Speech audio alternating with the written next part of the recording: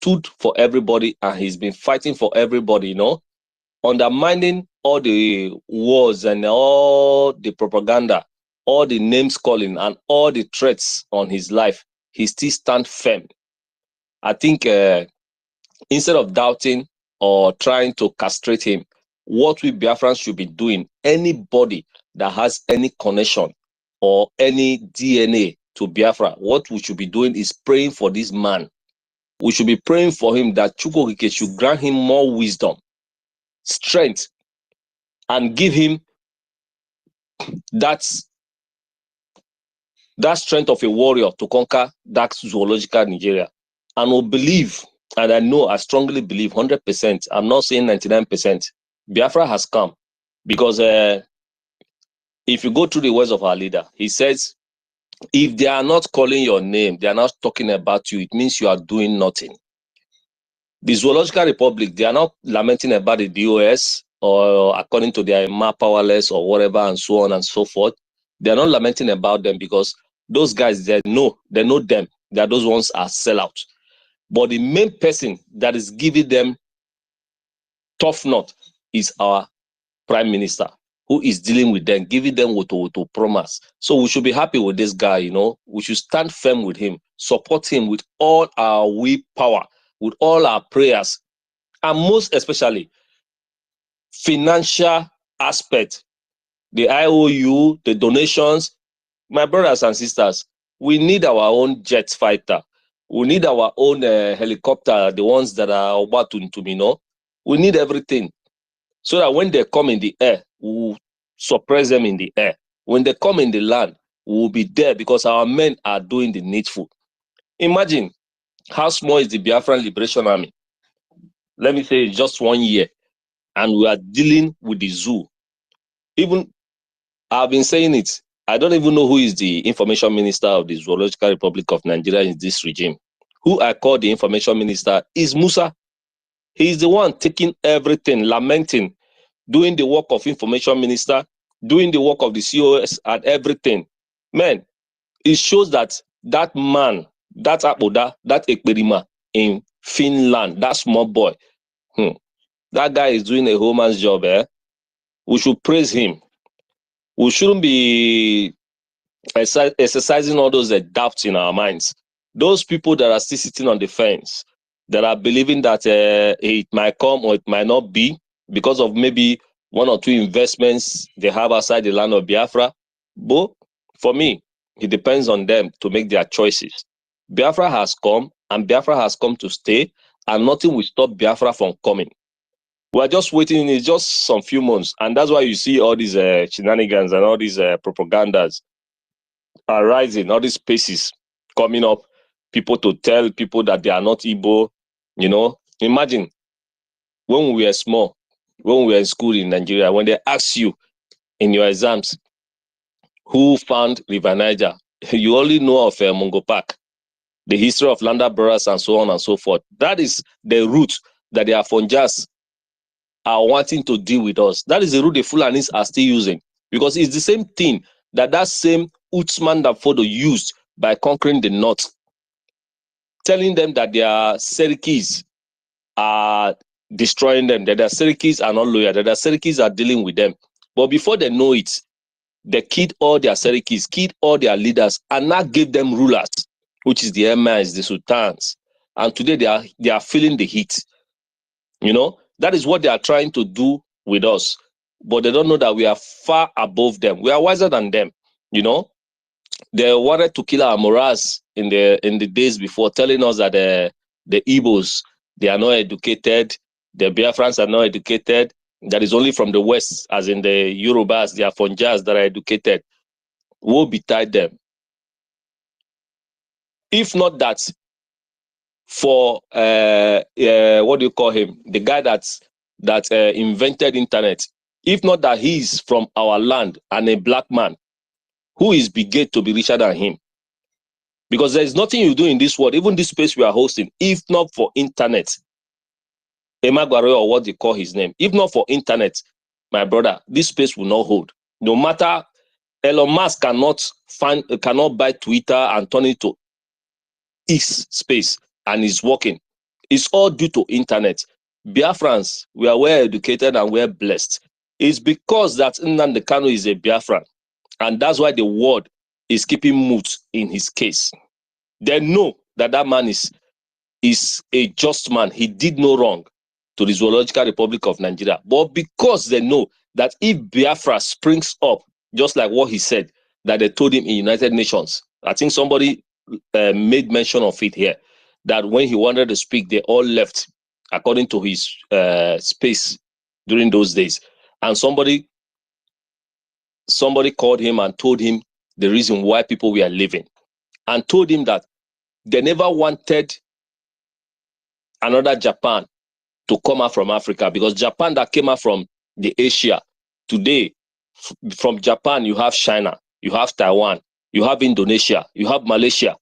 It's all because that Japan arose, and those why those other countries arose.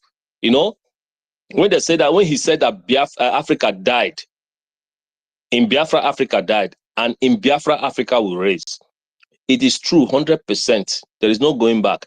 If Biafra stands today, many countries will spring up in Africa, and Africa will be great again. So, my brothers and sisters, I also want you, the hosts and co-hosts, not to be so angry when you see people venting their vaccinations. You know, we've suffered a lot, my brothers. We've suffered a lot. It's not today.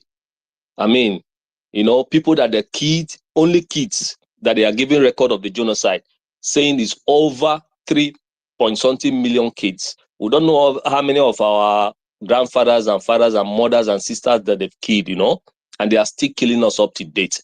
They are still fighting us up to date. If any issue in that country, they will say is an Igbo man. Even the protests will say we are not protesting according to their hunger protests. At the end, they still said that we are the ones that still organize the protest. Imagine, what wrong did we do? After the war, they said no victor, no vanquish. It means that everybody should be settled equally. If you have a land in the north, that land is yours. But at the end, they gave every one of our fathers or our forefathers, they gave them 20 pounds. But their anger and jealousy is after that 20 pounds. Where are we today? The sit at home is causing a very big problem in the Nigerian economy. Because why? No matter you have ports in the Lagos or their international airports, the GDPs that we, the Easterners, let me say it like that, the old Easterners produce in that country, my brother, you don't need to think about it much, you know. We are the one that is upholding the economy of that Zoological Republic of Nigeria. And that's why you see that everything is going gege today. Everything is going backwards today. They are all lamenting, crying, because they know that if we leave, they are doomed. And they are doomed. And they will release our leader, and Biafra will come. They cannot hold us back. Chukwukike has ordained it, and so shall it be. He said, I yield my mic, bro. Thank you for having me in the state. Master host, I would like to give a supporting statement to what he said he's delivering. I want to give a supporting. Please allow me 2 minutes. So let me just give a supporting statement to what he said. I want to give a supporting statement regarding when he said that our referendum is authentic 100% and there is no appeal on it. And I want to say that a country that didn't come through a referendum does not have the power to give us referendum. You can't give what you don't have. Nigeria was never created through a referendum. So Nigeria cannot determine whether, cannot invalidate our referendum because they didn't come through a referendum. Biafra as it is now is more valid, more legal, more legitimate than Nigeria. Nigeria never came through a referendum. Nigeria is a product of conquest, product of terrorism. So they have no right, morally, spiritually, to question our referendum. I just wanted to put that out. So for those of people that are saying, well, Nigeria, if they give us a referendum, Nigeria never came through a referendum. If your ancestor voted in a referendum, let that person come and debate us and tell us that Nigeria, that our referendum is not valid, that we cannot go because we have conducted a referendum. We are doing something. The referendum we conducted is being recognized world over because it is valid, and that is why we are being listened to all over the places. And some relevant authorities and research groups and people that understand how international law works, they acknowledge it. It's just a matter of time. And even the Nigeria state itself and their missionaries, they acknowledge it. That's why they are panicking. If they don't acknowledge it, they will not be running around. Of course, they don't understand. So all the people who don't understand, who have been miseducated in Nigeria, but they are blowing grammar. They don't understand that there is difference between blowing English grammar and being educated. They have to, well, we will teach them, we'll educate them. So we want to educate them that you cannot give what you don't have, and you have no right to question what you have, we cannot produce. You are a country that existed through terrorism and conquest and colonialism. And you have no right to question a country or people who have conducted a referendum, because as it is, Biafra as an entity is more legitimate right now, even as we speak, is more legitimate than Nigeria. And when you hear them refer to our prime minister as a non-state actor, like one fool was making one kind of analysis on television, was saying he's a non-state actor. I don't understand what he means by non-state actor. Our government is binded by international law. Our government is registered over the world, legitimately recognized in different countries, and we have license offices all over the places. And our government has the right under international law to conduct a referendum, to have political parties, to establish a military. And that is why we have all of this. And our people have already given their mandate.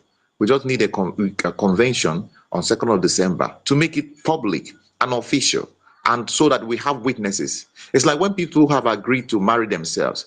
Actually, they've agreed to marry themselves. But when they have a wedding or a ceremony, they use the ceremony as, to be able to bring people to witness it, so that it makes it official.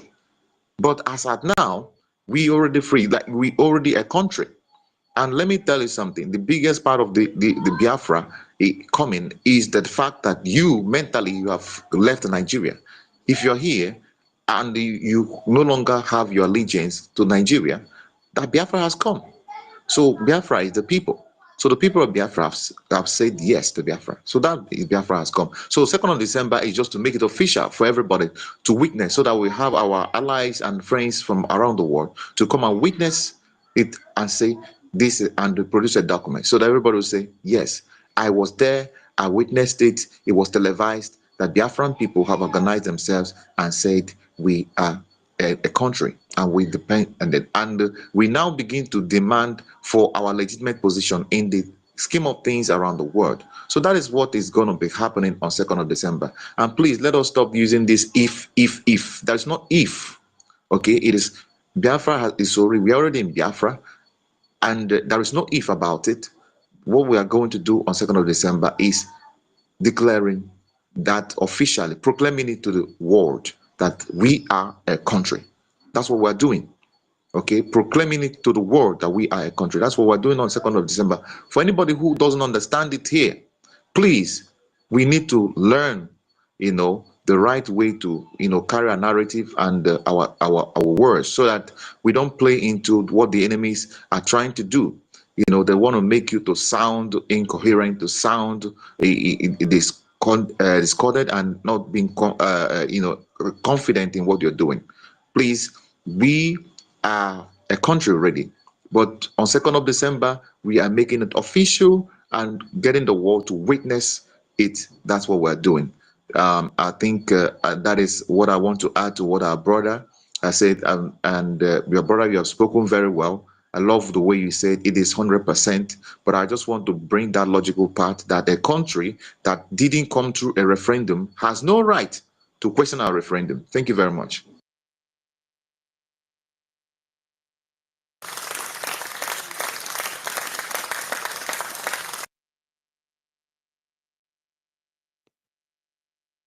Thank you so much, United States of Biafra.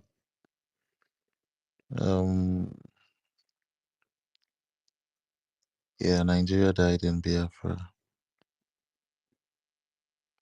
No, are you there? Is my co-host around? Oh no, she's not around. Evan has been raising up his hand for a while, and also Mazi Chibueze. Mazi Chibueze, will you go before Evan? Are you there?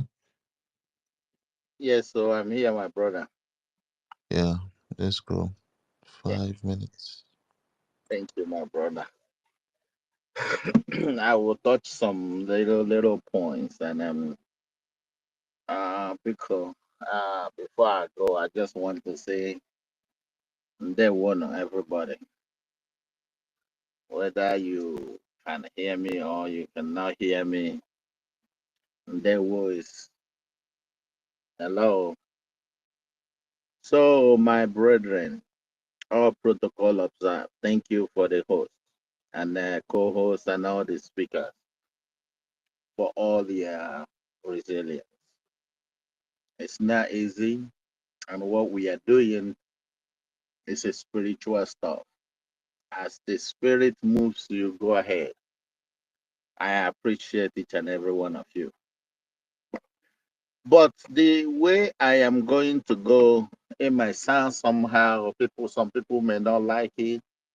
Please, I want you to just cut me just a slack. Let me finish up. I want to remind you some little things. You may not know, you may know.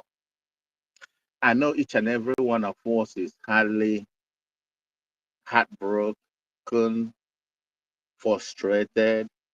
You could use any word you want to, say it as you feel. You are not far from the truth. We are all.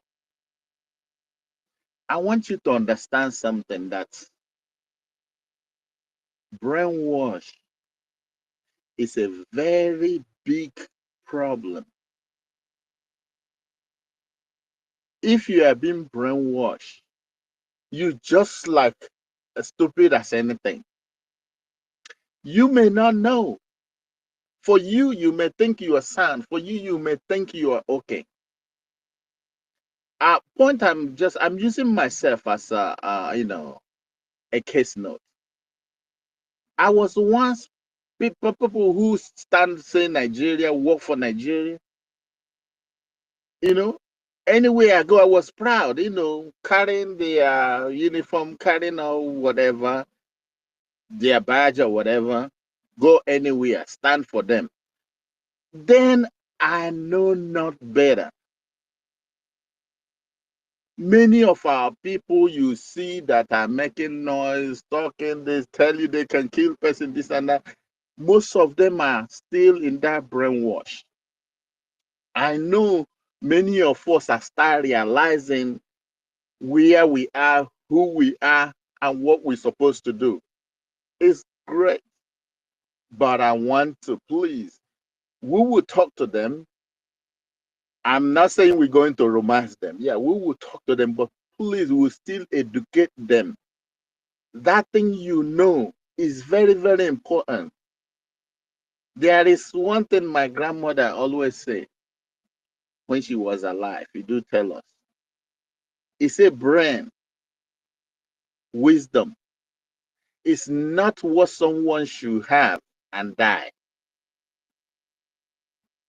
Because there are people they say common sense. There is nothing like common sense. It's a very big thing. So that's what most of us have been, that have taken away from us. The white people came to us, brainwash us, victimize us. Then we don't even know, even when we see the good thing we think is bad. Like I do say this all the time. I was born and brought up in a 7 Days Adventist. when we go to church, sorry about that, man. When we go to church, our elder will tell us that as You don't enjoy money. I'm sorry about that. when we go to church, our elder will You tell us don't enjoy money without them. yeah. Am I still coming out?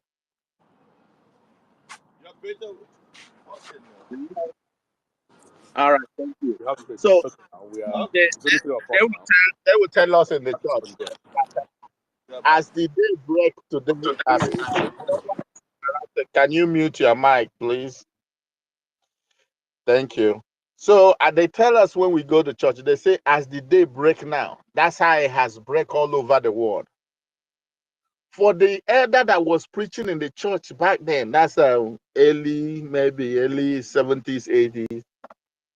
He believes he's telling us the truth because based on his own little knowledge, his own understanding, he think what he's telling us is true. And now we that are listening to him in the church thought he was telling us the truth. When I grew up, went to school, traveled, I found out there are some places in this world that 6 months there is nothing like day. They still in night. So those kind of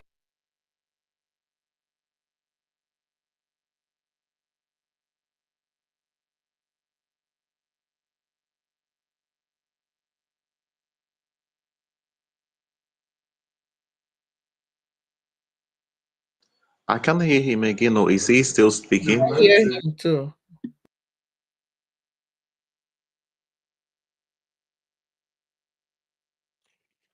I think Mazi Chibueze went into the matrix. Mazi Chibueze, can you hear me?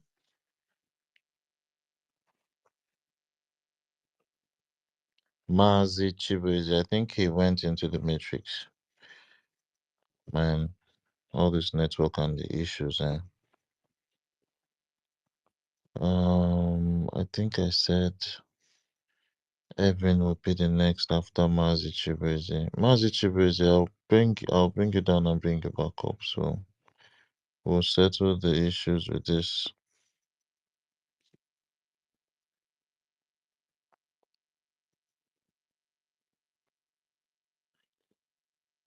Just a second.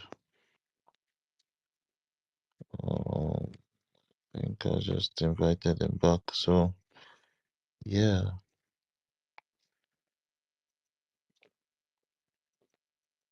Evan, are you there?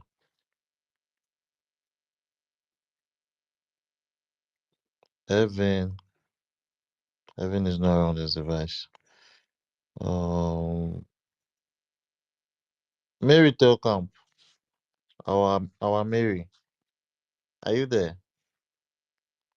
Yes. Let's go with your submission. Good evening. Hello? Yeah, is it? Hold on. Mary is going to make a submission. No, just hold on. Okay. Thank you very much. Thank you. Good evening, Mercy. Decker. Good evening, Ife, David, Reggie, United, and Ewin, and Mobility, and yeah, everyone, Tina, Otunwanya, everyone here, Christopher. Good evening, everyone. Yes, open my. Oh my God, my people. I'm just here, I did not listen, but at least we are here. Can you hear me? Yes, we can. Go ahead, Wes. Okay, thank you very much. Yes, my people, Biafra, we move. Nigerian State government is crying. Nigerian State government is crying because we are going, my people. You see, this time is very, very tough time. I'm coming in another way this evening because I'm so happy. This was in my mind to say about, because there is something I watched in my brother this morning about this our people in the West. They said when if they release our leader, then Nigerian Sul government will get contact with Nigeria. Then these people, by then our Itare Kondo, our PM, they will get time to arrest him, or in short, not arrest, kidnap him. Then they put him in the cell or in the dungeon. What they did to these people, my people, can you listen how the kind of hatred, the kind of evil mind these people have for us? These people did not think about, they are not talking about what is happening in the northern side. These people is not talking about the kidnapping and the terrorists in Nigerian Sul government sending people in their own land to somewhere else. Biafrans, these people, just because of our leaders said, you can never have freedom in Nigerian Sul government. You can never have life from Nigeria. But these people are not seeing it.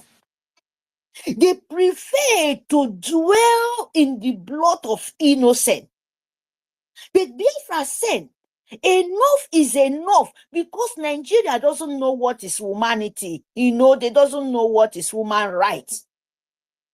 And Yoruba people, these ways, they are so dwell with Fulani and Rojiji by destroying other people's land. They cannot even make a sample by houses. Look at the Rory. Look at Yoruba land. Everywhere these people are taking over, they press their own emir for everywhere. Because in our land, we said you can never come to our land and press those agents of demonic where then they suck blood. What Arabs get for the world? They come by sneaking to your land and force you to worship what you don't want to. Why Fulani, why Muslims are forcing the world to believe what they are believing? Why? Is it not demonic? Why other people are not forcing Muslims to believe what I believe? Instead of that, then force other people to believe what they don't believe. Look at this UN. Is it not a terrorist organization? Is it not people who don't want life, they want to forfeit your land? UN. And they think they can try with my own land because of terrorists. They are Nigeria. Look at the people sitting in that house. Look at the people sitting in that so-called their court on a Muslim jihad. They are jihad. But Biafra said, we will be the enemy of jihad in our own land. They can never, my people. Who want to be Nigeria, my people? I come here to speak my heart off, because I don't have time. We don't have time. Our PM Kondobon told me, he will take it by force, by power. We don't have time. UN are manipulating the jihad. They are the agent of with Britain. The leader of Muslims, they fix all their demonic people all in everywhere, both in Europe. They allow this jihadist enter to their government and become a bloodbath. And we, Biafra, said, we would never, you can never penetrate our land anymore. We'll never be in Nigeria. So you better listen. Our leader will come out. If you ever dream, said, because of our leader, Biafra, when they do that, you are making a worse mistake, because our leader will come out. We are declaring Biafra 2 December. We can never go back, said, because of you want to be a bloodbath, you want to steal Biafra land. You are not seeing what is going on in your own land. You are not seeing that Yoruba land, the rest Nigerian names Sul government, all of them, that is crying everywhere. There is blood. They are killing children. They are destroying mother. They are burning houses. They are burning children, sending people into the forest. Which kind of people is that? Did Biafra do that? Did Biafra go to the northern and send the north people in the bush? Did Biafra, did Simon Ekpa is the person sitting in Samfara, killing woman, killing children? Did Simon Ekpa bringing insecurity for the north? Oh God, channel television. You are so mad. I know you people are the most worst thing can happen to humanity. Because nobody get any news television in Nigeria. It's only Yorubas. It's only in the north. Sorry to say this. It's only them, and they cannot use this opportunity to say that what happening in the West is unbelievable, is an abomination. They are killing their mothers, killing their fathers, fulfilling everything from you. You don't have say. It's only Imam and Ajia and what so called them, where they give how did they call this their chief of Northans. All this jihad. They install all of them in their land. Then they cannot see. They cannot say your focus for Biafra. Why Biafra said, I don't want to be Nigeria. We will never be a Nigeria. We said we want to go. Is that a problem for you? We don't say don't answer your name of your Nigeria. Why it can't become problem for you guys? Why it become a problem? Because our PM said, we are never look anybody face. If you come with fire, we give you fire. In short, more than fire self. If you come to Biafra land, we are not ready anymore to accept Nigerian government in our own land. You must leave. What belong to Nigerian government and Britain? You must leave. All what belong to UN? You cannot belong to us. We are not jihadists. We are not the Muslim. Christianity, we are natural. We are natural land. We are not a bloodsuckers. And we can never be. You hear me?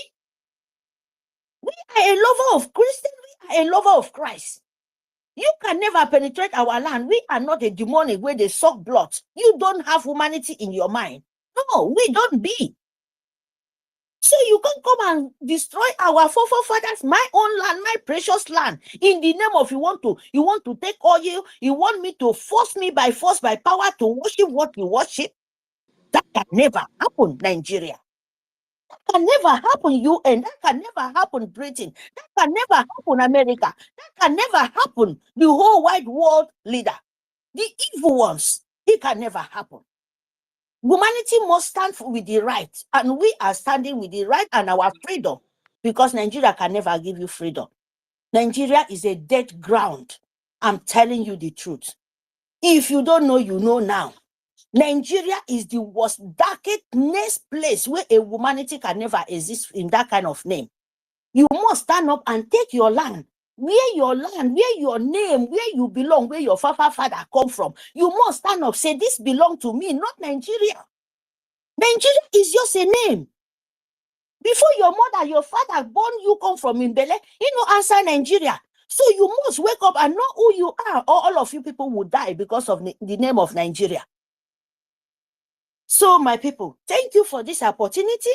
I come in here to voice my heart off, because I'm so provoked with this two where all of them look by yellow banana. All of them are sick.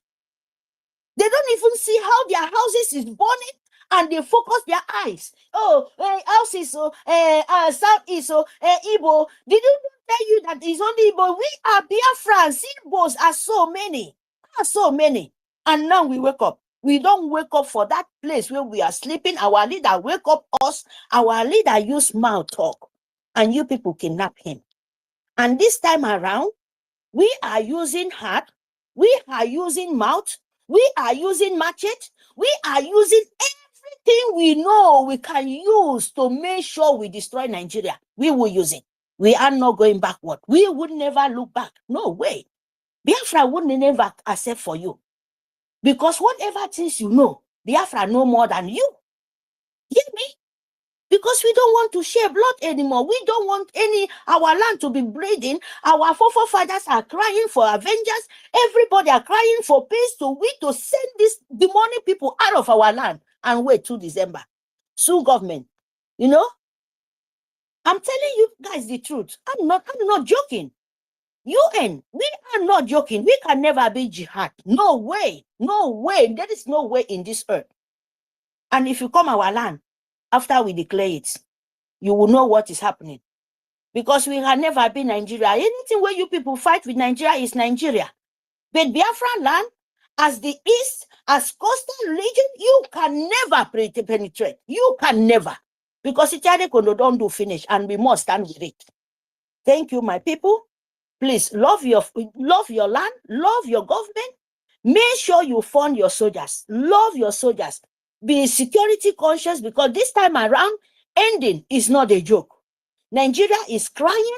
Musa is crying. The whole world is crying because of Ichade Kondo is dealing with them mercilessly. And we Biafra will continue to deal with them because they can never. It can never be anymore. Israel is fighting for their life from this war come, and you people don't want us to be right. Who born you guys? We will never, your propaganda can never sell anymore. No way, no way. As other people fight and they can never notice, if they don't want to notice us, they will notice us by force, by power after 2 December. Thank you, my people. Thank you very much for this opportunity. Fund Biafran. Love your Biafran, love your nation, because that is what you are. Freedom is not given, it's taken by force, by power. And we must end Usman Danfodio and Lord Lugat legacy. He is not going to wake up anymore. Thank you, my people, for this opportunity. Let me give mine to others.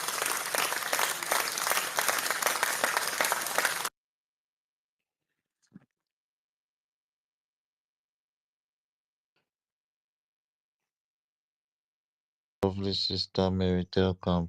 That was a very, very beautiful submission from you. We are going to move with the hands up. I think I see Arinze there. Arinze, are you there?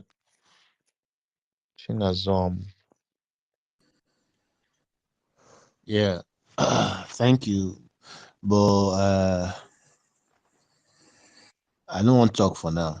Okay, But like, okay. like We're just chilling. Yeah. United States, do you have anything on your chest you wanna drop?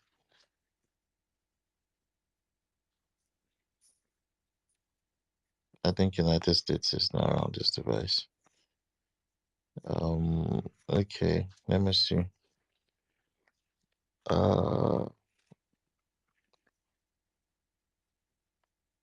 Zion Claret.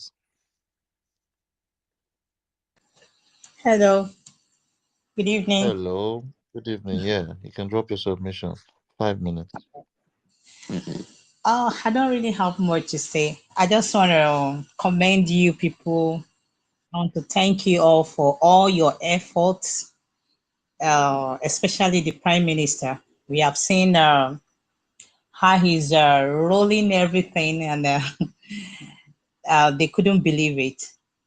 So I just want to say thank you for all your effort, your voice that is being heard, your effort, the strength you are putting in for our land, especially on the security side. You know, we know how these people have been killing a lot of people, and Nigerian government, they are not doing anything about it. You know, the human life doesn't, they don't value it anything. They don't value it for anything. So I just want to commend our people, especially our forces, for taking the initiative to protect lives and properties in Alibo. So in the whole of Biafran land, I just want to commend all your effort. And I want to say thank you for everything you people have been doing. 2nd December will be the ultimate date. And we are in NX. We are really, really expecting it. So I just want to say thank you. Thank you. Thank you for everything.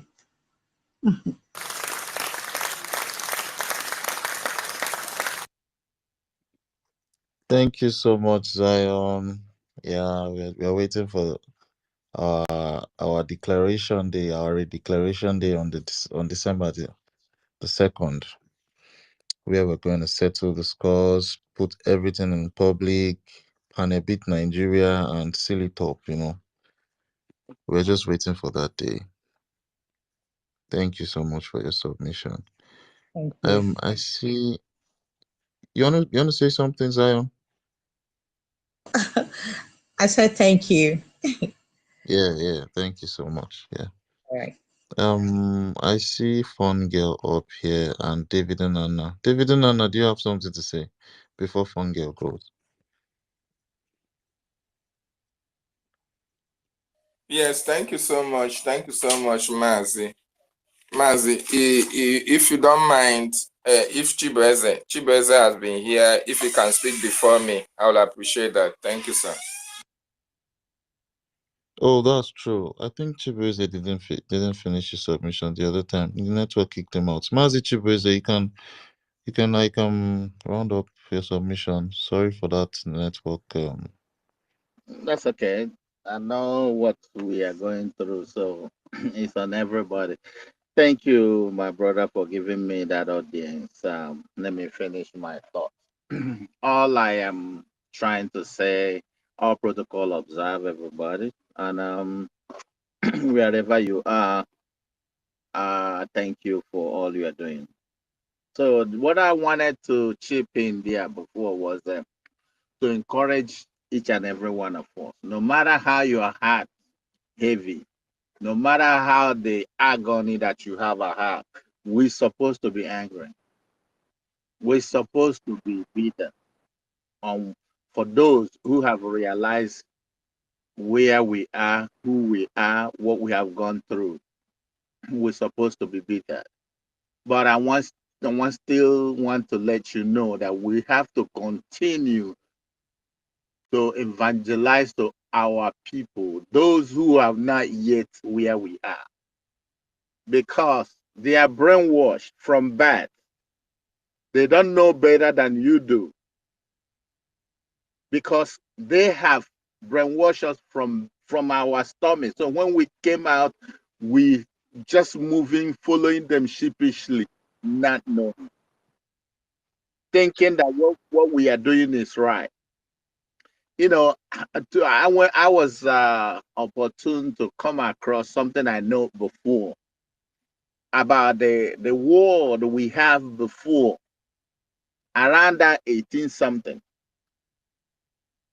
that they demolished, the British did that during the imperialism. That war is the tallest war and the heaviest war in the world. It's bigger 4 times than the one China has. It could go United States around 3 times. I am glad that the people who are giving that story was all the light-skinned people. It was not black, so that they would not say we exaggerate. But thank God that they could do their, findings and find out. But because of the hatred they have on us, because of the way they plan to put us down, made them not to say it. The first constitution that was written in this life was from us, but they will not let anybody know they lied. We have. Why? They don't want our own to surface. They don't want our own to be out there. That's why they kill it. They brought Christianity in order to kill the way of our life, the way we speak to God. What makes us like we are away from God, because we left God and follow strange God. That is where our problem started, because these people are crafty. They are criminals. They knows how to come and take away what you have. They know the only way they can be able to penetrate us is to divide us so that they can conquer us. But I thank God, I thank Chukwu Okike Abiyama. Chukwu Okike Abiyama is our own God. You know, people here, when they call God, they don't know meaning of God. They thought Chukwu Okike Abiyama, his name is God. No, God is what is what adjective you call it, quantify whatever you think. You may make anything to be God to you. God, you may think it is the one you know that they call it. They may call whatever they want. Our Chukwu Okike Abiyama, the God our forefathers serve, that answers them, speaks to them direct. It is not the one you will. We don't pray. We order things, and it happens because he gave us the power, the strength. But now that we have to go back. That's not how. So they took away our power from us. But I thank God our brain is start coming back. We start finding things. We start reading. We start researching. Knowing this is the beginning. That is why they're scared. They're not scared because God allow us to mingle with them. But they're scared because they know that once we know who we are, they are finished. And they are finished. There is no coming back for them. Because we are going to take away back our power and who we technology. We know what we invest. All this they playing. Check. They can stay 5 years, 6 years in reading of one thing. But we can do it within a week, 1 month. That is why they're scared. They won't be empowered because they know if we empower, we are creative, we innovative, we are everything you can think of because God gives us the power, the wisdom. God speaks to us direct. And when God is speaking to us, we will make. That is why they're scared. But it's not the bone of contention right now. If they like, let them scare. Let them even, let the ground open, they fall inside. That's not our business. We are taking back the position that belongs to us, that the Chukwu Okike Abiyama have for, because he says in the crook paper that they said, if my people who are humble by name, who are called by my name, shall understand, know who they are, and come back to me. This is what they crook. This is not our own way of life. We call God and God answer us. I don't want you to be offended, a Christian, this and that. I was once there before, but my eye open now. I know better that all these crooks, all these things they forge, put us, is what took away our strength. So it is time for us to go back to our way, our forefathers, the way that God has made us before. Our name is, our land, Kebulan. But you know, when they come, they took you away because they want to deviate you from the right thing, you know, paint it for you in a way that it tell you, oh my God, you know, if I think how it is in my heart, you know, it will be bad if I can be able to carry it out. But I still thank God because he still give me the strength to hold on. I will wait until everything comes out to clear. So I just thank everyone. I won't go much, but I still urge you, please, one, give them instances that will make them to understand who we are. That the brainwash, they have brainwashed us before.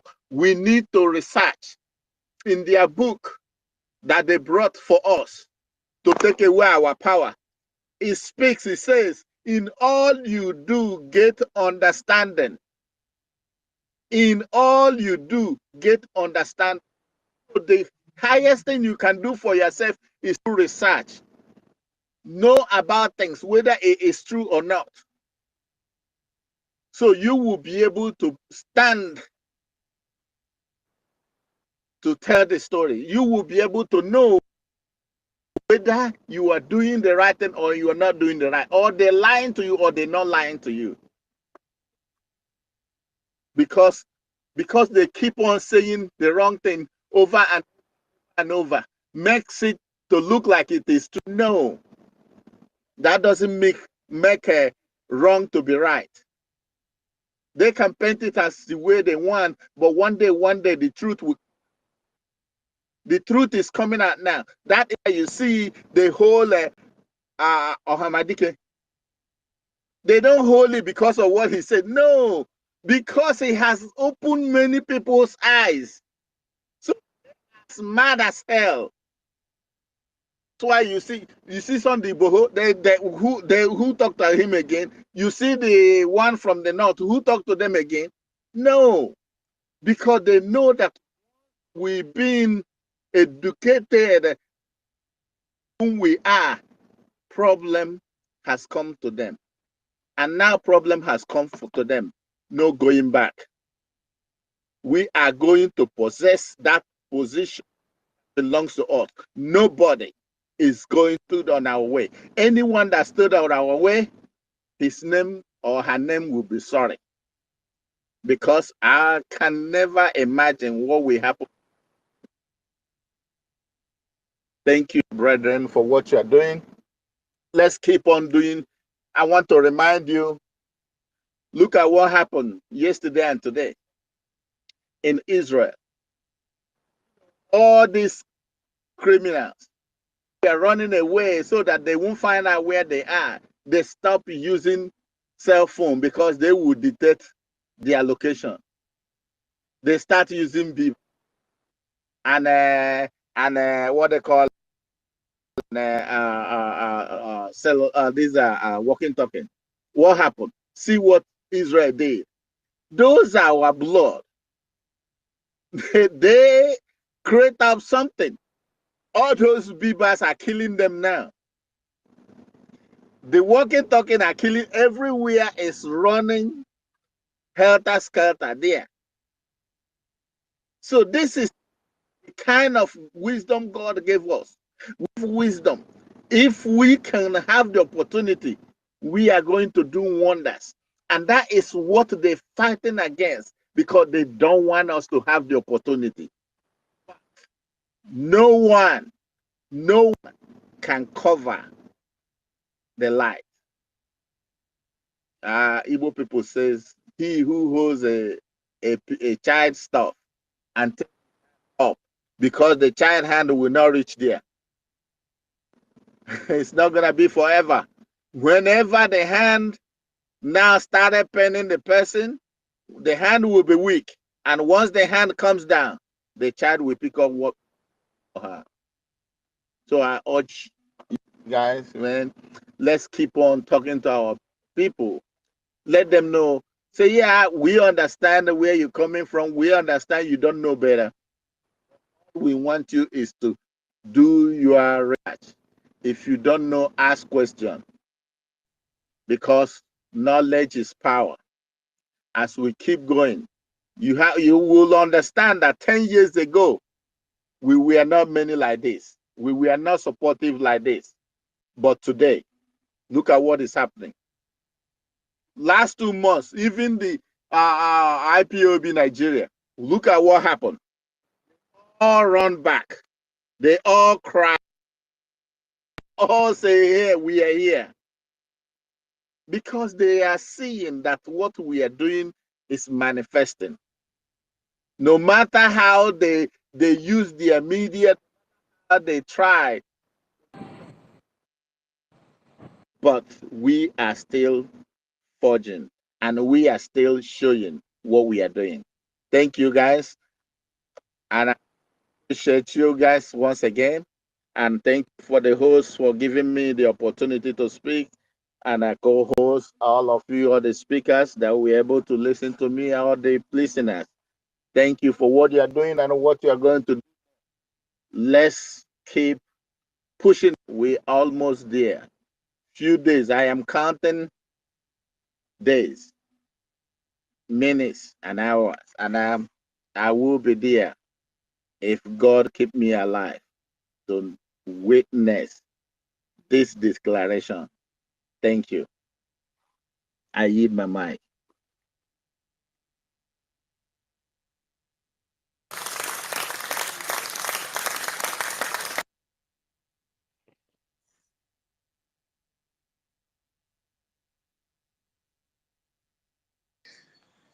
Mazi Chibeze, it's a pleasure to see you again. I'll hear from you. It's been a while.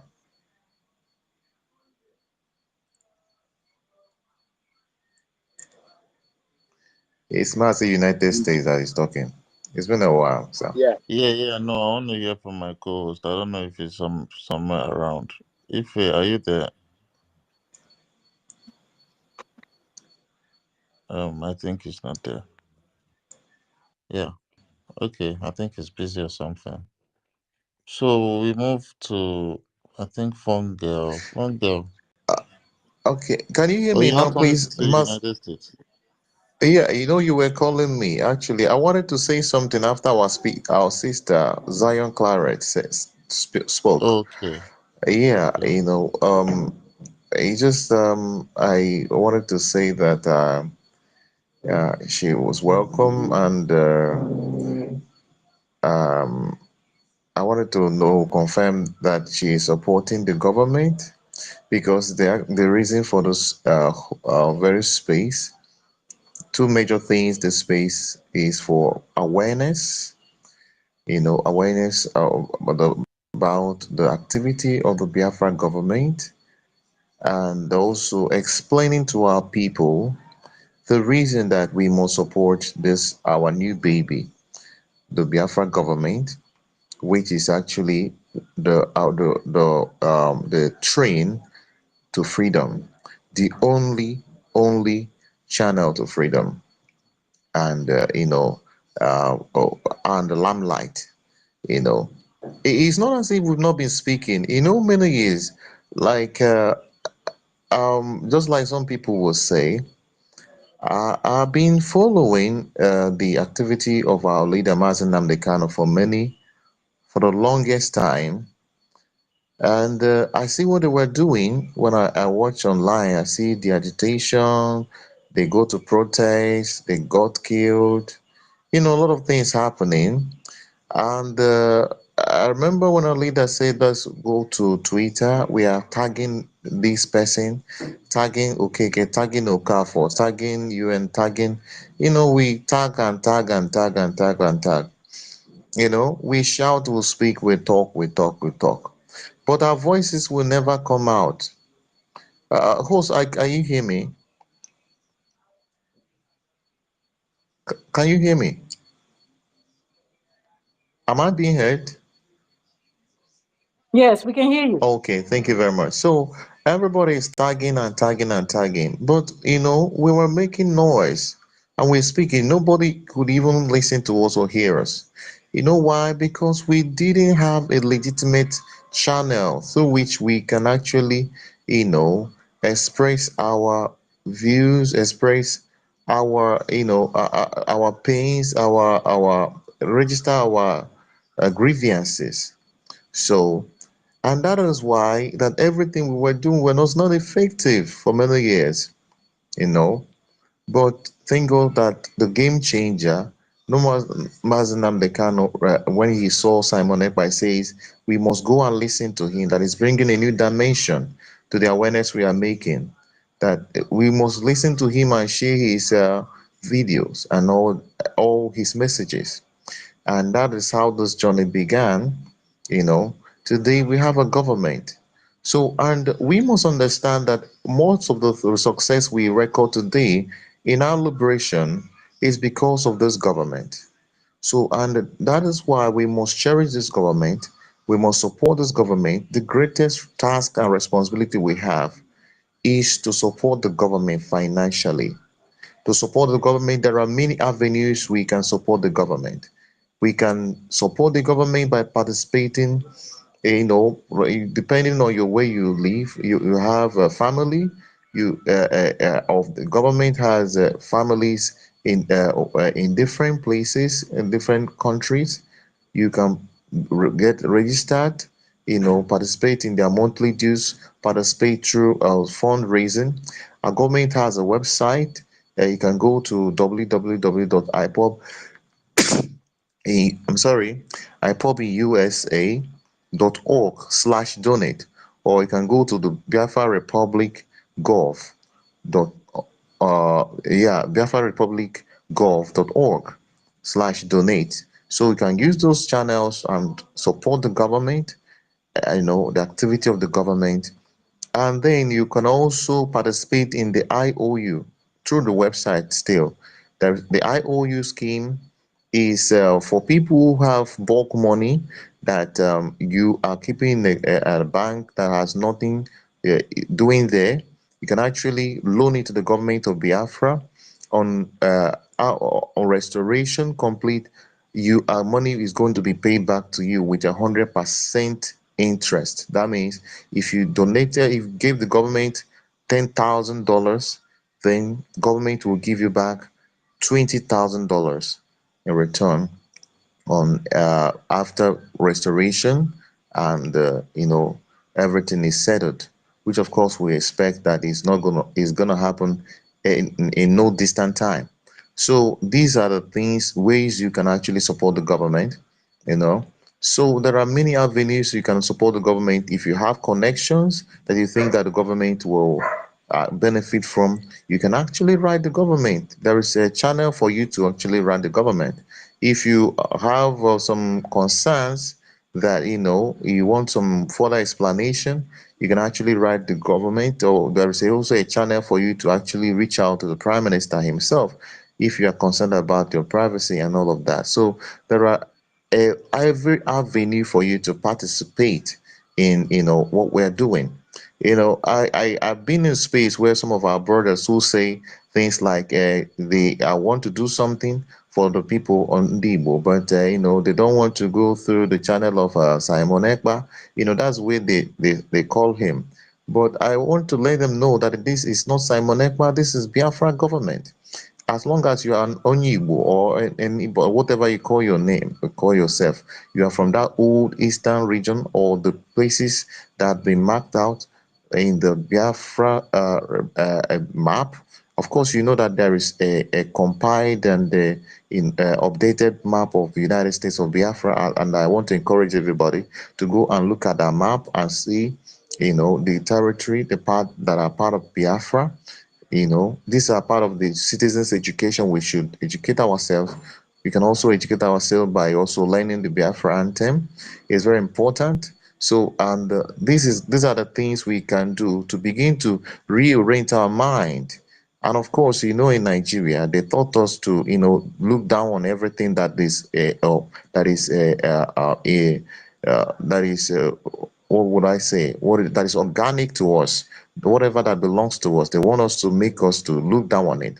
But it's time for us to begin to, remember that Igbo that says, "Onye kpọọ ọbẹ ya mkpọkọrọ, ndị agbata obi ewere ya mee kpọọ afịfịa." So it is time for us to value our own, so that our own will, it will serve us.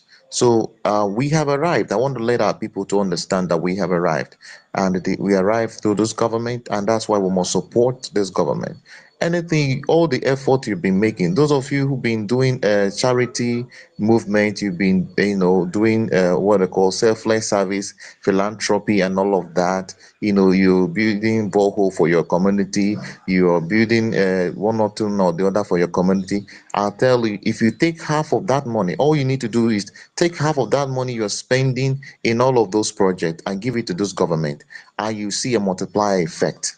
You don't need to begin to do all those individual efforts. It's no longer important. What we need is to have, help this government to secure control of our territory, manage our resources, and be able to human resources, and also provide security for our people. And that is all you need to do and you see the result, because every year you're doing you're giving people money, you call a youth, give them empowerment, 20,000. This those things are counterproductive. It's good that you're doing those things, but I tell you, it will be more useful and more productive for you to support this government, and this is the way you can actually support those individuals. So you doing all those little charity. Our prime minister is a clear example. He used to do that, but he realized that the best thing and the permanent solution to all of this is to actually give the people government. The greatest gift you can give to our people is freedom. So support this freedom project. If you ever love Ndibo, if you ever love your people, you must support this freedom effort to give our people freedom. What our people need freedom. It's not those rights you are giving them in Christmas. No, it's not that borehole. It's not that street light that in just a fee it cannot be maintained. Those things are not sustainable. The only thing that is sustainable, that will make sure that every Biafran child had education without, even having any, anybody to sponsor him, but the government sponsoring him, ensuring that when we give birth, our mothers give birth, they are not taking hostage in hospital because they don't have money to actually pay their bills. The only thing that will ensure that everybody can get a job without needing to sleep with anybody. You can go to school and your lecturer will not harass your daughters sleeping with them in order to give them mark or one thing or the other, is a freedom, and that is Biafra. So this government is a government, and this is the only way that you can actually help the people. If you truly love our people, you must support this government. Thank you very much. And let me just keep it here and let other people speak. Thank you so much, United States, for that detailed explanation on what our government is, the works, and what they've done for this little time we made up the government. Yeah. So thank you so much for that detailed explanation. We move on to Phone Girl now. Thank you, my brother. I appreciate you. I appreciate everybody on this space. Thank you for hosting Mars Day K. I really appreciate you all, my sisters and brothers. Everyone, I greet you guys again. So we have all spoke very well. All this propaganda and everything that is happening, everybody's shaking, it's because of December 2nd.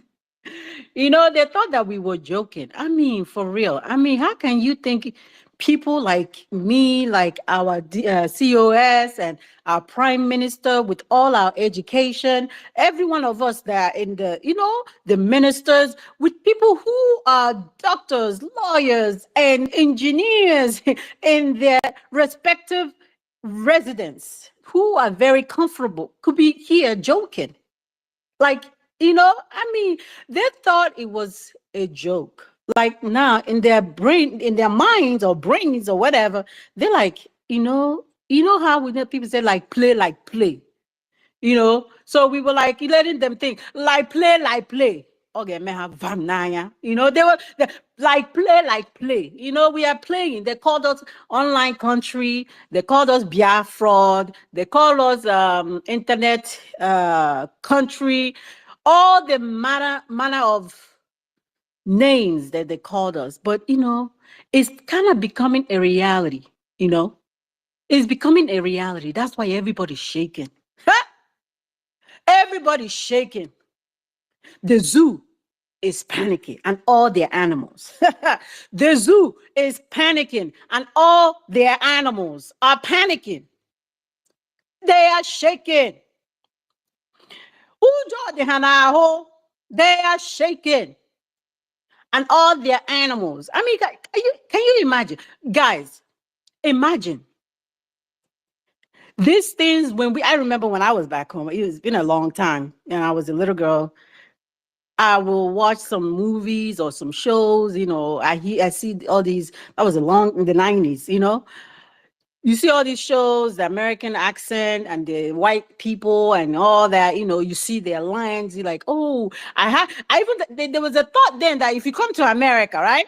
that you don't touch the ground, that you will always like floating in the on the cloud, you know, that that money is like on the floor or even on the tree, you know.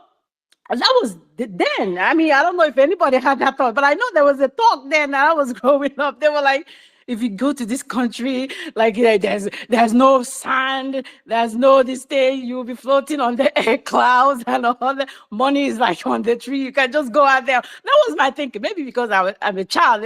I don't know if somebody put that in my mind. I don't know, but I had that idea. But I eventually came to America. I came to America. I said, oh my goodness, well, where is the cloud?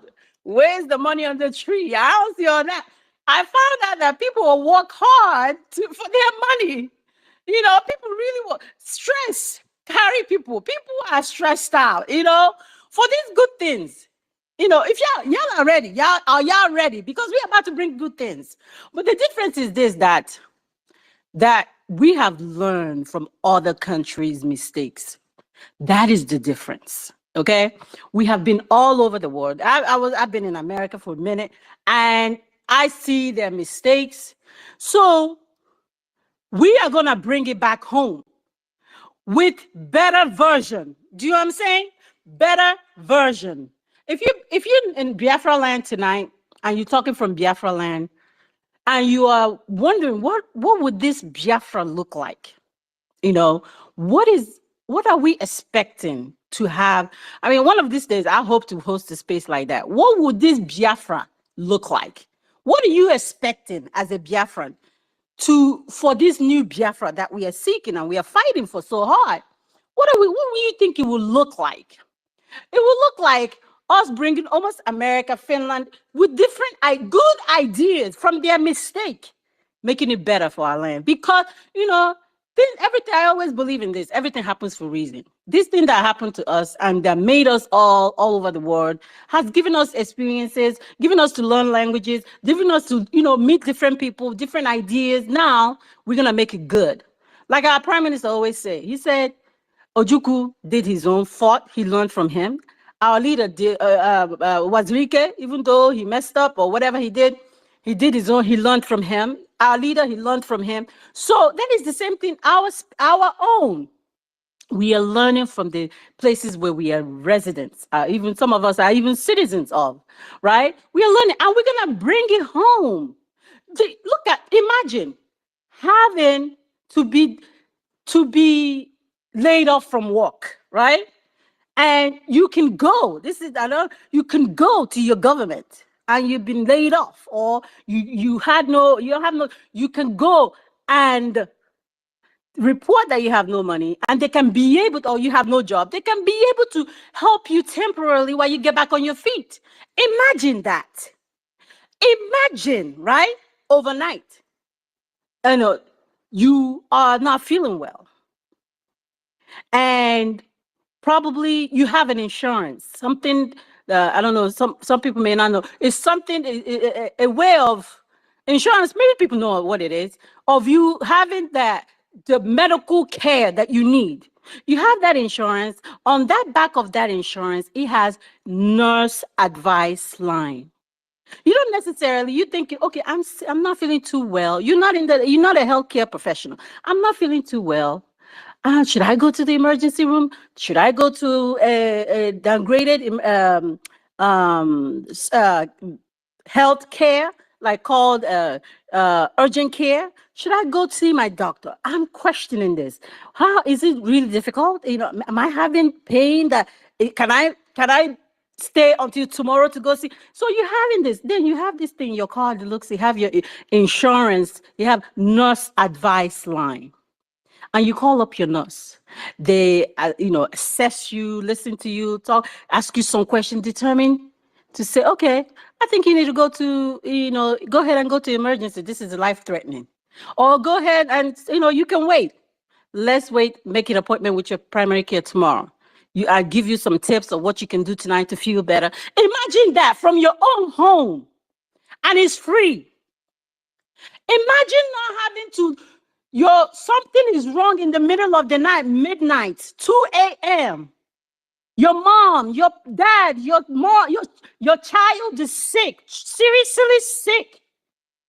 And you call whatever number we decide it will be. 411. This is thing has happened. My son is sick. They can't breathe. You know, they can on that line. They are telling you start doing CPR. You may not had that training, but can tell you just put your hand on the chest. Imagine if somebody who was CPR trained was available when Junior Pope was drowning, when he was brought out from the sea. This guy probably will be alive today. Imagine that. This is just a tad bit of what Biafra is going to be. A little bit. And we got more. The day we're going to talk about, everybody bring you examples from wherever you are. This is just a little bit of what we are bringing back home. So many of us are comfortable, but there's no place like home, y'all. There's no place like home. Imagine you can go get trained in your dialect, right? You know these people they call meteorologists, the people that predict the weather? Do you know that that's possible in Biafra land?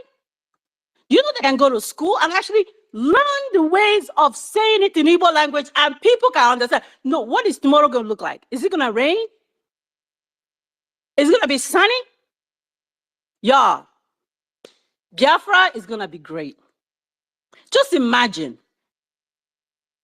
the zoo is panicking. They know what we can do. Ndibo, they know how sophisticated we are. They know what we can bring. We are all, God blessed us from the womb, from our parents, our mother's womb. We are blessed.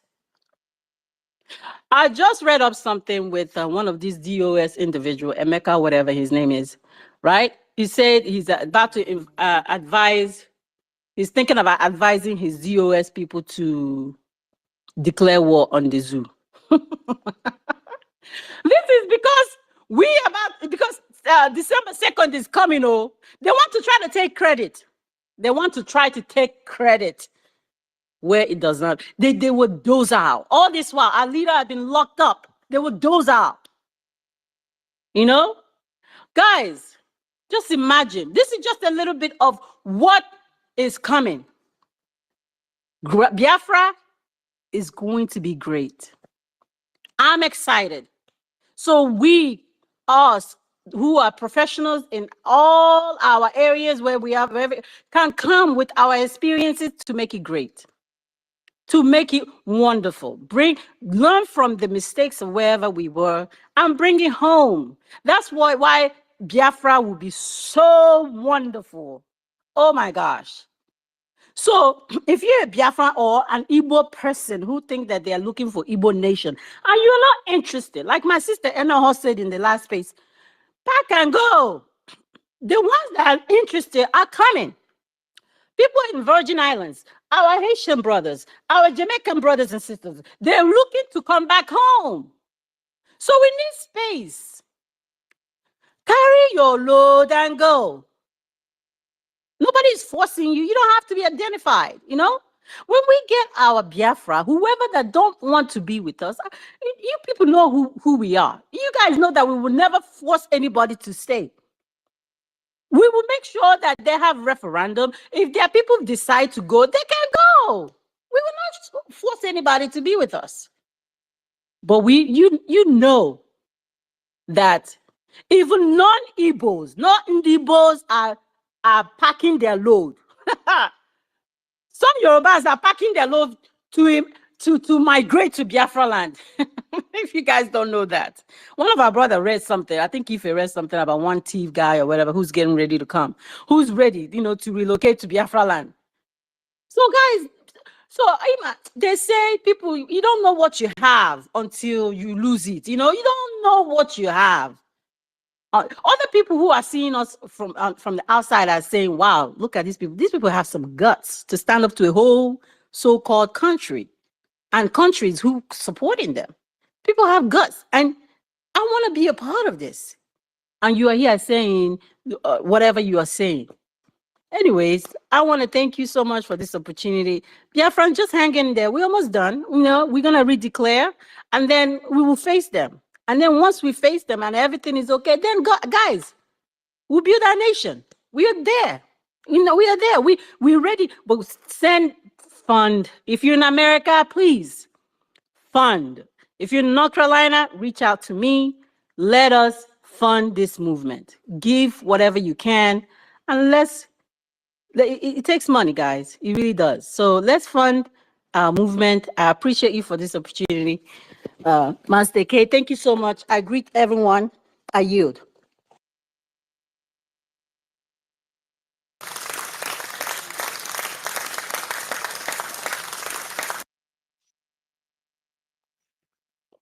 Thank you so much, fun girl.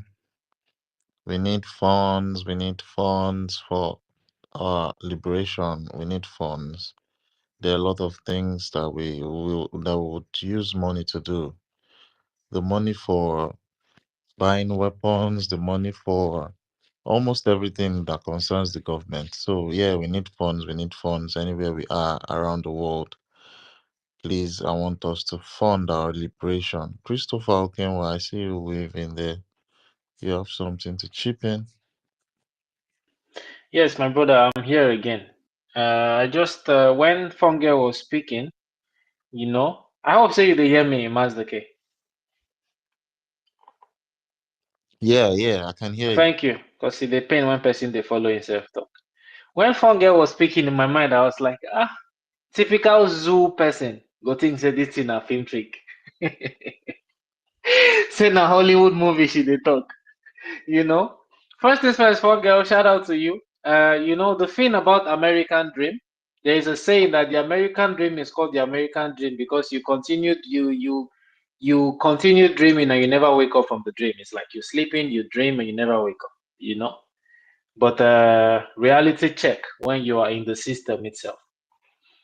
Regarding what you talked about, like the social security, social benefits, welfare states, and all.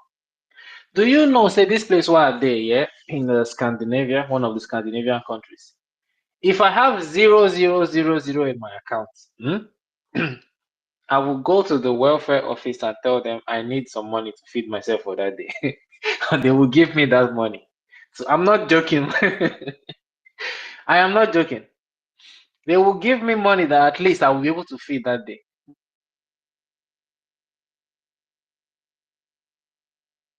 They'll try to encourage me. You can job, you can do this. Don't you think you know? Because they know that you're not an animal in the zoo. I don't know if I'm still coming out because my Bluetooth just did do anyhow. Hey, Mazdake, you hear me? Okay, thank you. They know you are not an animal in the zoo. They know you should live a life of dignity and you should be respected.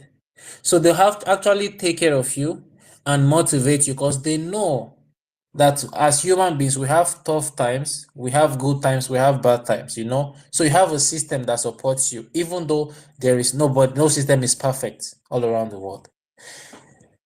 I have been wondering, where are the end bad governance organizers? This is not a joke. I heard that over 500 people died, though. People by because they said they wanted. My master, do you understand what I'm saying? People went. No, look at this comparison, yeah. You claim. I hope OJ, if OJ is here, OJ will say he loves Nigeria so much, and Mazi Nemeka, that one, that smelling Afonja illiterate that calls himself an Igbo person. I hope you can hear me. That your zoo where you are very proud of. You stand up one morning and you cry to them and said, I am hungry, a bimpawa. Loi is too expensive, reduce the price, give us food. The military comes and shoot you. And me, where we say they no born me for this place, where they? If I dey hungry, I go government office. Government go say, okay, Christopher, take this or go and eat. But try and look for something to do. Can you see the difference? Now, somebody was arguing with me December 2nd, blah, blah, blah. So I asked the following questions. Number one, Are you a proud Nigerian? The second one, are you obedient, or do you believe Peter Obi, if you are APC, Tinubu, whatever, will give you a new Nigeria? Number three, do you know that Nigeria expired in 2014? Do you know that Nigeria is not a real country? Do you know that Nigeria is a terrorist state? Yes, it is there. What do you think about the massacres and ethnic cleansing in British northern Nigeria? Who were your grandparents or parents before 1914 amalgamation and the fake independence in 1960? Do you know that the so-called Nigerians are not real citizens? Do you know that the Naira is one of the worst currencies in the whole world? And speaking of the Naira, my brother Mazdake and everybody here, do you know that Somalia currency is oh my God. The currency of Somalia, as they speak, so is stronger than Naira. Afghanistan currency is stronger. Pakistan currency is stronger. Let's not even go to Ghana. Ghana cedis, that one now, pata for where Naira dey. Back to my questions to this person. Do you know that your Nigerian passport is one of the worst in the world and can mostly take you visa-free to failed and failing states? And the last question, is Nigeria a failed state? So anybody where they say you are talking about Biafra, this and that, when you can answer these questions, okay, and give us and justify these answers, then come and ask us about Biafra. Now, back to the gentleman, may he so rest in peace, I spoke about earlier, who is our Prime Minister's role model. And our Prime Minister has spoken with the Finnish president, the leaders, that they should emulate, you know, his steps. His name again is Matti Ahtisaari. He was a former Finnish president. I'm going to read again from this document. His life in peace mediation.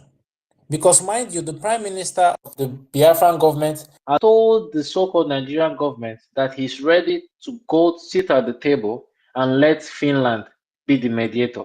Dialogue, and we can do our thing peacefully and mind our businesses going forward.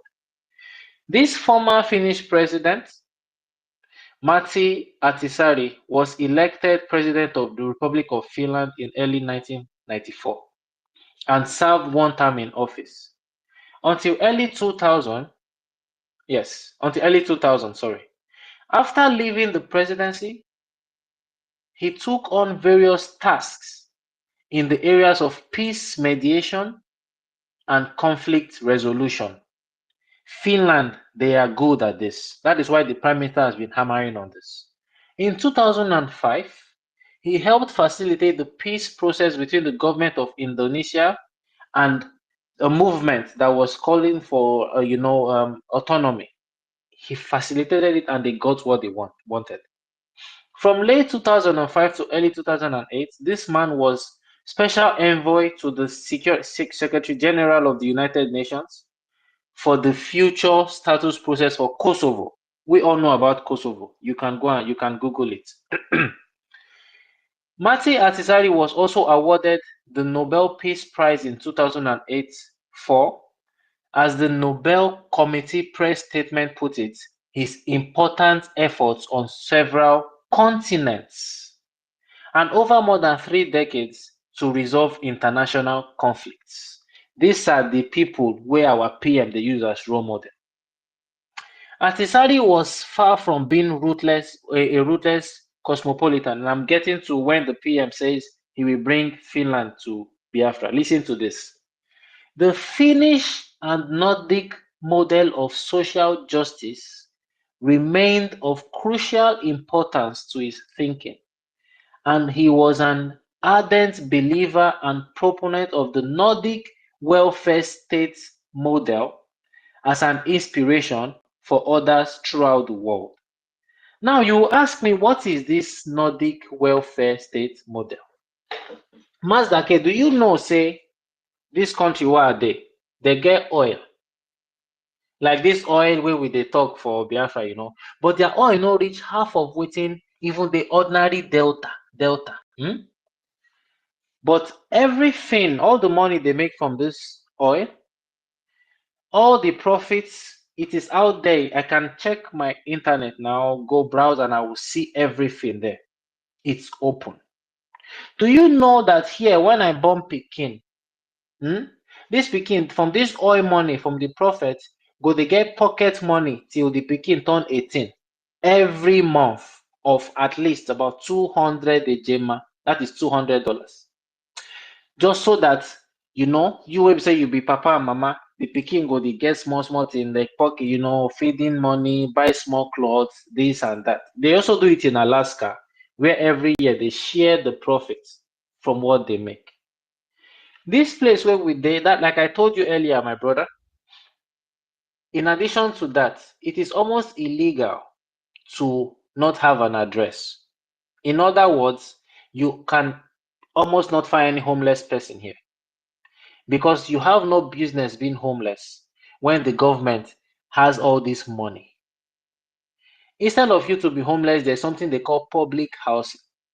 So the PM has emphasized on all these things, and he will keep on telling you, we are bringing Finland to Biafra.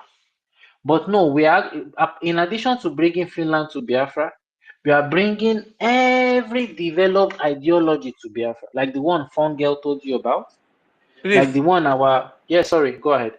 Christopher, please, which country are you talking about right now, please? Who's asking the question, please? It's me. He's a Biafran. He's a Biafran. Just answer. I'm a Biafran. Yeah. Yeah, in Norway. In Norway. Oh, Norway. Yeah, thank you. Yes. I heard it's a very nice country. Thank you. Yes, but you like this Finland president. Did you see the connection number? This Finland president was advocating for this Nordic welfare model to go all around the world, so that people can have dignity. Yeah, why those people you call ordinary cleaner? We do not call them ordinary cleaner here.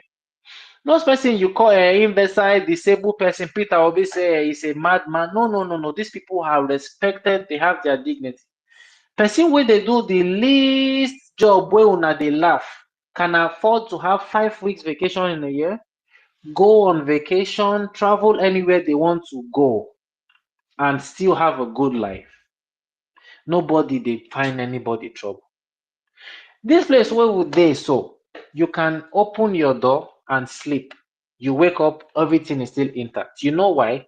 Nobody they look your house because everybody get within that they do. And those ones where not really get within that they do, government go they support them until they get within that they do. You lose your job today, you will get what is called unemployment benefits for about 1 or 2 years while you are looking for another job. This is not rocket science. This is not something magic. No. It is common sense because the resources are there. Now, back to you, the zoo person. Your so-called president is busy buying jets with your money. Okay? They are busy building this one, carry this one, go to they squander your money. In that your Nigeria that you love so much, do you know your president, your so-called number one citizen, cannot comfortably receive medical treatment in that same Nigeria? He has to travel to France or to America.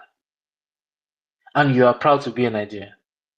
Breaking news, host. Do you know one of my person? I'm not going to mention the person name. This person was supporting Obi.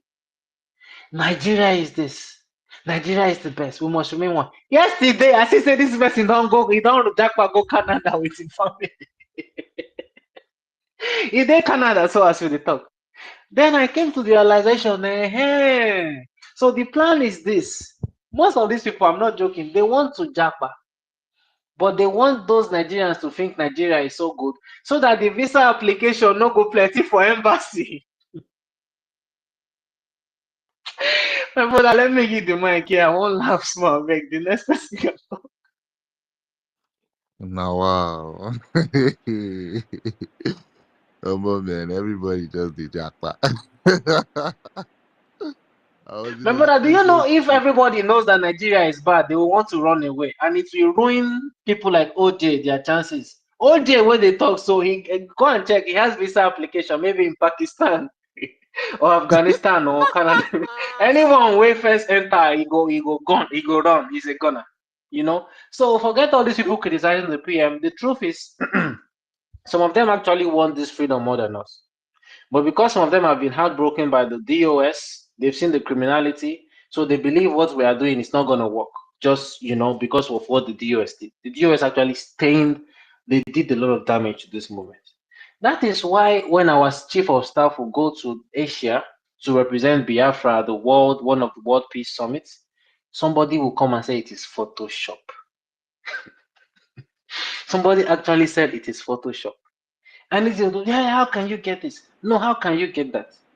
The technology that Fungel came here to talk about, look around you, my brother. With our Biafra coin, people are already buying food in Biafra land. Okay? We're already practicing it.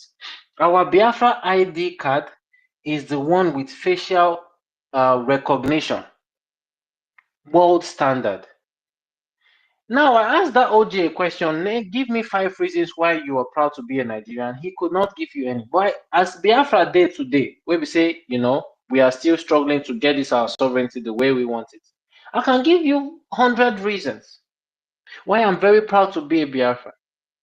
We stood and fought a world war, and we are still standing today. Firstly, before you speak to us, you put the respect on our name. It's not easy. Go and try the same thing and see if your nation will still be standing today. We built things then. The same fight, the same, what do I put it,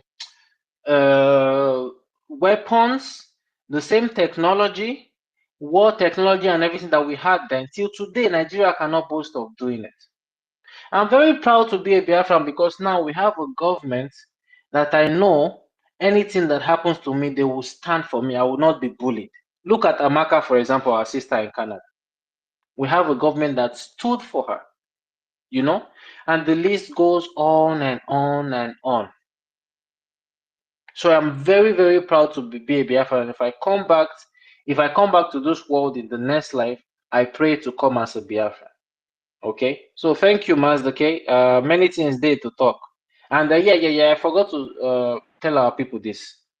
OJ said something and his likes that all these things where we they do for space is not gonna give us Biafra.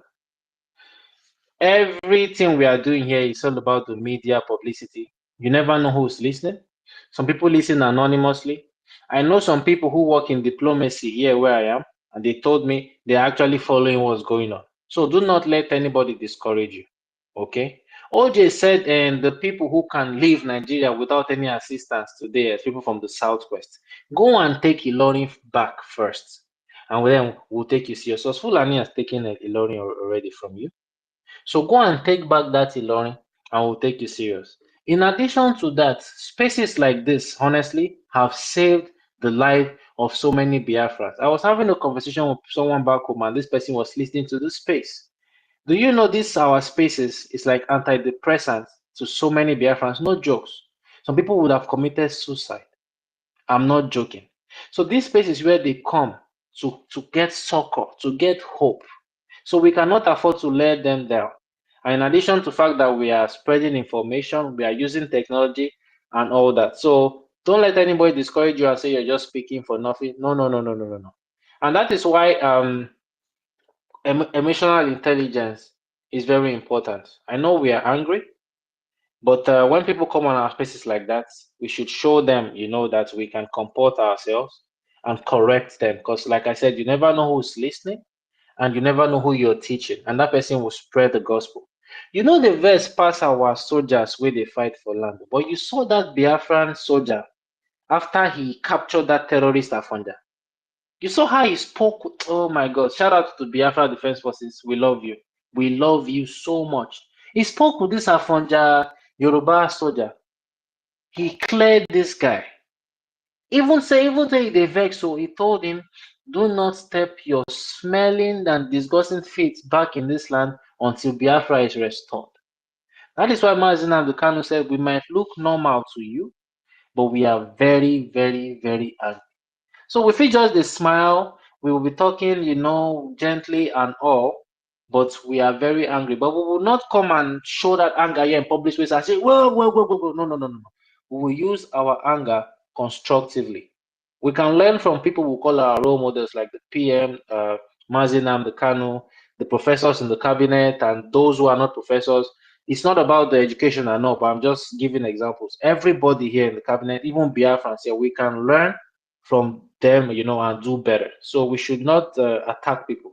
Let us take it easy and educate ourselves. We are all here to learn and spread the gospel of Biafra.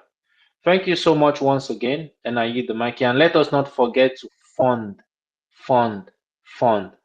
The IOU loan is there. You can put your, you know, change from that 30 naira, put it in this Biafra coin. You know, one Biafra coin is equal to $1 now. So yeah, so many things can save you. So thank you so much. Yield the mic here. Please, Christopher, please, can I ask you a question? Christopher, can I ask you a question, please? Just a Yeah, I'm simple listening, question. even though I can't see who is asking, but I'm listening. Okay, how do you think, like, based on what the Prime Minister said, how do you think the development in Biafra, like, like, how do you think it to be imposed, and how do you think it to be made, like, the development in all areas? Sorry, I do not understand what you mean. Is that Ezel?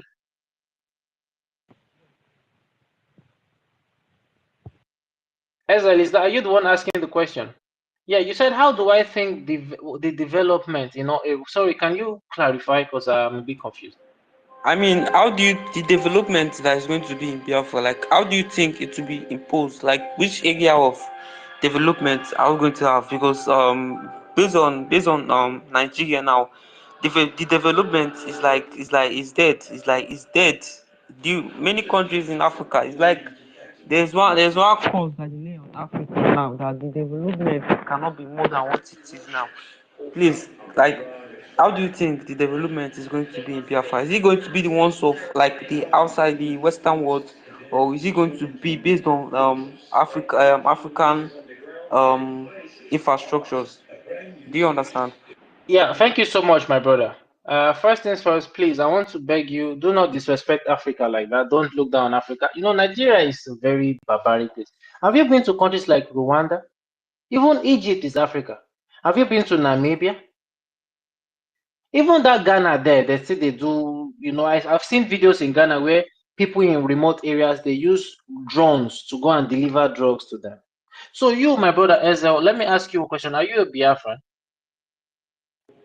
Yes, I am. Yeah. Do you think you can do better than what is obtainable in Nigeria today in terms of development? Yes, based on my view, like, speaking of infrastructures in the Western world, I think it's possible, and it's relative that this infrastructure can be posed anywhere in Africa. The only thing that is the currency and citizens and evolving mindset. It's just most of these things are psychological. Most of these things are psychological. You Thank you so understand? much, my brother. You've actually answered that question you asked. You know, in the people living in that place you call Nigeria, they are all about Sharia. And number two, they have a center for eradication of innovation, okay, and the establishment of Sunnah. They want to give you cow. That is why when they ban cryptocurrency, somebody called Gabashew was saying, all Nigerians now go and get one cow. He said, all of you should go and get one cow. You know, it's better than Bitcoin, it's better than cryptocurrency. Get your cow today, move around. The same leaders in the so-called Niger Delta were giving, oh my God, beautiful citizens of Biafra one tuber of yam and one cutlass to go and farm. When you have machines, you have mechanized farming, you have all these things that you can do. So my brother, when it comes to development, trust me, Biafra will be nothing compared to the rubbish you have in Nigeria. That is why the PM gets infuriated a bit when people compare our beautiful nation to Somalia, Sudan, and these things. No, with all due respect to them. Biafrans are very smart people, okay? And Nigeria has buried us in this deep shit. So when we rise there with our expertise from around the world and our gifts, that is why we also talk about brain-based economy. Look at the way you're reasoning. Look at the way I am reasoning. Look at the way the host is reasoning. Look at the way Biafrans are reasoning. We bring all this together and we bring about that development that we want. Even in that Biafra where we see the struggle now, haven't you seen people doing my brother, you see as they do all these cars now. See as they do all these things, you know, technology and all that. You know, even innocent motors today with the whole hardship and everything, he's still you know thriving there.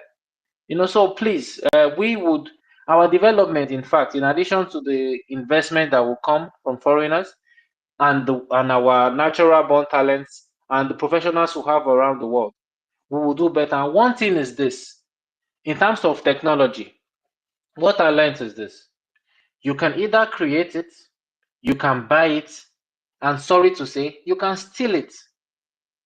That is how the world works. Steal it in the sense that it might not sound ethical, but you can actually send spies to go and check on how these things are made if you know they don't want to sell it to you. So the ones that we cannot, we know we cannot do, we will sponsor people to go and learn. Sponsor people to go and learn about this and bring it back home, my brother. So these things will not be a problem. Trust me. Let us just get out of this cage and this tsunami that they've used to cover us. You know, let's get out of this first, and you will see how Biafra will bloom. Thank you.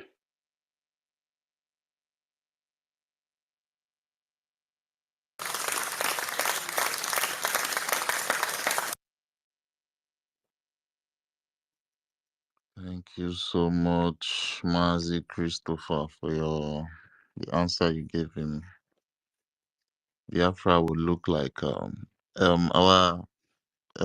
Prime Minister obviously said he's going to bring Finland to Biafra land. So any imagination should be like having Finland Also, in your please, mental system. please, can I ask Christopher another question? Please, just a simple question. All right. Um, in this area of development, based on your view, do you think they are going to be like demolishing, like demolishment of properties in order to encourage a well and good, sorry for the noise, a well and good development in Biafra land? Do you think there is going to be like demolish of old infrastructures or our government infrastructures? Thank you so much, my brother, for this question. In fact, this I don't know why. Well, these are really, really amazing questions. You know, unlike some, I'll give you an example, but I'm going to digress a bit because we've been listening to the PM's lectures then on YouTube and all. And I remember somebody came. I do not blame this person, but it was funny to me. The PM was talking about trams. Do you know what a tram is, Ezel? You know tram? They look like train, No, I but they do are not. not I do train. not. Okay, it's like they are not train, but it's like, you know, the shape of trains. They are trams. They go around the city. They have rails. They go around the city and all. You also have the subways on the ground, you know, trains and all. Then you have the train proper, you know, that goes on the rail tracks and all that. The PM was talking about trams, you know, cable cars, and somebody called him and said, yeah, Moses Monekwa." He said, "Yes, go ahead." He said, "What will happen to our keke napep?"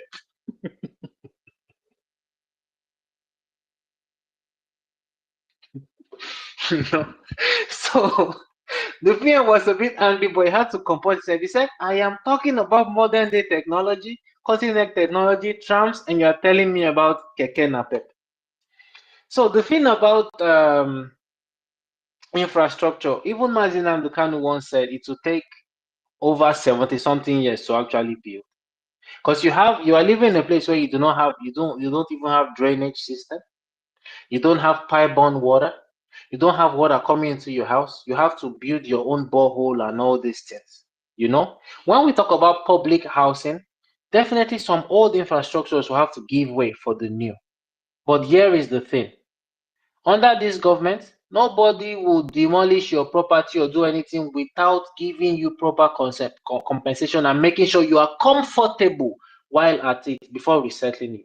That is an assurance, because this is a government led by people who Nigeria has happened to them, who have tasted sanity and how people are treated with human dignity, and they cannot afford to treat Biafrans less than humans.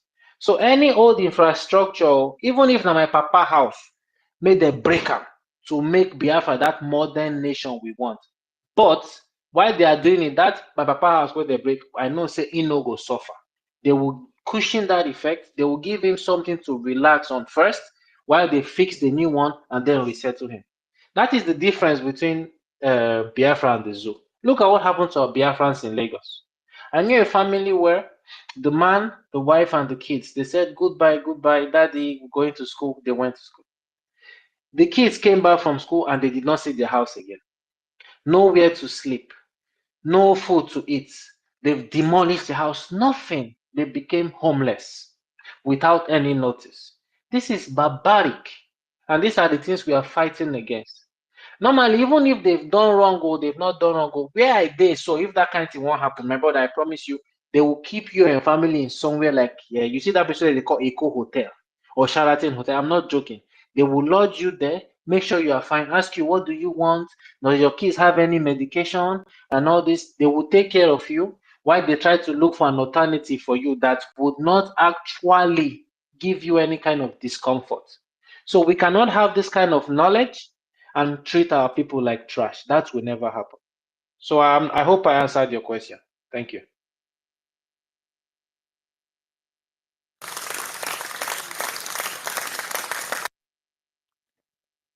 Yeah, I believe you answered everything. You buttressed all the point. Thank you, Israel, for asking these very reasonable questions, and thank you, Christopher, for answering.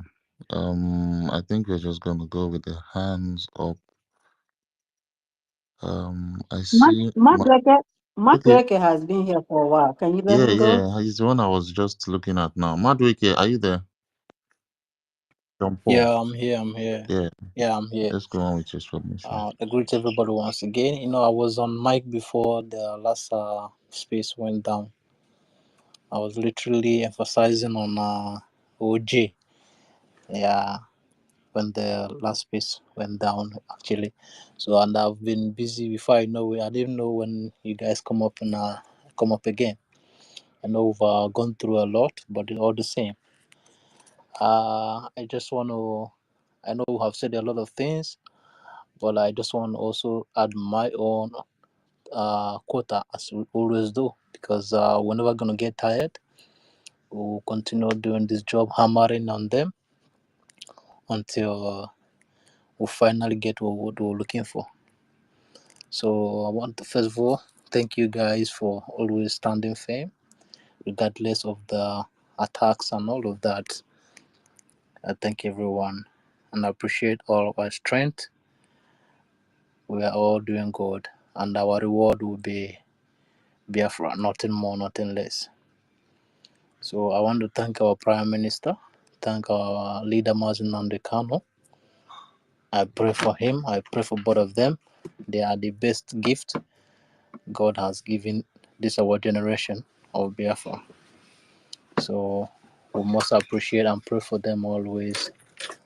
Just like I always say, they have proven to all of us and to everyone who cares to know and to change the narrative they always have in Igbo people. They will say, Igbo people, there's so much love money, they can do anything for the sake of money.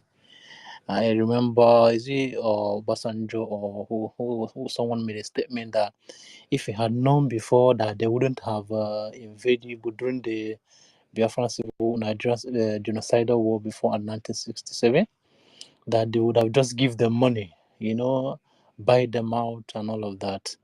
So I think based on what is going on and what is happening now, the ranting and crying of Afonjas and people like them on the space, and social medias here and there, they were still believing on this narrative that Igbos can sell out, for the sake of money. They cannot do things. These people will just give them money. Once you pledge them money, they will sell out. I think this is exactly what they were believing on. Not until when things started having, changing shape and changing form, they now know that these people are really becoming so serious. So they have to release their mad dogs everywhere. Everybody can see as all the social media are now, they are now discussing everything, even the ones they have been keeping secret. All of them are now coming in the open now, courtesy of the emergency of our Prime Minister and the government and all of us here who have remained resistant and resilience in all we do, to keep telling them and hammering to them that we are really not joking. So I just continue to pray for them, as we all continue to pray for them, that they have really, really changed the face and redefine the stereotypes they have on Igbo people, all those tags they have on us, that will love money more than ourselves, or will love money more than our future.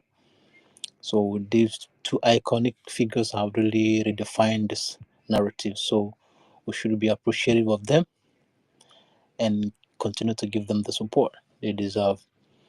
So I just want to, I think this week so far, there's a particular space that I was listening to, our usual space. One of our brothers said people in Asia are really suffering, especially, let me just put it in general, Nigerians in Asia are really suffering. Yeah, it is not a joke. If there's anybody, people of our people who need this freedom, it is even much more than people in the diaspora, especially people in the Asians. Especially our Biafrans in the Asians are really going through hell.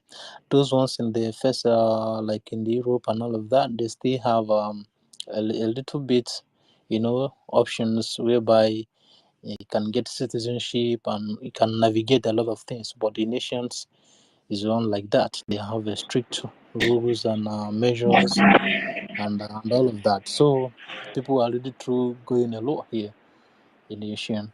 It's just like recently there's news going on recently about what is happening in United Arab Emirates, popularly known as Dubai. Can you believe that that's what is going on there in UAE right now? There's what is called amnesty. They give amnesty, whereby people are allowed, who have overstayed or violated rules in one way or the other, are allowed, give a second chance to, reinstate their status or leave the country without fines and all of that.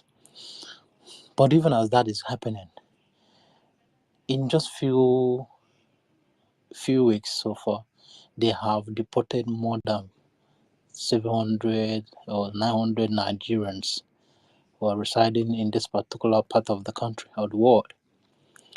And to make things funny enough, the funny part of it is that when they get you, the forces, the securities that we are, catching people and all of that, when people will be asking them what really happened, why people, people who still have strength to ask questions, and the security forces are telling them that it is not their fault, that is their government who give them go-ahead order to bring you people back.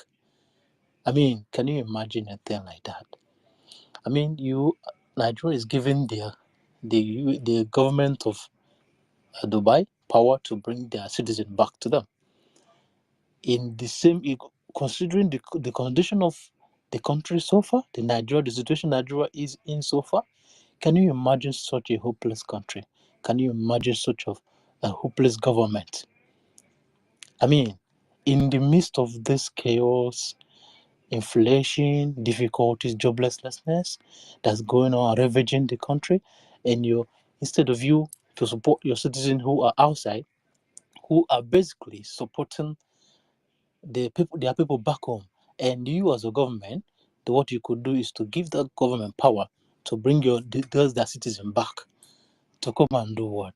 So it really hitting them so hard, and this has been going on for over 2-3 years now, that Nigerians are just suffering. I'm just putting it in general, because as it's happening there, it's not only the Biafrans that is happening to, it is general, because once they see that you're Nigerian, you are already in a big mess. I mean, to the point that a lot of Nigerians are now becoming scared, and not only scared, because you can't even say you're Nigerian, because the moment you mention that you're coming from this particular part of the country, you're already in a big mess. You are already in a big mess. So the reason I'm bringing this up is that we really need this freedom. Our people really need this freedom more than any other person. We need it. People in the diaspora need this freedom more than those back home, because a lot of people are even stuck. They want to go home, but they're scared of where to go to, because there's no home to go to as we speak now. So we just have to keep doing what we're doing, because we really need this freedom. We truly need this freedom, and we believe that it's going to come in this generation. So just like I was saying before the last space was off, we were talking about OJ, someone who was saying that our prime minister is they sit at home, is doing this and doing that. The economy is down, people are hungry, and I just want to ask, people like him, okay, because they're truly irrelevant, but it is good sometimes that they come up to bring out their stupidity, and we're going to place them where they belong.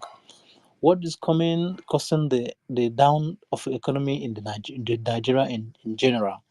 Their currency is useless, as useless as used tissue paper. There's nothing moving on. Everywhere is in chaos. So is this they sit at home in the Biafran land, in the southeast, as they always call it? Is this the same thing that's causing the whole Nigeria to be in a chaos? So what is causing those ones? It's just so pathetic when these people come up, and you just see the desperation. The desperation in them will force them to come out on the space, and they will making blunders and making fun of themselves. So that's just it there for him and for people like him, people like reasoning like him, because that Nigeria is completely irredeemable. Nigeria is gone. The government don't care about you. They don't. Okay, people were hungry in the same country. People are hungry. People who believe in the same country, so-called Nigeria. This is your citizen. They came out to protest. They came out to ask for the government to do something for them. They are not coming to divide the country. As a matter of fact, they are not coming to let's say we don't want Nigeria anymore. No, they are only talking about the same country. They are basically agitating or protesting for the betterment of them in the country. But what did you do to them? What the government did to them? You give them weapons, you kill them, you just humiliate them, you arrest them, you intimidate them, and on top of that, you still charge the ones you kidnap, you captured, to treason and sentence them into prison for treason. Okay, that's very so funny. And now to the funny part of it is that the organizers of the protesters are nowhere to be found. Okay, let's talk about the one that's very much visible, the soul, as his name implies. Just they listed him wanted in their shenanigans. Is now wanted person in Nigeria, right? What happened? As a matter of fact, just few days ago, he arrived in Nigeria. It's not even up to few hours they let him go. But the people that he was gingering, he was cheering to the protest, are languishing in the prison. So when you see all of this, I don't know where it's leading you to. I don't know what he's still saying in that country called Nigeria. I don't know. So it's still up to you people. What do you want to believe on? But for we've said no to this, and we're moving on. We're moving to Biafra, and that's the only hope we have. And I just want to highlight one more thing here for them that still believe in their Nigeria and the way they keep deceiving themselves. We just have to believe that Nigeria people themselves are historically different by nature, by culture, by religion, by food we eat, by the dress. the cloth we wear, everything is completely different. If you go to, let me use some African country for instance. If you go to Ghana, they have common language. They call it Chu. No matter what part of Ghana you are from, or no matter the region you are from Ghana, you must understand that language called Chu. That's how to know a nation. That's how to know a country. If you go to Uganda, they have a common language. No matter the part of Uganda you come from, they have a unanimous language they speak and they don't understand. If you go to, just name it. If you go to Philippines, they have a common language they call Tagalog. No matter the language, the part of the region they come from, they have that common language, and so on and so forth. When you come to Nigeria, you just have to find out that these people are completely different people with different lifestyle and different attitude. What is your common language? Nothing. And you tell me, how long do you want to continue deceiving yourself? How long? It's still up to you. Now, for their founding fathers, still remind them that Nigeria unity is a British invention. Alhaji Tafawa Balewa in the year 1948 said, Nigeria is not a nation, it's a mere geographical expression. This is their founding father. Those people they will be jumping on, and people who they believe they found them. There were those people that who represent them or who do whatever thing to bring them together or whatever. It's still the same people that were telling them all this. But I don't know which part of the history they were reading or what part of education they were feeding themselves on. But or is it that they just see all this part, they will skip it and went to the part that suit their narrative, and they will just bring it up, dig it out, and come and be, fooling themselves, because definitely not we, because we are already and very much prepared for them. So Alhaji Tafawa Balewa is here telling you in the year 1948 that Nigeria is a mere geographical expression. In other words, Nigeria is not supposed to be a nation.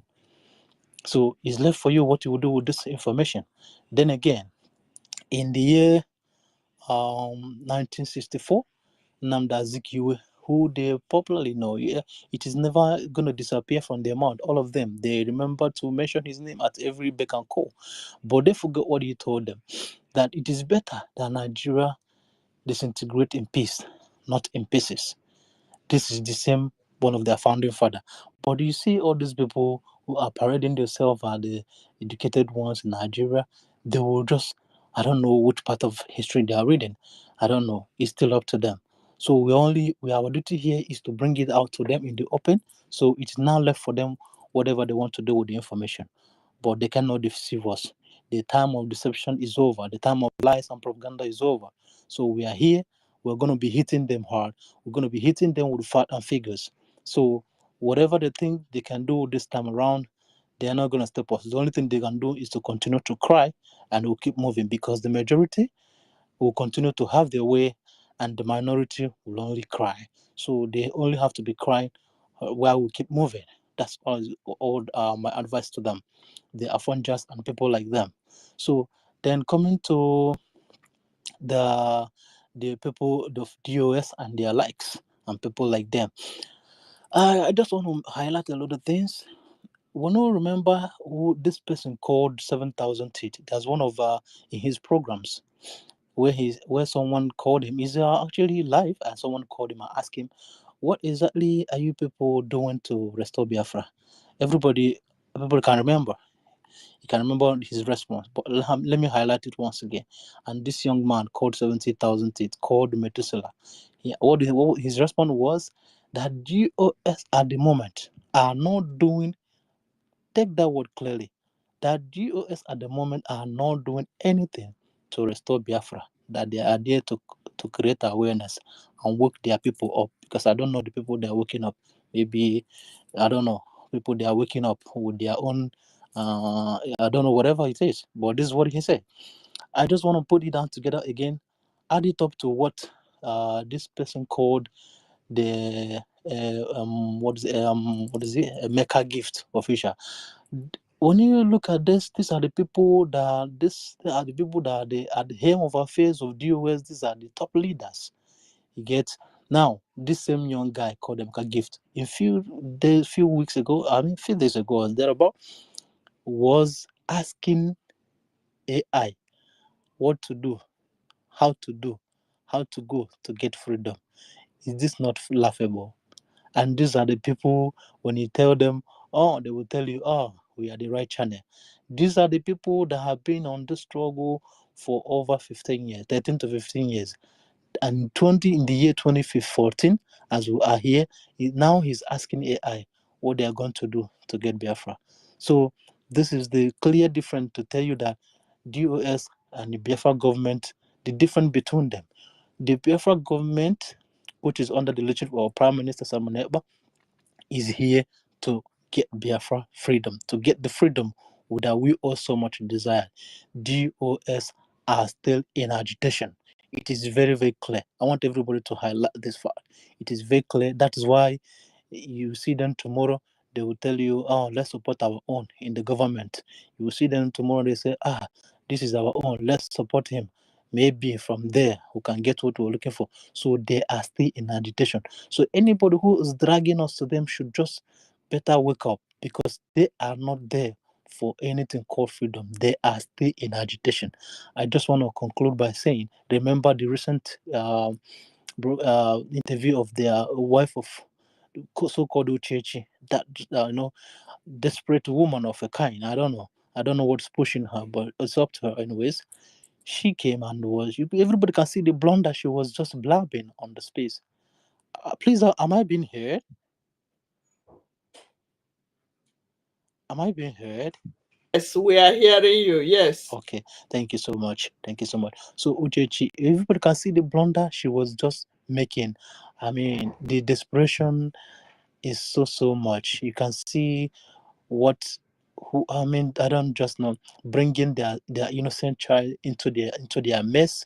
I don't know. This is exactly what happened. The Jews who are so desperate, they are looking for someone to hold their hands. They have to drag the wife of our leader into their mess.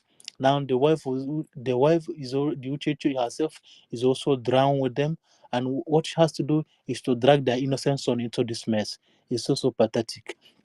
And if everybody pay attention closely, you remember when she said that the US should support her in what she's doing, so that they will continue to do it. By so doing it, the international community will come to there, and Biafra they are asking for will come, and his husband, our leader, will come out. Like, she's telling them to support her to continue what they are doing. In other words, she's trying to assume the power on them. So, and you can just imagine all of this. This whole thing tells you that these people are completely disjointed. They have no plan whatsoever, and they are going nowhere. So when you see them being angry, when you see them trying to do their lies and propaganda and all of that, this is just out of desperation. If you look at them now, some of them have they are already getting tired in their dirty jobs. Some of them are now saying, we are waiting for December 2nd. Let us see. You see, these people are completely visionless, hopeless people, and people with no direction. So don't pay attention to them. In fact, the best thing we have to do now is to completely ignore them on their nonsense they are doing on X space, because these people have no vision completely. So I thank everybody for what they are doing. We'll keep supporting our government and do all we have to do, because everything is money. So in Igbo language, that's in a no milk maku.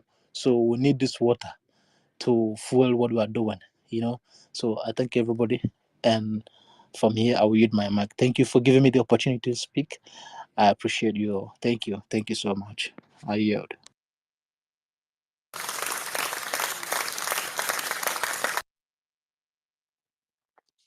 Thank you so much, Maduike. Thank you for your lengthy submission. That was a very great submission there.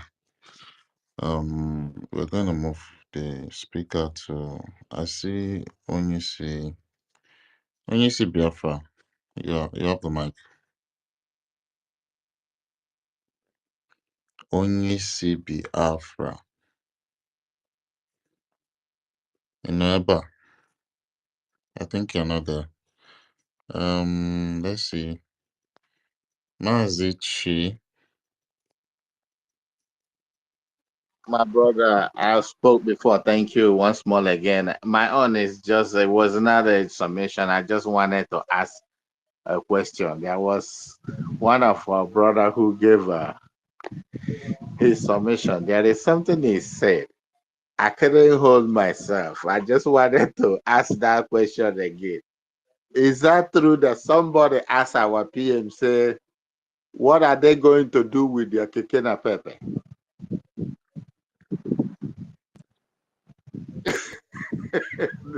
My God, this is hard for to show you the level of brain. Yeah, Mazi Chichibueze. Yeah. I'm not joking. I'm sure many people who were on that program can actually attest to that. It is not a joke. He was asking about Keke Napep, that if all these things we are trying to do, all this development, train, tram, what will happen to his Keke Napep? Yes, he asked that question. No, I tell you, I couldn't hold myself. If I have a way to cut the record, I will cut this record. They hear it over and over. Somebody who think they have brain. You see, that's to show you the level of deterioration their brain has gone to. So for that person, that's what he has known as a good thing. You never know anything. That's why I tell some people that if you are born in that so-called zoo and die in that so-called zoo, you do not get to this earth. You reach halfway and go back. Sometimes they ask, why are you saying that? I'm saying that because of the level of exposure I have gotten. It's good for each and every one of them to come out and see how human beings live, how human beings answer human being, not what they used to know there, thinking they got it or thinking all is well. I lack words to express this kind of madness from somebody who says they are living and breathe this air. Okay, you cannot give what you don't have. So they don't have that brain. They don't have exposure. It's just like a blind person leading a blind person. What do you think happens? Both of them will go inside the dish. So even if you are offering them something good, they don't know what good is. They will be looking at you like you're crazy. So look at the normal human being thinking that the best thing he can have is keke. What is keke na pepe? Is what? Where can you reach with that nonsense? People are touring around the world. People are going for vacation. Can you go to vacation with keke na pepe? Oh my God, my dear. I just if God can be able, if I will see Chukwu Okike Abiyama, please open our people's eyes to see spiritually. Let them go in trance so that they can see how people, human beings, live. And because we were like that before. If you go and do your research, just like I gave my submission before, go and do your research and see the life our people lived in that old centuries, 16 to 15. Back then, we were king and queens. We have our alphabet. Is this idiots call themselves white? I call them light skin. I never call them white. They're not white. This is because they're criminals. From their birth, they were born with that. That is how they come. Then we're able to get the gullible ones among us. When we fought them at that time, 17-something to 18-something, we were killing them, we were defeating them. They was not able to penetrate us until they come with their crooked ways and bought some of the gullible ones. That was how they penetrate us. They came like friends. And because of the heart we have, we welcome them thinking they're friends, not knowing they're fools. That's how they come to sow discourse among us. That's how they got us. But this time, President Bush said, fool me once, shame on you.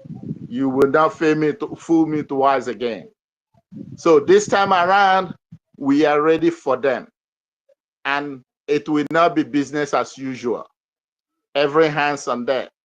As we are, everybody is saying it. All we want is fun, fun, fun. Anywhere you can get money, even if it is for you to dupe the zoo and bring the money for us, because it is our money. It's just like somebody who went and steal on the road. I had that phrase. He went and steal on. They stole him his money. When people met him, he say because they took like 1,000 from him. When people come to visit him, he say, "Hey, they took 20,000." Then the thief say, "Okay, you owe us 9,000." So they stole from us. So they owe us our money they hold. So wherever we see our money or see them, don't hesitate to collect it from them. Well, this is not the time, though. The time shall come when they will pay back for all they have done. All the atrocity they have done will never go unchecked. We are keeping record. Thank you. I yield my mic.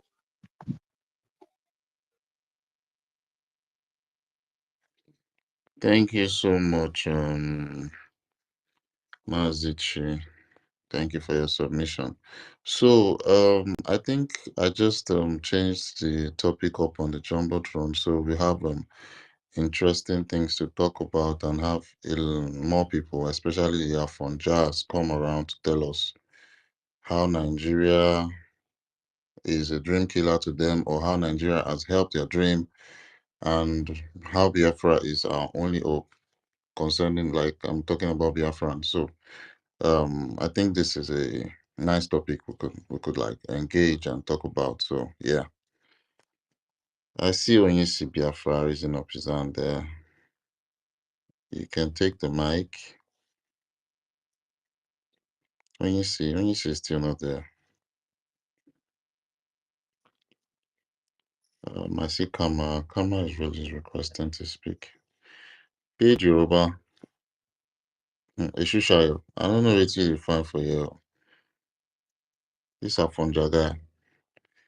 You tell me what you find for Indigo space. Yeah. So we have a topic to talk about. Nigeria as a dream killer. Yeah, we have something very, very nice up here to talk about. Tell us how Nigeria killed your dreams. Literally, I have a guy. I have a Yoruba guy that was my friend. He was telling me some stories like that when he was in Nigeria before he moved out of Nigeria. How he read mechanical engineering and ended up as a bike man in Cotonou. So his dream was literally this very bright dream of being an engineer.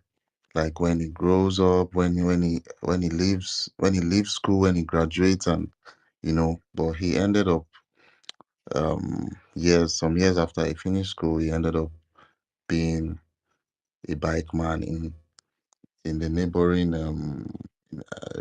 country, Cotonou. I think the one that has borders with Nigeria. So he was now telling me some things like that this particular course that he studied, if he was outside the country, he would have been paid. I think the amount he calculated then was about, was it some thousands of pounds? I think 71,000 pounds annually.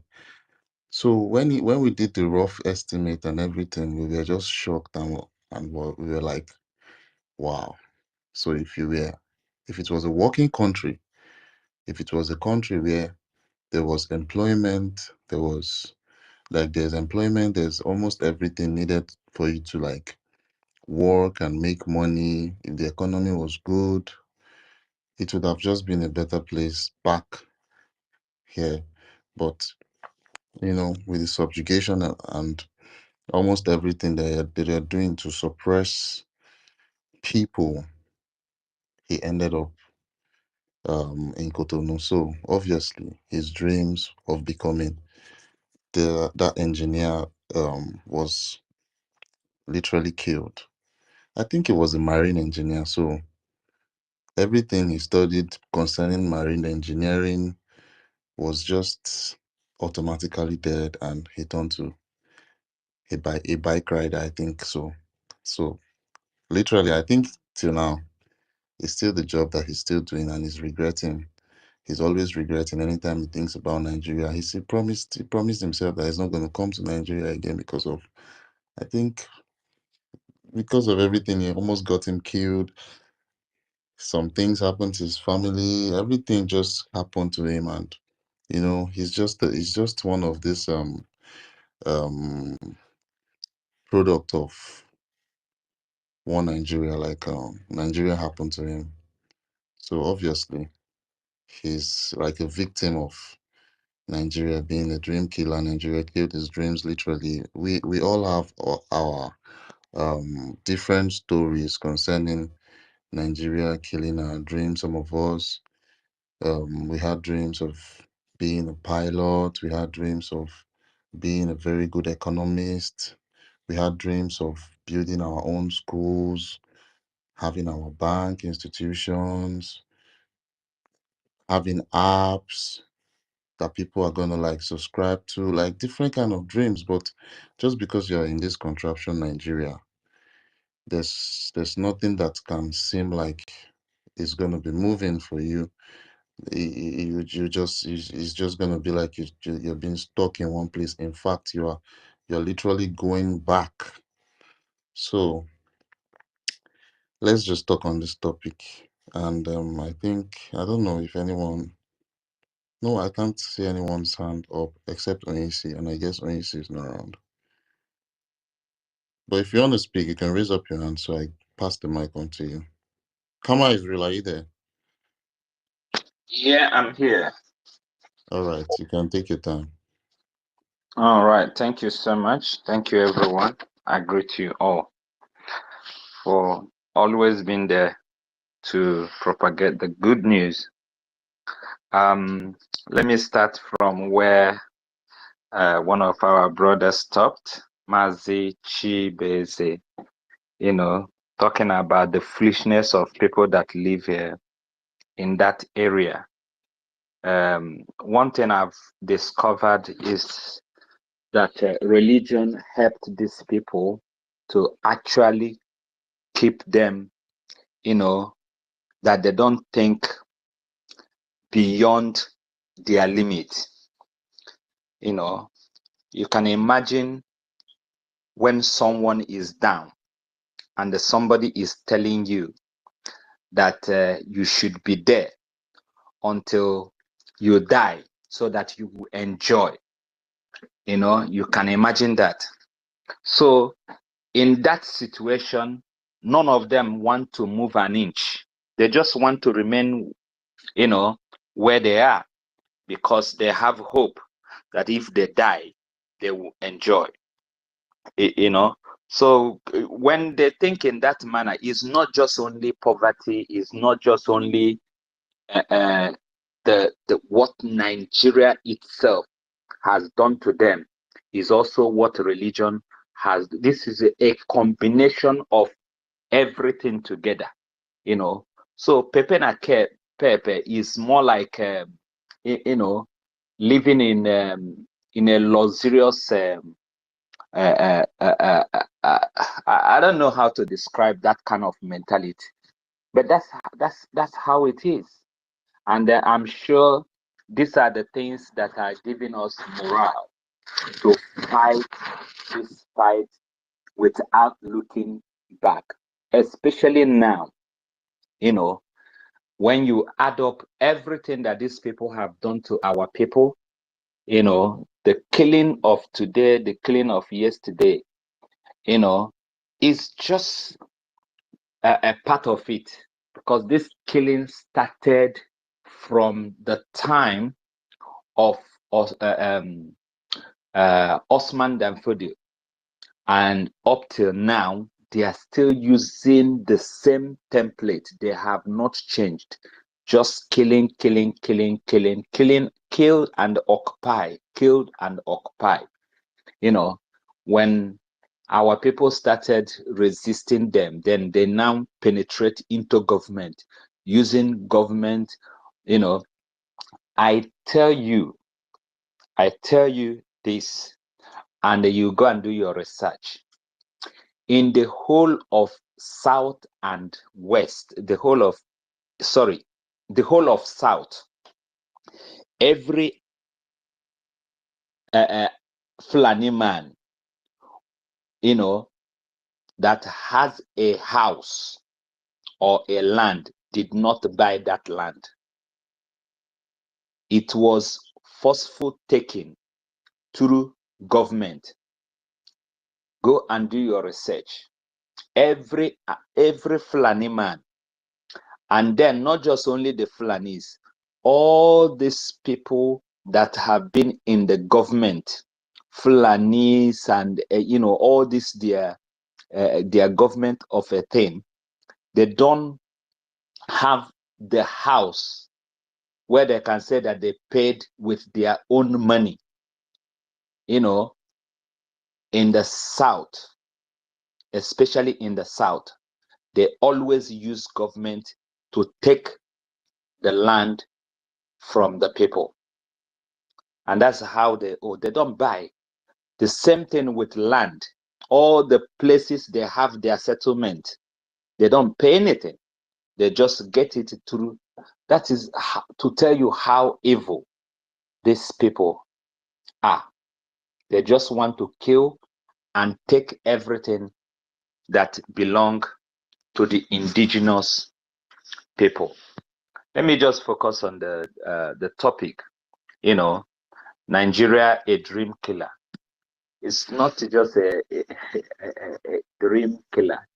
You know, if they kill, you know, if they can kill human being, how much more about your dream? You know, so they've killed, they've destroyed, they've done a lot, you know, that we cannot, you know, we cannot forgive, you know, talk less of forgetting what these people have done to us. It doesn't matter, you know, you have this government relationship and all that, but that will not make us to forget what these people have done to us. Because if there is a repentance in them, after 100 years, these people would have given up. But they continue up till today, that Musa is still looking for our people to kill.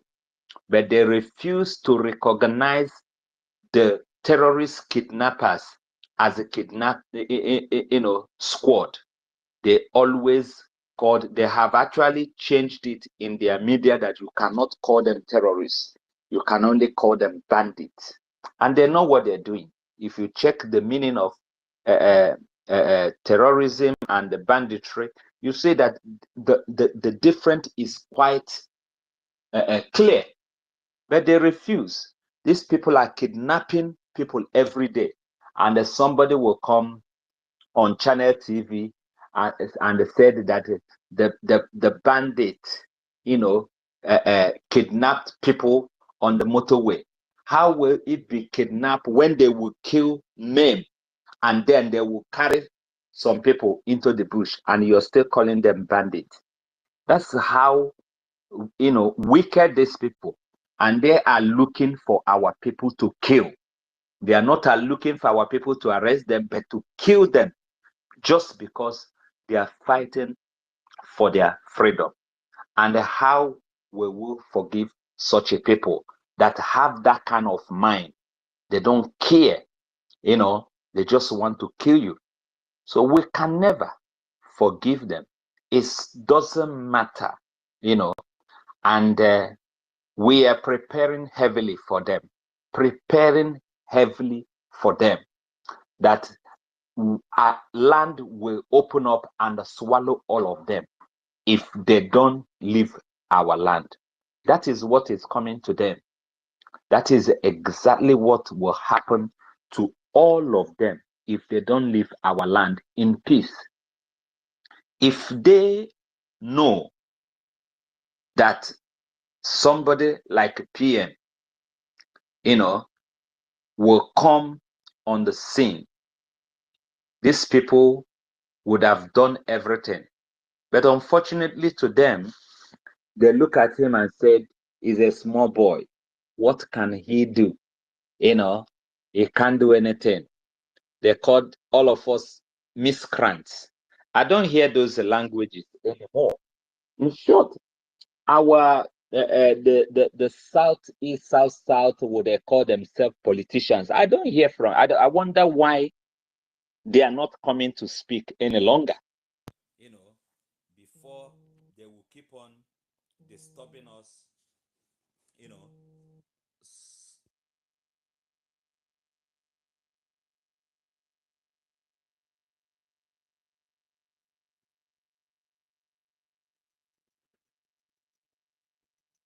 I think Kama went into the matrix. Can anyone hear me? Give me a thumbs up. Yes, we can hear you. Go ahead.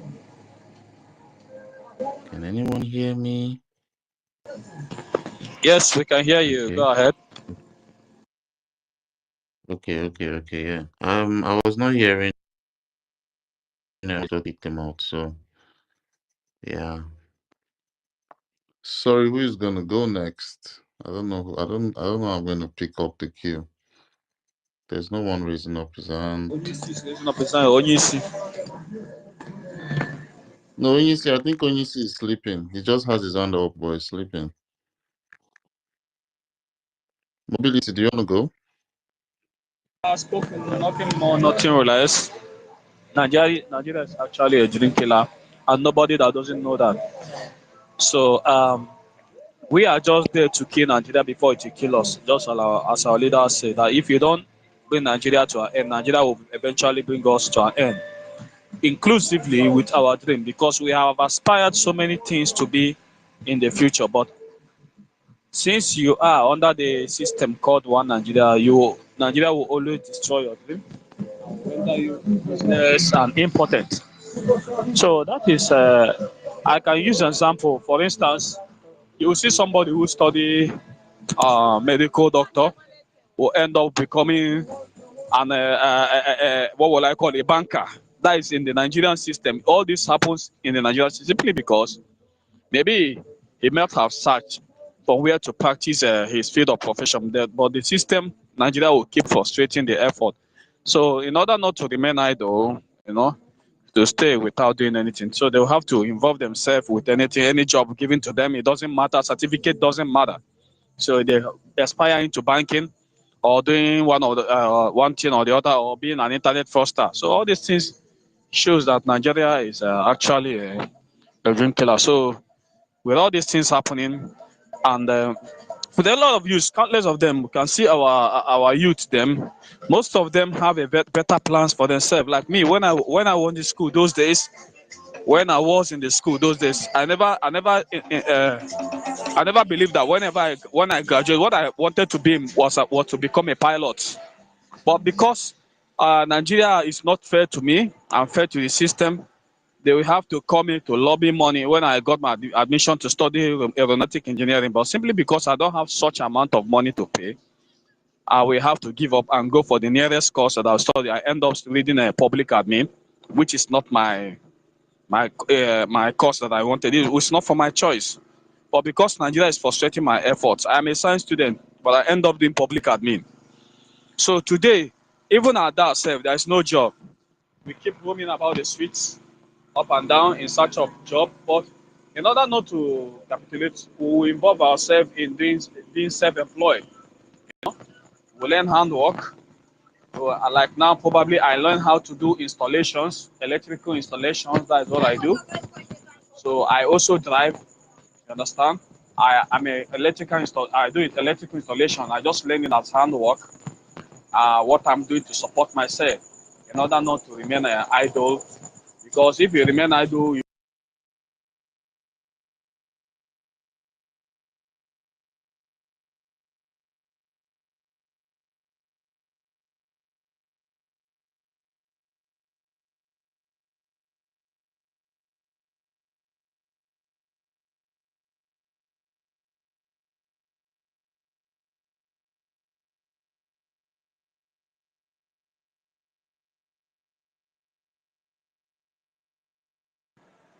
hello, Master K. Am I coming out clear? Hello, hello. Is anybody Yes, hearing go me? ahead. Go ahead. We can hear you. Okay.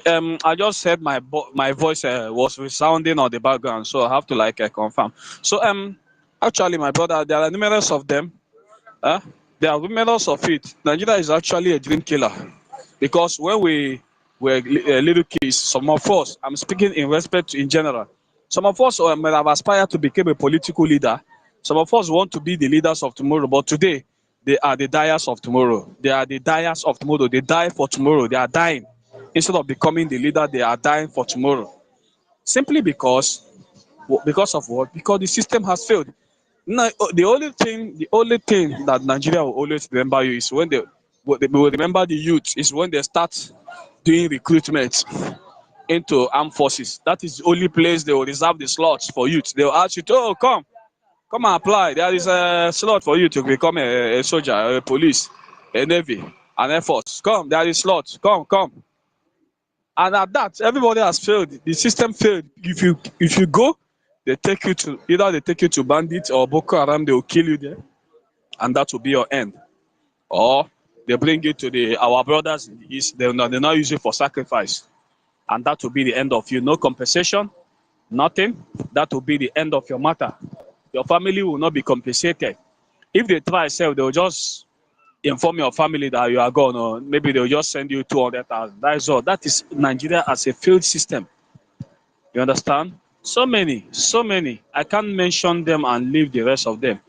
Our brothers in the east, look at our companies, most especially the textile company.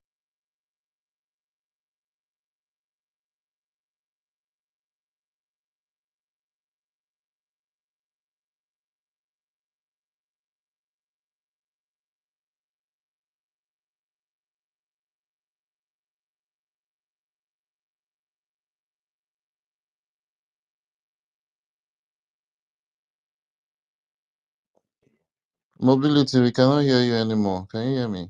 Can anyone hear me? Yes, I think Mobility is having issues with his connection. Okay. I don't know. Maybe I should just drop him and bring him up back. Give me 1 second. I'll just do that.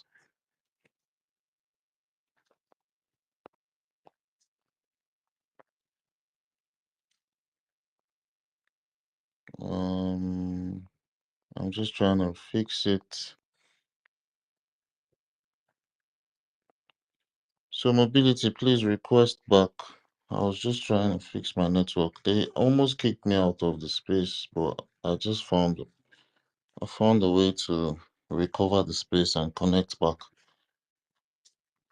Network has been a hell of a hassle here. I can't see Mobility anymore. The network is really pissing me off.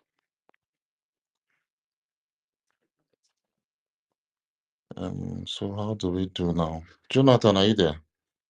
T-boy. Yes, I'm Okay. here. Let me just bring Can I be Mobility heard? up so he finishes his submission before you go. Mobility, are you there?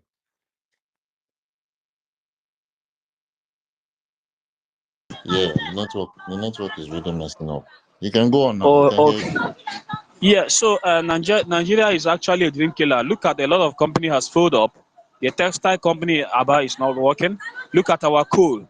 We have a large deposit of coal in Enugu, all shut down because of what? They all rely on petroleum. Look at Nkalago Cement, shut down. Boreham Cement, shut down. Ego Cement, shut down. Bottling company in Aba, shut down. textile shut down. A lot of them shut down simply because they try to monopolize it to one person, which is Dangote.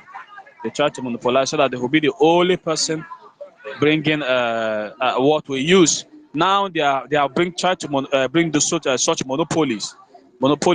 monopoly into the oil sector now, which they claim the Dangote is building refining and all the rest of the brouhaha, all in the name of trying to monopolize it so that Dangote will be the only one supplying oil and we will be the one to buy, and they will dictate price. Okay, now look at how much are they selling oil now. Oil is sold for about 1,000 plus, and people in the zoo are crying. People in the zoo are gnashing teeth because of what the system has failed them. It has killed their dream because they hoped and so hoped that maybe when this drug lord took over the affairs of the nation, maybe somehow or by magic, he's going to revive the economy and oil will be sold at 50 naira or 100 naira. But to unfortunate instance, even the drug lord, I know, even the drug lord doesn't even know that it's going to be like this. But simply because that seat is cost. The country Nigeria itself is a cost to humanity. So that is why everything will never work in Nigeria. Nothing works in Nigeria. Look at our medical practitioners now. All of them have been deserting the country. All of them are going because they feel in the country they are serving, they are not appreciated. Their efforts are not being appreciated. Can I say one and leave the other? So they have to go to a country where they will be appreciative. And if you watch with keen interest, whenever they go to those countries of their choice, they aspire to every position of their life. They become successful because of what they are not in the shores of Nigeria. And that is why it's enough reason that Nigeria is a failed state. Now, look at, I just got a news drop that Nigerian government they got in touch with the United Arab Emirates for possible deportation of the Nigerian citizens who are mostly occupied in the United Arab Emirates. And then people from those the Nigerians staying in United Arab Emirates were actually deported. Some of them were found in the bar drinking. Some of them were found in their places of business, in their workshops. Some of them in their offices, deported to where they were all arrested and detained, and the next day they were put into the available flights and bring back to Nigeria. Why? Simply because their government asked them that they should deport their citizens back to Nigeria, whereas every other citizens in that country are enjoying their stay in that country, United Arab Emirates. But it is only Nigerians that were being deported back to the zoo. And I was told that they were given the sum of 50,000 naira to go.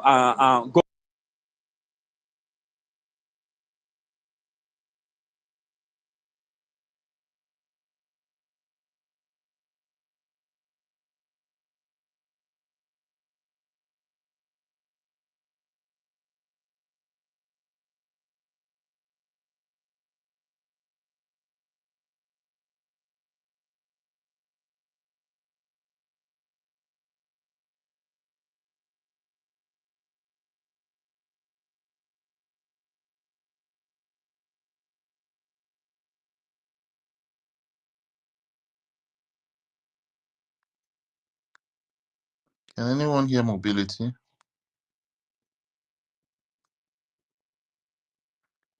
Mobility, I think they've kicked you out again now. This Zoom network is not really encouraging. Very, very bad network. I don't know. We're gonna manage this, but let's keep moving. Mobility, maybe you try to go out and coming back. Let's see if it's gonna work. Jonathan, are you there? Can you just go with your submission now? I'm much around. Yeah. Good evening. Good Special evening. greetings to I greet everyone, everybody where they are great. I'm happy. I'm happy. Everyone's submission. I can hear you. keep kicking me out of the platform when I'm not done in my submission. So, all these things to show that Biafra is our only hope, because in Biafra our currency will be one of the valuable currency in the world. Our country visa will be very, very scarce. In fact, many people will rush to come to our country. Even the Afonjas, as I'm talking to you, most of them are leaving the zoo. They are even one of them I met online was telling me that do I think that this Biafra that I'm aspiring for, that is going to be only is going to be I'm going to be the only benefactor. I said no, me I don't know, but I'm fighting Biafra for my own self and for my own generation. Say for where that they too they are coming to be in the Biafra, and they are coming. I said no, well, if you are coming, you have to, if you meet our criteria and you are peaceful and you obey our laws, then and we will not be, we don't behave like the zoo. Once you meet all these criteria, you are peaceful, you obey our laws, you are ready to work and stay and legitimately and not involving in crime or internet crime, then we'll welcome you. But anything exceptional, you will be strictly resisted. So Biafra is our only hope, because that is what millions of people have died for. If those millions of people who died for this Biafra because feels that there is no Biafra, that to show you that Biafra there is hope. They died for Biafra simply because they hope that Biafra is where they will get life. So that is why they die fighting for Biafra. Even when our gallant soldiers of the 1967, 1970 were fighting war, even at the heat of war, at the epic of genocide, they never capitulated. They kept fighting toothlessly.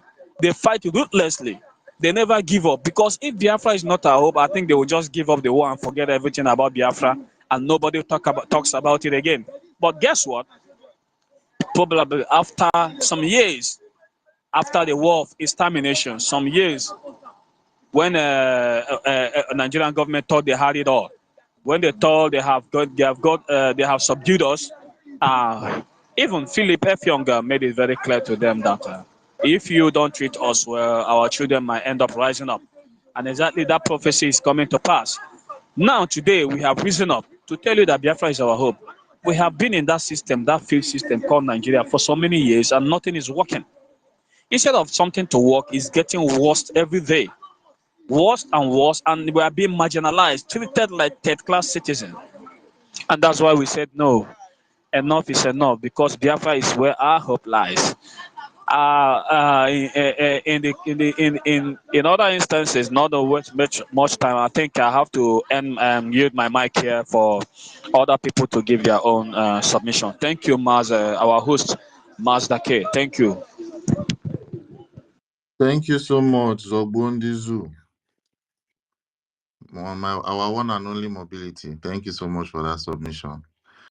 Jonathan, I think this is your turn. Take it from here.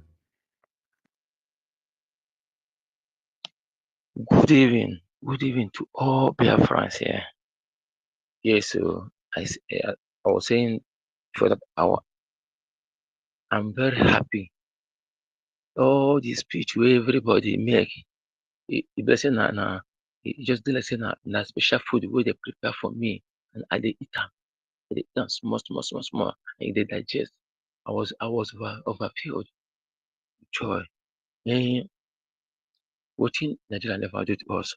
Okay, we wey dey for Biafra land now, for whole land now, make I give una this update, the one wey dey happen. See, wetin Nigeria don do our youth to the extent that from now, from pikin wey dey 15 years now, for whole land now, from my own side, they don after secondary school, nothing again, buying big phone, yahoo. Even they can go to any extent, say na yahoo to make money. And now I began to see this. Many years ago, it was not like this. Even when our fathers, some never die, things no dey like this kind of thing. A person wey finish school go find one work or means of going to university. But now, no, even from 10 years, nobody care. Yahoo. Now, wetin Nigeria don do to us? And me myself, make I just tell now this small story. In the year 2019, that was the year I get the experience of say make I travel, make I escape out of Nigeria to maybe say to escape with money with $20,000 then my hand make I come out from Nigeria. I did what I'm not supposed to do and collect that money. So make I come out outside, go change my life, go break a yoke. See, from that 2019 till now, that yoke wey I wan break that time till now still never dey unbroke. Never break. And can you imagine how since that yoke that I wanted to escape then to outside to go and break, I never break am. Till now, I'm still in this zone. Hi, to survive for zone na great task.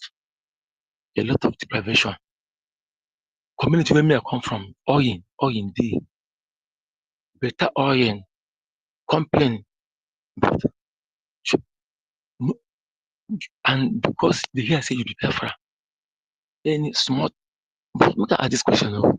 Does it mean that these our people they think say Biafra no go come or wetin? What is wrong with them? You see some people will be say they get sense. They go school no. They go school for this place. They go school.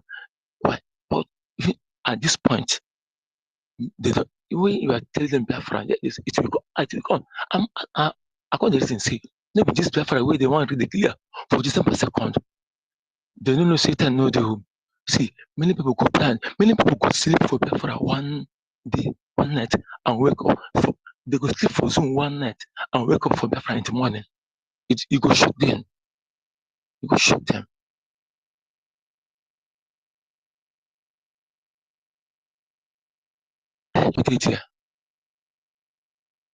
This is why some of us here they take the risk of living their. You get one of our brother here for more than 4 years now when you come out. But he even picking away wife born. Don't they talk? But he's still there hustling. If now joy dey in mind with others. So because you guys are there for us, we are proud of you guys here. We are proud of you guys here. If we are opportune, if we get chance, we foresee there the help. But as it be, we are here, we are working together, we are very proud of you people. And without you people, if only dey easy. For do and for us. Look at our even the brothers, maybe small thing no. See, our eye don't see shege here. Our eye don't see shege, but we know see it don't end. It don't end. The expiring date now December 2nd. And we are that me, I believe nothing where they no because say now God send them, now so you could be no human be nothing. Because it don't come. The suffer, it don't expire. Our waiting get beginning, get end. The end of Nigeria now December 2nd. Make I just relax. I talk from my mouth, but the environment area where we dey, no be smart. Even now after that day, I never see I did this my boss based on area. Make I just stop. Make I just stop. But I dey greet everybody, all of now. They try. We are proud of you guys. We are proud.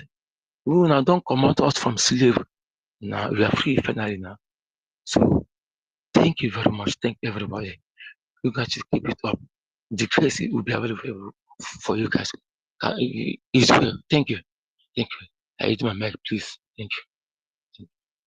Thank you so much, Jonathan. Thank you for your submission. That was really a great one. You said almost the fucking truth. You said the whole truth.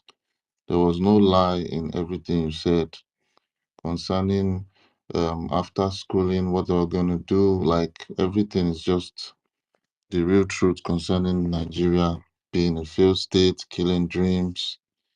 Thank you for your submission, man. And I don't know. Let's just move the mic. Azel, do you have anything to say? I see Happy you may just joined us. Starman, I see you.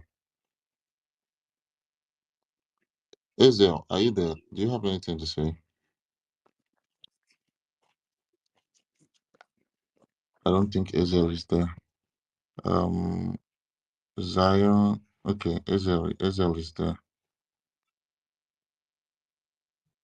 Did you unmute?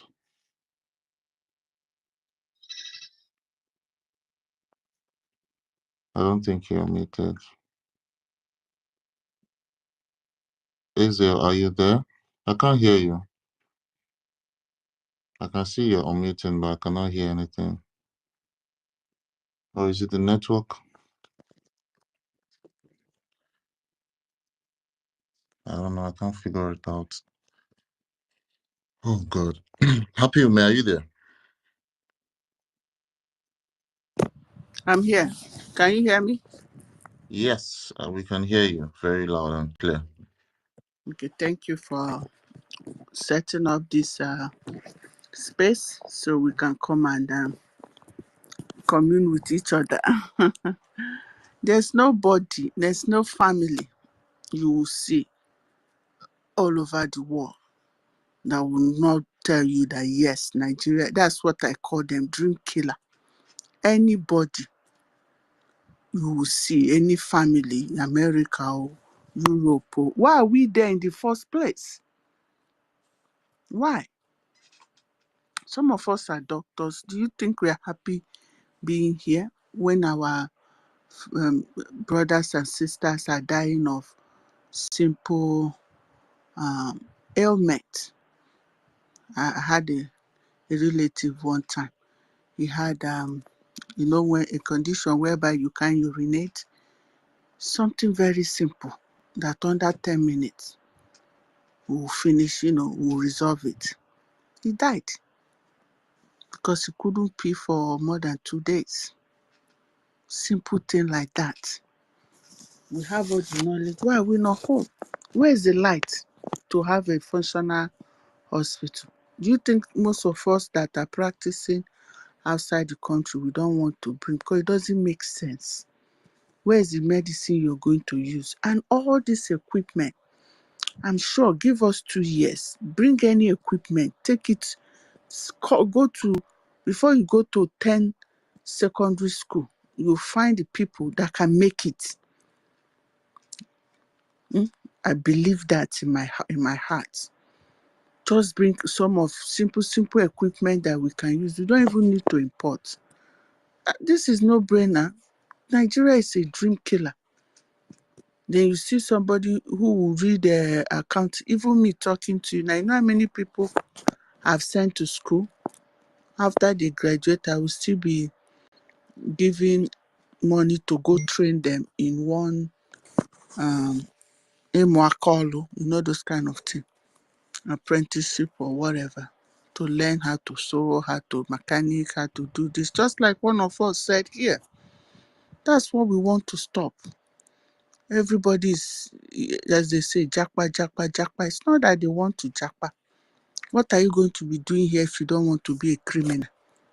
If a few now ndị na-agbalụ Fulani Odibo, as Mazi Nnamdi Kanu used to say, that they give contract, they'll be making noise, or they go and steal money, Yahoo, or whatever.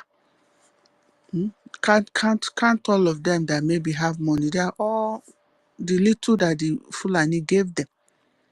Is that not what they are using to oppress their brothers and sisters? There are simple ways we can grow yam, grow tomato, grow all those things.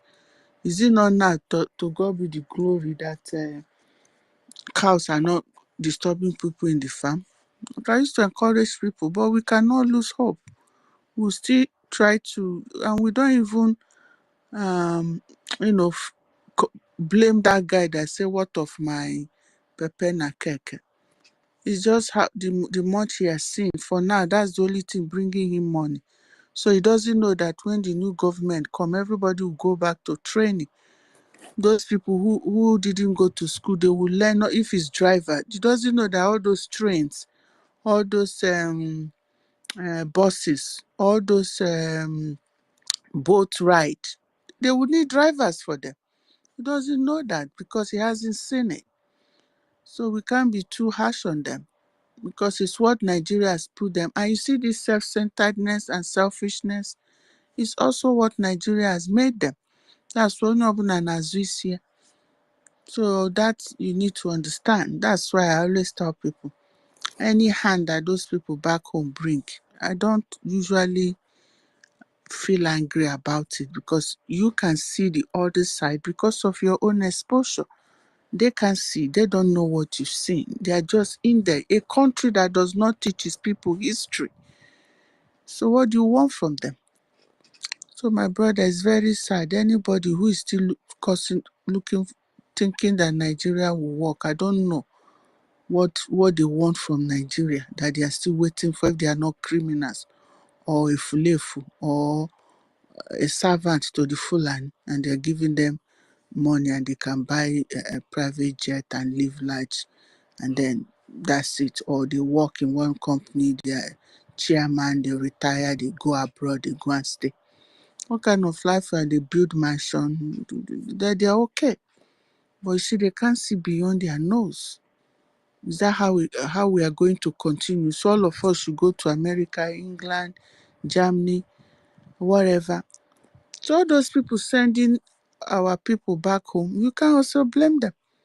They also need to provide, just like America is doing now. They are fighting deportation of all those people that cross their border. Everyone is trying to their own country first. That's even we were saying it. Biafra first. That's what we are going to also focus on. We are going to take care of our people first before we can think of others. And you know that another reason why they are deporting some of these people, we can't lie to ourselves. They think that they are contributing to the Biafra progress. So now if they don't, because in Nigeria they've taken on the job for you. So if you don't have job, where will you have the money to contribute? And they know that majority of our people are not like them in the north, because of the resources we in diaspora try our best to also help our people at home. They know that. But you see, they can do whatever they want to do. How many more months? Okay, Fabian and fire for it was going to happen. Just like Nnamdi Kanu said, if God did not give us Biafra, he's going to believe that we don't have any God anyway. Because look at it from time to time. Look at what the white people have done, the colonization. You people don't know the impact of colonial mentality for over 1,000 years on a people. You lose your sense of self. So we have a lot to do, even when Biafra come, to reorganize. Look at what that Burkina Faso guy is doing. Have a time. That time will come, all these people of Biafra will be taught in our own language. Gradually, we'll get it back. Just like the Chinese did when they drove the Europeans away. Close their door, not in Europe. And they built from inside. We can do that. We know we can. So just to round it up, Nigeria is a dream killer. Even a baby knows that. Even from when the woman is pregnant, even before he has the baby, the child's dream has been killed. That's how terrible that country is. That even from how many prenatal do they go? Do they go to hospital? Antenatal care? How many? Count. How many go? And then when you even go, how are you sure about the medication you are giving? What do we produce? It's just that Chukwokike like us, so all their evil plan to kill us in one way or the other. Look at when COVID came too. So we just have to support this government because it's our own in any way we can, and continue to encourage each other and then help each other to grow and enlighten them. That's the only way we can also carry everybody along, and don't just be mesmerized by their thinking. Think about it. It's their exposure. It's what their country has done. That's why you see, if here somebody said about how you look up to presidents of a country what they've done. Tell me, since the inception of Nigeria, which president, is it Babangida, the chief thief? Or is it, what's his name? That one that God has saved his life, that went to jail, Obasanjo? Tell me who? So anybody fooling themselves can continue, but truth will always prevail. My brothers and sisters, keep contributing in any way and educating ourselves. Thank you. My sister, can you please stay on the mic? And the host, can I just engage our sister for 1 minute or 2 minutes if you don't mind? No problem. Thank you so much, Sister Happy Ume. When you were giving your submission, you mentioned something very important. You said, "Thank God, now our people can go to the farm." Can you please educate us? What do you mean by this? And you said no more cows. No, but you know that before, I know I have a friend from abroad that came to the country to set up mechanical farming, big plot of land. He was killed in his farm by the terrorist people, you know, in the farm, because they were eating the crops, killing people. I also know of a family. They finish harvesting the yam. You know, there are some places in Delta, when they harvest their yam, they put it in the farm for some, around the farm place before they go and put it on the bind or whatever they call it. Before they came back, they were cutting their yam and feeding it to the cows. So that's what I mean. Gradually, that was why ESN was formed, right? And they were able to chase those people out of the farm. I know that they are still reeling their, look at other places, even in Yoruba land. Some of those people left their farm. They are refugee in another man's land. Where is it called? Because of all those things. And now people are crying of a shortage of food. It was all planned.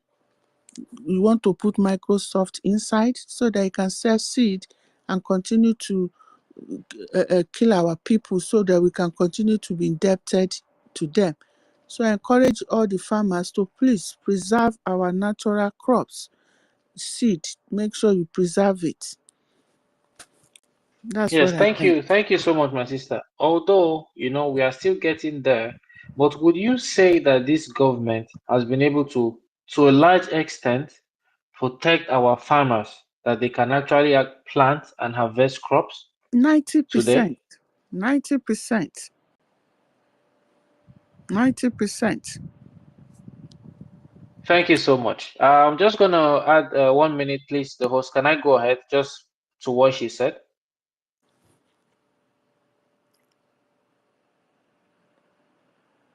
Starman, co-host, can you hear me? Am I permitted? Oh, yeah, Chris, I didn't even realize. I didn't realize I was close. Yeah. You go All ahead. right, thank you. So our sister mentioned some things. First, she talked about asylum, and I think she also talked about the healthcare system. Our people back home are dying because of the nonsense Nigeria has done to them.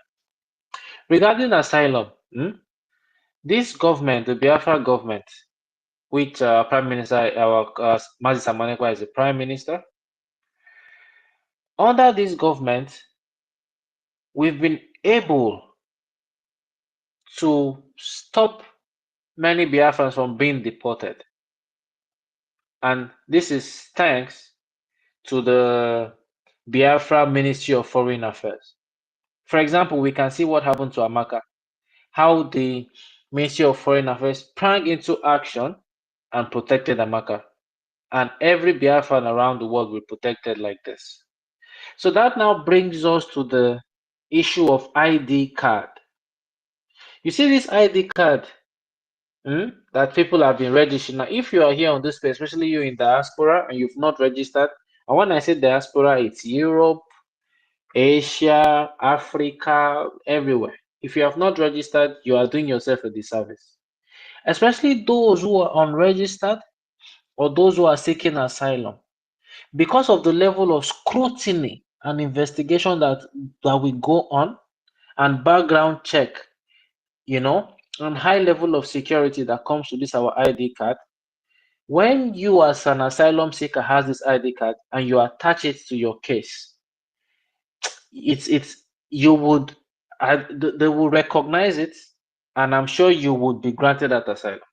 So please register for that ID card. It is very, very important. If you are documented or undocumented, or you have, this is something that shows that you are a real Biafran. Regarding the healthcare system, I have a friend here where I am, and this person, when the wife been get belle, you know, and this is also connected to this ID card and our government's database registration. Listen to this. In advanced countries, and I got first-hand information about this. Once your spouse is pregnant, you go to do your checkup and all. They don't type am for the computer database, right? They've linked this to your health records, your history, everything is there. They follow up. They follow up. They follow up this woman pregnancy from that first day, say she get belle till the baby came to this world. And something happened. When this woman they push, something happened. She lost a lot of blood. In fact, the blood not before here. Before you know, they don't carry and go. They put machine, gave her blood, fixed it. They could get this blood from the blood bank because they already know her blood type thanks to this database. So they already know what blood will fit, what blood they will give her. They don't finish. Everybody is happy. Even my friend Seth, will be the father, he was not afraid, he was not panicking because he trusts the system here. I told him if that should have happened in the zoo, your wife is gone. And I'm not, that is the truth. I told him the first thing they will ask is, Oga, and we want to buy blood though. And you have to pay this money. And this is before you know, the woman will die. There are many deaths that would have been prevented. People just die for nothing in that place called Nigeria. I even heard that one lady died of pneumonia. Cold pneumonia. She died. So when people open their mouth and say they are proud to be Nigeria, you want to be Nigeria, you just don't get it. Biafra is here to correct this wrongs. And those things you think, say, na film trick, no. It is happening, and it will happen in our own nation. Thank you. Yeah, please, can I just for add something to that? Yeah, go on, happy man. Yeah. When I say about health, I'm not just saying it as an aside. I'm a medical practitioner, so I know what I'm talking about. So it's really so disheartening, so sad. We can only try our best with this. Maybe once in every 2 years, you go home, you gather people, you treat, you do as much as you can. You try to do like what do they call it? Whereby you do go to a community, you provide them free haircare screening. If you see so many things we catch, sometimes I'm even hesitant to do it because there's no follow up. So I know what we can do. Am I not a Biafran? I'm just one. My time, and I know there's so many people like me too who can do something. Can you imagine that up to now we don't have a functioning pharmaceutical company that can convert all these our leaves into our own medication? We don't even, if we have proper sanitation and all that. There's so many. Our great grandfather, didn't they live to be 100 plus? Were they drinking chloroquine and all those things? We have our own ways that we even need to have like a research center that will look into all those things, that we can make medications that work for us. Not like some of, even in America, they do research because of Tuskegee that happened in America where they were using the black men as guinea pig. Most of the black people don't participate in research because they don't even trust their healthcare system. But in Biafra, we'll be able to do that because it's us. We have people who are older than us who know some of these lists, but we don't have any research place to do it. Do you know that our Nubu in Switzerland and this country, they've started putting it into tablets, using it, came here, stole it, modernized it, they are using it, they will now sell it back to us. Look at Gary, they are taking it to China, producing what we don't know, bagging it, selling it back to us. So there's much we can do. That's why we need Biafra. In case you see another way Nigeria is a dream killer. So there's so many things, reason why we need Biafra.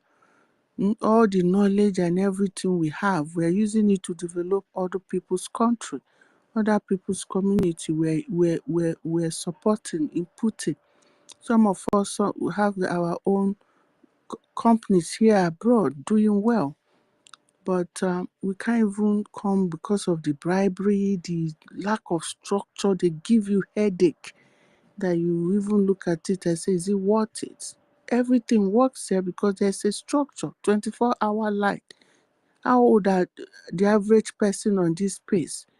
When have you ever seen a whole week light in your life in that country? Even if you're abroad, when you come home, is it not generator you use? Who is talking about all those polluted air, what it does to the people? All of us in this space, how many times in your life in that Nigeria, you're talking about Nigeria is a dream killer? Of course it's a dream killer. 100%. Have you stayed at home for 5 days? Okay, I'm being too good now. Let's say 3 days. They don't take your light. You have full light to do something.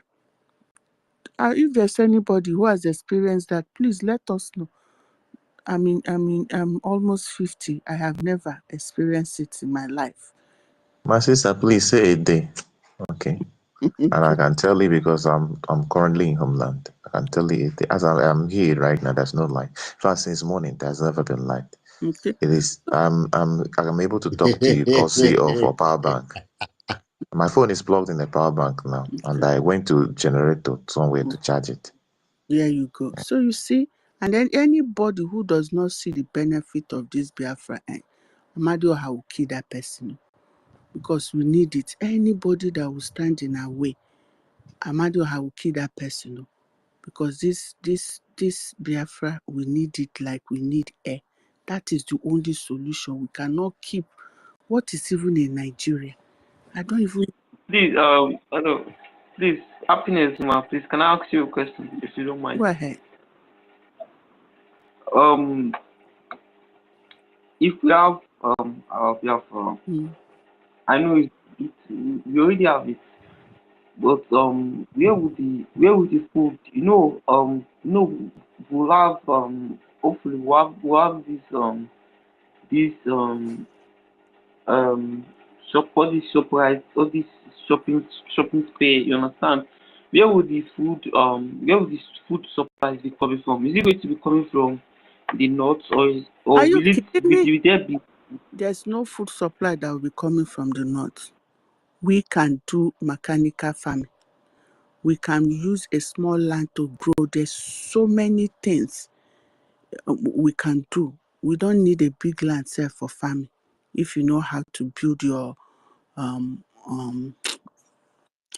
I didn't prepare for this. If you know how to build your greenhouse, you know what is called a greenhouse? Okay. You can do different We are doing greenhouse technology. We will never get any food supply. Our goal is to be 100% provide our yam, our gari, our rice, tomato, you name it, everything. Onubu. So you go to Onubu na Anandi Hausa or Anandi Yoruba or Ebeki yeje. So everything would. na USA enwere ụfọdụ steeti a na-eji ekwu these crops. as in most states in US, like they have the very high valued agriculture. So most states are basically are like pointed like Yeah, public publicly appointed for agriculture and growing crops. So is this possible in Biafra? Because it's not. Do you think that development is going to be the entire 40 states of Biafra, or do you think there are certain states that are going to use for agricultural purposes, military purposes, and this other productive spaces? Do you understand? So it's the question I'm asking. okay. For every 40 state of Biafra, just like in America. I'll give example. Texas, they are good. They have a lot of oil. Everybody knows that. Yes. So they are not too good with agriculture. California, New Jersey, all those are known for. But even New York State, that you think is very small, they still grow some little things. So everybody will do what they are very good at, but they might be, you can't be 100 in everything. Do you understand? The one that you're known, like there's some villages now. Let me take Delta State. There's some villages that they are known for yam production. Even now that I'm talking to you, they can still be doing that yam, and then we can also use our own technology, see other ways that we can support them for things that they are not producing, or they can diversify. There's no place in Delta that cannot make Gary, right? But some place might make more Gary than the other. There's some place that can grow yam than the other. We can start teaching them how to really grow onion, we have all this technology, grow onion, grow pepper, and stuff like that. So that you know that it's because of their myopic and what we do fast, what they know, that they just focus on it. But when Biafra comes, we'll be able to diversify. Even now, I send video, I have farms all over the place, places that they don't even grow tomatoes, that we are trying out right now. It's in some villages in Delta. So there's so much we can do. We can't just focus on, there will be growth, when there's so growth, because now you're concentrating on yourself. All these people you're seeing that they are jobless, they don't have anything. All they need is structure. Then they will see that you not see our people are borrowing the finished school. You see people who actually went for agriculture and they are working in agricultural settings. Not somebody who read agriculture and is working in the bank. No, we won't have that.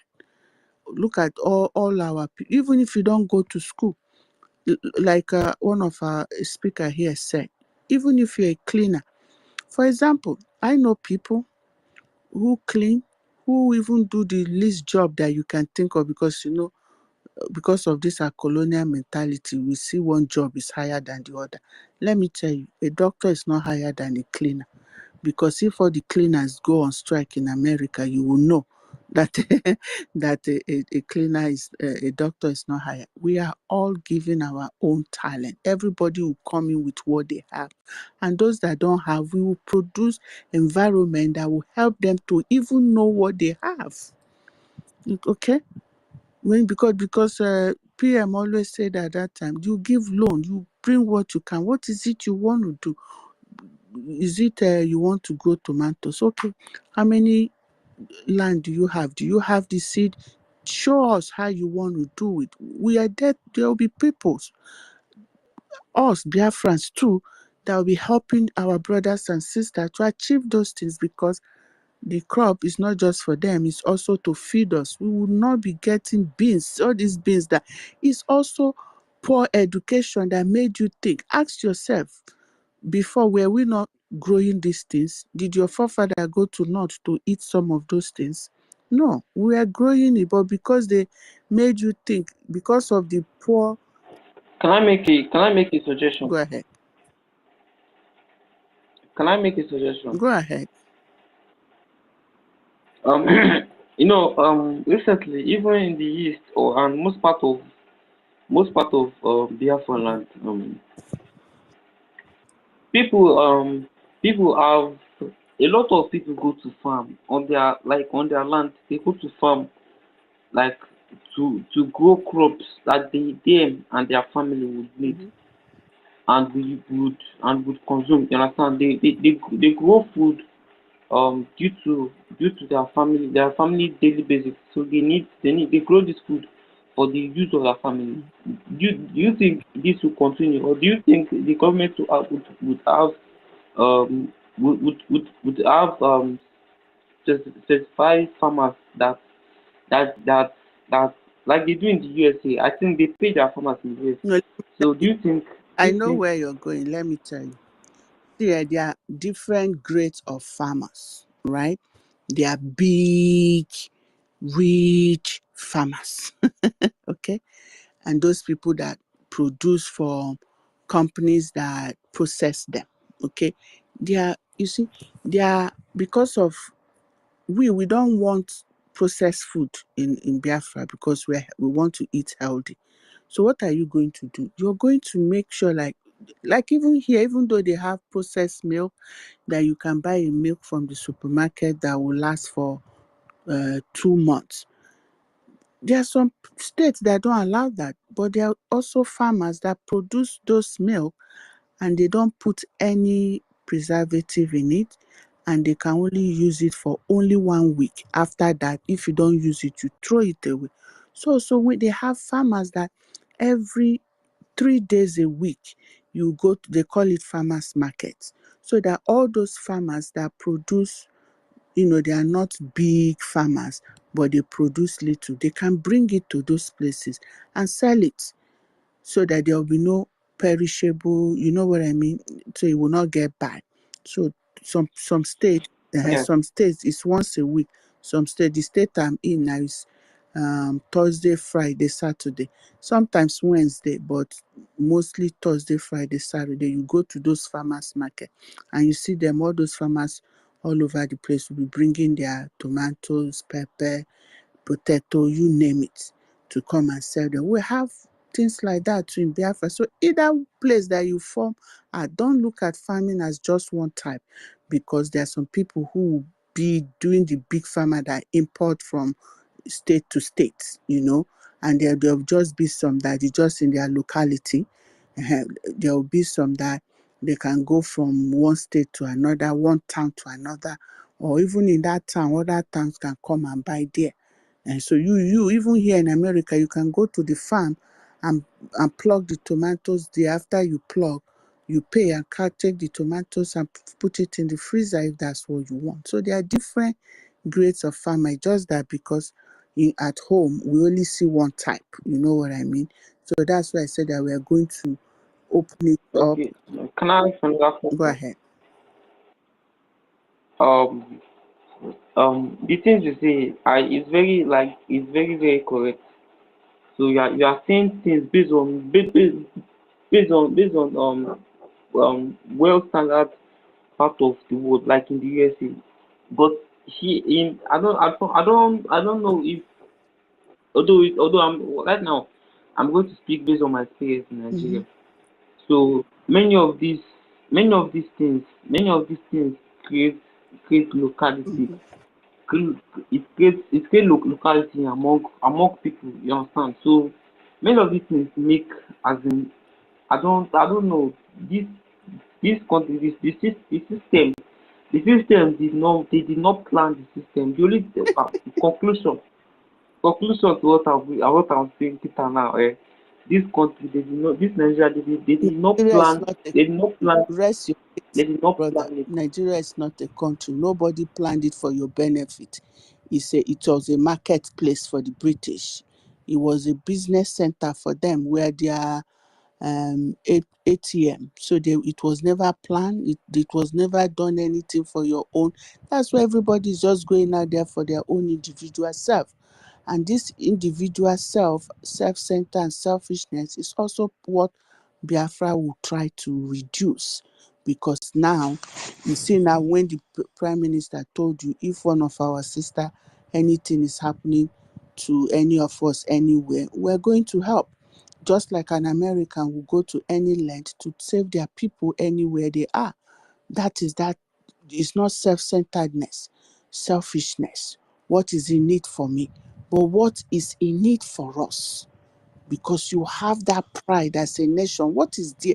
Look at our topic. Nigeria is a dream killer. What is there for you in Nigeria? I understand that that's all you have. And that's why I'm trying to tell you that they are better. So whatever it is now is nothing because it was never planned. There's no structure. So that's why I'm taking my time to explain it to you. Don't look at farming as just the way that it is now, the way we've been doing it. Believe me, there's so many ways we are going to diversify farming based on your locality and your need in that locality. Okay? Auntie Happy, I want to I want to add something to your conversation. I don't know if you can hear me. Please confirm if you can hear me. Yes, I Yes, we can. can hear you, United States. Go ahead, please. All right, brother. And let us be Good mindful of evening. the time because I think the host and the co-host wants to add, they want to speak. So thank you. All right. Okay. Thank you very much. I've been struggling with the mic, so anyways, like what our brother is saying, you understand. So the thing is this: the Biafra that we are envisaging, the Biafra that we are building, it's not a Biafra where you, as a citizen and as an individual, will be worried about all those things. The government of Biafra has a blueprint. I don't know if you know what the blueprint is. Blueprint, like you want to build a house, you have a, a, a sketch, you have a standard gauge, specification. So Biafra government has a blueprint for every single thing. In fact, it gets to the point that even when you have a child, you're not even thinking about how to send the child to school, how to, provide food and all that. I mean, you're still going to have your responsibility of looking, but the thing is that it comes to a point that even your child, you're actually looking after that child on behalf of the government. So, and when it comes to agriculture, there's going to be agricultural blueprint for Biafra, you know, and when you come, that's where you hear the words like private sector, public sector partnership. That's when you have some individuals that will partner with the government to produce grow certain crops or food in commercial quantity. So that basically whatever you're going to do will be in line with the program of the government. So, and that's when you're going to have these things that we hear them as in English being spoken on television in Nigeria, but in the Biafra, it's not going to be just grammar. It's going to be reality. You see it happening. So there's going to be blueprint. Even when you want to produce, let's say you want to produce a certain kind of crop, government will give you specification, what you do, guideline, and they'll monitor you. They'll make sure you meet the standard, and you're given and there will be database to monitor, to regulate these things, to also, make sure that everything is followed up. So that's how it's going to be. It's not going to be having things like subsistent, but individuals can still be able to grow, have some what we call some you can have some vegetable garden in your house where you live. You can be able to, if you have a small portion of land, you can still do one or two things as a garden. But when it comes to the food production and food ecosystem for our country, the government is going to have a plan, a blueprint, a standard. There's going to also be something like we have a farm settlement, for different kind of crop production and animal production. So maybe ranching for and all that. It's going to be organized system. So and you as an individual, you don't have to be even worry about it. There will be departments that will be responsible for these things, and they are going to be, checkmated and to see that they live up to international standard. And when we talk about international, in fact, they're going to live up to Biafra standard because Biafra is going to lead the world. I mean, the Biafra is going to lead. Yes, if we're able to do it in different places, of course, we have experts. And mind you, there are a lot of Biafrans around the world who are doing great things that you never know about. When you have an independence day, you see them, they start coming back. You'll be shocked, you know. So that's how it is. But again, we are talking based on your experience in Nigeria. And like our sister said, Nigeria is not a country. Nigeria is like if you believed in a village, and in our village, you have a bush where we go and fetch firewood. You just go, anything you see there, you collect. Not nobody really owns anything there. You just go. That's how Nigeria is. So in Nigeria, nobody really owns anything. That's why you see people can come and grab anything they can grab, and the white people are grabbing, the politicians are grabbing. Nobody's investing because they don't value this. It's nobody's place. It doesn't belong to anybody. So it's a land where you can jump and grab anything you see, you grab. That's not orderliness. And that's the reality. But maybe if you're not privileged, they will confuse you to believe that it's a country and you think you're a citizen. You're not a citizen. Just a bunch of collateral damages, around the corner, like our brother Bonobo actually said. So this is exactly the reality on ground. That's the why people are being educated to understand this thing. Because you continue to desire and you protest and asking for a better system, things to work. It can never work because the system was never designed by you. The system was never designed by your interest. And you cannot change the system from inside. What you can do is to destroy the system and recreate a system that will work for you. And that's what Biafra people are doing. So I just think that should be put out there. All right. And any other person can also do the same. The Arewas can do the same for themselves. The Yorubas can do the same. In fact, that's what we even want them to be doing. We expect them to take a look at the Biafran people and begin to do the same for themselves because they too, they too are not enjoying in Nigeria as much as they think they have some certain advantage. But the fact is this, they can live better if they have to organize themselves in their own spaces. So thank you very much. Let me drop it here. Some other person can take Yeah, up the thank you mic. so much. Thank you very much. Thank you very much. Yeah, Israel, thank you. Thank you, United States. I see my co-host he has his hands up. Starman. Yeah, yeah, greetings.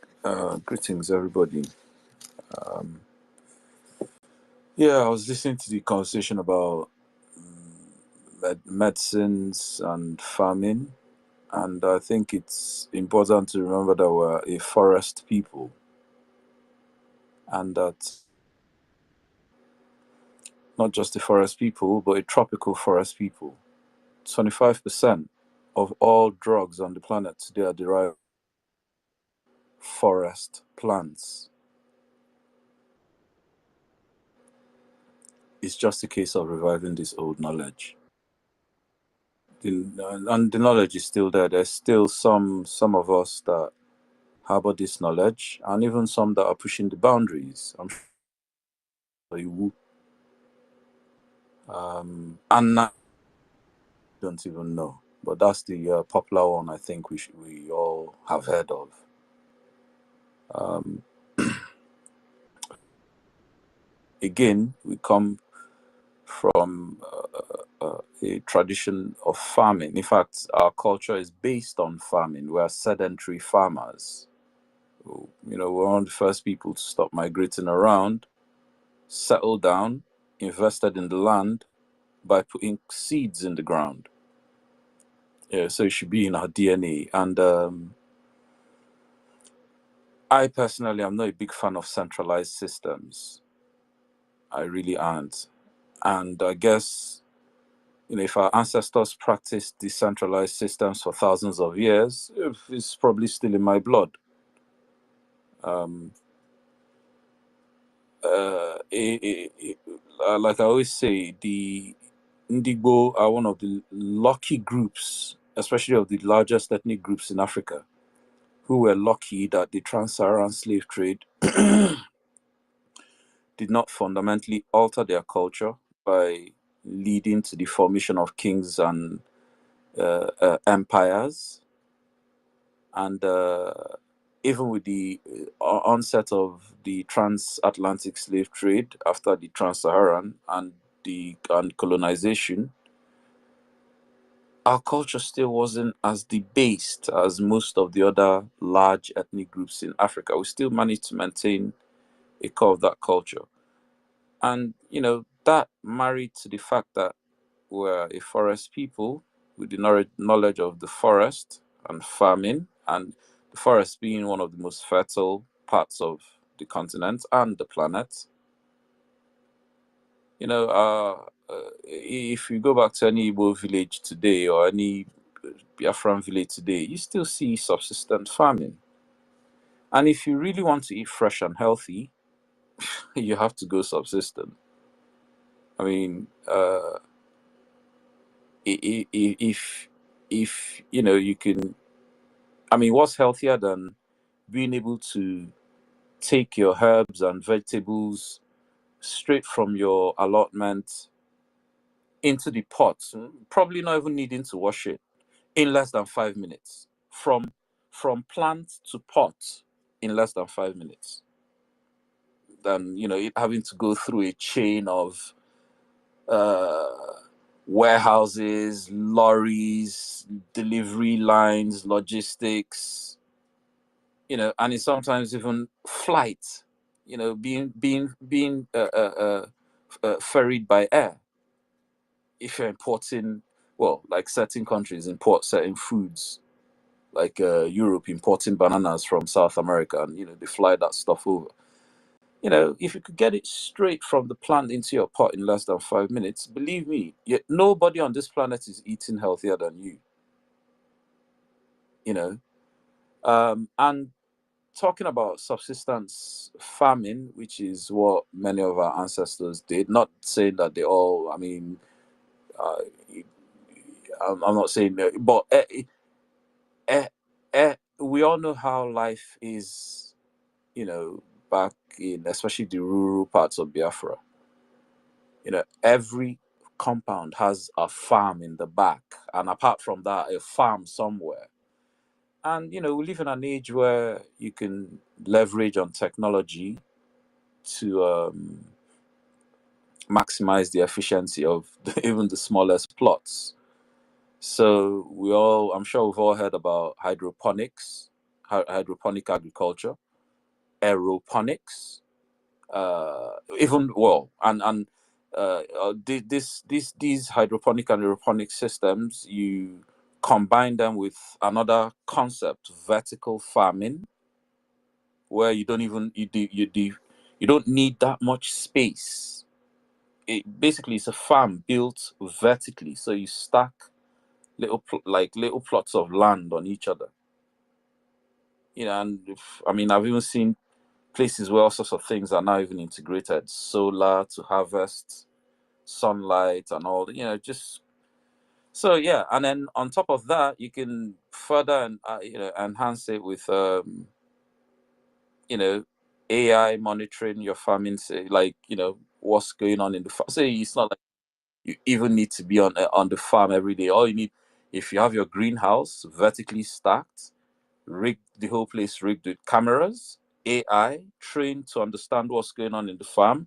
If there's need for attention or concern anywhere, you get alerted. Otherwise, you don't even really need to bother yourself that, oh, I have to, pay 24 hours or however many hours mine to my farm. The AI does most of it. A lot of stuff. I've even seen drones harvesting fruits now. So, we're in an age. This same thing is similar to, when I see Africans talking about, oh, we need to unite and we need to have one common language. I'm like, oh man, oh, the worst thing ever. As in, we're in an age where you can leverage technology to do so much. Now, I'm not even saying we should get drunk on the technology. No.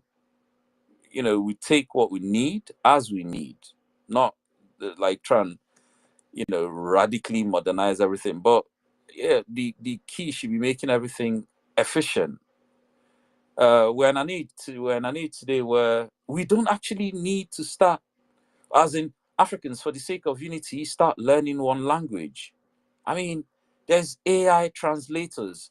I can speak in my language into the device, and you translate it, send it to your device, and you hear it in your language.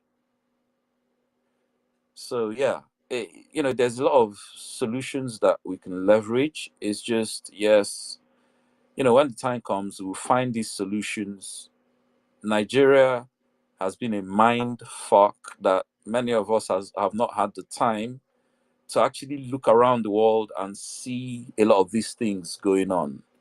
When you wake up and there's no light, you top up and okay, by the time I finish 2 WhatsApp conversations, replying 20 messages, and checking my Facebook, the data has run out. You're not going to be seeing all the other things going on in the world, like, that people are using to push their societies forward. So, yeah, when the time comes, we will find a lot of these solutions and create our own unique solutions for our own special needs. And again, it's not just about looking to technology for new solutions. A big part of this has to do with reviving ancient knowledge. There's a reason why some of the best farming lands on the African continent today is under the monopoly of Europeans, not growing crops for Africans, but growing cash crops for Europeans. You go to Kenya, you see a whole farm, the best farm in Kenya, growing just tea. What's tea going to do for Kenyans? Well, all that tea is to come and make PGT, Tetley's, Yorkshire tea for the Britain and Americans and Europeans. You see another farm growing just flowers for what? Valentine's Day. And it's crazy. But Europeans, when they came, they saw that even though Africans, like I keep saying, when history tells you the first farmers were from the Levant, that's bull crap. So what? My ancestors were running around. Oh, sorry, wait, 1 second, please.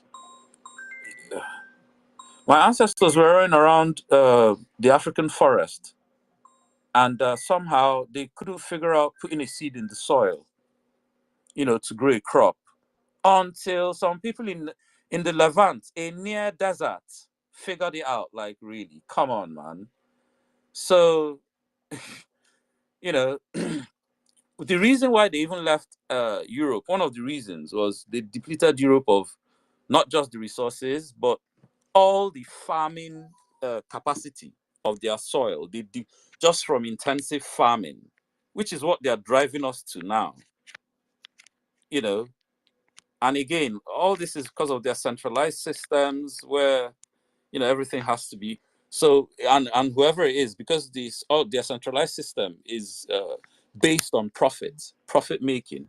So if it doesn't make a profit, hey, okay, so you have the best farmland in Kenya, and you already know through your own behavior, the Kenyans are too poor to pay for anything you're going to grow. Of course, you're not going to grow anything for the Kenyans. You're going to grow it for your market, your rich European or whatever market that can pay. But yeah, when they came to Africa, they saw that, we Africans, we've been farming our lands for thousands of years, but we didn't farm the land into exhaustion. And I remember there was this African agriculturist, I saw her video one time, and she was demonstrating how I think her grandparents taught her how they used to keep the crops irrigated during rainy season. And it was such you didn't need a big water reservoir, you didn't need pumps, it was just a case of as long as it rained normally that year, those holes that they dug next to each plant to collect enough water to see those plants to harvest. It's just simple things. And again, in today's world, can this even easily be automated? So yeah, I just thought to add that. But yeah, sorry guys. Let me take that call. Thanks.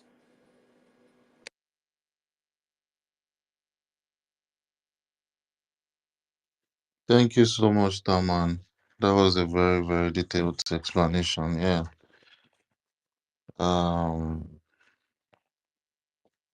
I see voice of Biafra there. Okay, Christopher, want to say something? You want to chip in something? Yeah, I just wanted to ask, this is a brief one so we can move on. I just wanted to ask our sister here, Happy Ume. After everything she talked about, we realize she's a medical practitioner, a professional. So, my sister, my question to you is this. If we sleep today, for example, tonight, and wake up tomorrow and we hear, oh, Biafra is now a sovereign nation, are you planning or are you willing to go back home and contribute to nation building and add this your See, expertise to building our nation? you are Thank you. so. It's because you don't know how hungry we want to be, how hungry we are for Biafra. No matter how comfortable we are here, wherever we are.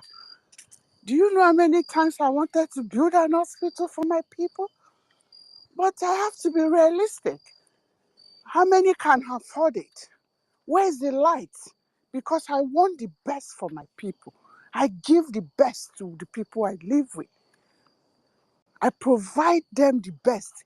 Why will I do least? But there's no environment to do that. I just asked you, I'm almost 50. In all my 50 years, nearly 50 years, I have never had lights for 5 days. Where are you going to study medicine? Where is the medicine coming from? I'm number one on that list. I have land ready, block ready to build. That's why most people don't understand how passionate. That's why I feel so mad when I see people who don't know or who is taking our hunger for our homeland and play with it. We are hungry for Biafra. Talking about food, the most thing we missed as Biafrans in diaspora is our food, fresh food. You will go pluck some okra. I remember when I used to come home for holiday. You just go to the backyard, pluck some okra from some green, cook. You see the taste of food. Here you have to season it to kingdom come to have taste. Is that food? That's one of the things we miss.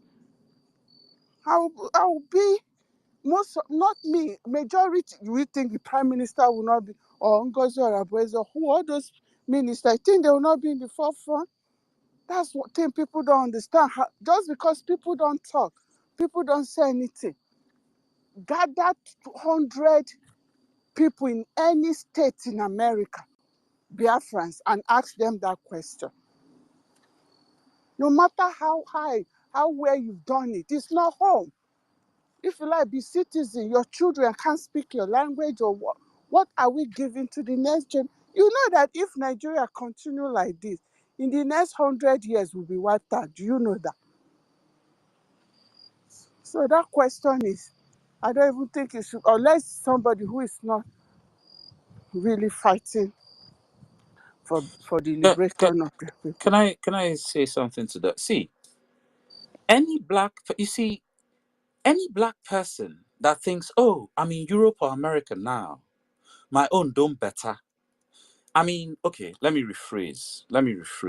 Any African, and why I'm being specific about African is because as an African, you did not go through the experience of slavery that led to about 23% on average of Oyibo genetics mixing with the Black Americans.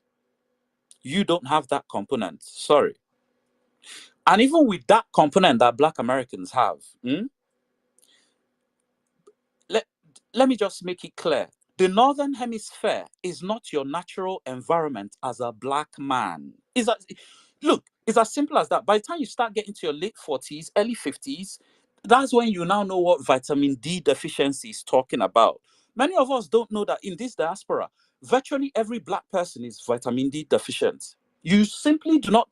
In this Northern Hemisphere, we expect Chris. Chris, you are next to the Arctic.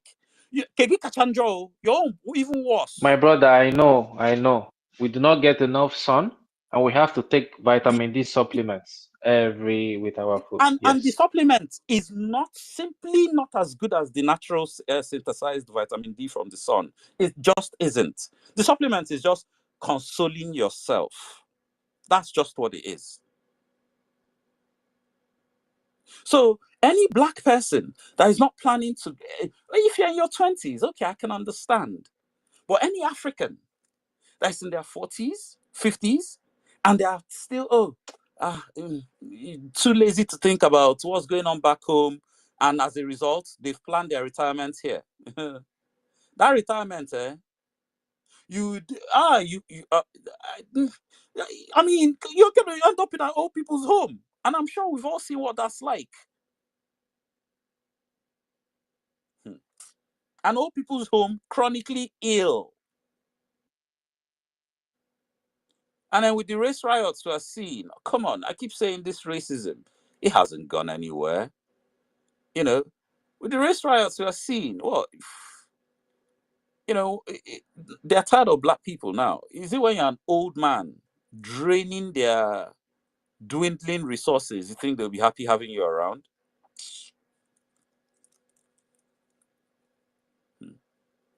So, but yeah, I mean, the other day I was in an African space.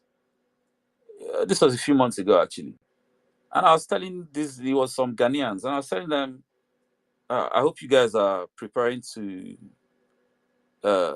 move Jackpa back to Africa, because that was when Jackpa from Africa was everywhere. Jackpa from, and one of them asked me why. I said, well, I see race riots coming, and eventually, they'll chase us out of Europe because they're tired of our ass. If you go to any Twitter space with Oyibo people now, all they're talking about is immigration. Even now as we speak, immigration. Until now, there is election. It's now Trump, immigration. And as I was, trying to tell this guy as well, this was even before the race riots in the UK. I've been saying this thing because when you read the history and you know that these things happen in cycles, sometimes you could see just what's coming around the corner. Yeah, this Ghanaian guy, the host of the room, was like, wait, Charlie, wait, do you mean I have to start going? And I even tried to put a time on it for them. I said, before the end of this decade, if you're not in Africa, be prepared to face race riots and lynchings. He was like, wait. Are you telling me that this one that I've just landed in Canada for how many years, I have to start preparing to go back? No. So, many people, like they say, there will always be fly that will follow dead body into the grave, So, but, we Biafrans, I think, our experience in Nigeria that even led to our massive exodus around the world. We've seen it all, won the t-shirts. The rest are still learning. No disrespect, but it is what it is. They're still learning.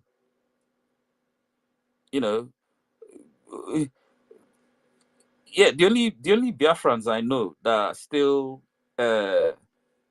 is not seeing their future here in the diaspora are those ones that have made the same mistake the ones in Lagos made. They've bought house. They have mortgage that's tied them for 30. Yeah, and hey, I know mortgage is a big investment. And hey, if I guess me too, if I had the opportunity, I might have, tied myself to a mortgage. But for some reason, because I have a house in Lagos, Why is it that some people are so much more attached to their house just because it is, well, in Lagos or whatever, than I am? Because me, I don't care. I don't. But what? My house in Lagos can never be as sweet as my house back in my village. Never. So I don't understand. Anyways, those ones that also, you know, they have a house in Lagos and they've not gone back in however many years. You know. Yeah, it's crazy, man. It's But yeah, this people need to Black Africans need to understand this is not your natural environment. The latitude is too high, the sunlight is too low, and there is no way with even Oyibo people with their lack of melanin. Many of them struggle to synthesize enough vitamin D from the little sunlight. In fact, that's why they lost their melanin, just to make that little sunlight get through the skin enough to just make enough vitamin D. That's why they lost their melanin. You now carry full melanin, come, say now here you want. See, let me land with this. Many people need to realize that mindset, oh, I'll retire here. Just be prepared that you're going to give up at least 10 years of your life. So it could be more, could be less, but on average, 10 years. So if you are supposed to, in your natural lifespan, in your natural environment, live up to 80 years, now moving to an environment that's not actually conducive to you, lacking vitamin D and all the complications, not eating your forest greens every day. Now, I mean, when I was in Nigeria, it was eba every day, and then pasta on Christmas Day or someone's birthday. But here in the UK, it's pasta every day. eba on Christmas Day, or one family gathering, or something with better soup. If the whole thing flipped the other way around, that's not natural. All this pasta is not my natural diet. So by the time I'm putting myself through all this diet that's not natural to me, an environment with not enough vitamin D, plus all their toxic medication, at least 10 years of my natural life is. When they tell you, oh, the average lifespan of a Nigerian today is now 50, it has dropped to 54. What exactly do you think they mean? In Nigeria's own case, is things like the stress and the fact that Nigeria is an environment where, especially in the cities, Nigeria is a dirty environment. The fact that people run generator 24/7. Do you know, people just don't think about it. You're just pumping out all this poisonous, toxic smoke and fume, and all of you are just breathing it, living in the middle of it. Do you know generators are even worse polluters than cars? Look, if you're okay, I'm going from Surulere to Ikoyi. How long is the journey? 1 hour. Add go slow, 3 hours. So from the time I on my engine at Surulere, driving to Ikoyi plus the go slow, 3 hours. My car is doing for 3 hours. It's polluting for 3 hours. But imagine a case where my work is dependent. Maybe I do whatever. My work depends on electricity, and I have to run generator back to the point where I have 2 or 3 generators, and I have to, especially when NEPA do the one where they don't give you light for 2 straight weeks or 1 straight month, and I have to run those generators back to back, 12-hour shifts. That's constant pollution. That generator is doing 24 hours. And all of you everybody's breathing that, like say again. And you're Why stationary. You're not moving. No moving. Exactly. You're right next to it. You're right next to it, and it's just pumping the whole atmosphere full of toxic fumes. And this is why I said I'm a great advocate of decentralized systems. Yes, in Biafra, because of the chronic lack of development from the zoo, yes, I'm sure we'll start with some sort of centralized, especially something like centralized electric system. But I hope that in the future, we'll get to a point where everybody will be self-sufficient in their own production of their own electricity via solar or any other technologies, any other green technologies. And then our national grid will be more for like national infrastructure and backup for the citizens. That's what I hope to see in the future, you know. Sorry, there are so many ways to generate electricity that we've not even talked about. Have you looked at what our kids, even in that contraction, there are so many brains that we've not even tapped about electricity. Do you know just the one that the white people showed us? Solar. We have the highest sun, even with that water. There's so many ways we can generate electricity. But you see, when you talk about Nigeria, when you're talking about something serious, it usually makes me annoyed because what is there in Nigeria that you want to compare when you're talking about something real? There's nothing there. That's why they can never do electricity because that self-centered, who imposed those generators? Are they goats? They are human beings.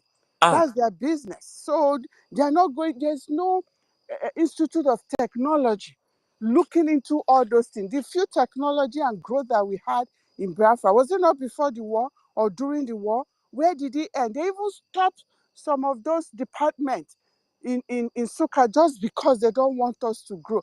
So rest assured, my brothers and sisters, that there's more we can do that is even, we have not even begin to scratch the surface that we can do for ourselves.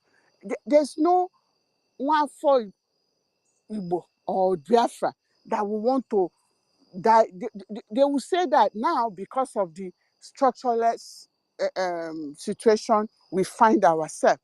Even as bad as it is, there are still people I know, me included, that will still retire there, but to God be the glory. Chukwu Okike Abịama has revived Biafra. We'll have the Biafra of our dream. Even if before it finish, I guess so old, but at least it will not be anything like Nigeria, nothing like that. So there's no Institute of Technology to even grow the brains, the things that we can use. There's no pharmaceutical institute where we are testing good herbs. My great-grandfather lived to be 130 years old. No medicine because of the good food, the good sunlight. But now look at the food we eat, all processed, that is, it's not to our own natural self, like you said. So there's so much we can do. We don't even need the one that they gave us, electricity. We can do so much for ourselves. Just believe that once we have the structure, the environment that will allow for that, there's so much. When China started, what did they have? Are they not the one bringing up all this? Look at their science and technology website. Take time to go to a school, just online school in China. See what they are doing, what they are developing. Don't even go. Just go on Oh, YouTube and watch one please. of their technology trade fairs. Your mind will blow. Just go on I'm sorry, they are busy sharing ego money. They're sharing money, oil money for sale of fuel. That's what they're sharing. That's why the other one was telling Don't that ego compare oil us to agugo. Nigeria. Ego oil agugo. Don't compare us. Let, Don't ever compare let, Biafran to I, Nigeria. It's very I annoying. know, When I we are know. talking It's about very frustrating. development, don't even bring Nigeria there. That's why that's why I say when you see those people in Nigeria with their myopic mindset, treat them with charity because it's just the environment that they are in. They've not seen. You can't tell me that you grew up, you've traveled, even if it's just to London for just a holiday, mingle with people, and you'll be talking about meet Biafrans in all walk of life, My and you'll be sister, comparing us. happy. That's why I hate anything called politician. Anything, even a baby politician in Nigeria. I hate, especially those people that Yes. travel. I hate them so much. They are worse than the devil. And Ah, anybody that is supporting them, these people are worse than the devil himself or Satan. then don't, after the They politicians, go is to the Indian overseas, they see all Abalufo. these good things, but they don't want it God for will the punish people. all of them. These people are extremely wicked. Extremely wicked. Yeah, My brother, they are wicked because they want to come and boga for the rest of the people. That's why. So that's where you see anybody that will go to America or wherever and stay and make money. If you're talking about developing, they don't want to get involved because they want to come and feel superior. You know that colonial mentality, Lord, to be Lord over anybody. That's what they want to do. So forget, apart from the politician, the next ones are the people. Mazina and the Kani used to call them ndị na-agbalụ Fulani Odibo. Those people that carry out, they give contract here and there. Finish. You go to a whole town, only one person will have one good job. And then everybody will be chasing to go there for him to help the other people. Again, everybody will be worshiping, buying down for you. Is the nonsense colonial mentality that has held our people down? You know, that's why it's like that. So don't even bring them because we don't have the structure. Look at the government Biafra is doing, even with the little they have, how we're helping each other. There's so much we can do once we become a nation. Nigeria is not a nation. Anybody seeing it, it's a business center. We're just their ATM. And they're not going to think positive for you. Why? What is their benefit from it? Pick all the rich. Did you see the recent list of the richest pastors in Africa? Look how many million they have. What did they produce that is giving them that million? They are all scammers. So anybody there that you see that make it are also scammer. It's not everybody. Even the president told you, Emilio, it's my turn to go and take my national cake. The useless ambassador also came. Hey, don't let the Igbo go. There's enough national cake. All the national cake he has been cutting. Even look at him. How far? What has he done for his own people? That's the way they see it. So don't compare them. Anybody even comparing Nigeria, just treat them with charity and try to tell them, nah, there's a better road. Forget this one is not even something to talk about. Let me even say something let me say this about generators. So for a country beset by chronic, and then after, Emmanuel, I see your hand up, and Morris. For a country beset by chronic electricity shortage like the zoo, you'd expect somebody that comes up with an invention that solves the electricity problem should be a billionaire by today. Billionaire, not millionaire, billionaire. And I'm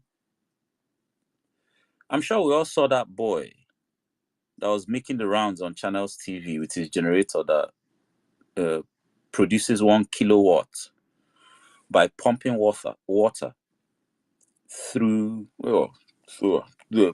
if for those who know the process, pumping water through a dynamo and, cycling that water and, just keep pumping it through the dynamo.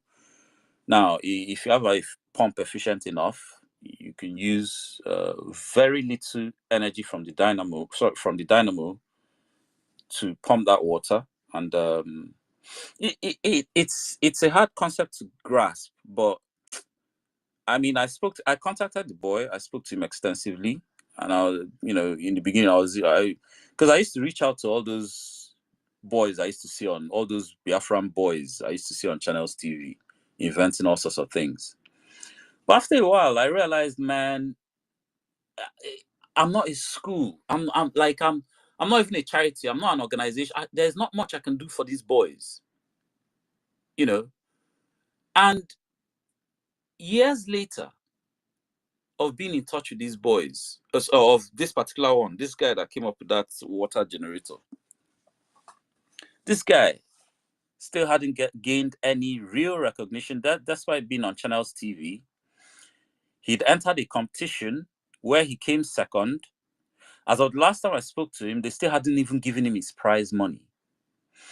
Someone eventually took him to Willie Obiano when that one was still that one was drunk when he met him, and that one made all sorts of promises. As he left Willie Obiano's house, he never heard from him again. You know, this guy came up with something that should make anybody anywhere else in the world rich, solving a problem. But he's still there in the zoo. He was supposed to get a scholarship. I don't know what happened. That one fell through again. It's like the zoo is just bad luck. It's just bad luck. My brother Starman, the worst thing that happened, that's what today I was schooling a number of 4 young men like me. These people should be about 35 years and not they are just Sorry, also looking United at me. States. Sir, United States, can you hear me? yeah, I can hear you. Our information minister is here, I just see so our you know. information minister. Yeah. Thank you. How's this Simon Aparawa? Yeah, Simon Aquarawa, greetings and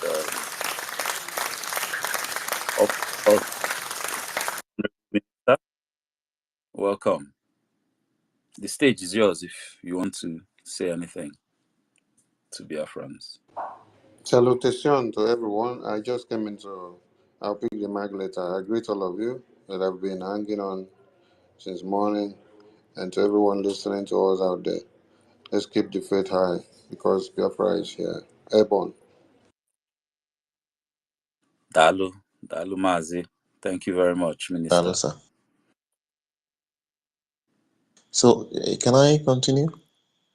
Yeah, go on. Okay. So I was, this is exactly what I do all the time. I meet some of our people in the homeland.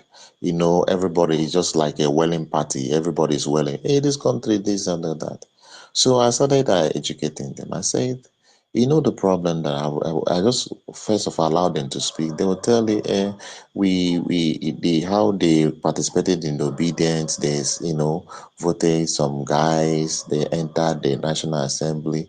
The guy was even telling me that he should be shocked is that even those obedient that they sent there, that those people they never heard from them, that they joined those people collecting the SUV and all that. They expected them to, start doing something meaningful and tangible, and all of that, and complain. So, and then a couple of things they said.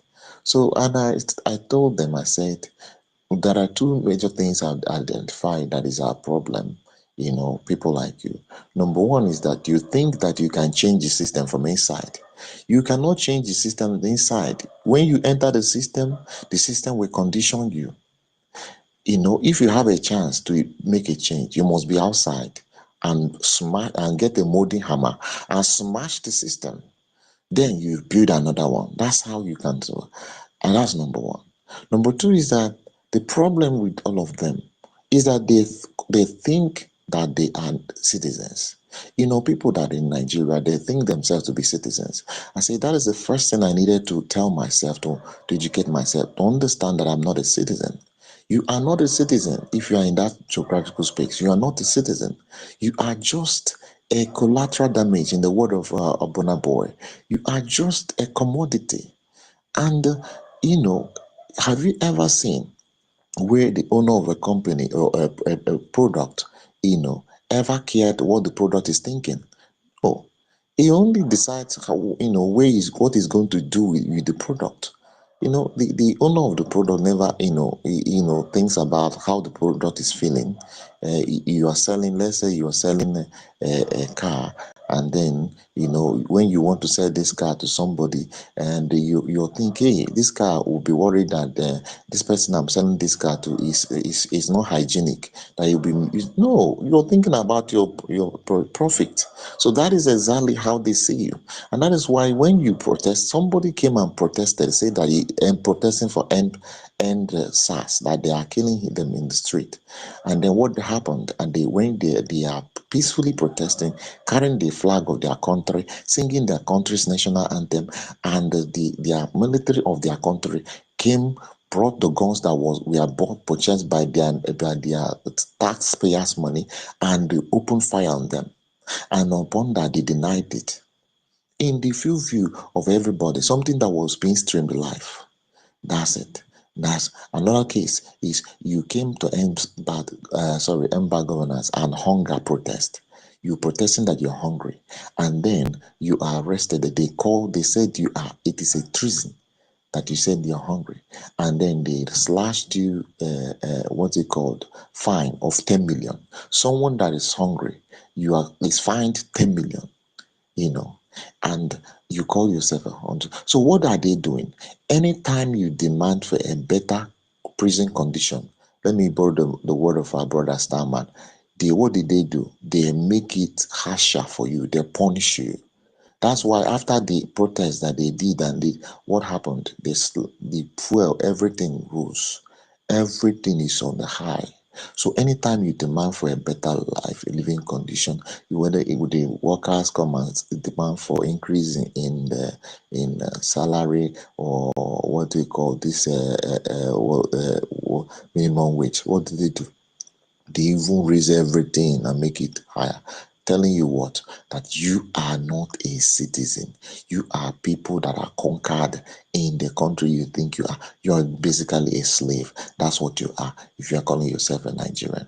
So that is exactly what it is. But the problem is that these people erroneously think themselves to be that they are citizens, and that's the problem. So the problem is I'm trying to convince them that they are not citizens, that they are slaves. Because if they realize they are slaves, that's when they will begin to think about the messages of Mazi Nnamdi Kanu, and that's when they will begin to appreciate why a man like Simon Ekpa, a man that has done much more for Nigeria than any one of those idiots that are talking, a man that has presented Nigeria, carried the flag of Nigeria, won medals for Nigeria, and have even done everything. Even Mazi Nnamdi Kanu was at the streets of London protesting, trying to better Nigeria. But when you realize that these people don't care, look at the young man that has gone out of his way, invented something that should have been a solution. He should be a national hero, but they're not interested in making anything good.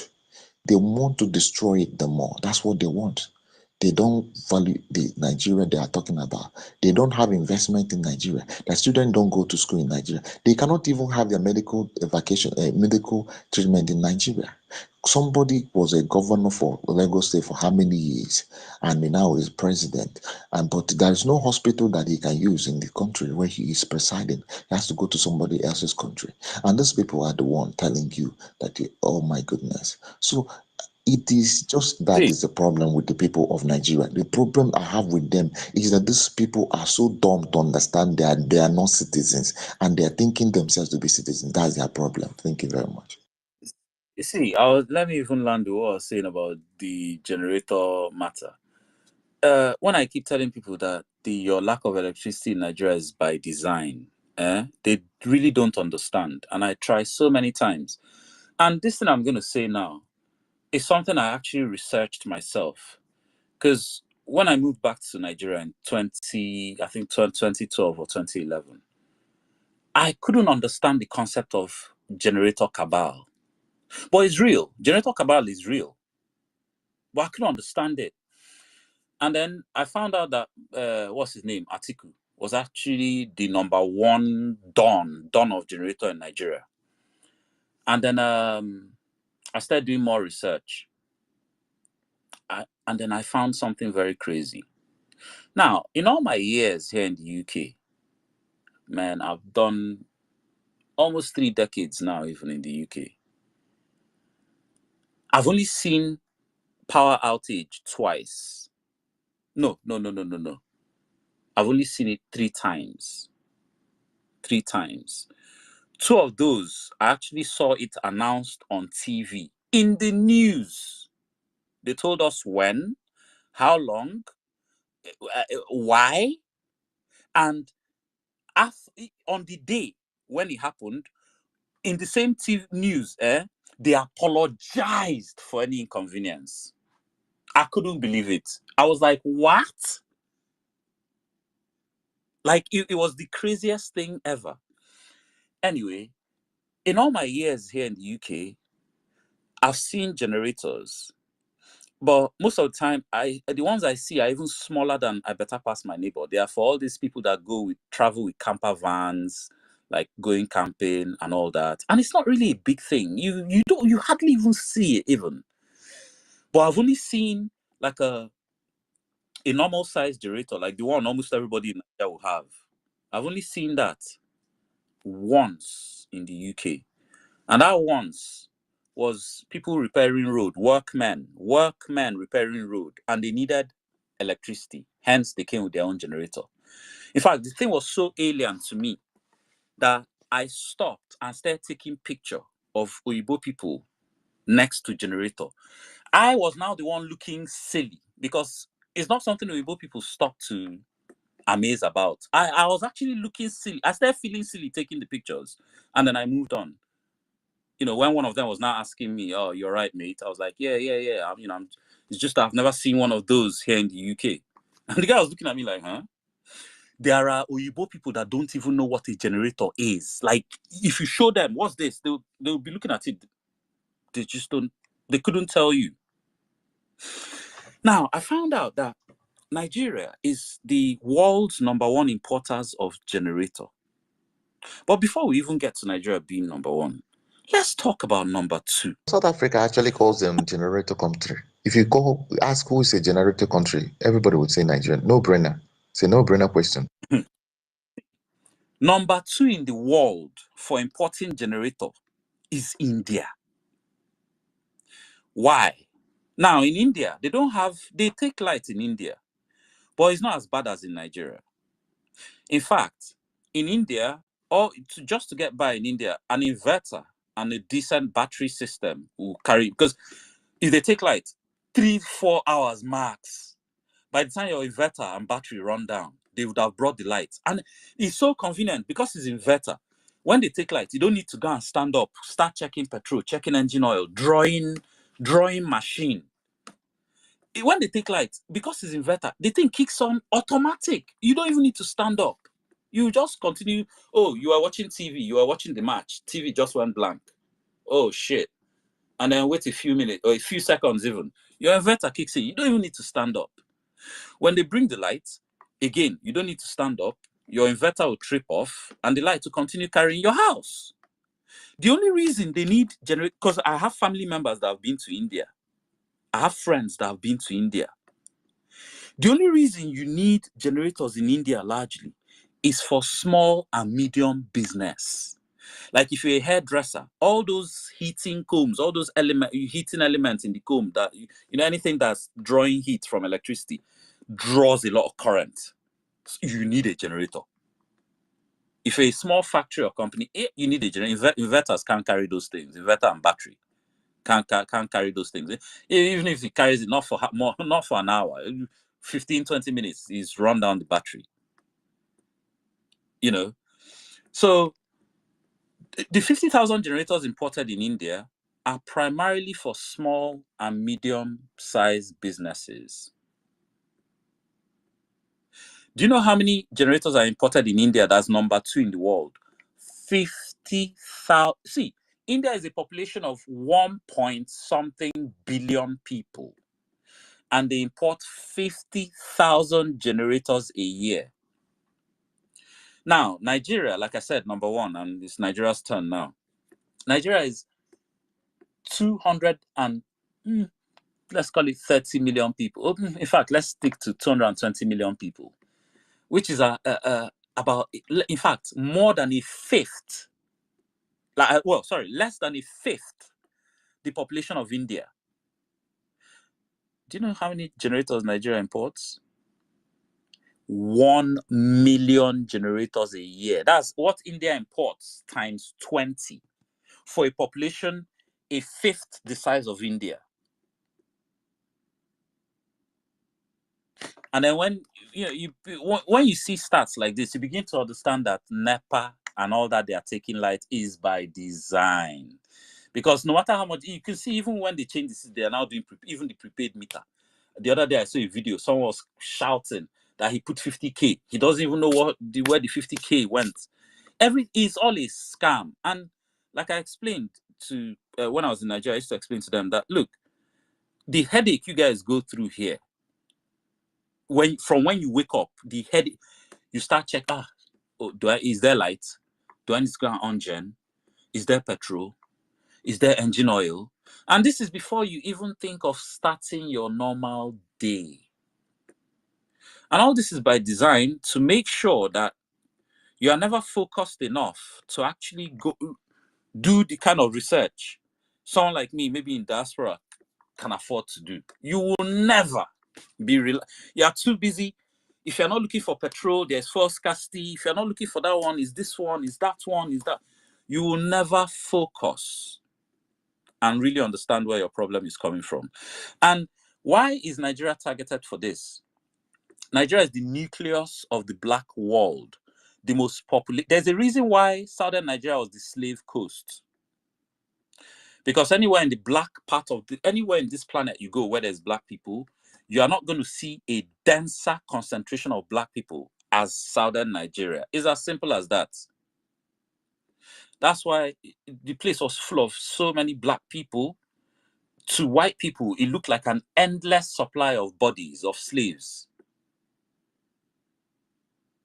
And also because this particular region also has two of the largest ethnic groups on the continent, the Yorubas and the Igbos.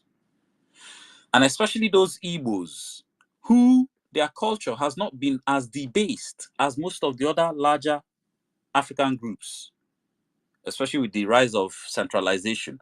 Under this, they are king, all these, they are wandering kings and princes. They understood the danger the Igbos posed, the fact that they were still somewhat, even with all the imposition of warrant chiefs that became all the Ezes and Igwes, even with all that, even with the Christianity, with the English on top of as a main, they still understood that, nah, you know, these people, there's still a strong link to their culture. So, look, apart from the fact that they were never going to let us have electricity or industrial development, because that will wake us up. And if we wake up, their imperial neo-colonialism of Africa is over. This is also why they never let the first Biafra stand, because the first Biafra did something that freaked them out. And you will only really understand this when you watch Ojuku's interview, where Ojuku said, because first of all, you remember when the Igbo people made that statement that, oh, we cannot afford to see another Japan in the Southern Hemisphere.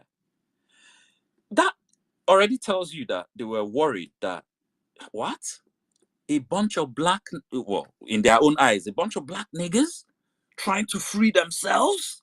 What? Trying to go against our will for them? And on top of that, they're industrializing? They couldn't have that. That, for them, that was a red line. But I'll tell you what was even a red line too far for them. It was, especially when you hear that Ojuku's interview, the fact that, in fact, this was what Ojuku said. Ojuku said that in 3 years, Biafra bridged the technological gap. The red line too far was the fact that Biafra was not only industrializing, but industrializing out of warfare. No. They weren't going to let that. Well, and this is the same thing that's keeping them scared today. What if we want revenge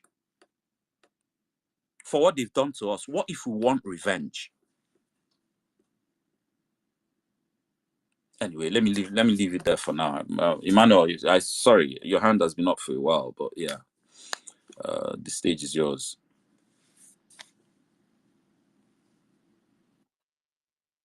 Emmanuel.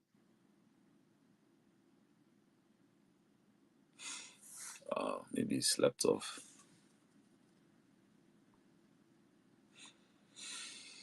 But yeah, so as for going into, you know, the end of the struggle today, to me, this is our twilight hour, you know, our finest hour, you know, and I take heart in the sense that, well, these three things, 57 years ago, we were not ready, but today we're very, very ready. 57 years ago, Nigeria was supposed to be some vibrant, young European African nation or country. Today, Nigeria is a failed state that is now hungrier than the very people they used hunger as a weapon against. They are even protesting for hunger, and the people they use hunger as a weapon against are saying, sorry, no, we're not going to protest over hunger because hunger is not our main problem right now. Which is what pisses me off when I see those Igbo economy guys. Oh, Igbo economy. You don't have sovereignty and you're talking about economy. Those are people that are still traumatized from hunger being used as a weapon of war on us. Which is why all they keep talking about is economy, their stomach every time. You know, they can't see the stride we made since all that nonsense was you. Who is more likely to starve now? You know, it's because of this stupid myth that, oh, all our food comes from the north. And then finally, today, in 57 years ago, the so-called world powers that were backing the zoo, their young, vibrant African colonial contraption, they're on their last legs. They're all about to collapse. You guys should just go online and, see what's. But I mean, mainstream media won't tell you that. But the dollar is gone.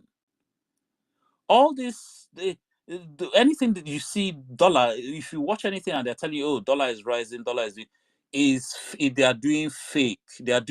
What they are doing now is Twilight Zone economics. That's what they are doing. They are just making it up as they go. I mean, was it not during pandemic we saw negative interest rate?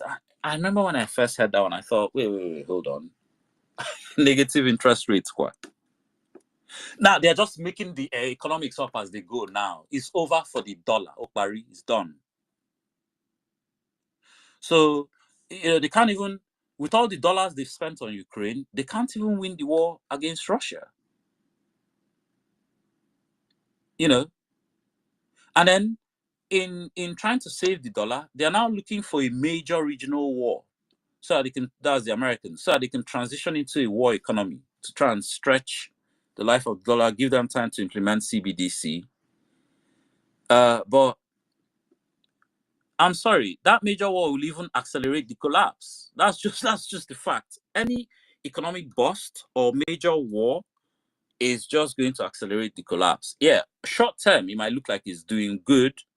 And then, their hope is that they will win the war, carve up Russia, take all Russia's resources, and then there won't be any collapse. But the West 57 years ago is not what they are today. Today they're on their last legs. And they're involved in too many wars now. Their focus is in too many other places for them to be overtly concerned about Nigeria, if they want to maintain Nigeria as it is. And even at that, what they want to give Nigeria, does Nigeria actually have the personnel? Does Nigeria have the personnel to... those tanks that they've been taking out, I heard most of them are crewed by foreign mercenaries. And then I heard, and then soon the national whatever budget will be soon will not even be able to sustain the spending of the Senate. The more most of it is being used to pay off debt, we'll get to a stage where it will not even be able to sustain the Senate, let alone sustain a war. Unless they get foreign help. Nah, I don't see Nigeria being able to sustain any war. Unless they get foreign help in terms of money for the weapons and mercenaries. So yeah. Starman, can I ask you a question? Yeah. I actually posted something on the Jumbotron by the Mossad. This one, the other handle. And they were showing how Israel had to get very brutal in defending themselves. And in the end, they were comparing, the terrorists, the terrorism against them in recent times to that of Poland in 1943. And they ended by saying never again is now.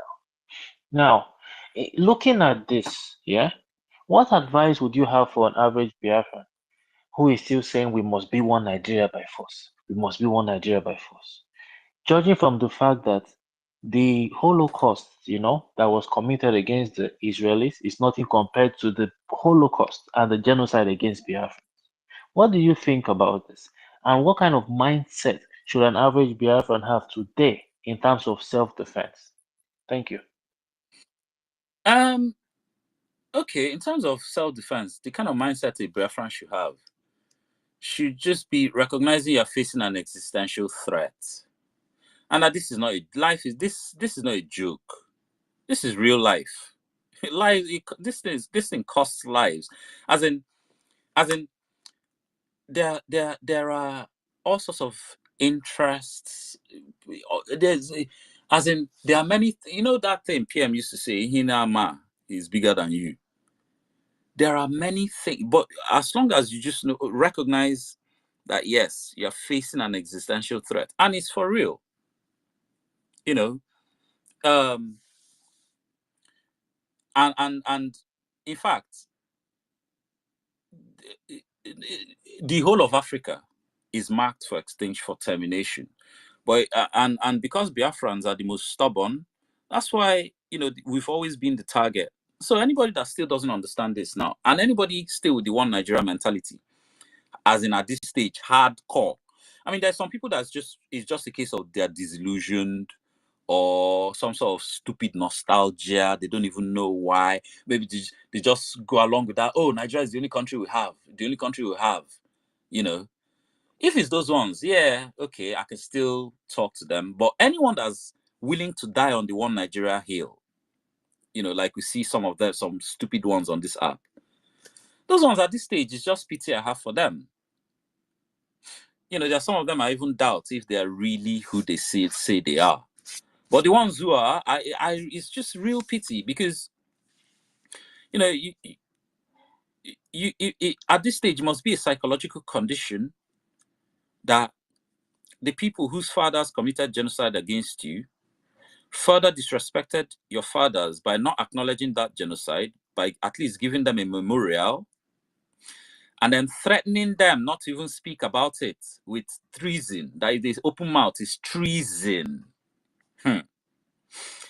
And then today, their children who feel guilty that their forefathers, their fathers committed genocide, are denying the genocide, trying to minimize it, telling you, it was just a war. They killed on both sides. I pity those people because if they think their children will be safe with these Nigerians, that means they really got drunk on that Nigeria nostalgia and cool aid. The thing really, as in, the project worked on them. The One Nigeria project worked on them.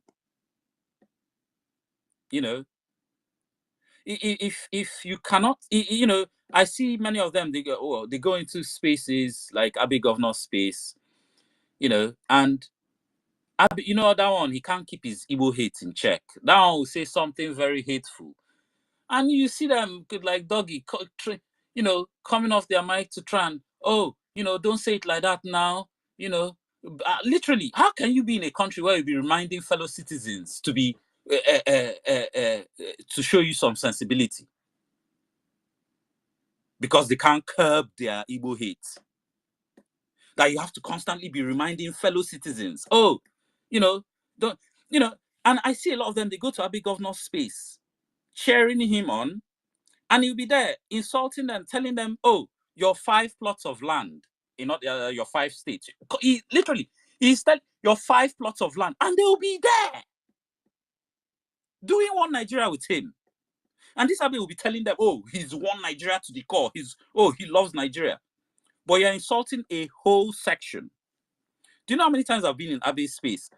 And those clowns, those one Nigeria Igbos will go there, oh, this is your title. Don't put Igbo now. Why are you putting Igbo? Almost every time. They have to come and don't put Igbo now. Then you will change it to, but there must be Biafra inside, or IPOB, or Southeast. And they'll still be there. pandering to bullshit.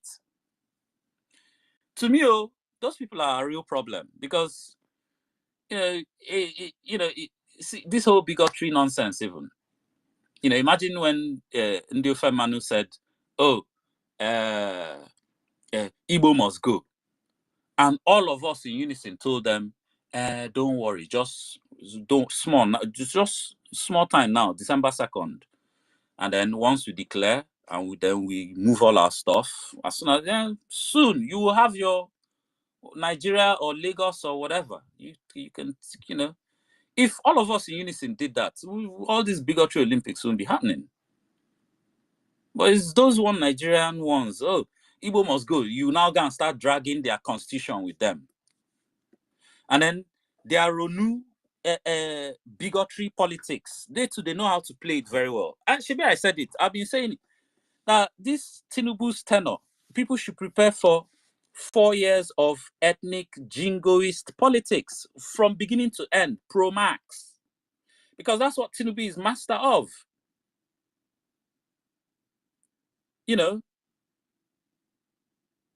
That's what he's master of.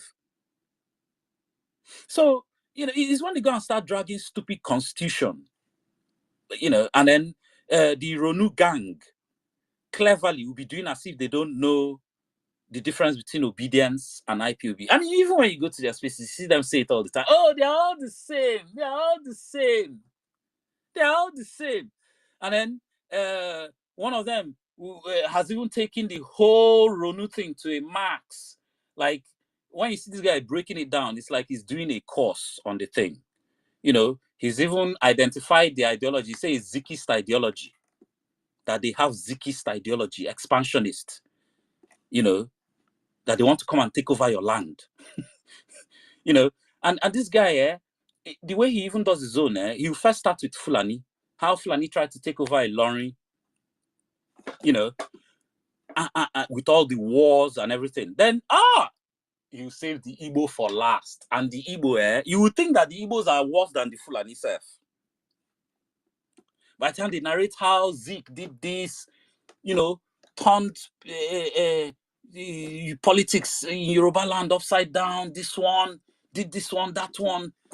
But all the while, you've not heard that they went and killed people, but by the time they finish, you go think, say, hey, Igbo. But, it is what it is. I mean, from the day I heard, I've heard two of them say this very same thing now. And Lawyer Ade, anyway, I couldn't believe this.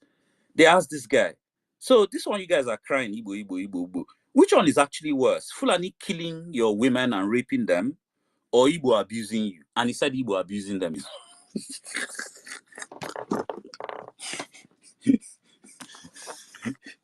Igbo abusing them is worse than Fulani killing. So, I mean, when you hear that, it just tells you everything you need to know. When I tell people that they should prepare for 4 years, maybe another 4, 8 years in total of pro-max bigotry. Yeah, Starman, that brings me to my second and third question, if you don't mind. Okay, wait. Yeah, the thing I look forward to is what Yoruba people will do, the bigots, the Ronu, what they will do with themselves when Biafra goes. As in, whether they will still be talking about us over the border.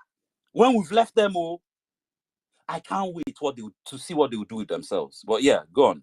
Thank you so much. Because I read the room a bit and also what you said about bigotry and all that, and the one Nigerian is blah, blah, blah. So the second question is this. Why is it that because I was reading the news and I saw that about 50,000 so-called Nigerians have been slaughtered in it hasn't been long, over just because of a few months, especially from that northern Nigeria. Why are these people not hosting spaces talking about this, since they are one Nigerians and these are their fellow Nigerians? And number two, to these people that call themselves Yoruba conservationists, whatever, Yoruba Rono people, who say they want to preserve their Yoruba-ness and their Yoruba nation in Nigeria, is that possible? Is it possible to have a Yoruba nation inside Nigeria? My brother, please enlighten us here. Thank you. If that's what they say they want to do, good luck to them.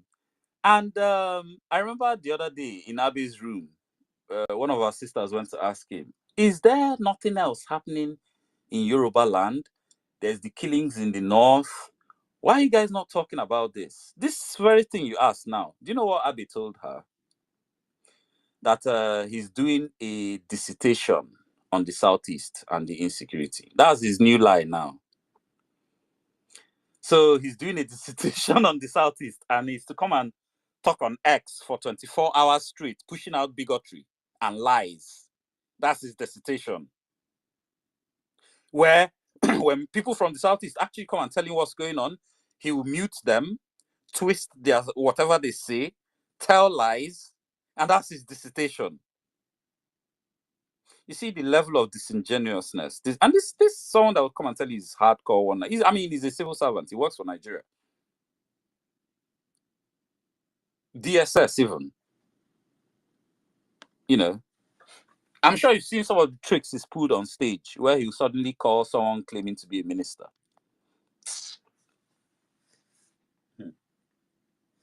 So yeah, I mean, I think there was another question, but yeah. Yes, I'm talking about those who are saying Yoruba nation, Yoruba Ronu, but then we must be one Nigerians, you know, but we have to be our Yoruba nation, but we must keep Nigeria as one. Is that possible? I was with those guys. You see, the ones you see running amok here now on X. I was with most of them on Clubhouse. I've never seen a U-turn that sharp when election started. I've never seen that kind of this U-turn. Hey, nah, it was on a 6 pence. The turn was on a dime. The U-turn. If you see the way before election, these guys, in fact, I remember one particular private space, me and our Biafran guys were like, nah, man, see as Yoruba Nation, can they do their own hot. Like, if we not take time, then go even get their own nation before us. So if justice is here, we had this conversation. The way they were doing their own, hot. I say we were even like, nah, man, oh boy, these people feel get their own before us. So. And then election started. So first of all, it was so everybody plus Biafrans plus obedience, everybody was slandering Tinubu. But then some of them started getting emotional. For that, so when they hear Tinubu, they'll hear Yoruba. Oh, and then some of them will come and try and pretend. Oh, one of them is very famous on this app. I still remember. Oh, I'm not saying you can't criticize a candidate, but if you mention anything Yoruba, I will come for you. From self-determination, the guy yeah, you can criticize the candidate to now defending the candidate. Start defending Tinubu. As in, if you see the full chest. U-turn. The U-turn, I couldn't believe it. There's even one of them, if you hear this guy speak, you go believe, say, one ancient Yoruba warrior will then resurrect. This guy, the U-turn where this guy do, wallahi talai. Hey, from exposing everything about Nigeria to now advising Yoruba youth to go and join Nigeria army. I couldn't believe this. That Nigeria, from all the history of Nigeria army we trashed in Clubhouse, from how Nigeria army is almost 100 years older than Nigeria, to this guy now saying how Nigeria army is one of the finest institutions in the land. Hey, nah, man. When I say I've never seen that kind of the U-turn, Yeah, Emmanuel, I see your hand. I was calling you before if you're ready. Chris, I hope see Yoruba Nation. The only ones I take seriously is what Koiki. To some degree, that Onitiru man, but That's even just based on the small I've seen. I don't know how far we are today. I know many of them don't want to even hear her name, just because she deballed most of the men in Yoruba land by doing what many of them didn't have the balls to do. Which is why many of them hate her. And to some degree, Sunday Igboho, I used to have respect for him before, but I know, they've gone to go and speak to him. Guy, calm down. Now your brother day, just calm down. Which is why I keep saying, last, now Tinubu go give them that Yoruba. As Nigeria disintegrates, it will fall in Tinubu's hand. And Tinubu has too much to lose on the land, unlike most other Nigerian politicians that have their assets offshore, tax havens. Tinubu has so much land, at least of the current crop of politicians in power. He has so much on the land to lose. So when it comes to crunch time for him, he would just, especially against the North, especially this stuff I'm seeing him doing now, like the Nigerian army is now killing the Northerners, and I'm still waiting to hear what Sheikh Gumi has to say about that. But anyway, yeah, Emmanuel, the floor is yours. Thank you. Can you hear me, sir? Yeah. Go on. Regarding the topic and the unity of the country, it is obvious that the country is not united, and there is no organization, there is no state, there is no country, there is no place that can prosper without unity.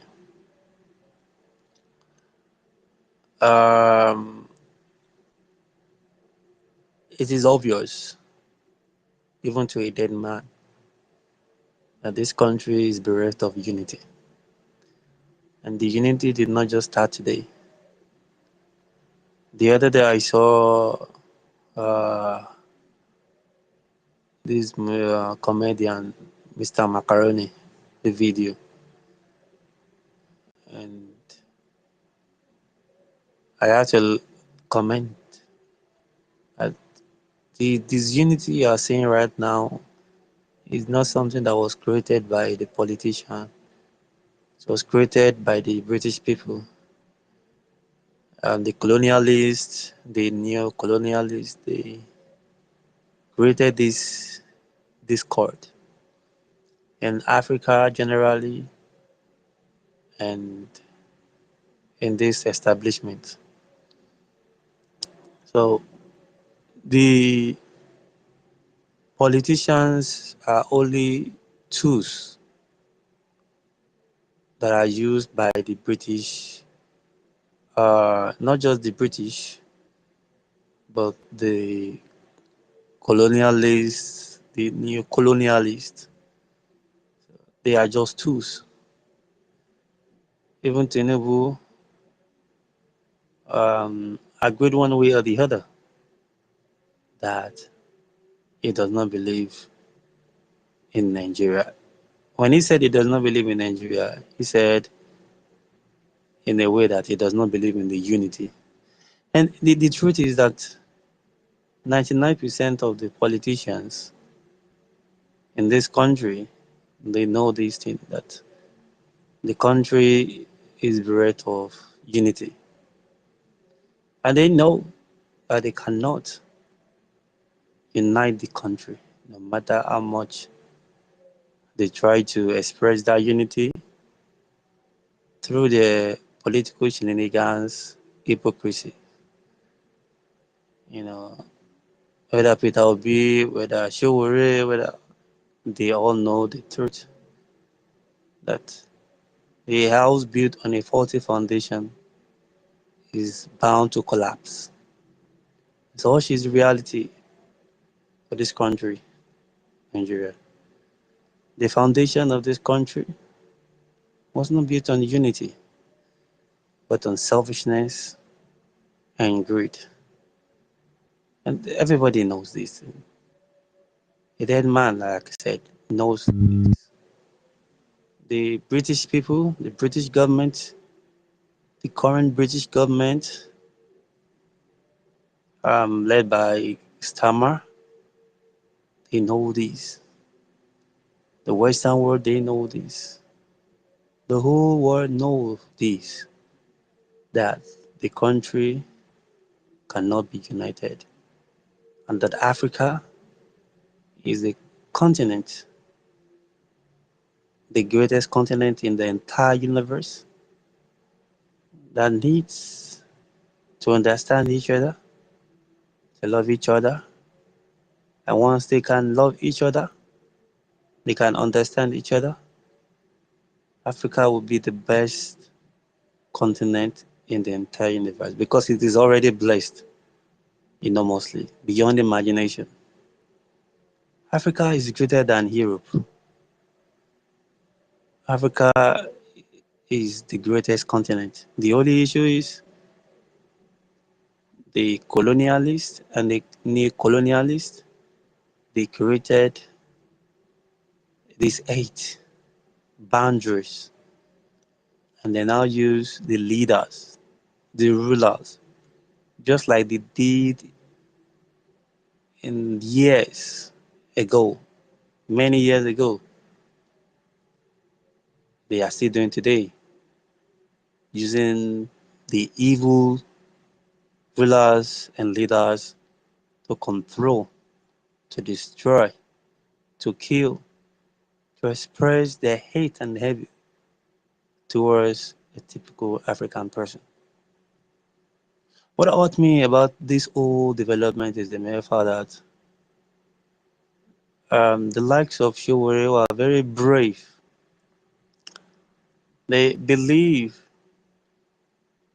um, Peter Obi and the likes. These are the few good, brave leaders or rulers. They believe that this unity can be salvaged, that there is an hope left for it, which is realistically not the truth. And they know that because they are also selfish and greedy. A typical Nigerian politician is a cause to Africa because a typical Nigerian politician is greedy and selfish. And why do I term them this way? Because Shubiri knows, Peter Obi knows that the laws and the systems guiding the establishment or the current situation of the country is evil. They know it, but they want to be there. And these are the things that people need to be educated regarding that. The Messiah mentality will not save, will not be the salvation for Africans. And that is why until Africans do away vehemently against the Messiah mentality, that it is one Mazi that will save it, it is one Sunday Igboho that will save it, it is Peter Obi that will save it, or Shoburu that will save it. Africa will continue to be in this situation. Look at Gaddafi, he was eventually killed, and that was the end for the great one African currency. The only thing that will move Africa forward without gainsaying is unity. Is creating a system and laws that are guided on the principle of oneness, one love, that abolish every greediness and selfishness of the rulers and leaders that want power so much. A typical Nigerian politician, like I said earlier on, wants to attain power, desires power, desire to be a ruler or a leader, not because he or she wants the betterment of the typical African black man on the street, but because of his family, because of his or her own glory, and because of any selfish reasons you can name off or term it. I have tried my best to educate a lot of them. Well, they know the truth. I mean, we don't need to, nobody needs to educate these people. They all know the truth. Africa knows the truth. Nigeria knows the truth. The whole world knows the truth. We can't just continue.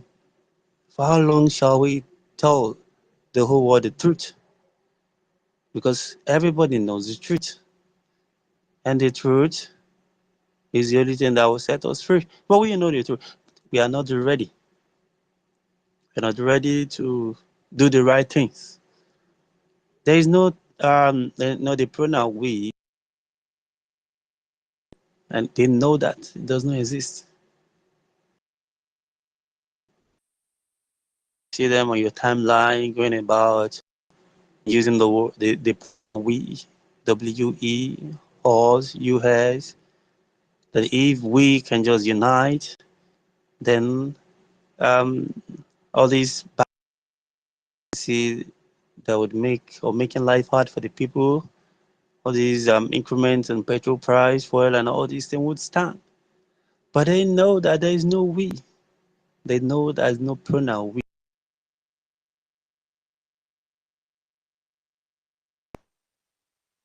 Unity. It will be the hand of evil leaders and rulers in any organization, country, or state. I have listened to great knowledgeable people like Wale Soyinka and the likes, who have come about with great ideologies and knowledge that would move Africa forward. You can go to YouTube and you would learn a lot from these people. But what these people will fail to tell you is this thing. They will fail to tell you that Africa needs unity. Africa needs a system that will unite it. Africa needs to love each other. Africa needs each other. Africa needs to end. Africa needs to end the Emmanuel, mistrust. Emmanuel. Yes, sir. Uh, I, I'm Are you, just to get a clear idea of, you know, just to get a clear idea of what you're saying. Are you saying Nigeria needs unity? are you okay? You're asking me that. Am I saying that Nigeria needs unity? Yeah. No. What I'm saying is that as a So continent needs unity. A black man needs to understand each other. A black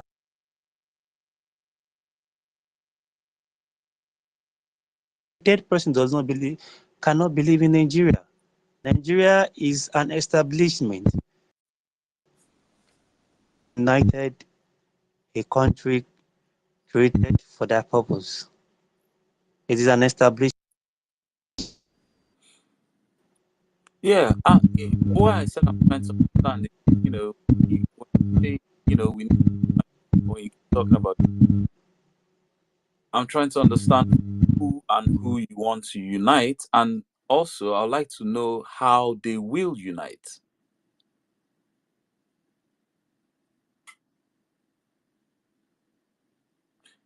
Emmanuel, can you hear me?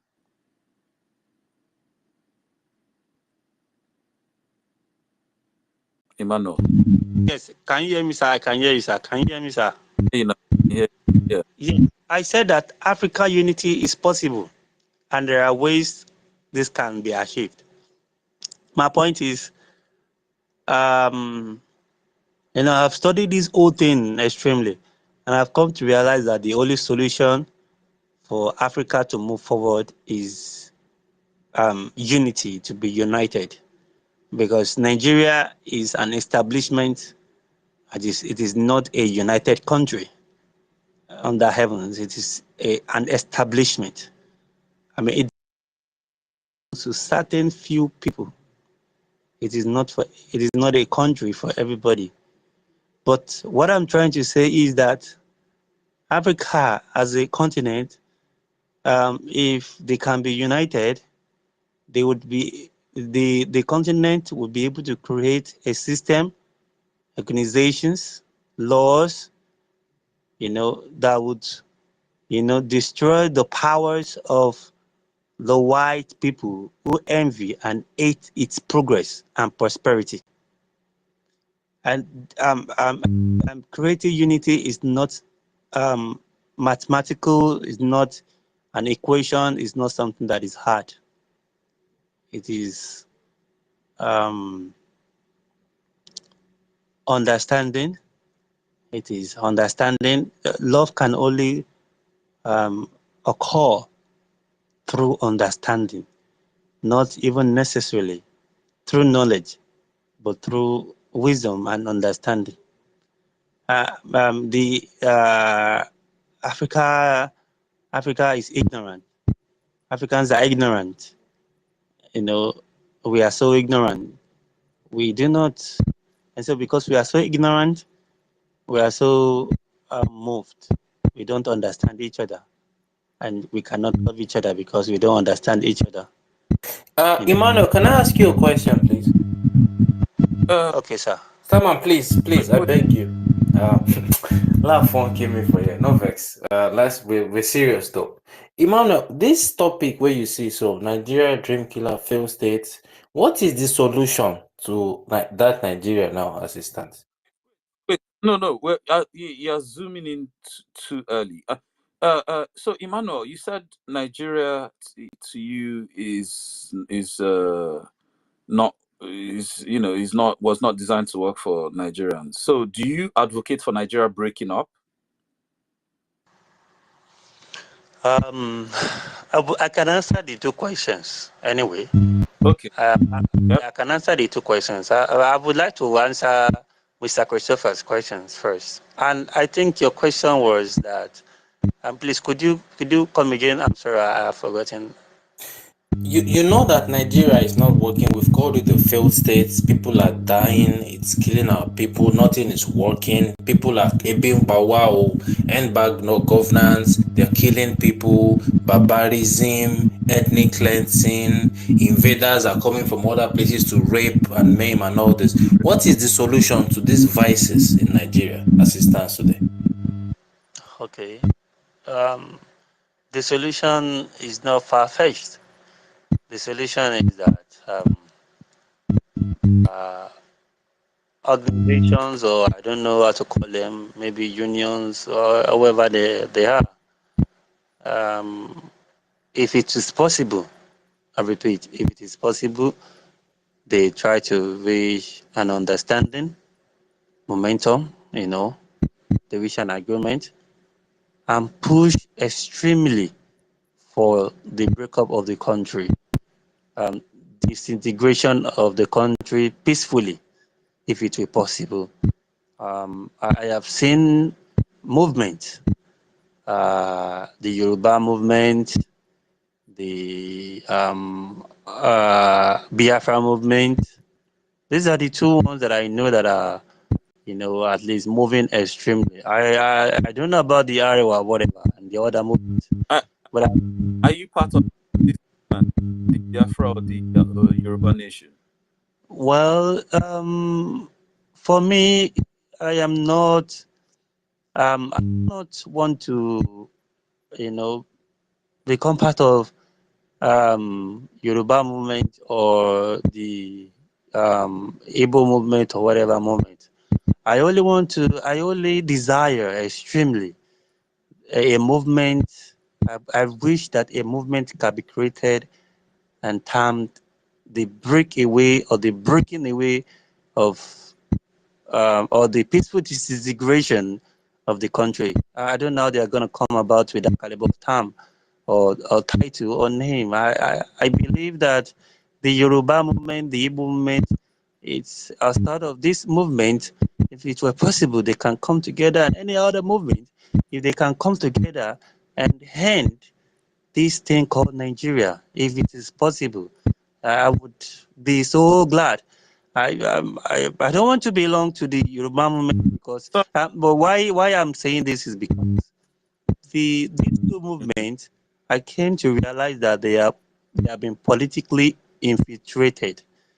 There are politicians like the Yoruba movement. I found out that it is filled with lots of APC, people, from the southwest, the Tinubu and the likes. You understand? And only few of them, I repeat, only few of them really, really want the peaceful, I repeat, disintegration of the country. Then the same thing with the Biafra, the IPOB, and whatever have you movement. I found out that it is infiltrated by the Labour Party, by the Peter Obi, Obedient, and different politicians. And whatever have you. Emmanuel, Emmanuel, I don't know what politics you've been watching, but if you're watching the Biafra movement,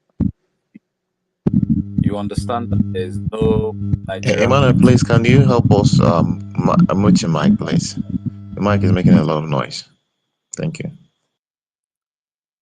Yeah, you understand that there's no Nigeria political movement in there. And also, hey, I was going to say something. Oh, Is it about African unity, Salman? no, even before we get to that, Emmanuel, sorry to bust your bubble. Nobody is going to come together to talk about breaking up Nigeria. Sorry. I mean, the very same people that are going to come together are, many of them were in the same generation that committed genocide to keep Nigeria together for their benefits. They committed genocide. They are still killing people to keep Nigeria together. What's so hard calling a national conference? Didn't Jonathan call one? Why didn't they finish it? Why did so many people go and malign and derail that national conference? Why? Okay, let me quickly answer. Why is it this month they'll come out with, oh, we're going to create new states here and there. Next month they'll come out with, oh, we're now going to do region. The same region that Ojukwu went to go and argue in Aburi, they are now coming back today to gaslight us that that's what they want to do. Bro, sorry to bust your bubble.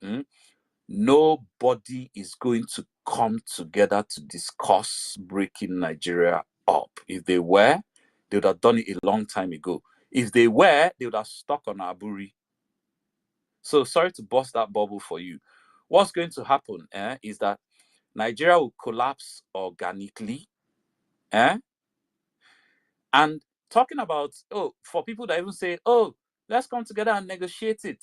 Ain't no negotiation gonna happen until everybody collapses back into their ancestral nation status, and then they now come back from position of sovereignty to negotiate anything they need to negotiate, whether it's, okay, this is the debt, this is supposed to be your share, or this is not supposed to be your share, or this property is on your land, but we spent all the money that built it up or whatever. And when I say property, I'm not even just talking of house in Lagos, because I know that's what some parochial idiots will quickly think. I mean, infrastructure, but yeah, the money came from our side, even though it's whatever. All that stuff will be negotiated from a position of sovereignty. Anybody that fools themselves into thinking that they can go and negotiate it now under the current Nigeria is just putting themselves in a position, especially if you're not the North, you'll be bullied. So what are you going to do if under Nigeria you're trying to negotiate breaking away from Nigeria and not tell you, say, well, you see that national debt, we're not going to pay anything. If you argue and they tell you, okay, you know what, we're not breaking away again, what are you going to do? And then they tell you, well, and even if you say, okay, well, yeah, is our oil, but how about you guys made all the money, and how about the pollution? You have to pay something. They'll just tell you, okay, we're not breaking away again. Let's just stay in the Nigeria. What are you going to do then? Unless you are coming from a position of strength, which is with your own sovereignty, taken by your own people, by your own hand, not given to you by a Igbo man or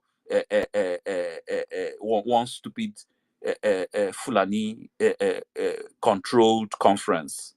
You're just wasting your time. I'm Can I sorry. quickly comment now, sir? See, you have made your point quite all right, and I think you have really spoken well regarding the national conference of 18.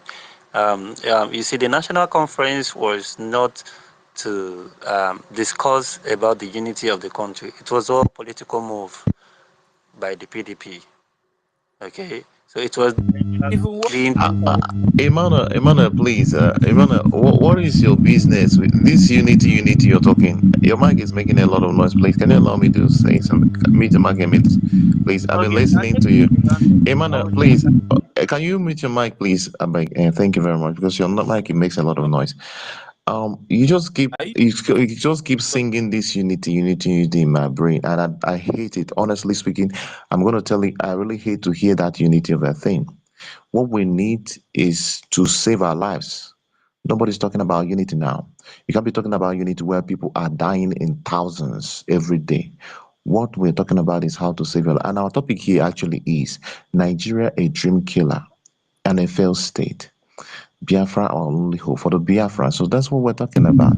And if you have something to say regarding this topic, you say it. We are not talking about unity here, please. That thing called unity is a for me it is a digression. It's no, a not at all. you're, you're digressing our conversation, please. No, on the contrary, sir. Um, the breakthrough for Africans, for a black man, a typical black man, will be established on unity. No. See, people are hearing that nonsense. Sorry. Yes, I have my. This unity mantra, I've been hearing it since I was a kid. Oh, Africans, we need to unite. Africans, we need, as if that's how they unite. As if you just wake up one day, I don't know, maybe Holy Spirit will enter all African politicians and they'll go to AU meeting and then just unite. No, not that type of. Since I was a kid, I've been hearing that unity. type of. Wait. So this African unity now, wait, does it include everybody in Africa? We're all supposed to somehow unite. Now, sir, to round up my point, I'm talking about unity, sir. Going forward instead of going backward, as I've been. You see, you made mention of the national conference, and I was going to mention that it is politically motivated. Now, any unity, like I said earlier on that, a movement that we are seeing these days, it's mostly politically motivated, or there's always ingenuity, extreme ingenuity involved. Like I said earlier on, I desire a movement that is filled with genuine people who there. I don't know. It is possible. There are movements can be created. Apparently, the one that I'm seeing. Have you started it? Have you tried starting this movement? Well, there is one that I saw recently. I've forgotten the. I think they gave it one name. This Professor Nigel, who is his name? I have listened to that professor, and he spoke very brilliantly. I think he created a sort of stuff like that, and I think that is very, very brilliant. Understand? And these are genuine institution or movement that I desire for Africa, and not this Biafra and what do you call it, Yoruba movement that is filled with politicians that are backing it up. No, I don't want to be part of those caliber of movement. I want a movement that is genuine, filled with genuine people who really want a typical Africa to be free. Can you name in the Biafra movement? You said, sir? Name one politician in the Biafra movement. Well, actually there have been reports. No. Actually, there have been reports that these two main movements, there are politicians that are involved in the movement. Can you name any politicians involved in the Biafra movement? I don't know in reality, but rumor, I must say, I must be honest, rumors have it that Labour Party. Please. Please, if your argument is based on rumor, please. Look that it's a guy waste of because my he's time. a Fulani. Please. You want to unite with Fulani from Africa. If it's based on rumor, you've come here singing unity. You want Africa to unite, but you don't mind Nigeria breaking up. And we're asking you, who on the African continent? Is it everybody in Africa? How are we going to unite? And all you're saying is, it's the only way forward. We just need to somehow how unite? Like, what the fuck is that even? Please, please, please, Emmanuel. This discussion Okay. is just. I think at this stage, Emmanuel, maybe you should be more late. Stammer, thank you. Please, can I say something to Emmanuel? I will advise him to just listen and understand what we are discussing here. We are not here to discuss any unity. We are here to discuss the Biafran people saving their lives from the death trap that we are and the existential threat we're facing. Now, even the unity you talk about, you unite with people based on when you find people that have a value system that there's something in common. There must be some kind of commonality. So you cannot even know who to unite with when you have not even determined who you are. So that is part of self-determination.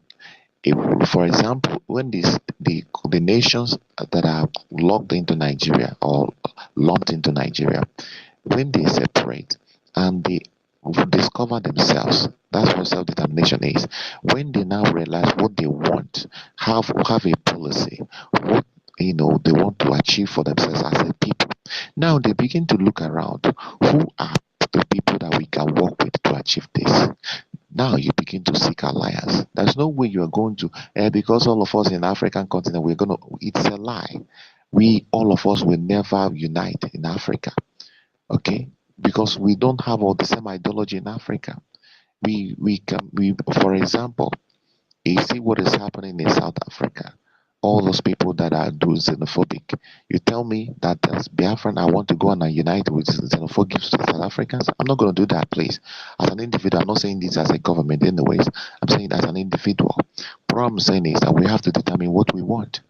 Then, and this issue of unity, see, unity, these are nonsense.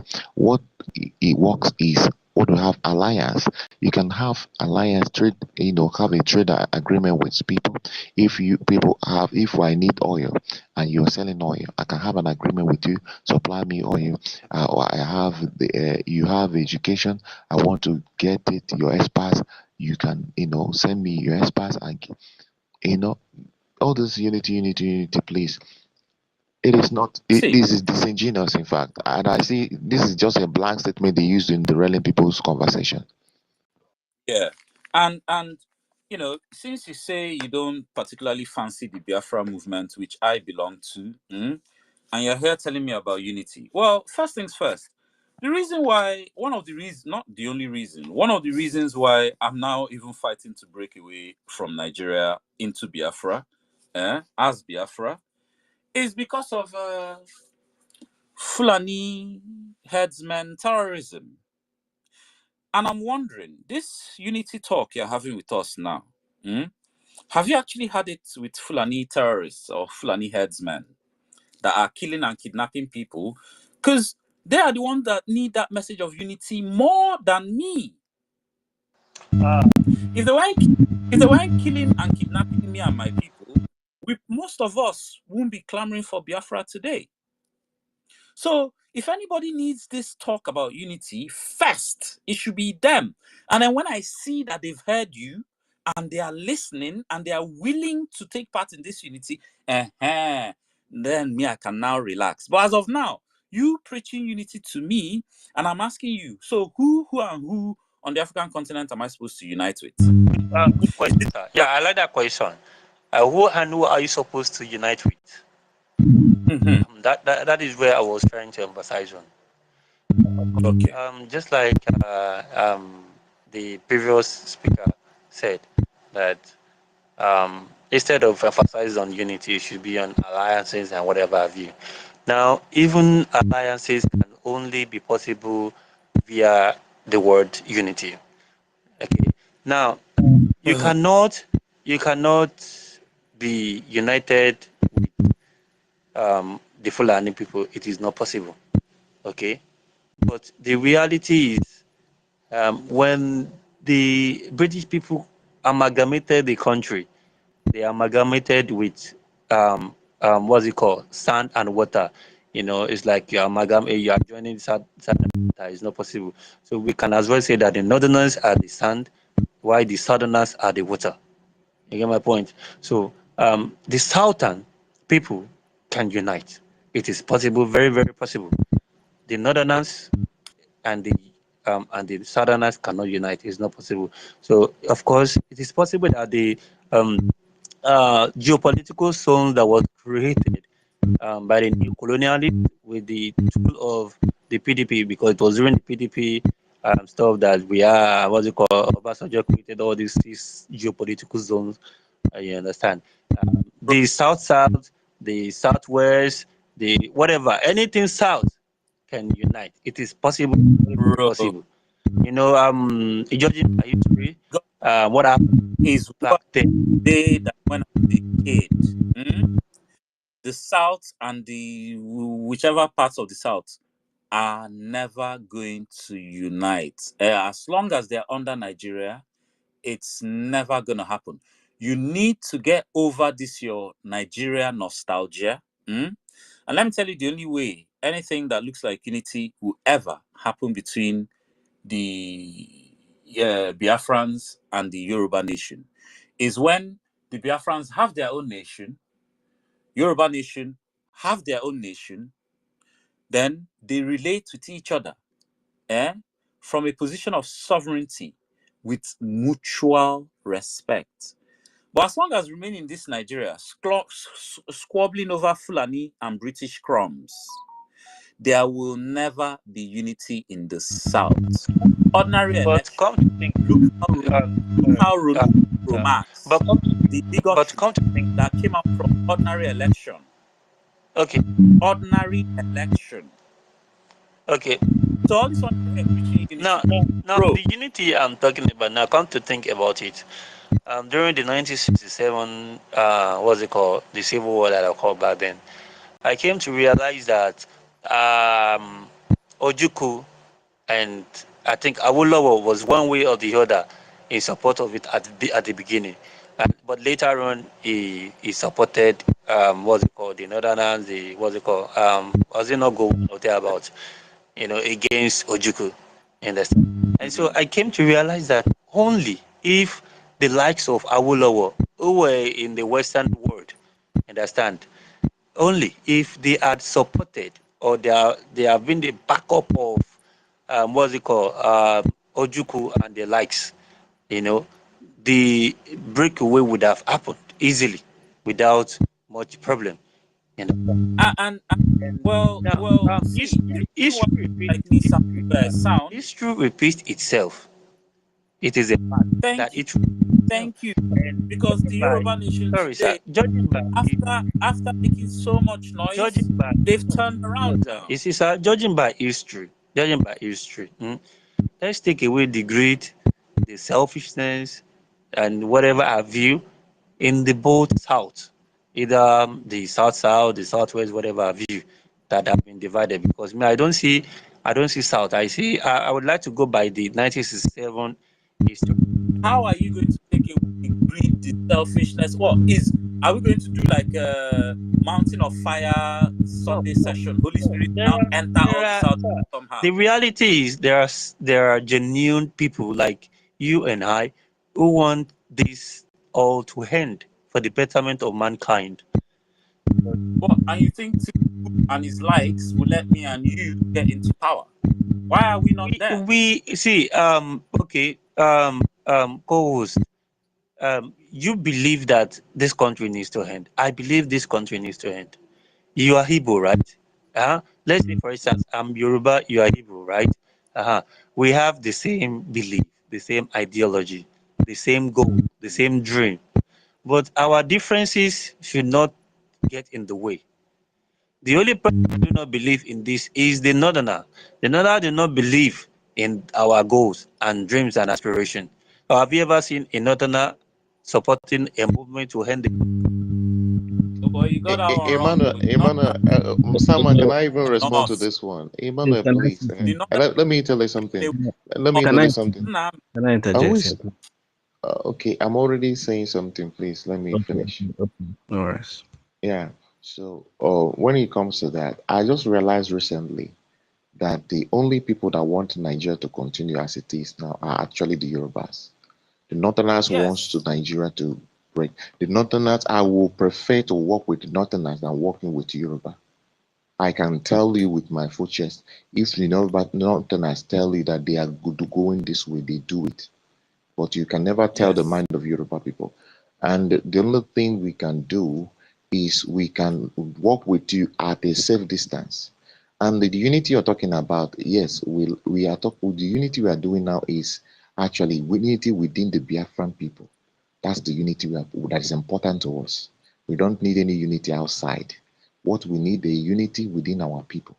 Now, what we can do is this: if you want to save your people, go and unite your people, and put your own house together. If tomorrow there is a need, let's say we have oil resources, and you request for it, our government is going to consider, and then see what we can do to support you. But all the unity you're talking about, we're not interested in it. And and we can all even say, even our leader Mazen Namdekan had an alliance with you people until your brother became the president. What happened? I can tell you the people that have attacked me severally on this app are the same people that were carrying flag of Yoruba Nation. So I cannot trust any people from your region.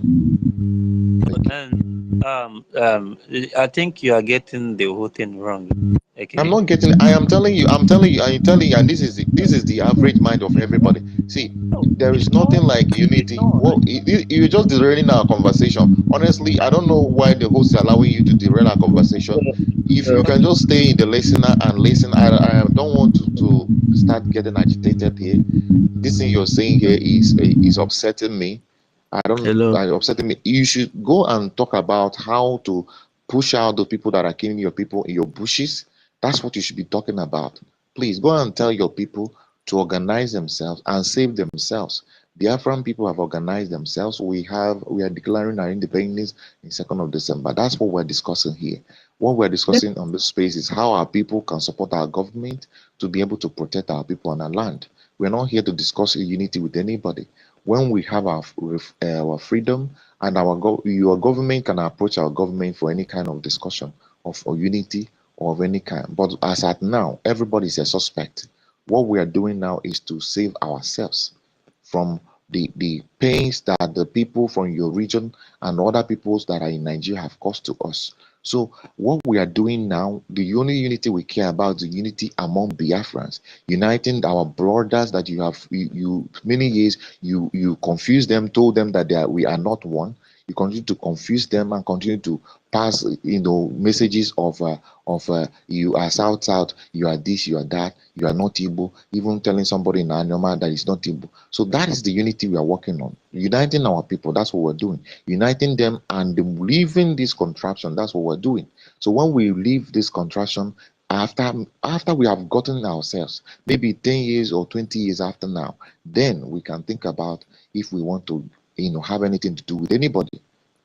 Okay, so that's what we're talking about. So what you should be talking about now, go and look for a way to protect your forest from the people invading you. Call your people that are in the Nigeria that are attacking our villages, killing our people. Tell them to go and defend your land. That's what you should be doing. Go and unite your people. We are here uniting our own people. Thank you very much. And Stammer, please, if we want this, let's this thing end. You can just stay in the listener section, please. I'm tired of hearing this thing. It's upsetting me. I don't like this. We are past this level. I really appreciate your submission, sir. I really understand you now, sir.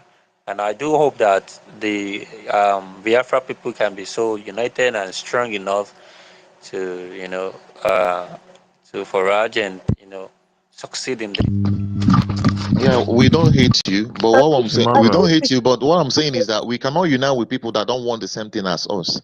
When we see that you people love your life and want to protect your people, because I cannot be here shouting about Fulani that are killing my people, and your people are not even and the same Fulani are killing your people, killing your king, but you people are more interested in worrying about our sit at home and worrying about trying to drag us back. That is it. So when you people now want the same thing, when you people have shown seriousness that you want to save your life, then we can see some kind of commonality. And that is when we can talk about the unity. And that might happen maybe 20 years, 10 years from now, after we have gotten our freedom. But if you people want to be in Nigeria, it's okay. We're not worried about that. But for me, the unity we want now is the unity of uniting our people within Biafra territory and saving ourselves. So that's the unity that matters all. But we wish you well. We are not enemies of your people. We will never be, and we will be willing to help in any way we want, but not uniting with anybody. Please, thank you. Well, I think you guys should concentrate in your land and butter in our business. This is Biafran. We are trying to unite ourselves, not with any southerner, not with any northerner. Everybody should right now concentrate in their own region. Get yourself saved from the Fulanis. They are coming. They are coming. Get your people together. And we're not talking about any southern unity right now. We are focused on getting Biafra and redeclaring our land. So go to your people, organize yourself. Please don't come here and distract what we are doing. Concentrate on your business with your people and butt out in our own business. Now, talking about Che Guevara, I see you. Talking about unity, but at the same time, talking about Nigeria breaking up is just, it's a paradox.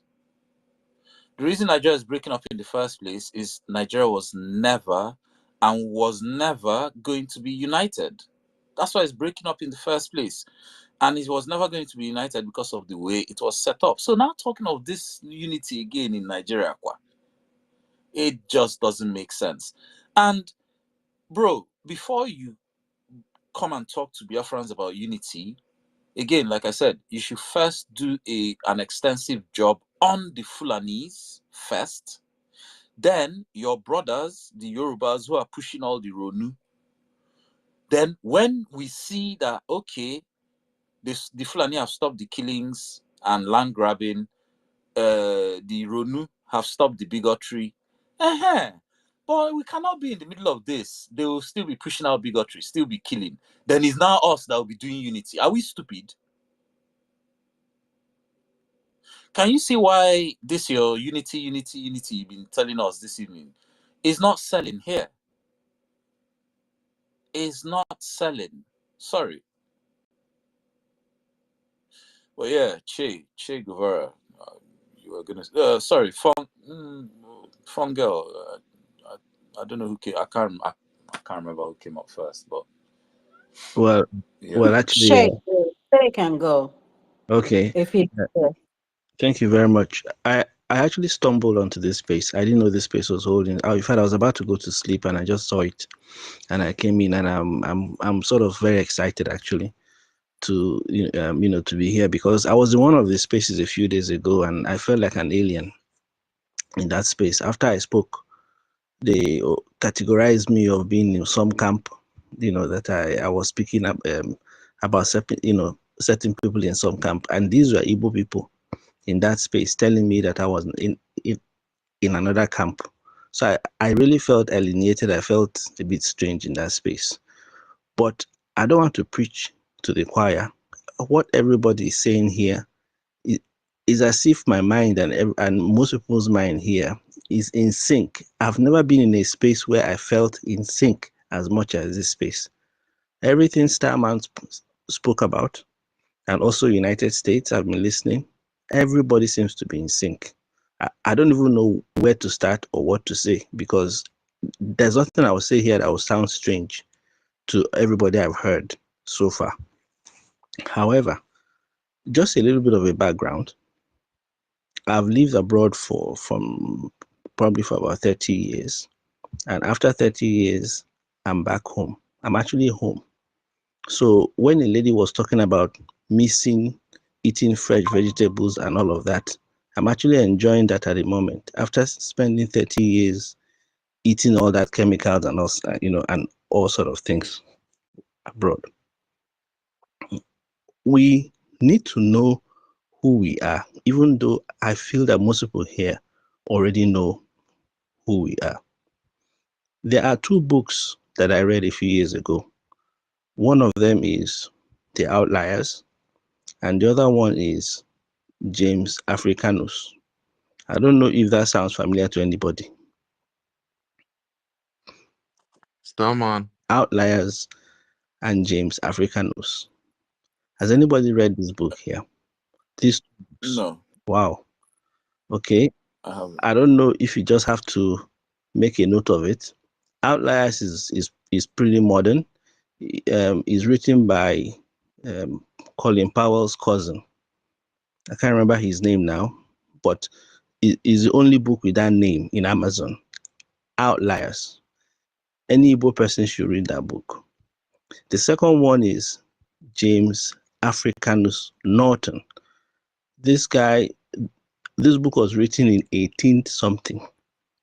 I know James Africanus Norton. Yeah, I know of him. Okay. And I know of his, but I haven't read his book. You need to read the book. It's not a big book. These are small books. Outliers is just is very thin. You can go over it in a weekend. Now, James Africanus wrote his book in an academic format. So, it was written like a textbook. He was a doctor with the British Army, and he was stationed in most regions in what we call the current West Africa. Everywhere he was stationed, he wrote about the people in that area in a particular format: culture, food, what they did, socialization, and all that about everybody. And he wrote about the Yorubas, Igbo, Hausa, even down to Senegal, the Jollof people, and all of that. It will be interesting for you if you want to understand today's politics in Nigeria. You need to see what an Igbo person wrote in 18th century about the Yoruba, so that you stop being surprised about things you see and hear today. It is not today that all this thing started. That book will be an eye-opener for you. In fact, if you just read the Yoruba section of that book, is enough for you. You'll be saying, wow, so this did not start today. Ronu is not APC. Ronu is something that is in every Yoruba person's mind. Sometimes it's dormant, sometimes it's active, sometimes it's activated by whatever it is. It's something deep. We cannot be in the same country with these people. It's not possible. Not today, not tomorrow, not in the future. There's nothing that can make the person with that mentality in the same country as us. Now, going back, somebody was saying something about that they have mapped us out, they've identified us as the most stubborn people. You need to understand how far back this is. Let me just go as far back as Haiti. Haitians are 90% Igbos. They have marked us since that time. It's not just now. They know who we are. Jamaicans are also 85% Igbos. And if you know what happened in Jamaica at the same time as it was happening in Haiti, it's not today that they marked who we are. They know who we are. There was a reason why they were picking slaves from a particular coast in West Africa. It wasn't because of the population. It was because of the nature of the people that they were getting. They wanted a particular type of work ethic type of person to be working in those plantations and managing those plantations for them. They were coming for the Igbo. I lived in the Caribbean, so for a few years before. Well, I'm quite versed because I've lived in the Caribbean and also in Europe as well before coming back and so on. So I know what these guys have done. If you look at the history, they were picking us out. Not today. It didn't start today. However, let me just encourage us. Africa, the sub-Saharan Africa, they don't have hope. We are the only one that can solve this problem for all of us as a black race. It's in our DNA to be able to solve this problem. Nobody else can do it. Not Yoruba, not Hausa, not the South African, not nobody. We are the ones with the DNA that will solve this problem for the whole black race. When Nnamdi says that it is also, he wasn't saying it out of pride. He wasn't saying it. It's actually a fact. Nobody else can do it. We are the ones that can do it. And it looks like we are about to do it. Nobody should get distracted. Nobody should get discouraged about this. I'm quite happy what I'm seeing.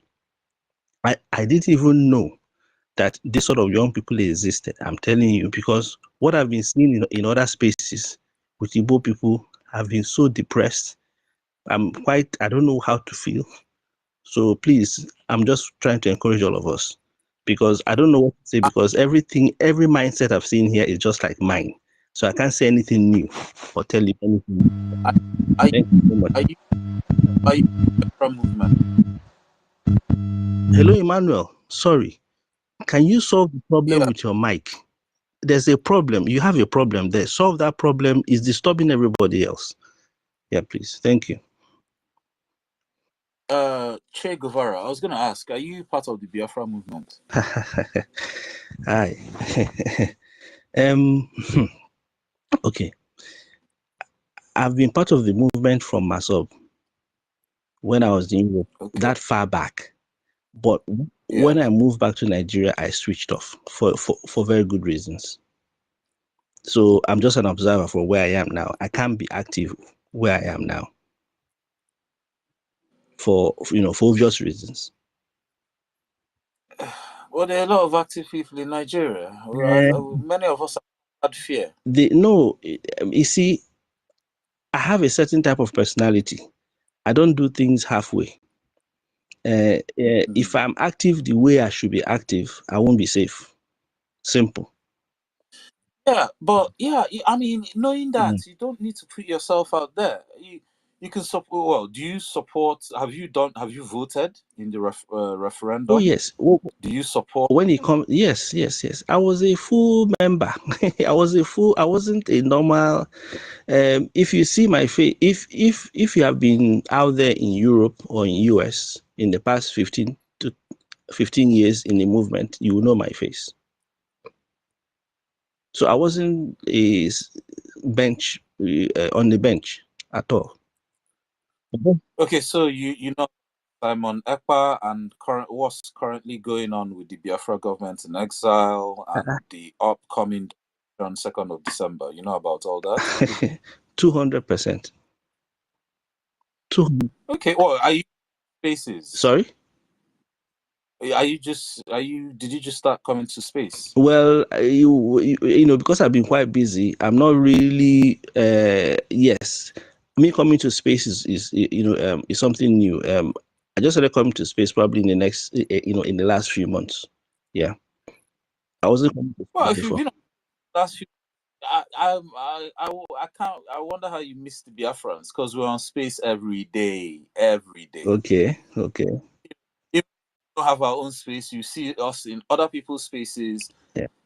Debating about how Nigeria is a failed state, and Biafra or Yoruba nation or whatever is the only thing that's going to save people. People should go and save themselves. Yeah.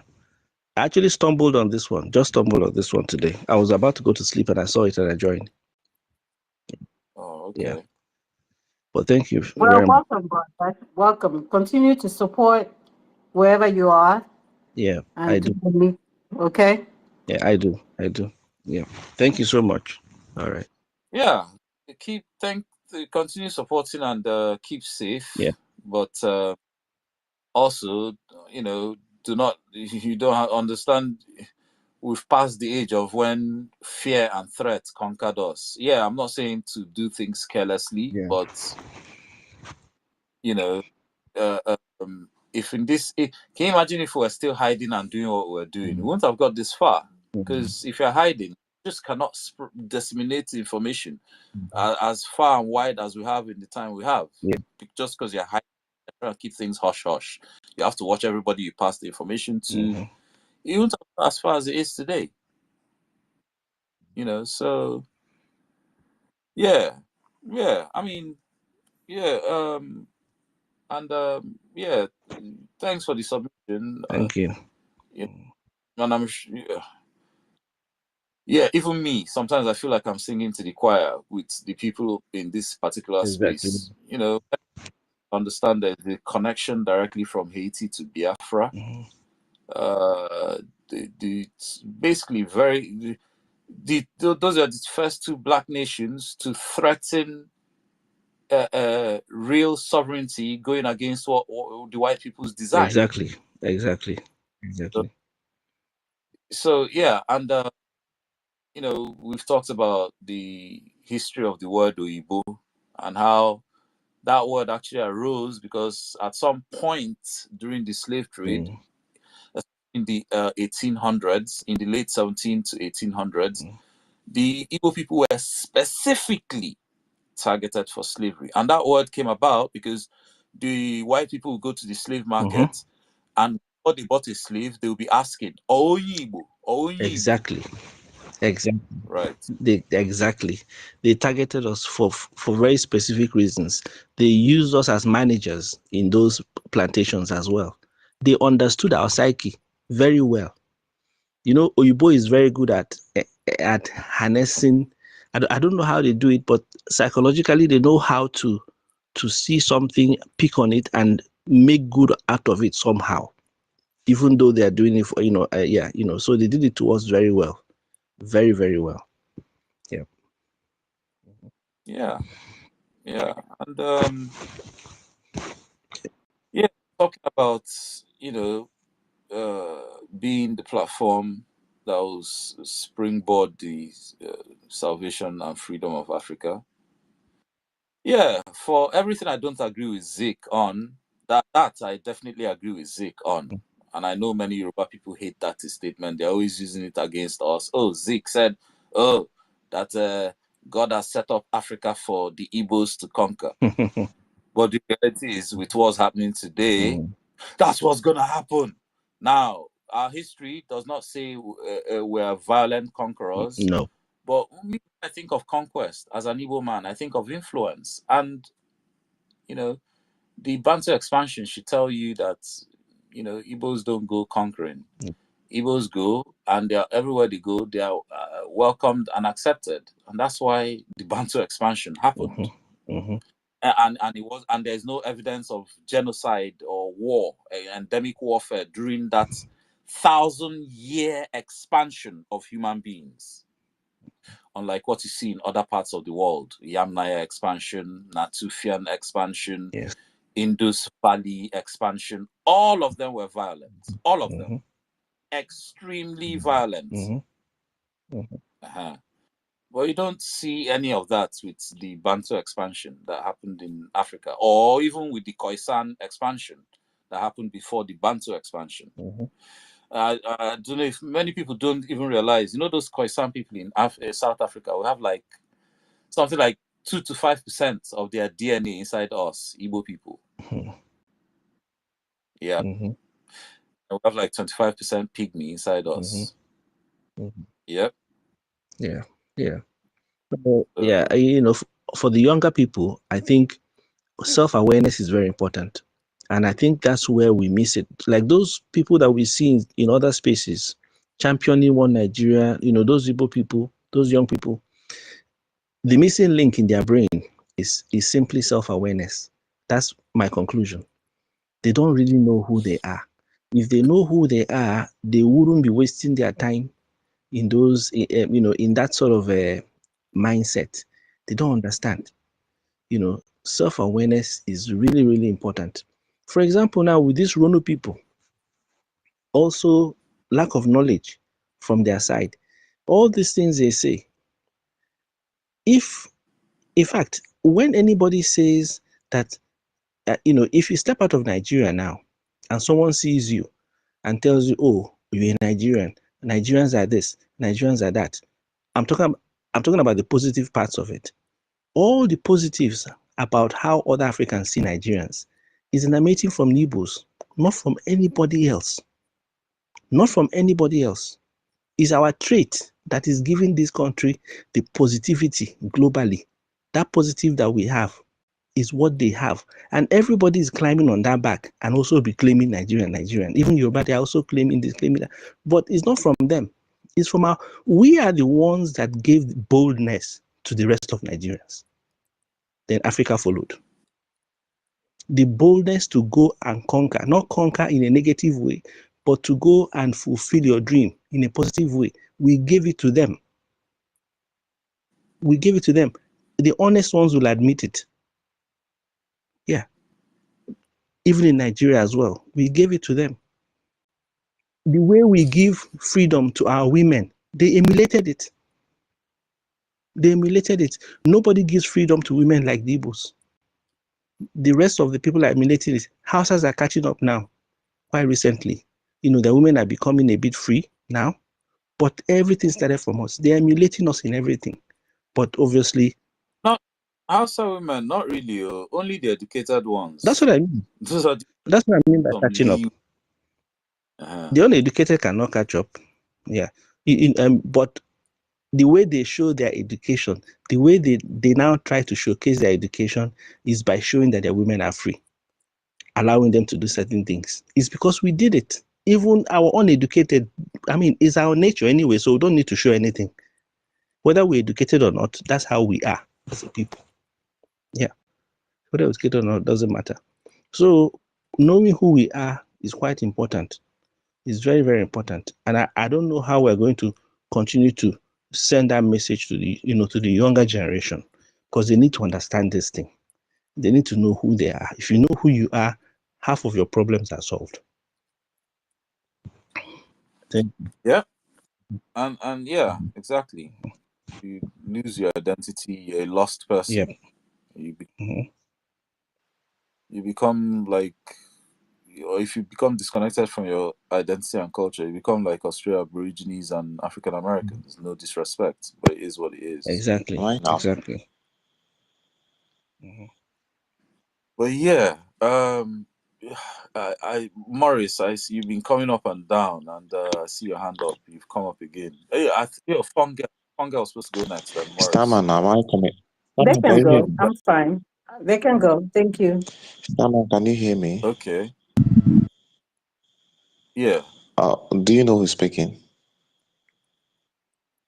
United. Okay. Yeah, we can hear It you. was as if you've not been hearing me. I've been trying to speak and you weren't hearing me. Okay. I just wanted to confirm. Oh no, I just heard you now. And maybe I didn't hear you. Well, I just heard you now. But you can hear me now. Okay. Yeah. So, what our brother says is very much, our brother Chair Grover is very much on point. Self-awareness is a huge factor. Self-awareness is a huge factor in, in self-realization. Because that's the basic thing. And I think that recently, some of those people, like this brother, this grandmaster, I was in their space recently, just it was yesterday or 2 days ago. Some of them are realize what we are saying. In fact, most of them have given up on the project Nigeria. But the thing is that they fought us so much. They don't know the face they are going to use to come and admit that, hey, you guys, we are right. That's what I'm saying. And then what some of them now resorted again, they are making some alternative arrangement. It's so nice. Okay, even our brother Ife, I saw him there. And they was saying about they are making some gatherings, some evidence, doing this stuff. Okay, because a question me quiz why ha so Igbo.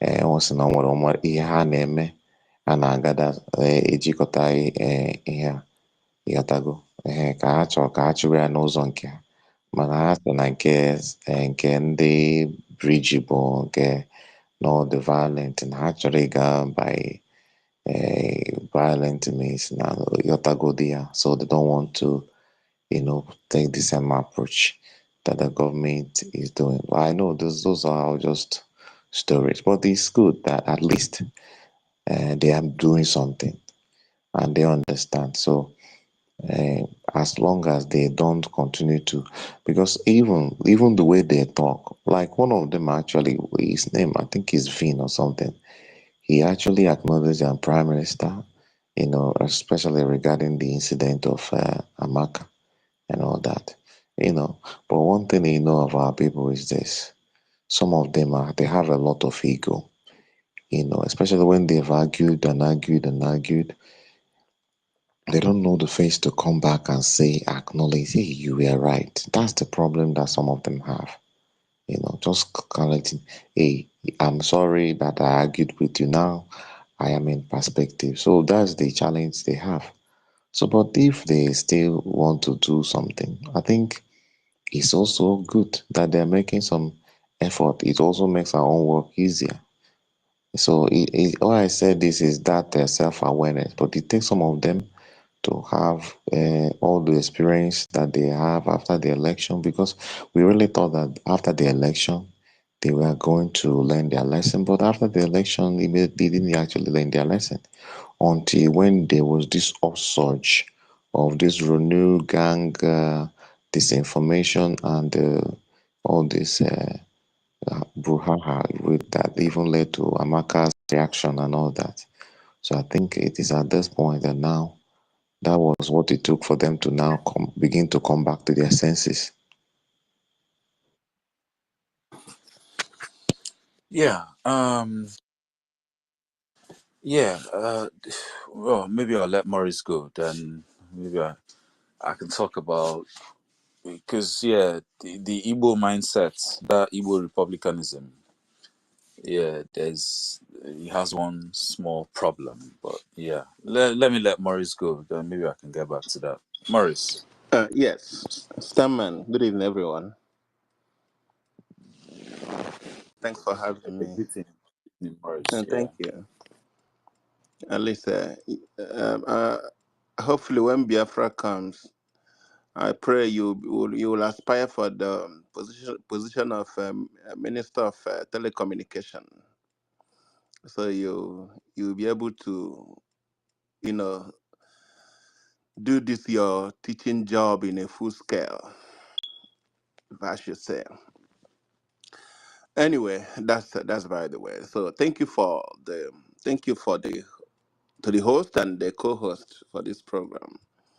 My brother, the last speaker, my brother just talked about our brothers that are organizing something. I think I was in that space. That was yesterday, and they had actually said, because I remember clashed with I've clashed with our brother that hosted that space yesterday. I've clashed with him on several occasions in different spaces.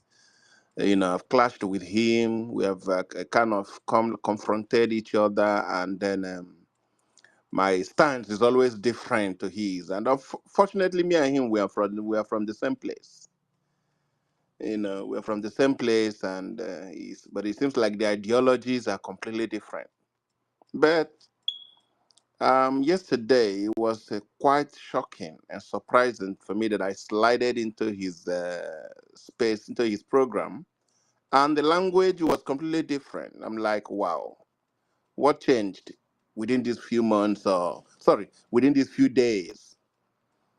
Whatever be the case, I think I'm also happy about it. At least Ndi was nobody that ever man de warabo, and I can work with some other people too that are really, really, really, denigrating our race. I'm talking about Igbo, talking about Igbo people. There's one platform called, this guy called, what's his name? He said he's one guy that his space name is somebody Aisha. Somebody Aisha, one Igbo guy, I think from Enugu. And if you go to his platform, all the people that said the Igbos are slaves, the IPOB are terrorists, this and that, if you all his followers from beginning to end, be ranging from Fulani to the Hausa people, to Udene, what is called? Udene, what's the name of that guy? This guy in prison. And these are the group of people we see in his space. Every day, these guys will open a space. His topic will be about how Igbo people are useless, Igbo people are foolish, Igbo people are expansionists, Igbo people are terrorists. These are what you'll be hearing from this young man from beginning to end every day. And because of that, there was this special honeymoon that is going on between him and the Fulanese and so anyone that hated Igbo people. And then also with some of our brothers and sisters that own 2x2 shops, either in Abuja or in Kano or Kaduna or Zaria or Lagos. They always come there to massage themselves and make themselves happy in that particular space. So, and I'm like, it is, I slided into that particular space the other day, and it was like a commotion because my view was completely different from theirs, and they wanted to eat me raw, which I don't care. As long as I'm concerned, I have to always go there and tell them my mind. Finally, on final note, I think what we need to start pushing forward now, the narrative we need to start pushing forward now is we need to start changing their mindset and expectation after December 2nd of Biafra independent redeclaration. Because they are already setting up their machineries, propaganda machineries and gaslighting force waiting for us, and politicians too. And on many occasions, if you meet them up in a space, they will say, okay, we're waiting for you on December 2nd. We're going to see the miracle you are going to perform. So by so doing, they are waiting at the end of the day to start unleashing their attack and media war propaganda machineries against us. However, what I think we need to do, we need to start now, which I've been doing diplomatically in every forum I found myself, letting them know that December declaration does not mean that once the independence declaration is pronounced, Nigeria will carry their bags the same day. No, we still have a long way to go. We still have a lot of long diplomatic battles, security, sovereignty, recognition to go. And I always let them know that it might take us another 10, 20, 30 years. It doesn't matter. We are there, and we're going to do it to the logical conclusion. And I always give them the reference about Vietnam, American, Vietnam, and American and Afghanistan. I always give them those references. That it doesn't matter how long it took, America with their weapon, with their power, connection, allies, and everything, and superiority, including media.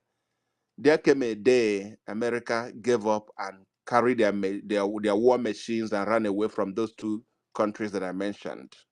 And those people, they of course they won. If I should say, they won. So we need to start pushing out our own narrative because the ball is in our court to play. We need to start pushing it out now to every opportunity we have. Let them know to every ear that want to hear, and every so that when that time comes, we'll start pushing it out because there will be a long diplomatic battle, bros, a very long one.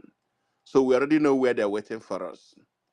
Finally, I also think that we need to also do our best to be encouraging each other in on the media space. Let's follow each other back to back. Back to back.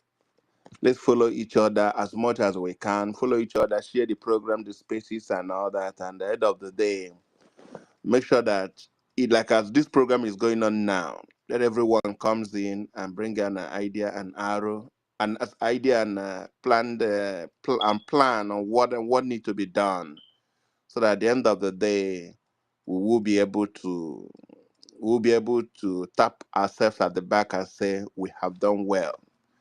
But as for battle, it's we have the difficult one ahead, and therefore we need to get ready and be strong. and have a very, very strong mind to face it. But at the end of the day, the good thing is that we're going to win. Thank you, everyone. I'm still here. Maybe if there's another submission, I'll come up. Thank you.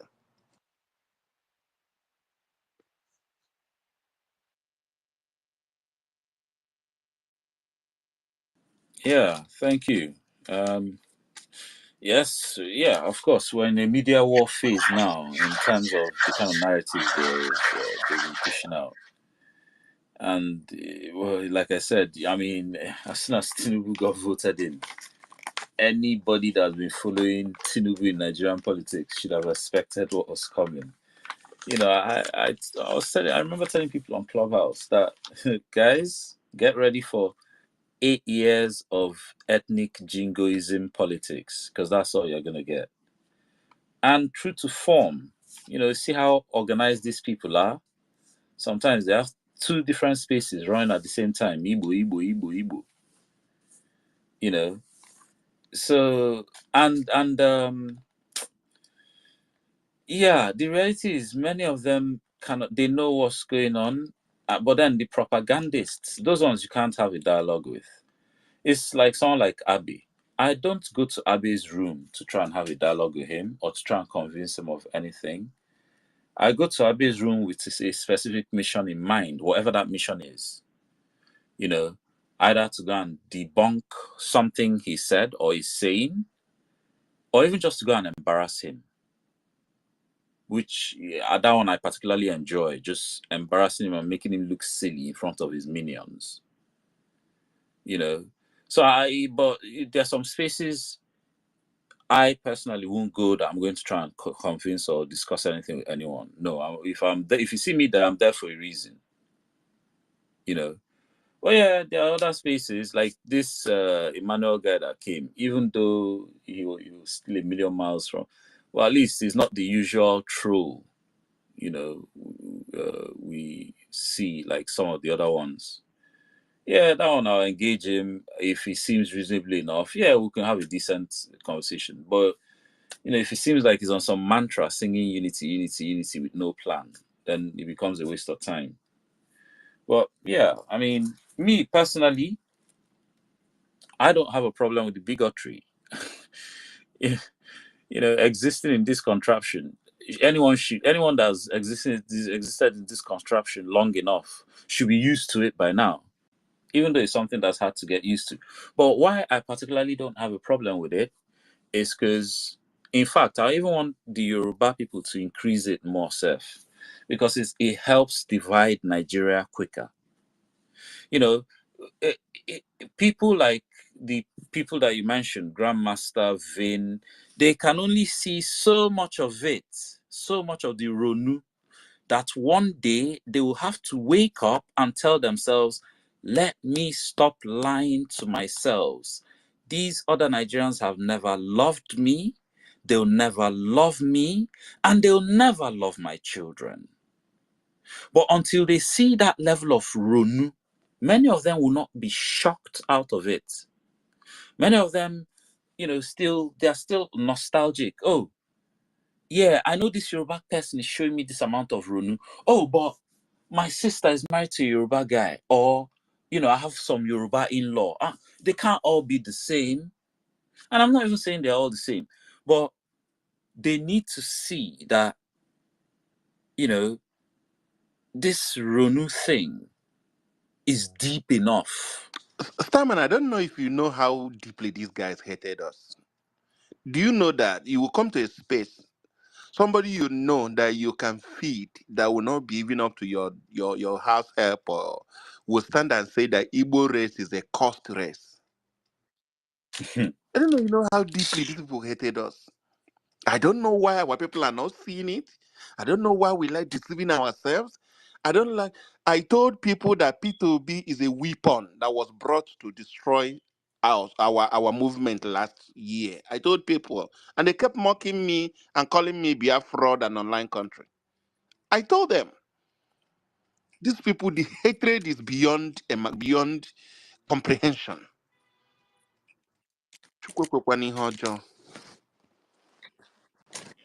Yeah, I mean, you know, central to Nigeria's DNA is Igbo hate.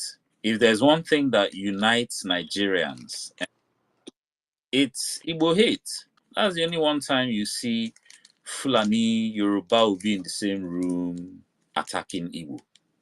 That's the only time they unite. Igbo hate. You know, ain't it funny how even the protest, everybody knew the origin of that protest was from the north. But somehow Yoruba people were blaming Igbo people that, oh, it's Igbo people that is inspiring It it. was a soft target. And It was a soft target to get our people.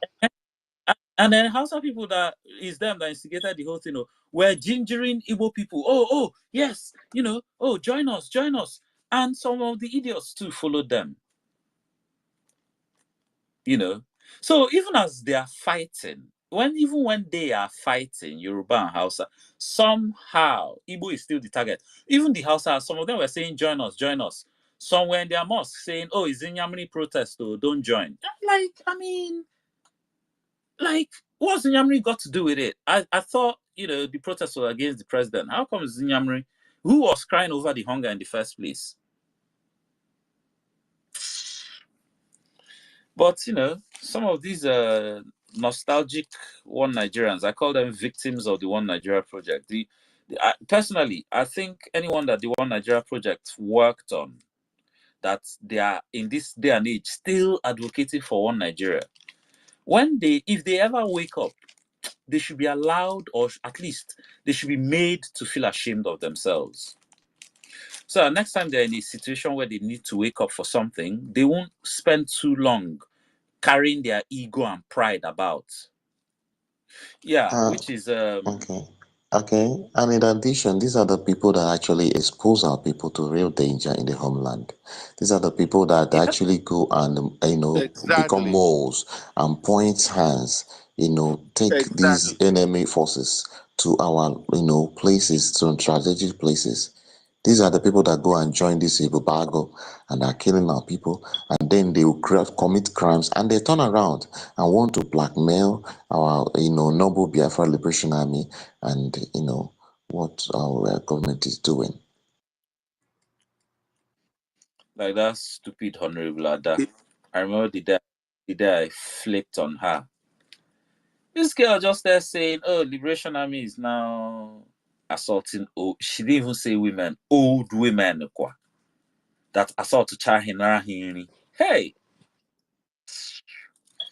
Anyway, that I had to open a space on that girl's head that night, and I noticed she's been very calm these days. Now she's talking about American politics after their failed protest. I don't know what is that Was the that Ada? president has given them. I don't know. Was it the Ada, the dishonorable? Horrible Ada. Dishonorable Ada. Oh, sorry, ke ona boni and bobo. Oh, sorry, sugar. Ona boni and bobo. Oh, say in the north, but when the north come out, I know that.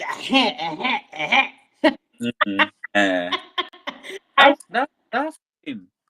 Sorry, no, carry on. Sorry, my one name. That's sorry. I was just saying that day I was listening to one space. She was like, I know when the north come out, that something was happening in Nigeria. I was just laughing. I said, you people are just going to die, you are here saying that we are killing our people, but you are here encouraging people to die in the zoo, Nigeria. That's what you're doing. Oh, she's against war. I'm against war. People dying. People, stupid, dishonorable Ada. The girl she's a very stupid girl. She's always shouting how she's against war. That was how on the eve of their protest, I went to go and advise them that if you ask me, I'll say you guys should just sit at home, because we all know what the Nigerian army is already going to do. They are going to shoot you guys. You told them that? That's what I told them, yes. That they should all sit at home. Because everybody knows that the Nigerian army is going to shoot you guys. Of course, we knew that. One question, guys. Somebody actually mentioned one of the spaces recently. Did up to 500 people actually die for real? I thought it was like, did they say 16 or 13? I had 120 because they were actually opening spaces, keeping count. 120 as of the time I stopped counting. 120 had. Hey, And nobody, they're not talking about it nobody, again. No, that is so terrible. they just moved They've on. moved Hey, on. Very, very terrible set of people that I've not hope in my life. Very useless. See, the Honorable Ada, so I went to their space. In fact, after that nonsense to the Bams did, I've not gone to his. Well, me, I don't beg to go to anybody's space. When I was on Clubhouse, people used to beg me to come to space. So, I don't know whether he thought removing me from his space that day. Well, I ain't sabi.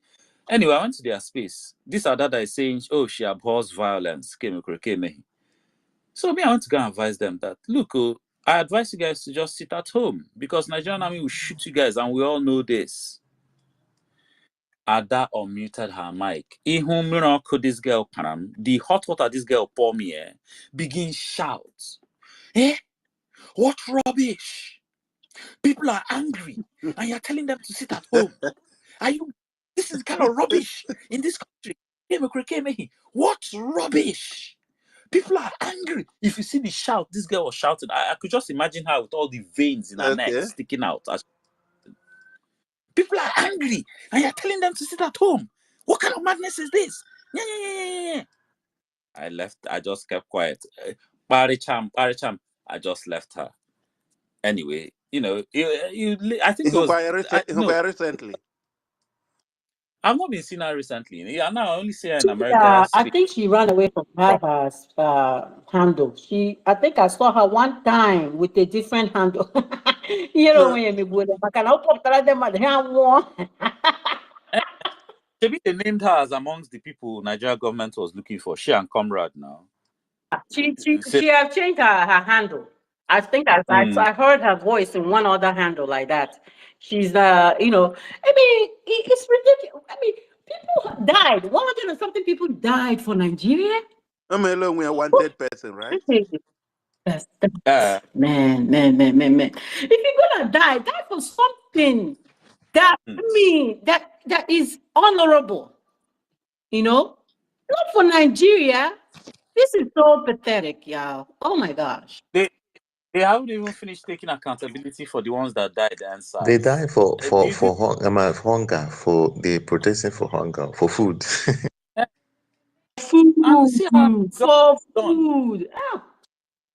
See how they just moved on. They don't plan. They're planning again for October.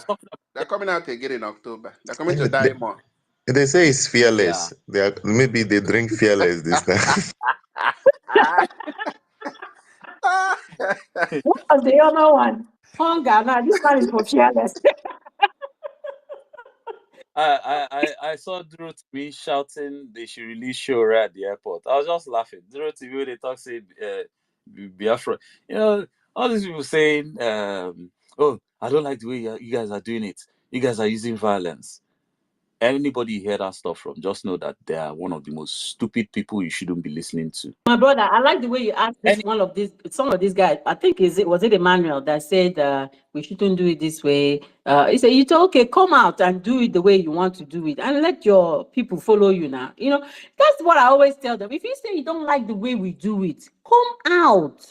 Bring your own ideas. Do you think it's easy to convince Igbo people to follow you?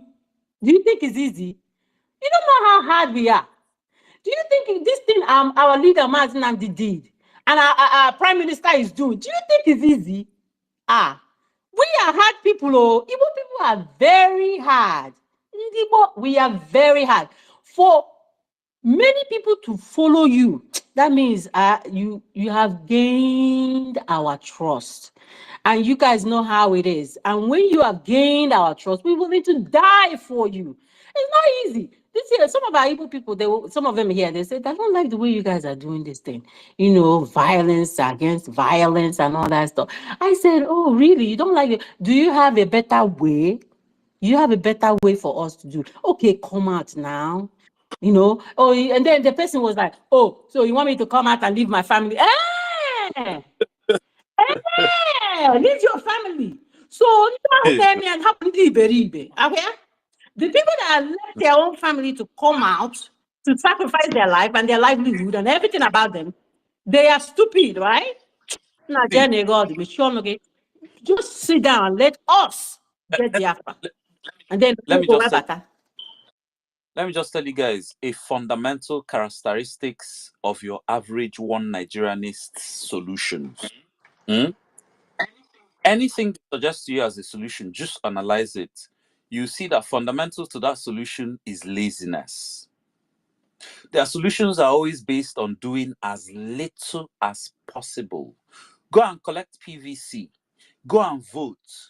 Oh, ginger your elected senators to go and discuss it in Senate that you know they will never do. And you know nobody's good. You're not even going to see them to ginger. How are you going to ginger them other than opening space? Shout, shout, shout. And they will never even listen to your space. They always offer the laziest. But when you offer solution now that involves real hard work, like defending yourself, that's when you see all of them. That's when all of them, their brain will seize. They'll start looking for excuses not to do that hard work. That's when you see them start, oh, but what does Constitution say? Oh, but you can't do this because it's not constitutional. Because, oh, you're a non-state actor. Oh, because that's when they'll start talking, all because they're looking for excuse not to do that hard work solution. But as soon as you come with lazy solution that involves, oh, just wake up one day, bath, wear cloth, go and collect PVC, come back, wait for election. Oh, just wake up one day, go and elect, even though, yeah, they will be shouting, oh, defend the election. Defend your ballot box, where you know carry gun, where Agbero carry gun. For real? Just from today, mark this thing I've said. Anytime you ask them for solution, or you hear them preferring solution, analyze that solution. You find that laziness is central to that solution. See all this one, the Vim OT are doing. They are compiling all the list of all the atrocities Ndibo has been facing. And see, that tweet, I saw that tweet he made to PM. I followed him up on that tweet. I was like, Vim, what do you think IPOB have been doing all these years? What do you think Biafra government in exile is doing? Or what do you think we've been doing? This file that you want to go and submit now. Oh, what did you think we were doing? But anyway, Sha, go and submit. Let's see how far. Yeah, that's what I'm saying. It is at least that is the first step, you know. When they reach now, they will now have their own experience. Of course, I know that there's this thing that used to happen that time when you go to website, you click on a particular resource, you'll be redirected to another site that has a resource. Do you understand what I'm saying? So maybe by the time they reach there, they will ask them who is their government. Maybe then, maybe they will now go back to Nigeria and say that Nigeria is redirect them to Nigeria, or maybe they can shamefully now redirect themselves to the government of Biafra, because at the end of the day, it will still take a government to actually, make it that effective, brokering some kind of making headway. If you don't have a government structure, you're just making noise, because these are the things that we did now. I na tag okay, tag your gene, tag ya Donald Trump. When you are tag. Ken ka anyị na-atagịrị ma ndị UN anyị na-atagịcha UN onye nke anọ abịa na Nigeria wee sị anyị na ndị Boko Haram dị together. No, ya bụ solution. See, and you see this their solution now. Oh, let's compile all the evidence and go and submit to somebody. Is it not? I mean, how lazy do you want to be? Okay, you see video going viral, you send it to website. You hear one thing or read one thing, you send it to website. Okay, after that, what next? What next after that? You see, like I said, they're always looking for the easiest thing to do. Starman, sorry. In addition to, another thing is just mischief and stupid ego. These people knows that Biafra has got a government, and they know that the effectiveness of the government and what they're doing.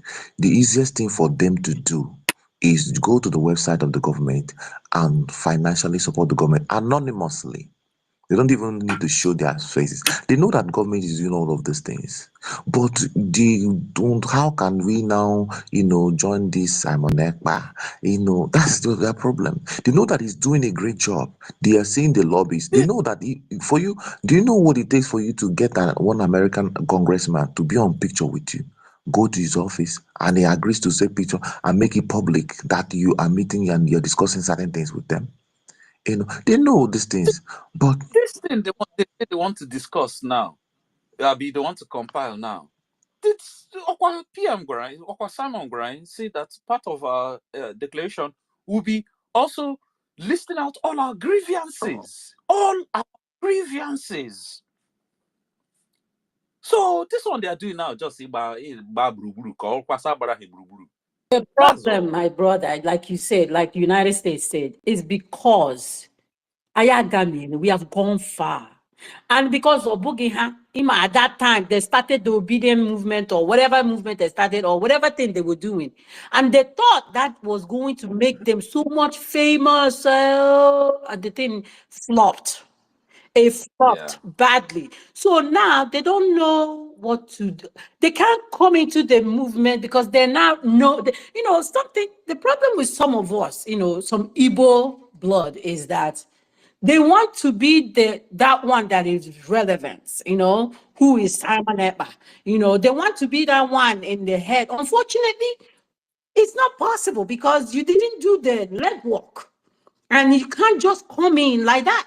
So that is their problem now. So they're trying to see if there's any other way they can be relevant. Maybe they can be able to do something that other people will say, oh, okay, we can follow you now. But unfortunately, that ain't gonna happen. That ain't gonna happen. They are too late. Then our leader wrote to all these bodies. Our prime minister also wrote to all these bodies. I remember one broadcast, our leader said, it doesn't matter how the cry that you are crying, the clamoring that you're clamoring, the writing that you're writing to UN, to US, to EU, to blah, blah, blah, blah, blah, blah, blah. They will not listen to you. Even this case they want to compile. Waiting BLA, remember BLA? What was BLA set up for? Was it not set up to do the same thing? Let me just say something. They started doing nonsense. But this doing is not new. Sorry? Because you mentioned BLA, I was actually the first secretary of BLA. For you to understand, we set up a website and we compiled the same list of atrocities. And this was when, let me see, 2013, 14, earlier self. BLA was the room, the meeting where BLA was created. I was there. That was in, is it Amsterdam? I'm trying to remember. Yeah, Amsterdam. I was there. I was the first secretary. If I didn't lose my Hotmail, password now? I have a folder in my old Hotmail that contains all our meeting minutes for you to understand. So for you to mention BLA means that you are far back, a bit far back. I know say go get your BVC. No Nigeria is possible starting from next year. Daddy, do you know that every day these people be buzzing my ear with the 2027, and I'm wondering, these people, wait, do you even know if this Nigeria will even last to 2025 with the way it's going? And you are talking about 2027, you have not even survived 2024. Look at your PVC. No Nigeria is possible. People be obedient. So I told them in a space, I think that's when they say that I belong to a faction, that all of them are going around in circles, that they're just dreaming. I think the space was just a few days ago by this guy. You mentioned the name of the guy. I can't remember. Somebody mentioned Grandmaster. I think it's Grandmaster. Yes, he was there. So I told them that they're going around in circles and they're dreaming. They're going around in circles. Now, what might happen that might help us in the next, maybe this year or even next year. There will not be enough money to pay civil servants. I'm telling you. Yeah, yeah, I'm very that's close to already where happening. it's going on. There won't be enough money to pay civil servants in Abuja here. I'm telling you, when that happens, that's when that's when everybody will understand where we are. No, but Even no, the but you know these army. Oyibo people are very They're creative. still owing the military for last month's salary. Uh-huh. In fact, I heard they are bribing the top brass in the army, make them vex, instigate something. They are bribing them just so that they keep the recruits that they're not.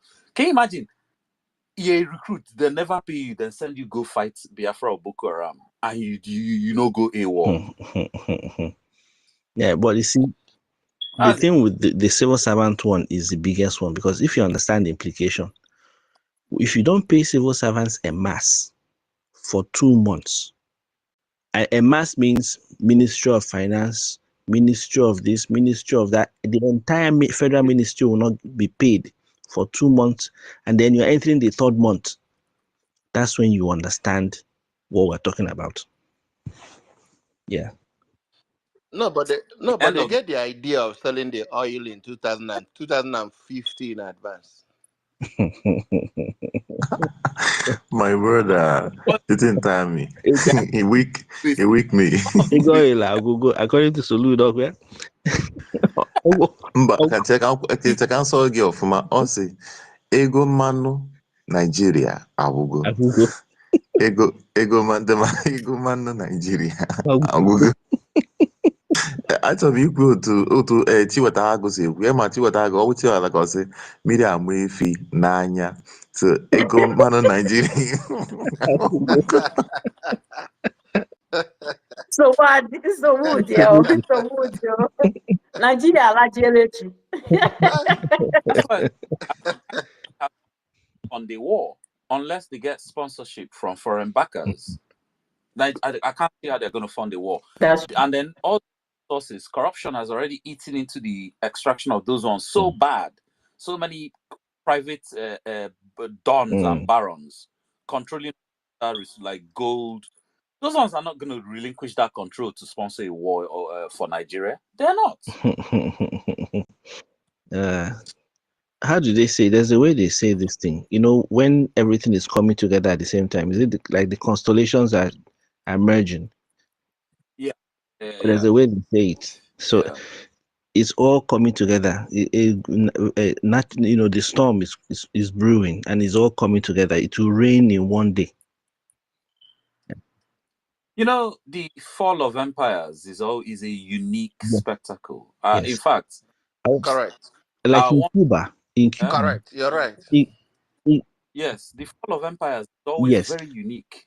In Cuba, they were having parties. They had a party that night. The government officials were in a party when Castro entered Havana. One night, everything changed. Everything changed. They woke up the next morning, they were in jail. The next morning, just one night, they were having a party. They were having parties. In one night, it changed. People don't understand that that's how it works. That it can change in one night. You sleep tonight, you wake up tomorrow morning, NEPA staff will have run away. The water corporation people will not be there. Maybe your security man self don't run. The policeman, when you look outside the gate, you will not see any police in front of your gate. In one night. Would that be called revolution or coup d'etat? Whatever they will call it. Rapture. It is rapture. It will be like rapture. It will be rapture. A coup can sometimes be a revolution. If a coup can sometimes be a revolution, if it's going completely against the status quo. Even like what happened there, Burkina. Even your driver and your cook will not arrive in the morning because they won't see transport to get to your house. You won't see your cook, you won't see your driver. If you call his name, James has not come to work. Joseph, no come. You call their phone is not working. I'm telling you. It's already, brother. It's already happening. No, see, this week now, leg they used to go walk. As in, I go Treco, because if I want to go to work like normal transportation I'm using now, the place where they used before 200 now 800 now, so to go and come back is 1,600. Now you calculate it in the whole month, almost more than 50% of my salary. As I did do I'm telling you. So everybody's now tracking things. So I'm telling you, and it's even better in this eastern part though. One lady made I don't know if you see the video that posted. One lady said that I he saw the went video. to that they are no longer restocking their this. These are major, like And the Shoprite and all advance that. people made them japa. Made them run away. Everybody run, oh, run, oh, They run. not come after the girl. Oh. Yeah, the thing be say after coming out after if when you don't finish coming after the girl, when you keep her in the prison, can you even feed them? They will come. We cannot be.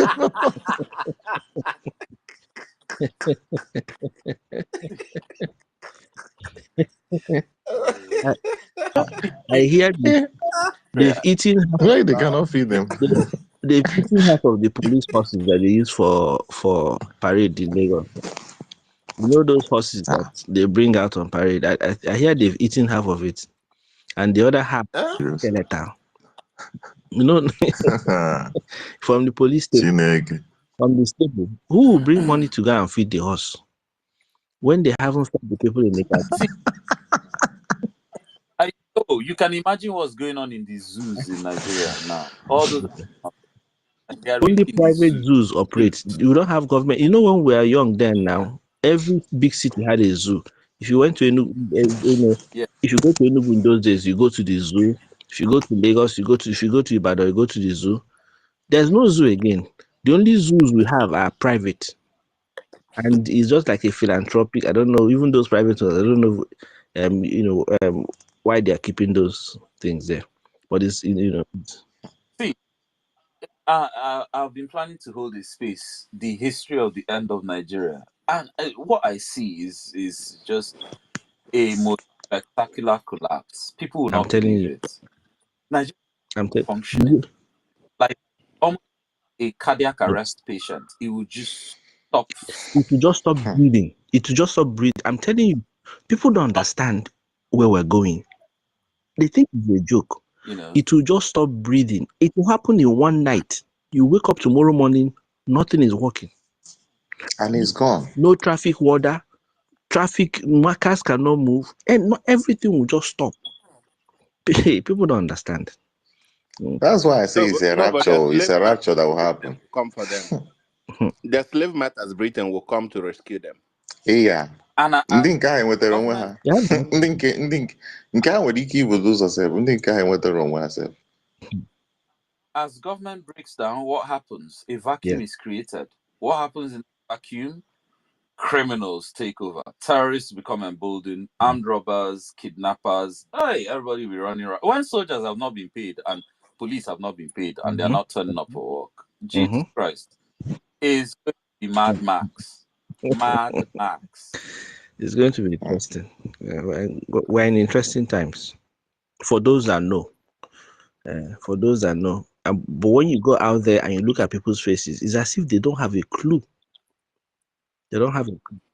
The collapse of Nigeria will be the most spectacular But the collapse. worst of it all is that the politicians are living as if nothing is happening. They're still living their lavish life and this their bogus lifestyle and they're still living like that. See, that particular class of Nigerians, anytime you tell them anything that involves struggle, they don't want to hear because they are the actual Of the system. beneficiaries of the system. Correct. That's true. Because they still have something that's working, whether it's one small business, one hotel, they still have something that's working. They are still eating, they're still okay. You now telling them end Nigeria. You're now telling them, oh, you might lose your business, you might have to start all over again. Nah. For them, it's just too much to think about. It's easier for someone who has nothing to lose anymore who doesn't have a business, or maybe Nigerian army has killed some of his family members. Somebody that literally is easier for them to, give up on Nigeria than for those who they're still plugged into the system somehow. Or maybe they've even been beneficiaries of the better end of the Nigerian education system. Even though it's not the best, it just teaches you how to be a manager, not how to be a leader, and how to read manual. That's all. So even with that small benefit of that better end of the Nigerian education system, the problem these ones now have is that they now see themselves as more intelligent than everyone else. And like as if based on that, their own delusion of having the intelligence, that is them that has the solution for Nigeria. That's the problem with these ones. Most of them still have aspirations of one day. Look, I used to be in one of my old school alumni WhatsApp group. I haven't even been there for like 2-3 years now. Anyway, I used to be quiet on the group because it was one private school like that in Lagos, full of rich children. In fact, it'd be like saying I'm even maybe one of the poorest in the school self. But yeah. So I used to be very quiet in the group because, the group had been going on for years. And then I bumped into one of my old guys from school years later. And he brought me into the group. So, I was just there quiet, listening to them, reading their comments. And then one day, one of them was complaining about a certain, I can't even remember the Nigerian politician, and how I think he was trying to do some business. And the guy was stifling things for him. And he was raking. In fact, even on that group, there's one son of an ex-governor of a state somewhere in Yoruba land that is also being groomed to be governor. Oh my God. Anyway, as this guy was raking, one of them said something that made me understand the mindset of people in that group. He said, that, why is he upset? That he shouldn't worry, Joe, that it will soon be our turn. That all we need to do now is make sure we become captains of industry. And our turn, we won't have to deal with all this kind of nonsense. That's what one of them said. And many of them were like, yeah, like, agreeing with the guy. That's their own cartel. That was their mindset in that group. And in fact, I ended up breaking the group. I ended up breaking the group into two. Now me begin first talk about how, because I notice, okay, someone's birthday, some people will do prayer, all these there, and then on some mornings maybe something will happen in Nigeria, some of them will be praying for the country. I'll be like, all this will not pray yourself, who will help? Pray, nothing. And then I started talking. I first started going against the over religiousness in Nigeria in the group. The thing won't cause trouble. I join on with, in fact, Nigeria needs to end because Nigeria is a crime scene. Oh, but hey, see wahala.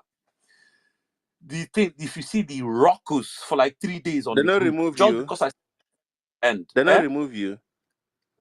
No, I was surprised. Obviously, I'll be alumni now, so they can't just remove me like that. I was surprised. If you see the ruckus that kicked off on that group, in the end, the solution, because one other guy on the group, but this one, a Yoruba guy, but he has a strong sense of Yoruba nation. He'd been, but as Yoruba be now, in Yoruba is not like Igbo where you can just say what you want because you're a Republican. So he was always piping down. Oh boy, let me give the guy ginger. Oh. Before we know it, the group now came up with solution that, okay, you know what? We should create another group so that we can go and be discussing whether Nigeria is breaking, whether Christianity and all this religion is a problem. And then that's how, oh boy, like literally half the group came, and there was still the original So group. you have the fanatic ones, the extremists. Well, This. the extremist curious ones, and fanatic on both sides, though, plus the ones that no, we die here in Nigeria. There was one particular one, the day this guy had it with me, if you see the attack this guy launched on me, plus mess chat, plus shouting, voice notes, everything, and I handled him very neatly. I said, dispatched him. But in the end, even the second group, can't even split on top, and now even just generally just left all of them. Just because I realized these ones, they are not ready. They are still on some delusion. You know, the only that my whole alumni, the only person I keep in contact is that particular Yoruba Nation guy, that one, because he was the realest there. I mean, most of them were. I mean, it's a private school in Lagos, so yeah. You know, there was one or two Igbo guys there, but you know, a lot of them were in diaspora as well, so their heads were lost. Some of them, I don't even think ever thought they were going to come back to Nigeria. So, Hey, Stammer, just to say one thing. Sorry. Basically, do you know one thing? The psychology of an average Nigerian see this. Once it is not affecting him and his family, or him particularly, it is not existing. Yes. He will observe the problem that is happening to other people. Nigeria is the only time he will agree that Nigeria is as a problem in Nigeria when it is affecting him. But even if people, all the people in Benue are dying, he doesn't care. So continue. That's what. And that is where most of our Igbo people fall in, especially that way 2x2 shop in Abuja, Lagos, Kano, and Kaduna. See, those ones, their own is as long as their business is running, they don't want anything to disrupt their life. That's those ones' problem. See, the problem with the Igbo man and his republicanism. Now, don't get me wrong, republicanism is the best system in the history of mankind, if you ask me. And when I say republicanism, no be American Republican Party, that's not republicanism. It's not American Republican Party, because there's a difference between Igbo Republican culture and American Republican Party or ideology even. Now, if I was born into this world 1,000 times, I will still rather come back as a Republican Igbo man. 1,000 times. I would rather come back than come back under a king, either in Britain or somewhere in China under an emperor, or anywhere under somebody as a king or something. I'll always come back a Republican. But now, comparing republicanism to monarchy system. Now, amongst Yoruba people, on a everyday street person to everyday street person level, it's very difficult for them to agree. Their own competition is rife. The only time you see Yoruba, or especially Hausa, uniting is when the Oba or the Sultan or Emir issues a decree. That's all of them will just bow one time. Yeah? Now, with Ndi Igbo, first things first, there is no king giving order or decree for everybody to bow at the same time. That's number one. Most of the times, when our Republican mindset aligns, it's based on consensus and some sort of objectivity. Everybody with their own brain, their own eyes, has rationalized something and decided, okay, this is the right way, or the right thing to do, the right way to go. And because it's everybody of their own volition, they'll just move along. They don't particularly need a king to say, oh yeah, it's this way. But the problem with Igbo republicanism is that because you don't have a king telling you what to do, squashing your ego, sometimes you get members of that society, that Republican society, where their ego becomes too big. And see, in every society, ego leads to psychopathy. Every society has a tiny percentage of them that's psychopaths and sociopaths. And that slippery sliding slope to psychopathy and sociopathy starts from ego. Now, ego is not particularly a bad thing. In fact, ego is necessary for survival. But where ego becomes a problem is where it becomes egotism, where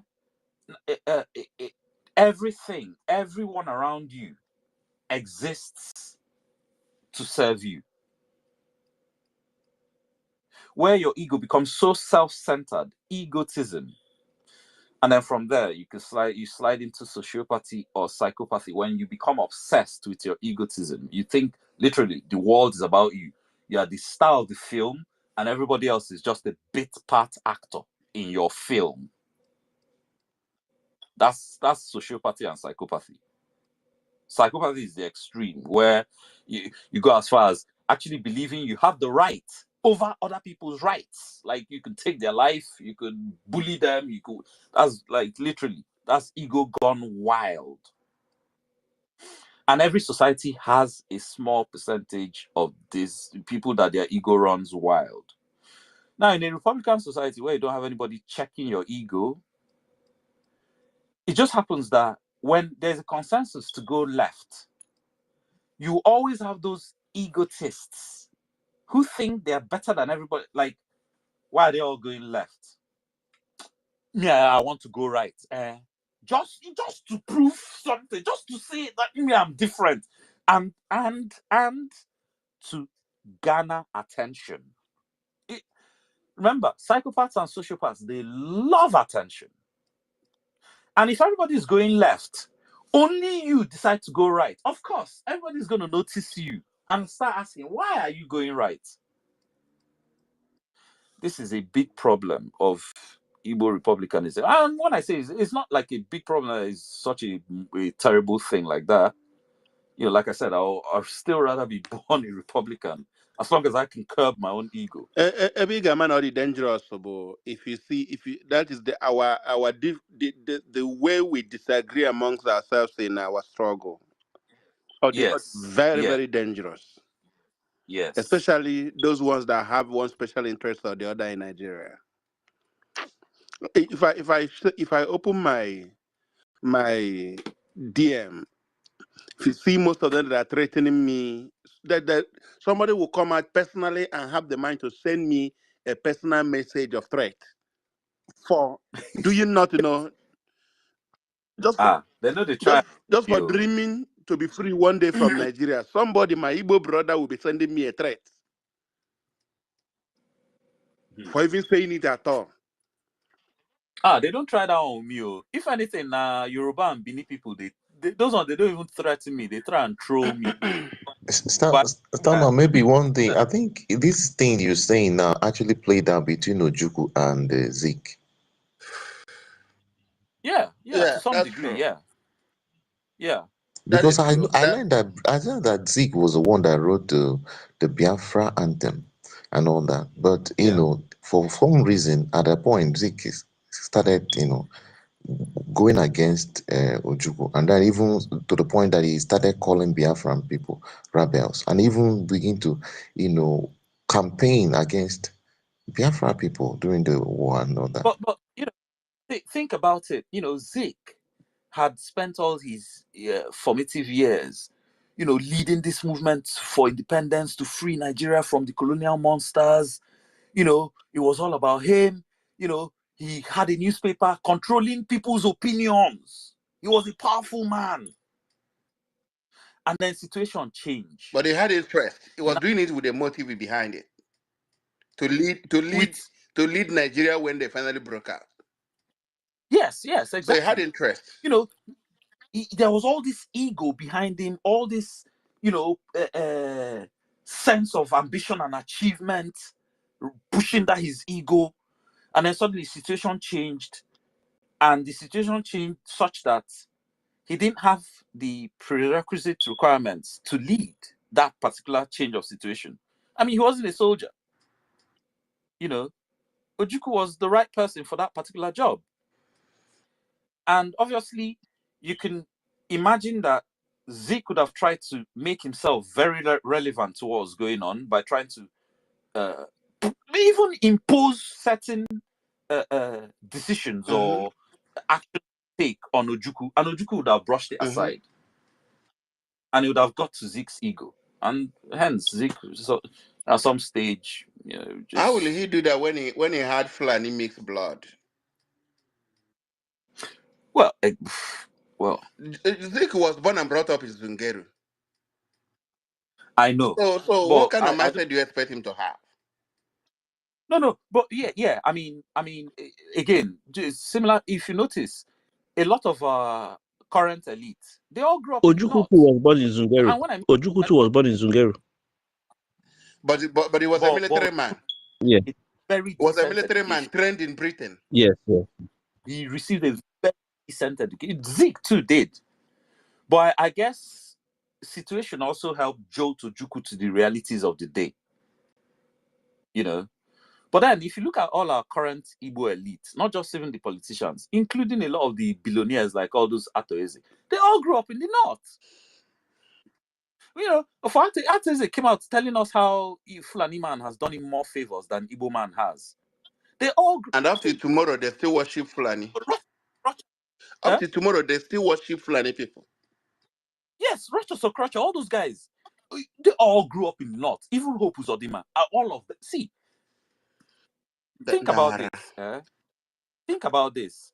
Remember, as Biafra was being encircled and squeezed, our people were running out of the immediate conflict zone.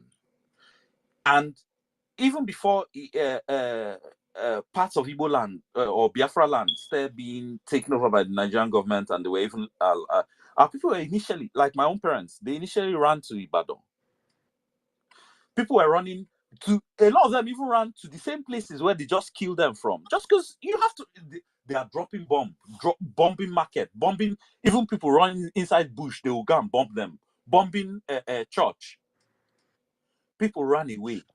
And when you hear all these people talking about how they grew up in the north, Fulani people raised them, let me just tell you what happened, because I've seen this thing happen throughout history. Even Mansa Musa, he did the same thing. In Mansa Musa's own case, it was a grave mistake that led to the end of the Mali Empire. Mansa Musa conquered some next kingdom. I can't remember their name now. After conquering them, deposing the king, the two young princes, he now took them under his wing, brought them back to Mali to tutor them, to now use them as future vassal kings on behalf of Mali to control their own land. But eventually, two of them turned against him. Or I think against his successor. Yeah, against his successor. They turned against his successor. Two of those two princes that he raised from that other kingdom. A similar thing happened after that war. And come on, let's think about this. Fulani and Britain had just spent all this material effort and lives, including genocide, conquering Biafrans. After conquering Biafrans, do you really think they were going to allow the likes of those real revolutionary leaders we had back then? Of course not. And even if initially, some of our true sons, took governance, the fact that today we have almost all our leaders come from once lived in the north. You can see that they had a program where a lot of our young boys that went to the north as refugees from the war, they brought some of them in. All those Ojus of Kalu, all of them, trained them with the hope of, in the future, maneuvering them into governance in Igbo land, which is what's played out. I mean, Hope Uzodimma and that Tanko move they did with High Court to bring him into, that just showed the agenda that they had people that they've, and even Funam writing recommendation letter for who is supposed to be head of a head. Come on. After that, and this is what you do in war. When you conquer people, you control their leadership from there. From then on.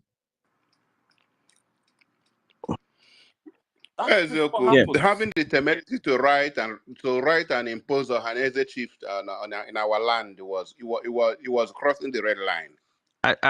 Actually, but that just exposed everything that was going on. They are directly in charge of picking our leaders, whether it's governor, whether it's Ohanese, or whatever it is. They have a That's say. exactly what I wanted to say, because most of us did not realize this thing. If you remember, a few years back, people will be telling you, why is your governor not doing something for you? Why is your governor not doing Yeah. something for you? Is almost like telling you, go to National Assembly, go and apply, go through there. It's exactly the same thing. Now, from 1970, from 1970 till date, there is nobody that has power in the East that has not been vetted via a particular profiling. All our leaders are profiled. People like Ngige escaped the net, and we know the story. Oti escaped the net, and we know the story. And those that escaped the net, it won't be long before they check them. One way or but people don't understand that they profile us. There is no good person that can come out in the East to be any type of leader under this current dispensation. It is not possible. If we understood this a long time ago, things would have been different. Most people are very naive about this thing. It's a fact. They profile them. Remember that before you can become a local government chairman, even at that low level, you have to go to DSS vetting. Have you heard of that before, Abi? Yeah, They call it clearance. a clearance. That clearance is where they check. Let me tell you what they check. I've never heard this one. Jesus. They Yeah, it's true. they check, is this guy corrupt enough? Can we control him? Is he going to steal? Once they see that you're a good guy, bam, you fail clearance straight away. As a governor, if you're running in the party they know will win, they have to vet you. They only ignore you when you're YPP governorship candidate. But if you're a PDP or APC and they think that you might have a chance of winning, or whoever picks the ticket there might have a chance of winning, they have to profile you, they have to vet you. They vet you very well. And if they think you have a chance, they even go beyond that. They will now summon you. They will now summon you to Sokoto. You have to go there. And you have to agree on certain terms. Mba is an example. Enugu State is a very classic example.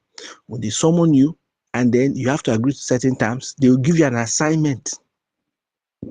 And based on that, you can now go ahead. That's why when you see people that you think they are good and they're acting funny, you say, but this man is supposed to know this now. You don't know that there's another rope pulling him on the tail.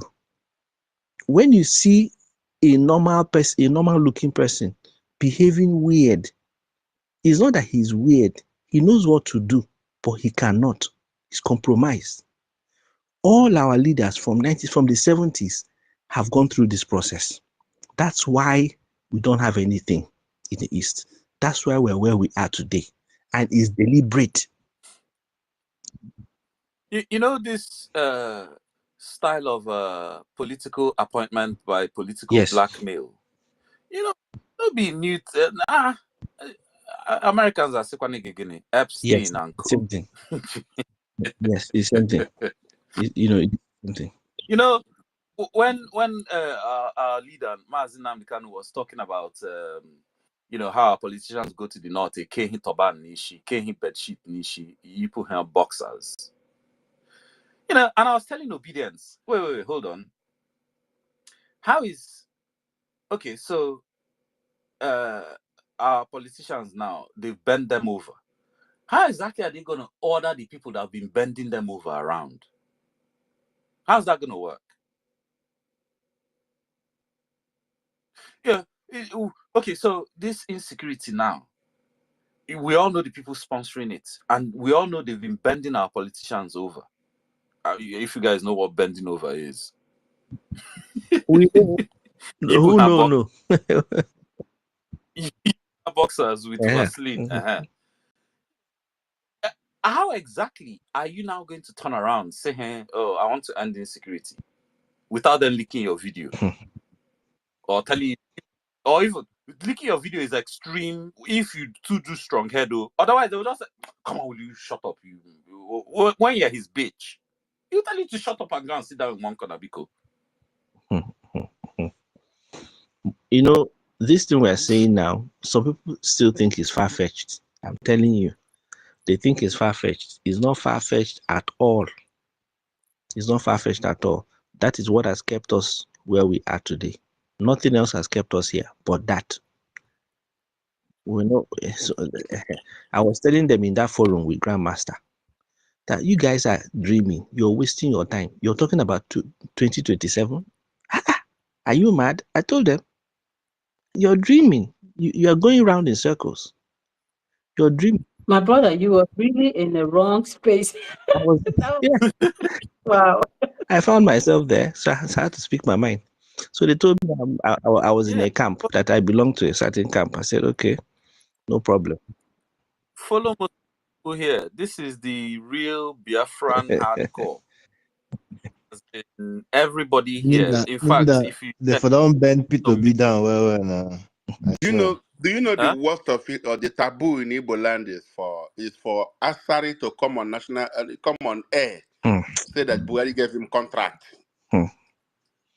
security contract to guide Igbo land, that he's going to one guide Nemo State, and then oh goodness, oh my God, goodness me, oh my God, oh this is sad. This is how the mighty are falling.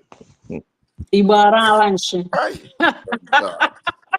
No, for real, for real. Oh man, they must be destroyed. Bulldozer, guys. I'm with you guys. Let's bulldozer this country, bulldozer it from the bottom up. Bulldozer it. Now this contraption. Yeah, but Maazị Nnamdi Kanu mechara anya sị na the best thing is to tell the people the truth. Aka o ji wee sị na ihe ọ ga-eji wee mebie obodo a bụ eziokwu Chineke. And eziokwu anwa bụ ihe o kwuru. Kita now, the eziokwu now is now penetrating because Maazị Nnamdi Kanu just laid out those truths, even though it sounded very controversial and people didn't believe him. They thought he's a mad person. But now, when things are now playing out, you have something to reference it to. Now people are now saying, hey, Maazị Nnamdi Kanu kwari ha o. Hey, mgbe aha nọgide enwe naira crunch, onye ọbụla na-enwere ego, onye ọbụla a na-achụ ego, onye ọbụla ndị na-agba ọtọ na bank, ndị na-eti mkpu na bank na-eme. Mana now watch is ka anyị na-eti mkpu anyị nwere the currency. Ndị terrorists nọ n'ime ọfịa na-egosizi anyị the ego apparent na bank ya. A bank anyị ndị terrorists enweta gị mana citizens enwetara ya. My brother, he had a too much. No, Ojo not touching now. Oh, you can't just help but laugh. But laugh, man. You know, when I tell you monkey ate APC campaign money, you have to laugh. Snake swallowed.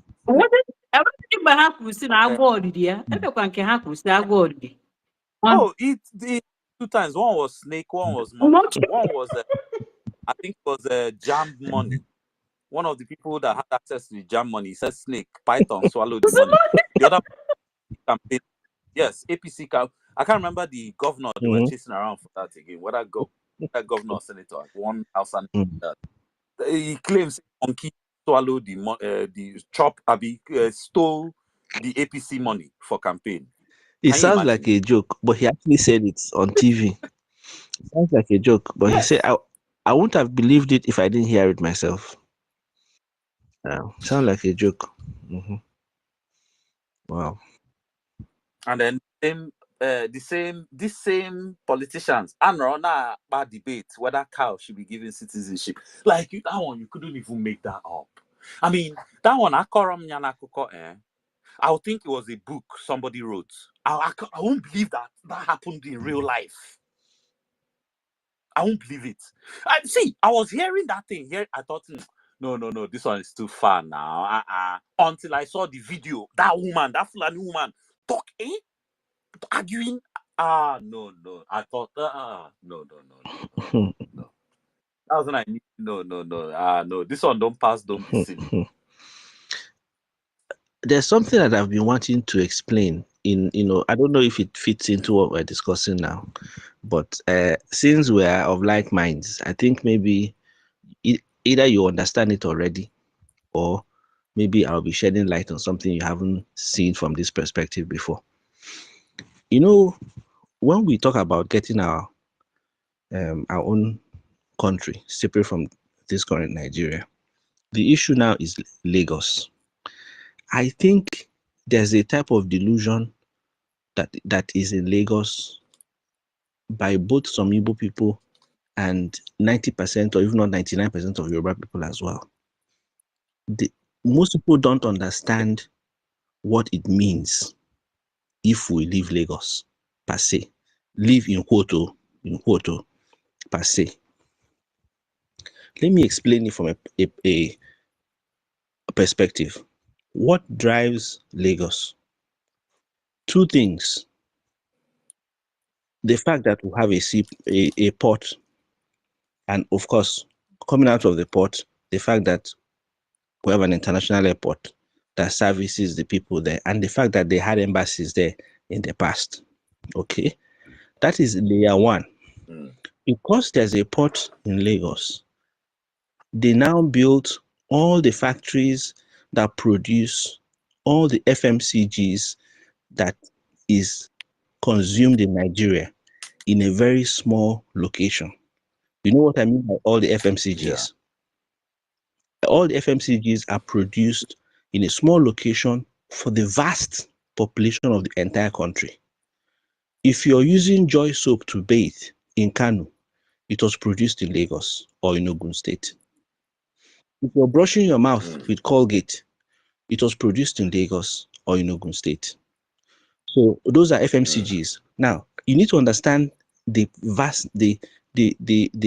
type of volume we're talking about now, simply because the port is in Lagos.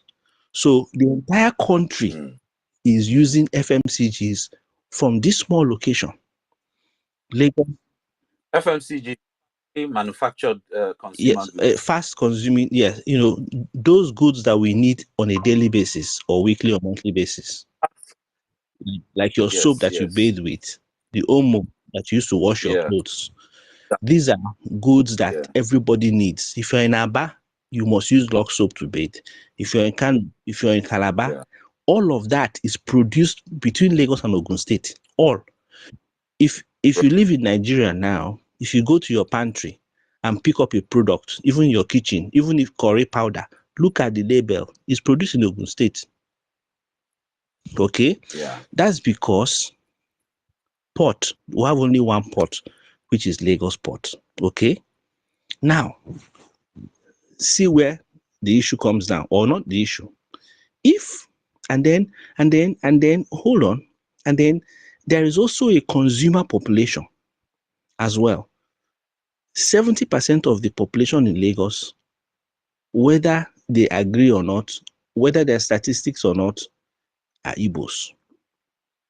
Whether you like it or not, 70%. It's not 50, it's not 40, it is 70. Based on my empirical observation. I've lived in Lagos and I understand what I'm talking about. If you want the empirical facts, I can point them out via estates. You can look at estates, you can look at markets, you can look at the bank staff. All of that points to 70% Igbo population in Lagos. Now, these people consume. When we get our own country, we're not going to use Lux soap again. People don't understand it.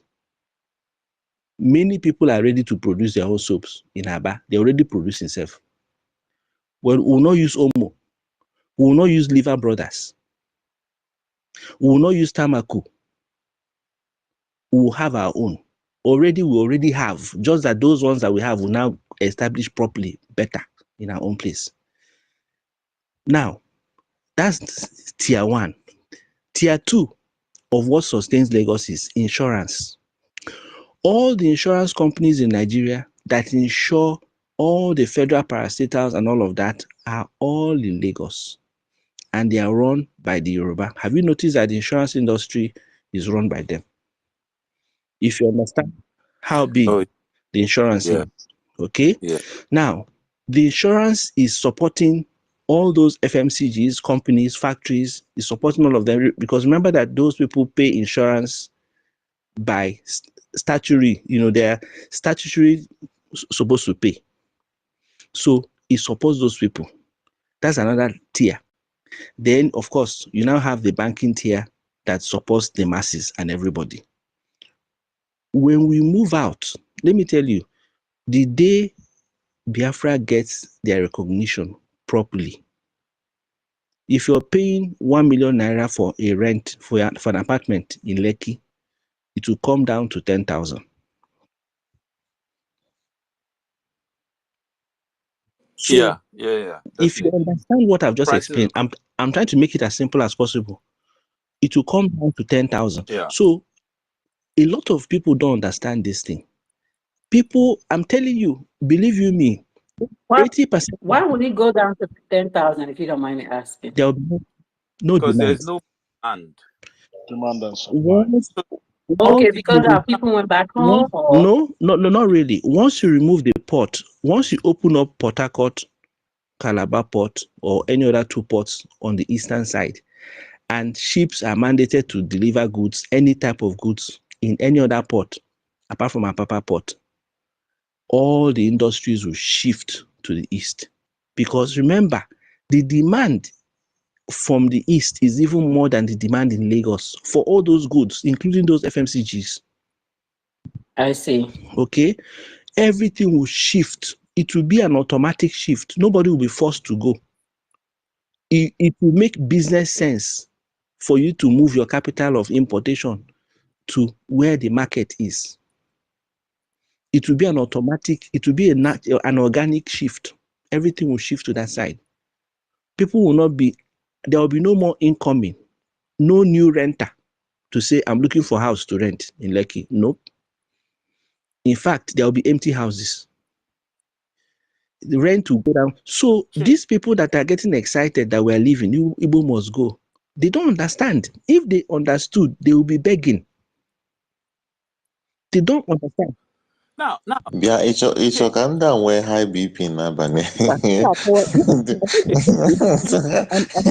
It's your kind of happy tete n'abalị. And then the other Ronu, the new Ronu thing I'm seeing in the past few weeks, they are showing the IGR of Ogun State. Now, you now understand why Ogun State has a high IGR. It's not because Ogun State is doing anything special. It's simply because Ogun State is taking the overflow of all the industries from Lubeju and Obakran. You cannot fit everything into Lubeju and Obakran. You have to now move it out. And they moved all of them out to Ogun State. So any new factory opens up in Ogun State, including this new Kellogg's that came down a few years ago. They opened up in Ogun State. So they're paying taxes to Ogun State. Now, who is benefiting from those? They are supplying the entire country. Again, is still the same FMCGs I'm talking about. So the IGR of Lagos and of Ogun State, there will be no more IGR. It will go down to zero. I'm telling you, because they cannot generate that. They cannot generate on their own. They cannot generate this market. Yoruba themselves cannot consume this market. They cannot produce people that will buy. They don't have the buying power to be able to warrant them. In fact, they will be like Sierra Leone, for example. Okay, if you understand the business in West Africa, do you know that most of West Africa come to Nigeria to buy their FMCG? Ivory Coast, Sierra Leone. Yeah. If you go to Apapa Wharf, you will see some small boats that they load every day. They load those small boats with Joy Soap, Lux, Omo, and they drop them at Sierra Leone. Right, I want to ask you one question. Yes. Right? Mm-hmm. So, sorry, let me turn down my music. Mm-hmm. The thing I want to ask is, so why do these people have to come all the way from their own country to Lagos to buy those FMCG goods you're talking about? That's what I want to Why explain is to it you. like, That's what I want to explain to you. why can't those companies establish factories in those regions? Since if they notice that, okay, this is high consumption coming from this particular part of this, why didn't they like put all those things? It's very simple. It's very simple. Let me explain to you. It's still the same reason why. And Stammer, I have a question for you too, please. Let me let me answer your question. Let me use China as an example. An Igbo trader can go to China and order 10 containers of a particular product and bring it to Lagos. Okay? A trader in Sierra Leone or in Accra cannot do that. Why? If he brings 10 containers to Accra, who will buy? He will not sell. He cannot sell it because they don't have the population, the buying power to consume 10 containers. And the population of Lagos alone is more than the That's what I'm population of saying, Ghana. but not Lagos alone. I'm talking about Nigeria. So with this buying power now of 10 containers, remember, I'm just giving you an example. With 10 containers, the businessman in Accra will say, let me just go and pick my 5 bales from here, from Lagos, and come and sell in Accra, small. It might take him 6 weeks to sell 5 bales, but it will take the guy that brought 10 containers 1 week to finish the 10 containers, and it's back again to China. The Accra cannot do it, not because he doesn't have money. He cannot sell it. He cannot turn it over. So it's virtually impossible for him to do it. Economic wise, it's purely economic. Let me just add something to what you say. Okay. You see, that buying power you're talking about Yes. is very valid. And if you notice, you see, we Biafrans, we are very blessed. And Abuna sense I make business, you understand? It's everywhere in us. It's just, except if you have not discovered your own Ikenga. If you continue to remain like a normal human being, then it will delay. You will remain like a normal person, feeling like a normal person. The thing is, what I've come to notice is an Igbo man knows how to negotiate very well, in the sense that he will go to where that supply chain is. And when he gets there, what does he do? He reach an agreement with those manufacturers. All he just needs to do is just maybe run like 5 transactions with them to build that trust. And you see all those 10 containers they buy. It's not like they pay for everything. They don't pay for it.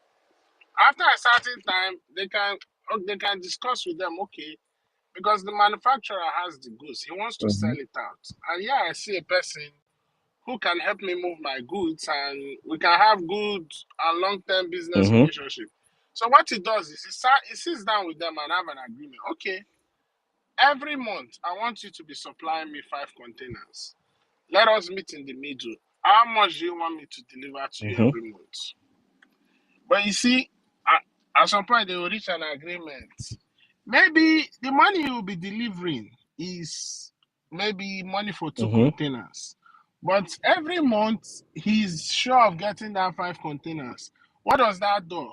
And in the process of doing that, they build like a long-term business relationship. Like, okay, this thing has to last for a certain number of years. But you see, to that manufacturer, that continuous cash flow that keeps coming in, you understand, is far more better than you wait for somebody to come and buy a certain number of goods at a certain time. And because when you look at it, you see the turnover, the high turnover is existing. And again, production is taking place, is moving, everything is just like scale of preference. You benefit. So that's just how basically it is. Exactly. So somebody in Sierra Leone cannot do that. Not because they don't have the money. No, it's not something you can learn. No. no, there's another element that you need to understand. That's why when I spoke here initially, I said if you haven't read this book, Outlier, you should read that book. It's very important. It explains more about your Igbo-ness. That book was written by a Black American, an immigrant from Jamaica. Where can I get it?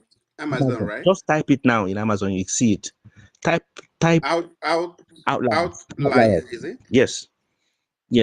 Type it. What you say the name is? No, Outline outliers. out. Outlier. You know, it's actually a term in economics. Outlier. Please, can you type it on the space, please, so we can check it? Thank you. Okay, let me type it now. Now, there's an element that you are all missing here, and that element. So let me just type it out. I can't, I can't type and be talking at the same time. I'm not, these women, they can do. Yes. Can you see it? Not Type yet. it. I've typed outliers. Okay.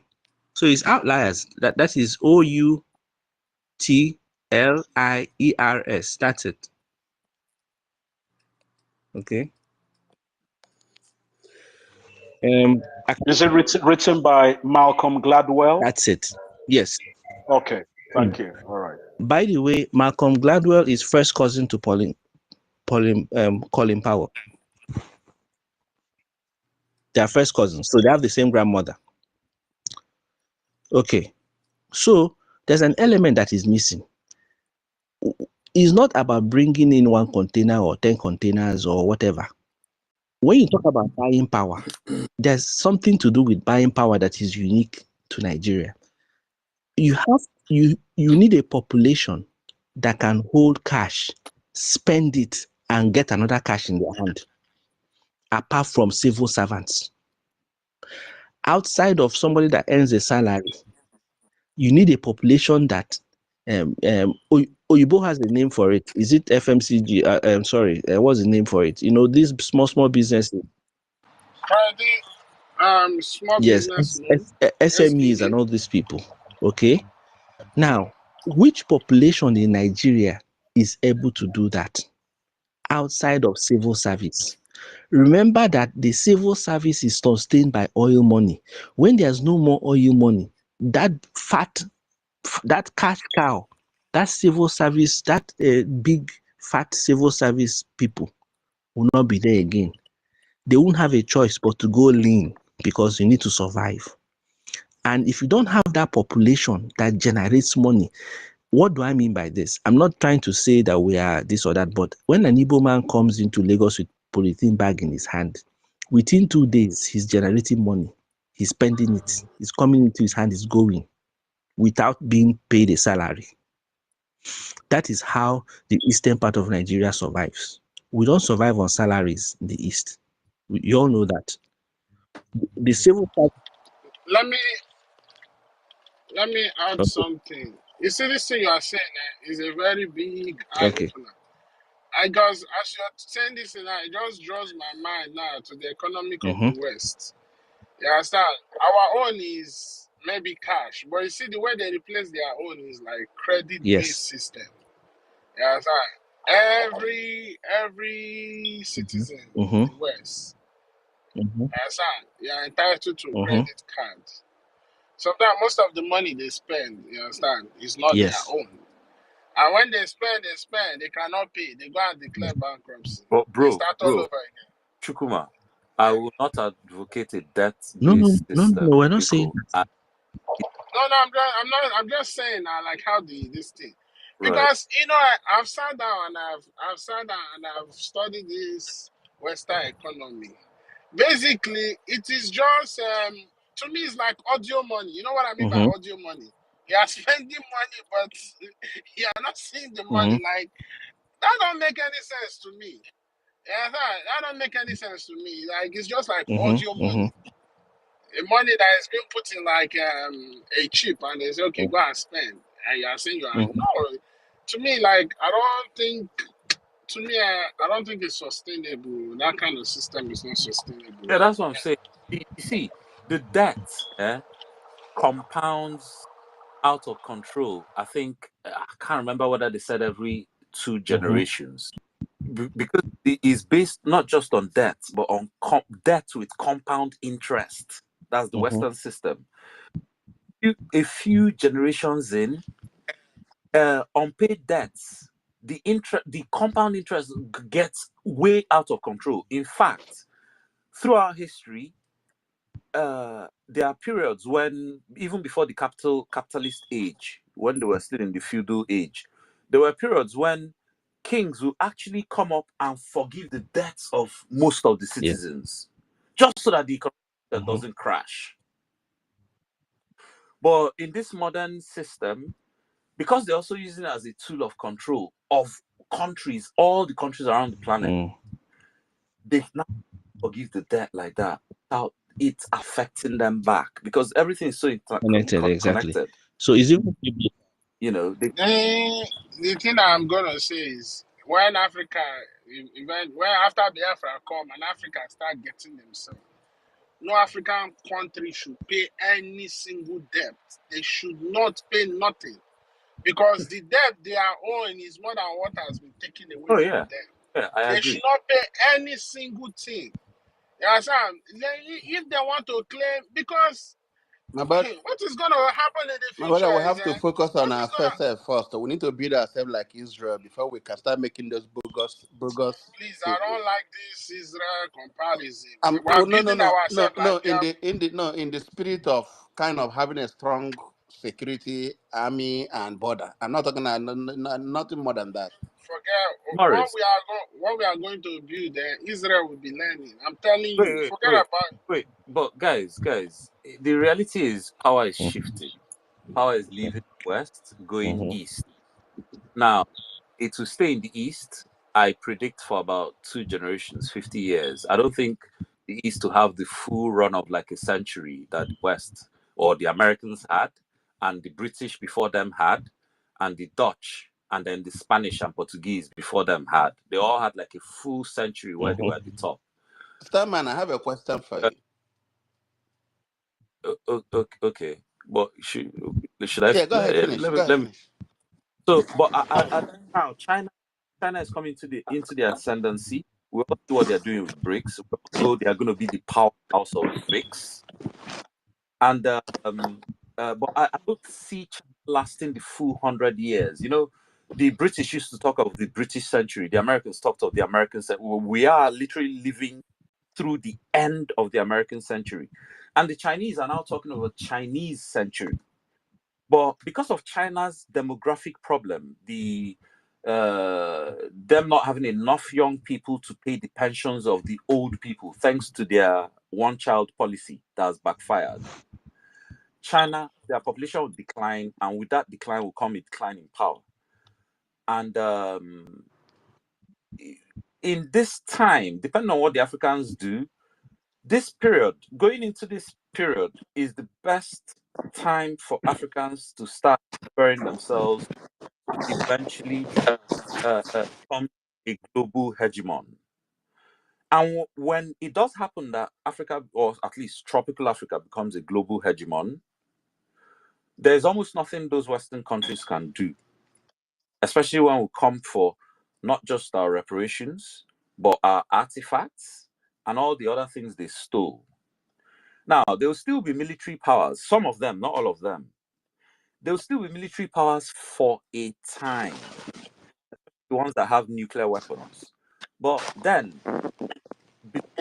I found out that even nuclear weapons have an expiry date. I was so happy. Yes, nuclear weapons have an expiry date. Now, unfortunately as well, they've just discovered a huge uranium deposit in North America, Canada to be precise. So yeah, they'll still have nuclear weapons for a while. But yeah, their powers will decline. It's a matter of time. I think This is generation. I think you see honestly, I want them to discover resources in one of their territories, They so have that they can scramble for it. They have resources. So that they can scramble for it. In the process of them scrambling for it, their attention is shifted. Bro, While we are developing ourselves and building bro, ourselves. they have resources. They do. But the only thing is, yeah, they are smart enough to realize that, hold on, resource extraction destroys the environment. Why destroy our own environment when we could just go destroy those Africans' environment since we already conquered them? And if we take their stuff, we save ours. Ours becomes strategic reserve. And the more we stand by watching them taking our resources, let me just tell you, if that scenario plays out to its logical conclusion, they will not, first of all, they will not leave until they've taken the last gram of gold and the last drop of oil. And when they do leave after taking the last drop of everything, we will remain poor forever and we will never industrialize. Because remember, then they will now revert back to their own resources and they still control the prices. And with almost nothing short of other than labor and agricultural produce, we have no bargaining power. The thing, see, stand my wait. You are doing too much Western economy.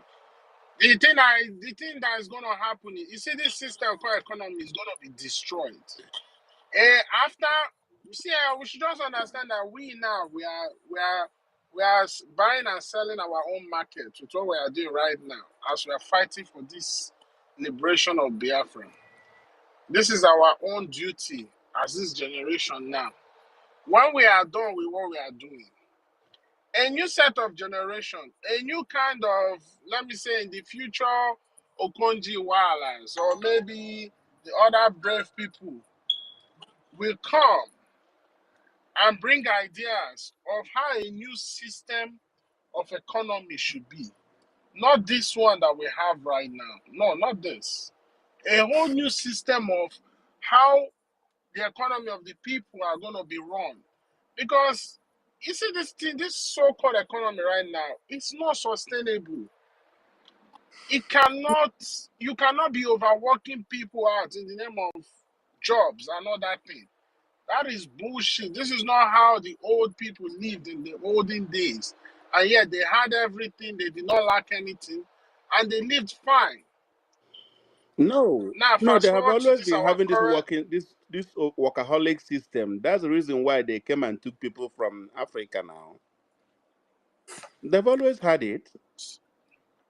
So because Sorry, yeah, carry on.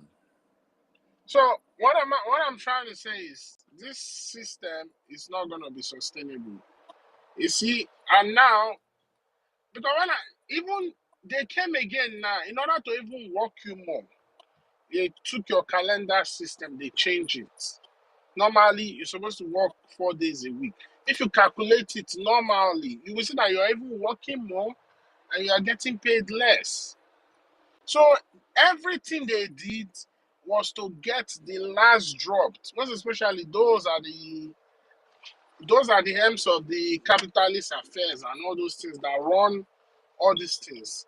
That is what they did, and that's what they try to achieve. So I guess let me Yeah, just throw that. the capitalist system is just not sustainable. In fact, if you ask me, capitalism is a giant Ponzi scheme scam. In fact, the greatest in human history, and it's simply not sustainable because it's based on profit and debt. It's a zero-sum game, meaning that for somebody to make a profit, some people are losing somewhere else, and losing on all levels, on all sorts of levels. Either the environment is being degraded or they're being paid less than the value they are creating, but somebody is being exploited somewhere for somebody to make a profit. It's a zero-sum game. It's not sustainable. Yeah, and you know, as for Africa, capitalism will not be the solution for Africa because it's never worked. We have had capitalism in Africa since colonialism, but it doesn't work for the Africans. And the people we're going to have to be competing with in that system, the Europeans, they've been accumulating capital for 500 years ahead of us. If it's that one, we cannot compete. You know, yeah. Sorry, I see Arinze back because he's been up for a while.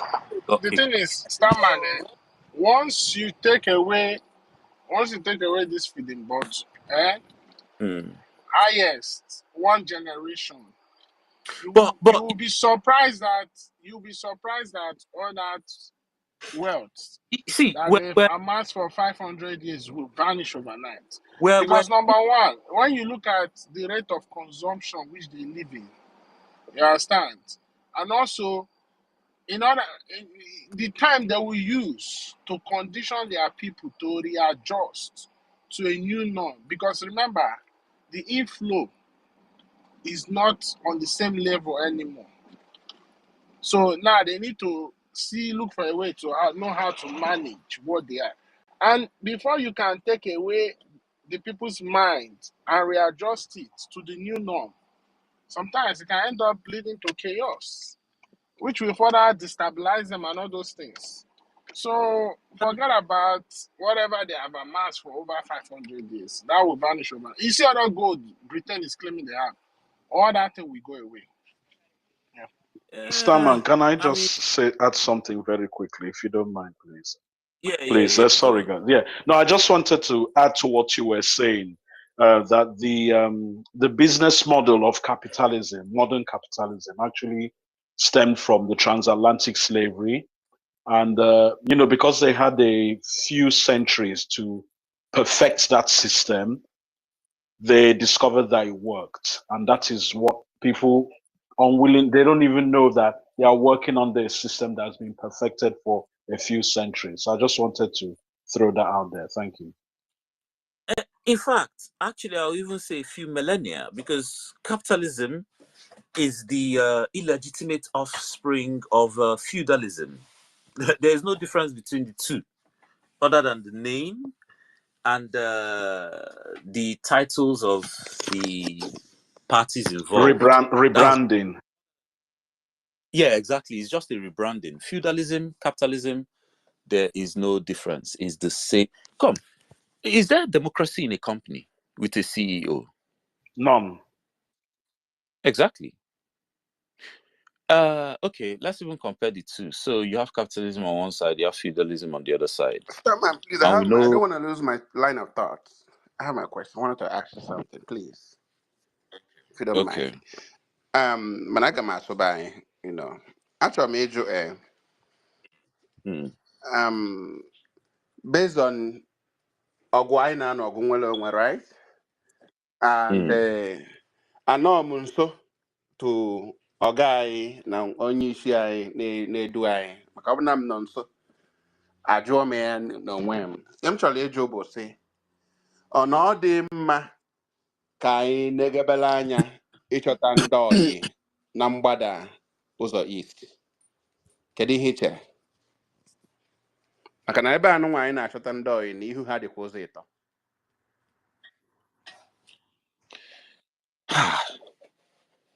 Well, you mean other groups around us? No, Chotando knows the East. Who's the East? Oh, the blocks. Yes. Oyibo East. Who's the East in the R? Yes. Yeah. Yes. Okay, I'll tell you what I heard PM say about that, which I think we should understand is as diplomatic as he can be, really. He said, because I think someone asked him a similar question, and he said, well, if the people we've been pandering to refuse to listen to us, we'll go to the other side.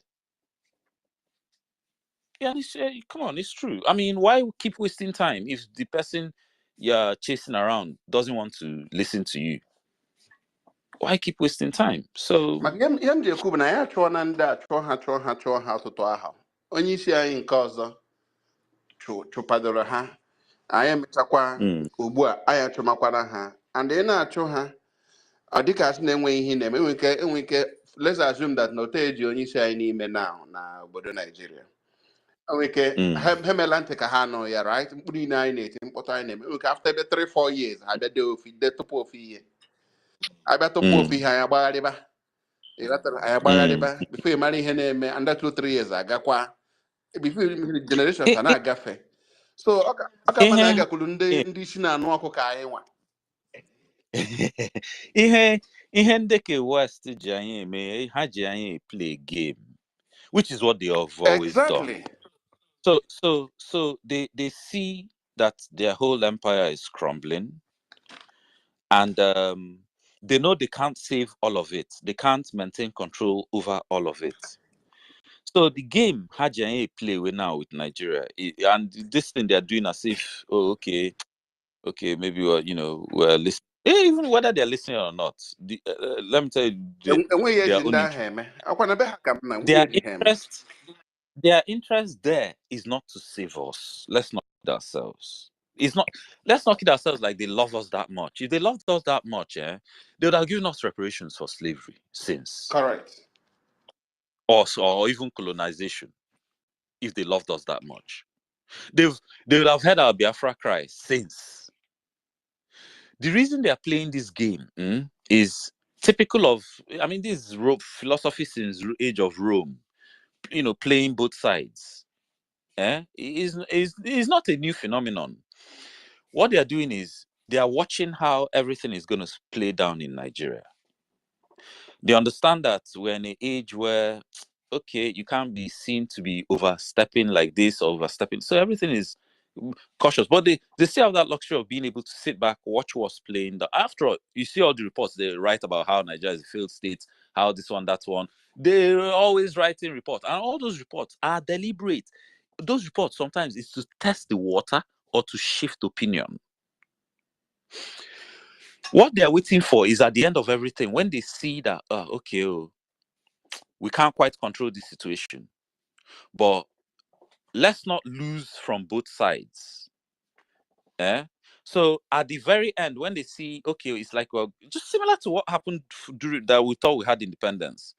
When they see that, okay, if we allow this thing carry on to this angle or this dimension, we might actually lose control on both sides. On both sides, or influence on both sides. So this whole game is so that at the end, when they see, okay, it's becoming sticky now, they'll now, okay, peace talk, or everybody come to the table, let's talk. All of us will gather at the table, and they will make it clear to us, you see, we're here, we're at the table, we're negotiating for you guys, meaning that we have to factor in their interests. I'm not quite nation our struggle. I'm not nation make equal ihe ga-eme and what him GML. No, that's not diplomacy now. You diplomacy demands that. I can I'm not on nation, so you become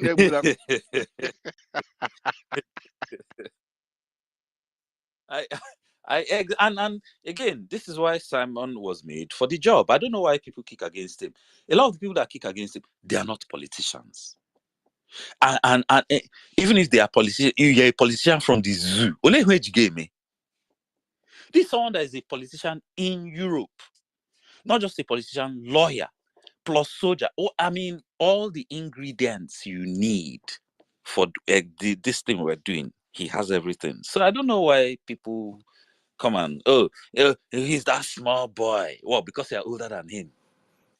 Can you do what he's doing? The kind of influence he has, do you even have it? Including the right level of color. He has it too. Exactly. Yeah. Let me just respond to that.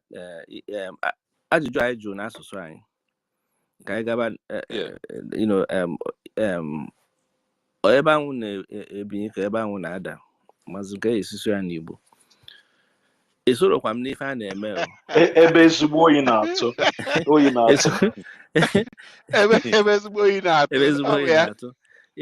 esoro m n'ife a na-eme beta ama m na a na-eje ebe a yotago onwe onye kọwaa something nkịta that na-eji anyị agbakoso yotago anyị ma na-eji anyị agbakoso but onwe ife a na-akpọ alignment bụ mgbe eji ya agbakoso but agbazie anyị wee gbabanye anyị n'ebe mmanụ aṅụ dị. Agbara m ife na-ekwe make sense. Yes, yes. Eji ya agbakoso, but ịpụtazịa ụbọchị a chọrọ ịgbaba na ndị ke ndị anyị agbaba ebe ni mmanụ aṅụ dị. Agba ya ọ bụla ebe a ka agbaje, but isi ụkoso ka a na-agba o, but ọ dabazialị gị or right place at the right time.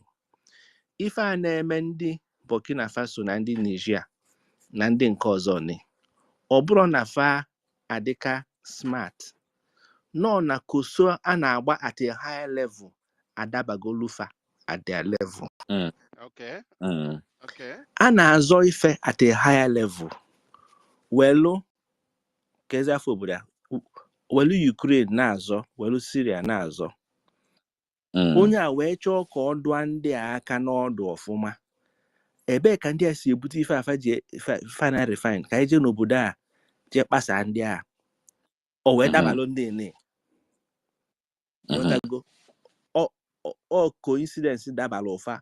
And then no dabakwalụ fa. Fa wee dịkwa smart. Hold on to that ndaba. Wee jidesie enyi ike. Wee nyekwu aka mee na work ọfụma. Because they were ready. Now that boy in that boy in yes, because all the ready, they were ready, so they took advantage. Obro no na faje but other balofa because anano high level or high level or kanano. So India and India na ndi anwa ebe anwa oyi na ato. Fanwe uche ka ndi oji. Obuna gina fe emegi ife before. Yeah. Fana eme ka ndi oji. Afana eme udi joke anyị na-eme imogo that is ịma njakịrị fa ya aghọta ya fama njakịrị go ya aghọta ya but ndị nke ọzọ ne ịma njakịrị fa na-ene ka ewu anyị na fa nọ na the same level. They have a difference in arrogance level. Yes.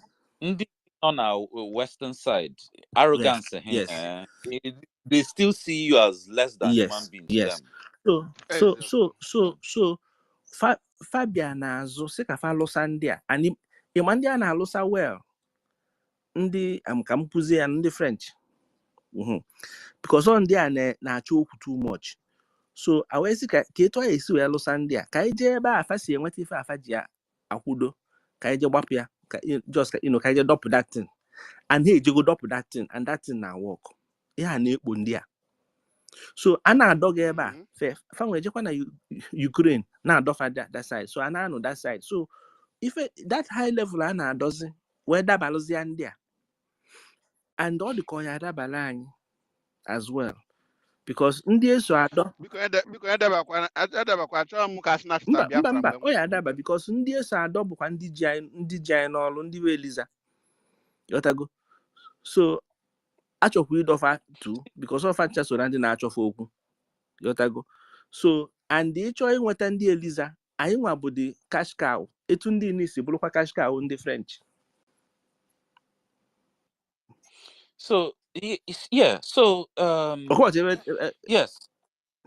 there's a high level game being played, and all this is not particularly because anybody likes the Africa. Exactly. But the reason why that strong man obodo and the other one no na obodo ndị anya hipere one those strong men. Those strong men understand one thing. They understand that the power of the West from the free resources the West needs from Africa. They understand that very well. And that the only way to weaken the West is to go and take that feeding bottle. And they also understand that there's a risk of war because the West will not be there, feeding bottle. They will throw blow back. And you can see this war even shaping up now. And like I've been saying, Women in the Sahel is just the beginning. The more you see how Ukraine is heating up. They've now sanctioned for Ukraine to launch heavy long-range missiles into Russia. And has told them, look, we are not stupid. We know that those missiles, Ukrainian soldiers do not have the training to operate them. The Ukraine does not have the satellites to guide them. The Ukraine has no facility. This is going to be NATO soldiers launching rockets at us. And if we do, we'll consider it as an act of war from you. Yes. If you see all these things playing up, literally, this one is just how many days ago this one happened? 3, 4 days ago. And again, those two strong men from the East, they understand that for them to win any eventual war, they have to, number one, control the resources in Africa and deny the other side those resources. Because it's with resources you win war. If you don't have enough copper to make the electronics, enough iron to make the armored tank, you are going to lose that war. Oh, it's as simple as that. Okay. So the game I said they want to be at our table now is so that, okay, if they see that, okay, we're too dogged, and the original plan of using Fulani Nigeria to control our gas, which they are going to need now that they are fighting with Ndigodo from the BRGIE. Now that they are fighting with them, they are going to need, you see how they were rushing to start building that. In fact, they started building that pipeline until Niger stopped their own section. That's why they want to be at that negotiating table to say, okay, we brought you to the table now, but yeah, what's in it for us? How far with that gas? How much are we going to get? That's what this whole game, this long game, Haji is all about. That's exactly. Yeah. Okwimano maka that singular fact na fabata obodo ni chụpụ ndị ni ka eji wee gbuo onye isi ndị mercenary ndị ebejuru obi. Oh yeah. For that singular act ka eji gbuo that man. See, me, I actually believe World War III be to go already, because if you go and study First and Second World War, you see that before those two wars, there were all these small wars happening all over the whole planet, everywhere. Small wars, and everything started building up, boom. If you look at the planet today, it's the same thing. You see all these small conflicts, you know, and it's all building up. And if you ask me, Africa, it never even starts. Africa is going to be the main front line after Taiwan. Taiwan is going to be the number one front line, but that one, in fact, see, I remember there I was thinking about what was going to happen on Taiwan, and I realized that the Americans, from all the war games, I think they had about 8 war games. 7 of those war games, they couldn't defeat. China pushed them out of Taiwan. In fact, the 8th one that China didn't win, they had to modify a lot of the rules for the war game. They had to, almost like they rigged it to, just to blunten the edge China had a bit. Now, in seeing that, I started wondering, so what exactly is America's strategy? And then I realized something. If that war actually starts, that Taiwan starts, it's going to be in fact, if global war kicks off, the number one front line is going to be Taiwan. Why? Because Taiwan has the most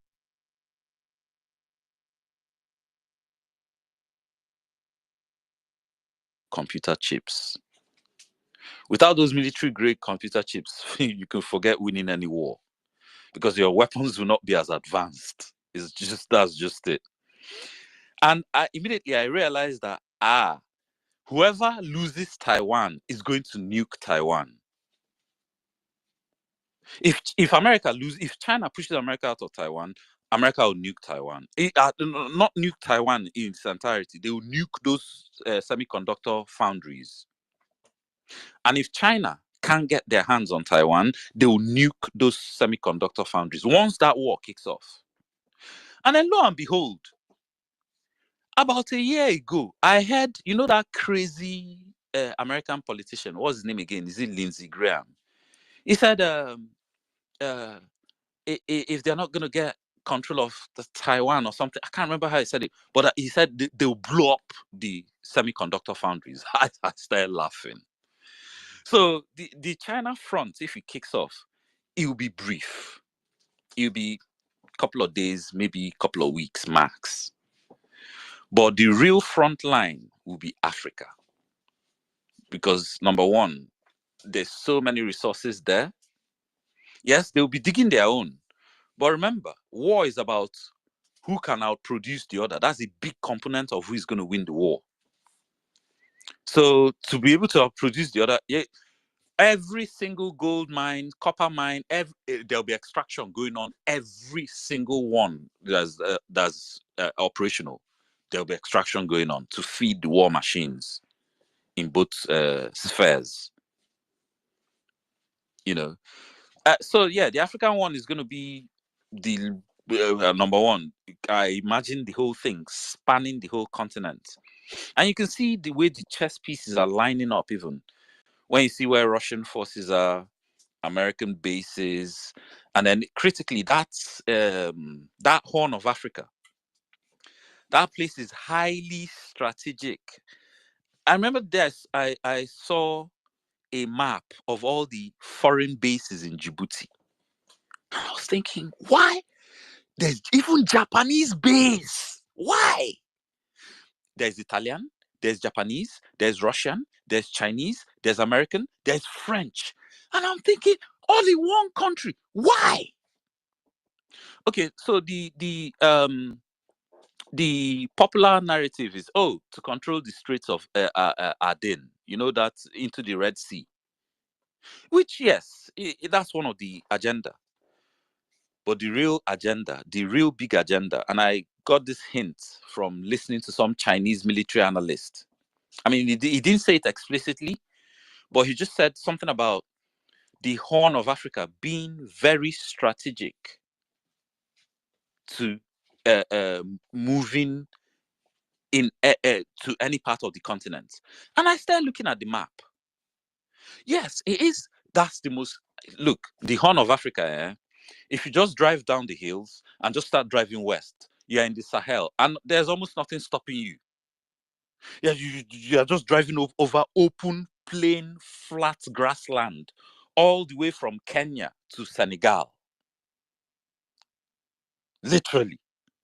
And then if you decide to drive south, you have a similar type of environment, that interlustering region that straddles all those Kenya, Tanzania, and that's also following the trans-Saharan slave trade, the so-called Swahili coast.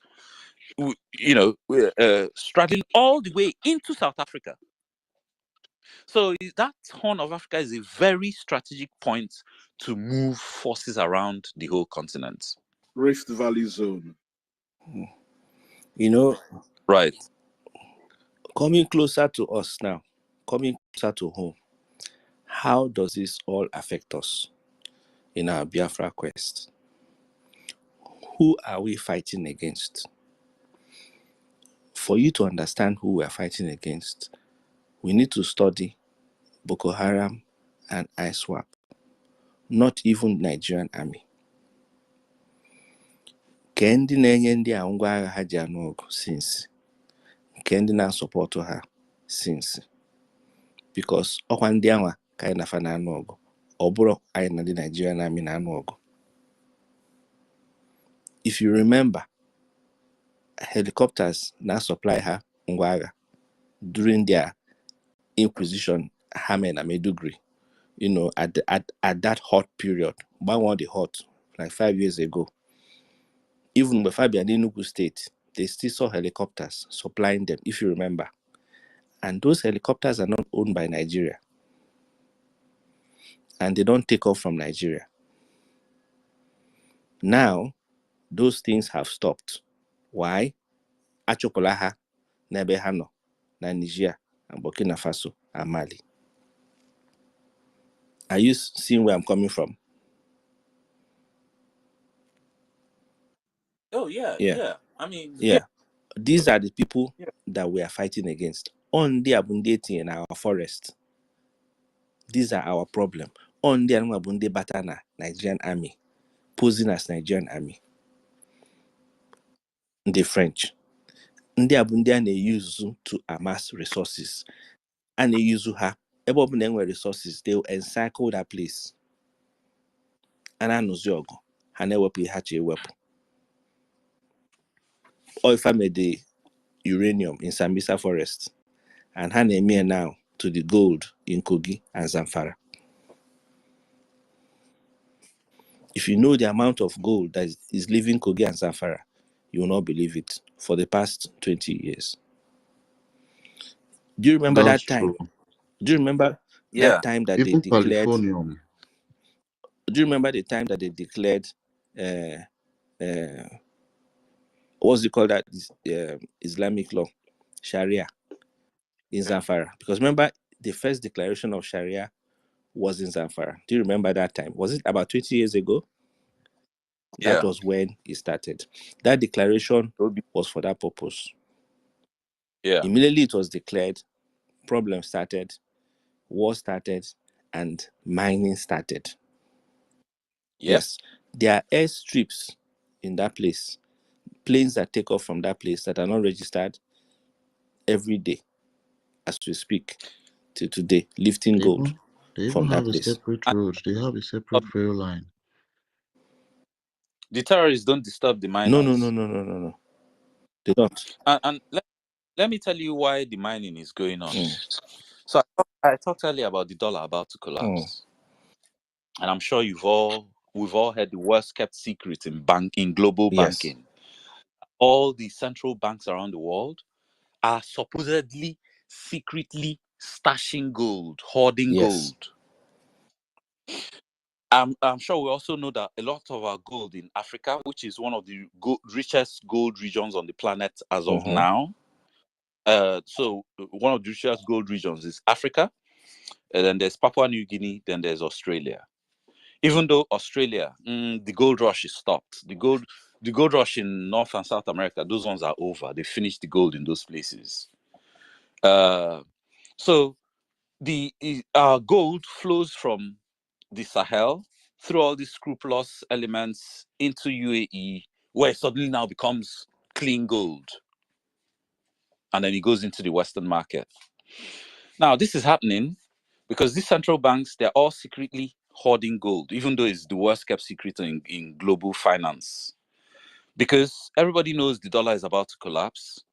And in history, in human history, there's been a history of over 2,000 fiat currencies. That's currencies backed by nothing other than the endorsement of the state. And all 2,000, before this current generation of fiat currencies, all 2,000 have collapsed. Every single one has collapsed. Why? Because now, emperors, kings, all these, guys, they create fiat currencies for a reason. It allows them to spend more than they have. Because it's not backed by anything. If your currency is backed by gold, you can't spend more than the gold you have. But if your currency is fiat, like say made of a very cheap metal, even copper, sometimes even the copper, when they don't have enough copper, they debase it with other cheaper metals. So fiat currencies, because there's no intrinsic value attached to them, they always go bust. In fact, sometimes even gold currencies, a currency where you are minting gold coins, can go bust. Like in Rome, when the Roman emperors, just to fund some of their wars, they started mixing the gold with another impure, kind of not impure, but kind of like they call it is it electrolyte or no? Electrum. Lesser metal. It's actually, Lesser metal.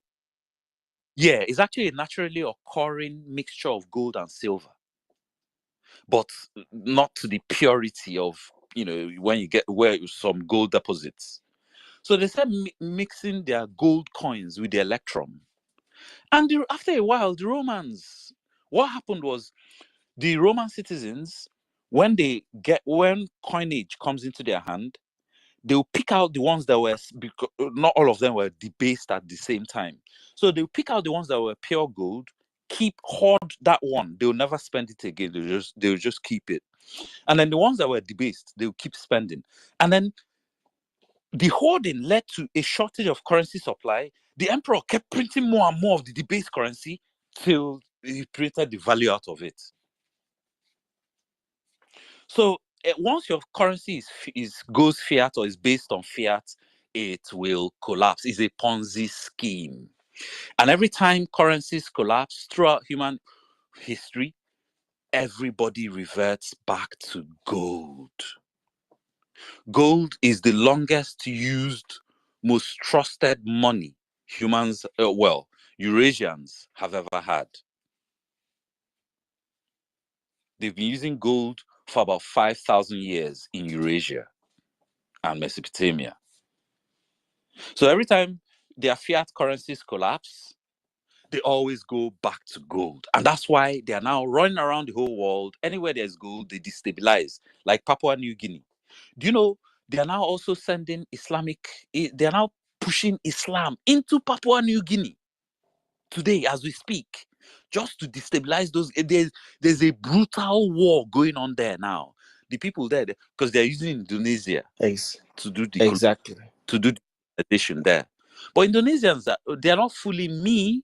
In my eyes, they are still white people. They are not black. They are Eurasians. Eurasians, you see, when you hear white people, don't box your mind into thinking it's just people with white skin. No. There are some people classified white under that classification. White is not a race. It's a classification of continental groups of people based on, obviously, their genetics. And black is also the same. So when you hear white includes everything from as white as Scandinavia, Britain, all the way across to China, all the way to northern India and Pakistan. Those ones are not even pure white. But there's a reason why they speak an Indo-European language. Because the people in northern India today they all stem from the expansion, that Yamnaya expansion I was talking about earlier, that led to the whitening of Europe. The Indians today came from that expansion.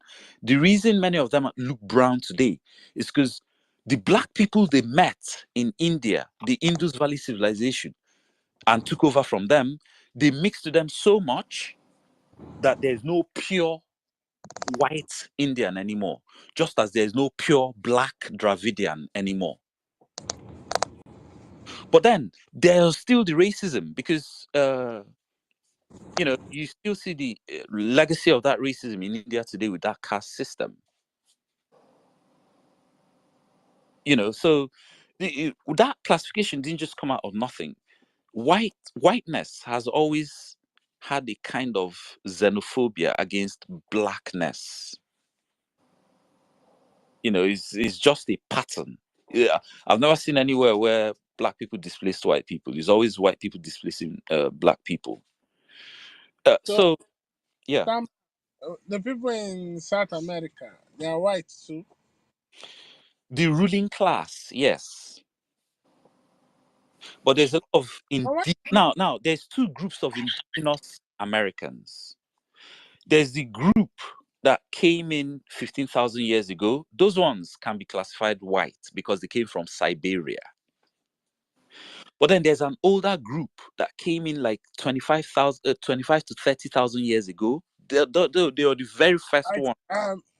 Starman, you have started again because these people are no more than 7,000 years. You say 25,000 years. Where did they come from 25,000 years ago? No, you missed what I'm saying. See. Okay, so I said there was two groups that first went into the Americas. So let me start from the first group. The first group came from the first population that left Africa, that went to Australia and became the Australian Aborigines. But not all of them went to Australia. Some of them went via China, via China up towards Beringia. And then there was still ice over Beringia. But there's a route called the Kelp Highway that many of them sailed along the ice. Obviously not next to the ice, it would have been too cold. But they sailed island hopping, all the small islands, close to the ice near BRGIE. They were island hopping till they got to America.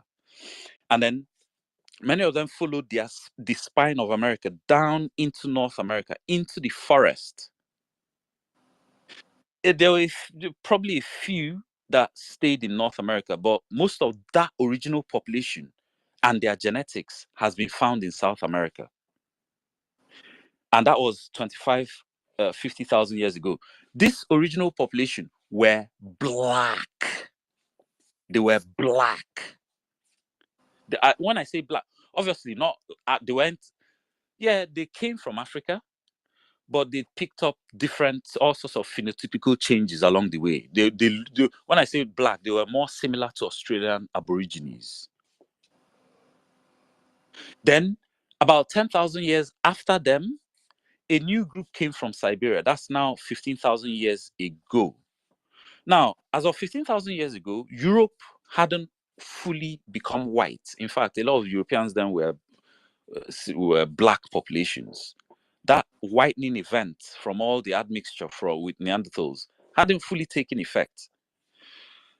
But, a lot of the populations from some of the genetic testing, so you could see some of those populations developing that, losing their melanin, number one, from the admixture, number two, from being at that latitude with very little sunlight. It was now one of those, this group in Northeast Asia from Siberia, that now the second group that entered America 15,000 years ago. That's why when you see them today as Native Americans or Red Indians, which they don't call them anymore, I think they just call them Native Americans now. They're not quite black, but they're not quite white. They have that brownish color to them.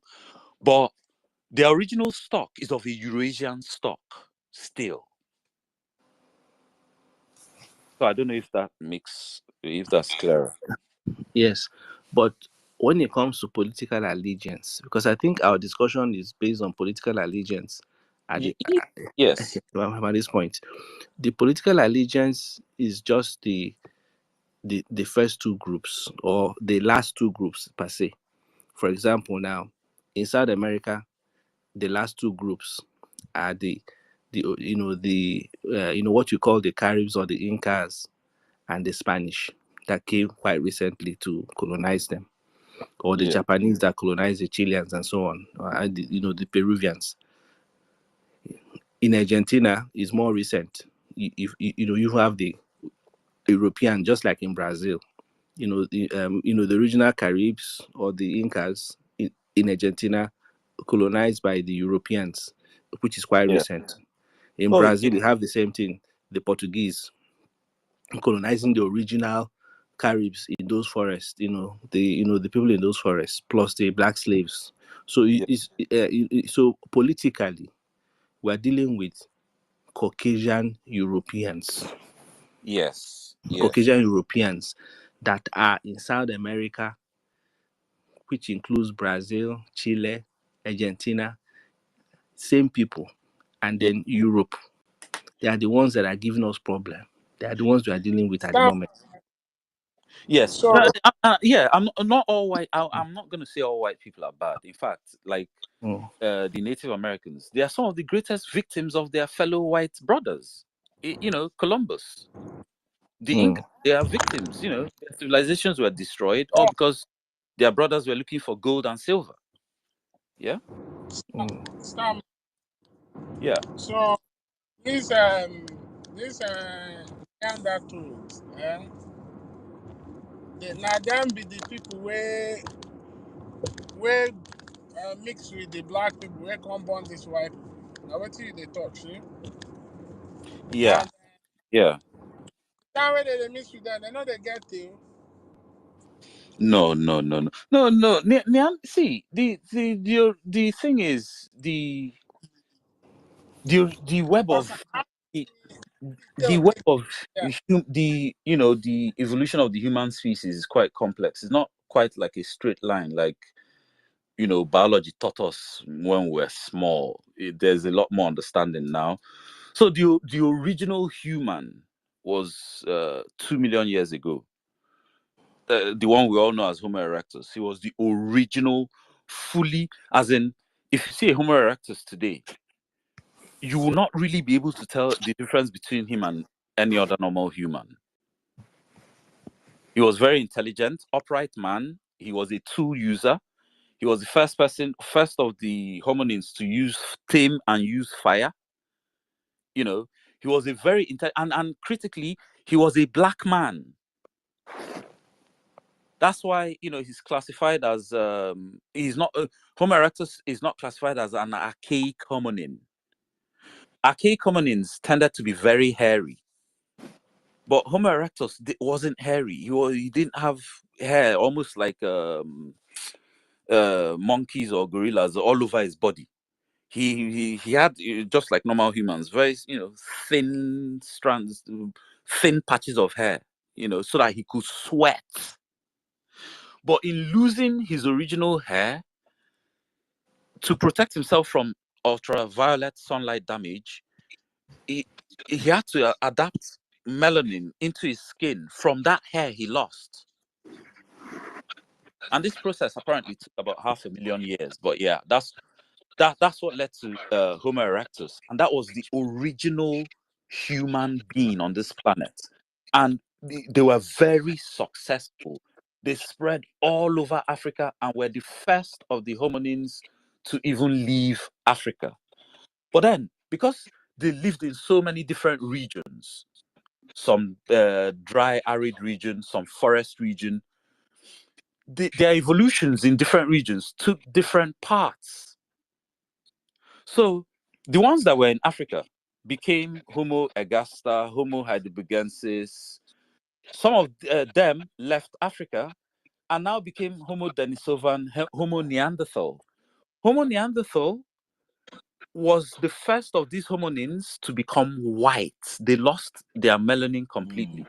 Why? Because they were living in Europe at a time when half of Europe was under ice. Yeah. They were living in Ice Age Europe. And for an ice age to happen at all, yeah. Remember I was talking earlier about how Europe doesn't get enough sunlight for black people to synthesize enough vitamin D. Now, the reason Europe doesn't get enough sunlight is because of the way the Earth is tilted away from the sun at the North Pole. Now, this tilt is not a permanent fix. Sometimes it tilts even more. And when it tilts even more, that means that North Pole is receiving even less sunlight and it gets colder. And as it gets cold, seawater and vapor in the air starts freezing and getting dumped on each other, depositing as those giant ice sheets. And as the water is being deposited as ice sheets in the coldest parts of the planet, sea level drops. In fact, during the Ice Age, sea levels were 100 meters less than what they are today. That was what made it easy for our ancestors to get to Australia.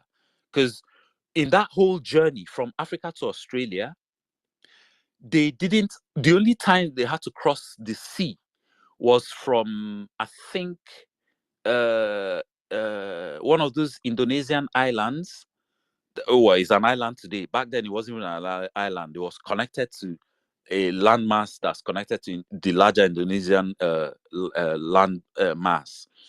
Was one of those islands today, well, it wasn't an island then, to Papua New Guinea. Papua New Guinea itself was connected by land to Australia back then when sea levels were 100 meters lower than it is today.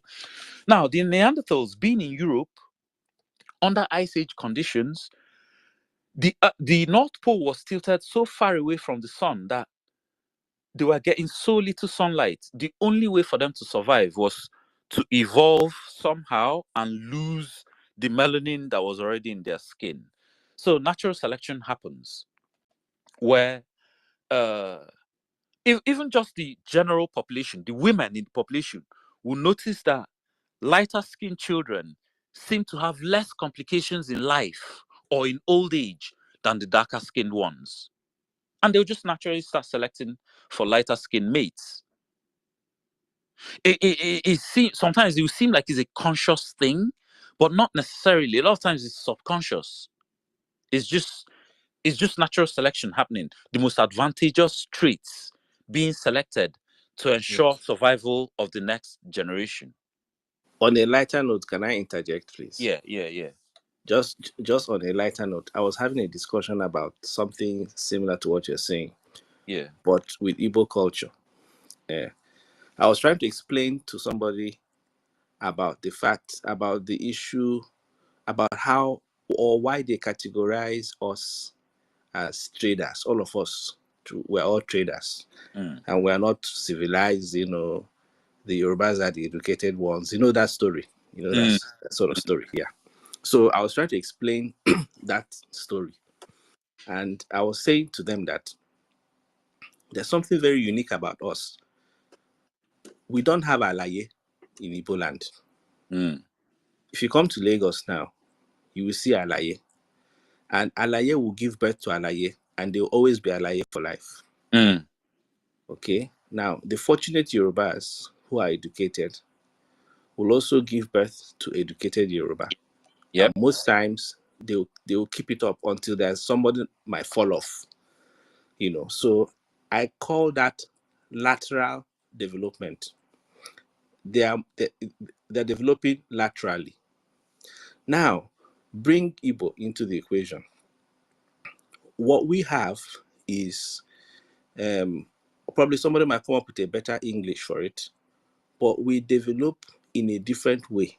Now, we have our educated class, yes, but our uneducated class is empowered, which is the trader, the person that chose to trade from primary school, who left primary school or didn't even go to school at all, or by a boy. And most of the time, 90% of the time, at some point in his life, he gets empowered. Okpata ego, onute ezigbo nwanyị, ụmụ ya eje akwụkwọ nke ojerozi, fanwe eje. You get, from that lineage, he has eliminated poverty and illiteracy in his line. So exponentially, we eliminate illiteracy as we progress. Can you see the point now? Other people don't. I can. Not only that. Now, coming to your own, to the fact that, to the funny part of it, we don't only do that with literacy. We also do that with physical. Let me ask physical. What Hello? what do you define as illiterate? What do you define? What do you define as illiteracy? Because a man who can do his trading business and be very successful because he did not go to school, you call him an illiterate? No. Let me explain. There are several factors to what I'm trying to explain.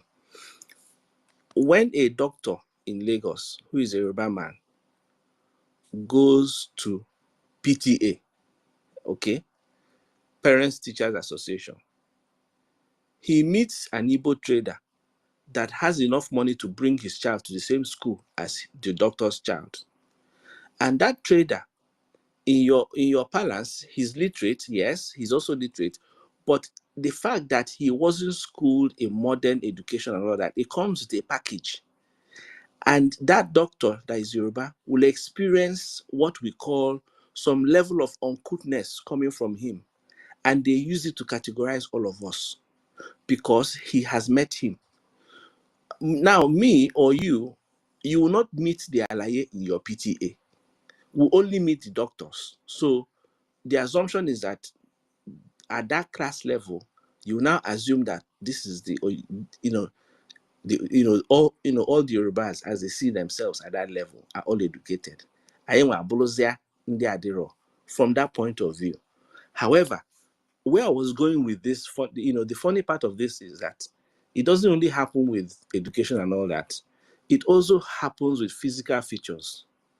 Nwoke jonjo si bendi jonjo pụta kpata ego onye nụta nwaanyị mara ezigbo mma amụta ụmụ makwa mma. Do you understand? And as they progress, also mma ana-adị more and more and more. Anọ ya ka anyị nwa ji wee makwuo mma ma mmadụ nne in combination to all the Nigerians. If you see the I'll agree with comical part of where I'm going. I'll agree with the first part, but maybe not necessarily the second, because that's genetics and that's down to genetics and people's choices. But then what I'll say to what you just said is remember the Yorubas have a monarchical system. That means they have a class system. That's why a doctor's child will be a doctor and their child will be a doctor or accountant or lawyer, while an Aguero's child is more likely to be an Aguero. And well, unless you do political thuggery like Msu Lomo, but yeah. But meanwhile, in Igbo society, because we didn't have any kings or centralized polity, the class system is very minimal. I mean, we have reverence for people that merit the reverence, but it's not like a class system where some people, it's all about. Okay, in Igbo land, when someone asks you, whose son are you? It's not so much they want to gauge your class. It's more like they want to gauge the integrity of the house you are coming from. Yes, exactly. Yes. Compared to other parts of hierarchical Africa where they have kings, where it's about, which class are you coming from? Correct. Right. The integrity of the house. Absolutely correct. Yes. So yeah, that's that. And then to Igbos being traders, there's something I discovered. Again, I know a lot of people, when they hear me talking about Neanderthal, Homo erectus, to them is like, what the hell is this guy talking about? Yes, talk ever. But look, if you don't know, you don't know. Ancient history, sweet die. Especially if you are following it to your own mind and not just falling for every, you have to enjoy ancient history. You also have to have a certain kind of analytical brain. See, first things first, I don't know if you guys have heard of some genetic testing they did on some people in Cameroon, and they said they discovered some ghost DNA. Ghost DNA. Now, ghost DNA means that DNA is not Homo sapien, but somehow it's become lodged within Homo sapien DNA. But they don't know what particular type of hominin is. It must be a hominin. If not, it will not be compatible with Homo sapiens in the first place. Remember, all these hominins I've mentioned, Homo sapien, Homo erectus, Homo sapien, Homo neanderthal, Homo denisovan, Homo heidelbergensis, and Homo ergaster, they are all children of Homo erectus, meaning that genetically they will all be compatible to interbreed with each other. That's why when white people mixed with Neanderthals, they took in Neanderthal genes, and that accelerated. Now, it took Neanderthals 500,000 years to go from the original black Homo erectus that migrated into Europe to turn white. And not even all of them turned white. It was the ones that were closest to the ice sheets that turned white. The ones that were like in places like Israel, they were still kind of like brownish, not black like Homo erectus, but they start losing their melanin. That Israel is quite a high latitude, so but not all of them were like all white. Some were darker than others. Some Neanderthal populations were darker than others. Now, it took them 500,000 years. Remember, I was talking earlier about how it took Homo erectus from Australopithecine to Homo erectus. sorry, from from Australopithecine to Homo erectus, it took him 500,000 years to lose his body hair and adapt melanin from that body hair into melanin under his skin for protection from sunlight damage, UV damage. It also took Neanderthals about 500,000 years to lose their melanin under conditions of very little sunlight, so that they could synthesize enough vitamin D from that very little sunlight. It took them 500,000 years to go through that whole adaptation process. Now, we humans, Homo sapiens, on the other hand, it took them 50,000 years, a tenth of what it took Neanderthals. Why? Because they took in Neanderthal DNA that was already adapted for those conditions these modern humans were moving into, those Ice Age conditions, because modern humans got into Europe still during the Ice Age, and they met Neanderthals, and they bred, they mixed, they banged each other, and they were compatible, at least. Apparently, I think the female Homo sapiens and the male Neanderthals were compatible. Yeah, I can't remember now if it was the other way around, but one of them was sterile. One combination was sterile, one combination was viable. And that's how Neanderthal DNA got into humans, from that admixture event. And then the humans that were in Europe at the time, them now having these genes that had been selected for survival in Ice Age conditions, and they're now living under the same Ice Age conditions, those genes got turned on. They got switched on. And over time, over generations, those black people that are taking in those genes, because those genes were actually advantageous for survival, they began to become the dominant, at least, gene for melanin production in those populations. So there's two types of melanin. There's, in fact, I think there's three, but one is only in the brain. That's neuromelanin. Then there's two types that is in the skin, and everybody has the two, red and black melanin. Red melanin is like in your tongue, your lips, or in your private parts. That's red melanin. The black one is your skin.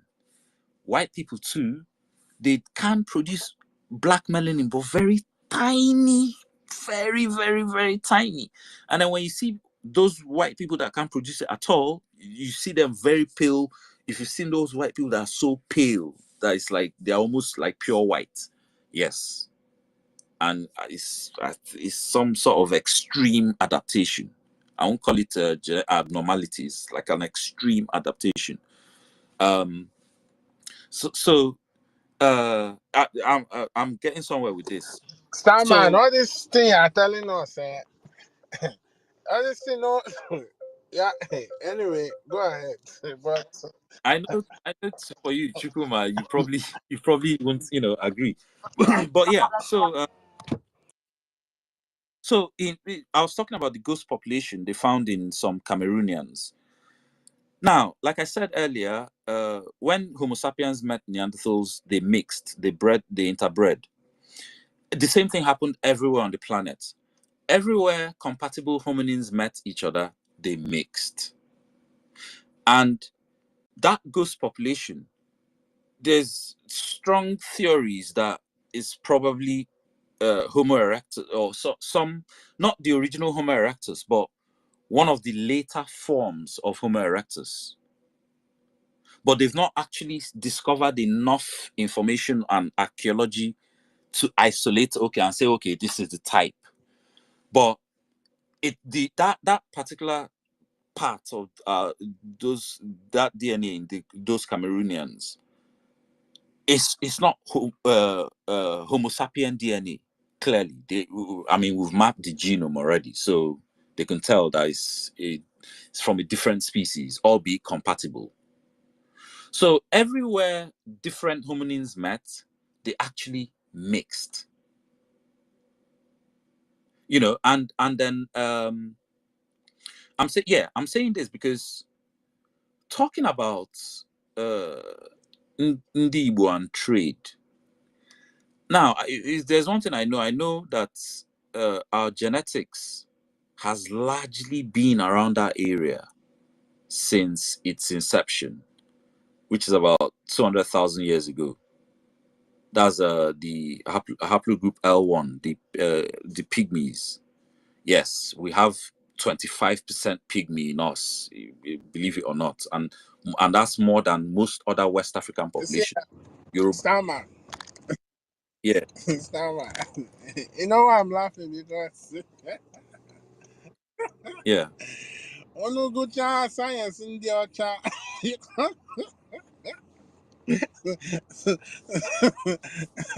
Stammer. This how you're talking there. I don't understand though.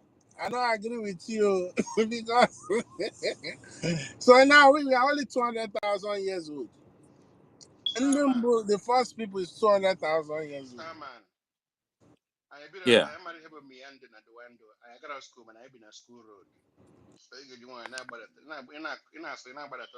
No. Ndị Miana told ndị lab project apụtara na lab. Otu a si eme bioengineering or na lab capital. I don't know why. Because you know Chineke kere mmadụ just created people different. No. See, Chukwumeze, yeah, digital. I see you, Arinze, I see you, and this. I don't know, guys. Starman. I'm sorry to intrude, but can I just say something on what you're saying? Yeah, go on. When it comes to the black race and the Caucasians, yeah, because the Neanderthals are not pure humans. You understand? And you know, when you go back to history and the original African history, you understand that the people called the Neanderthals or the Caucasians, they were created in lab.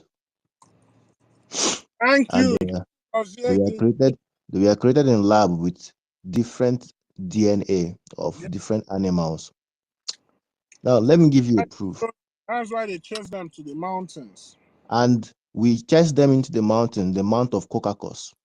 Black people created white people through genetic engineering, which is what you call using the DNA of the black man to formulate the Caucasians. Now, let me still give you an instance. Do you know that when a white man impregnates a black woman, there is an injection till today. There is an injection that the doctor will have to give that black woman. If not, the child is going to be aborted naturally because the white people are not complete humans. They are a mixture of so many DNAs which are formulated in labs. They don't have, sorry, bro. Yes. The 6 neutron, the 6 proton, and the 6 electron. Yeah. Thank you. Now, this injection that they give to this black woman is called Rogam injection. You have your phone, you can research it there. Now, it prevents her body from trying to naturally abort it. If the doctor fails to do this, like fails to give her this injection, automatically her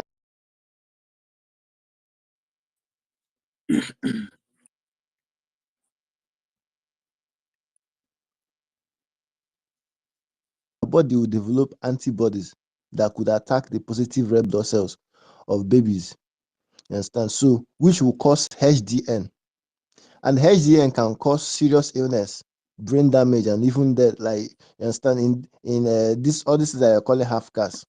So this thing not be common knowledge. We don't know for a long time. So that is why when black mothers will they expect babies, they go ask them first, which race is your husband from? Which race is the father of the baby from?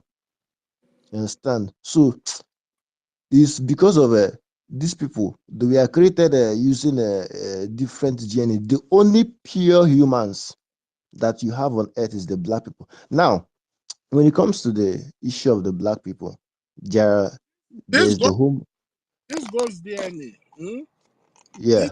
DNA you are talking about is this DNA that they cannot trace the origin because Yeah. those DNA came directly. Yeah. Now, Himself. okay. Now, can you hear me? Now, this is Those because DNA, of most especially you find it in Biafra. Happen yeah. can not Cameroon.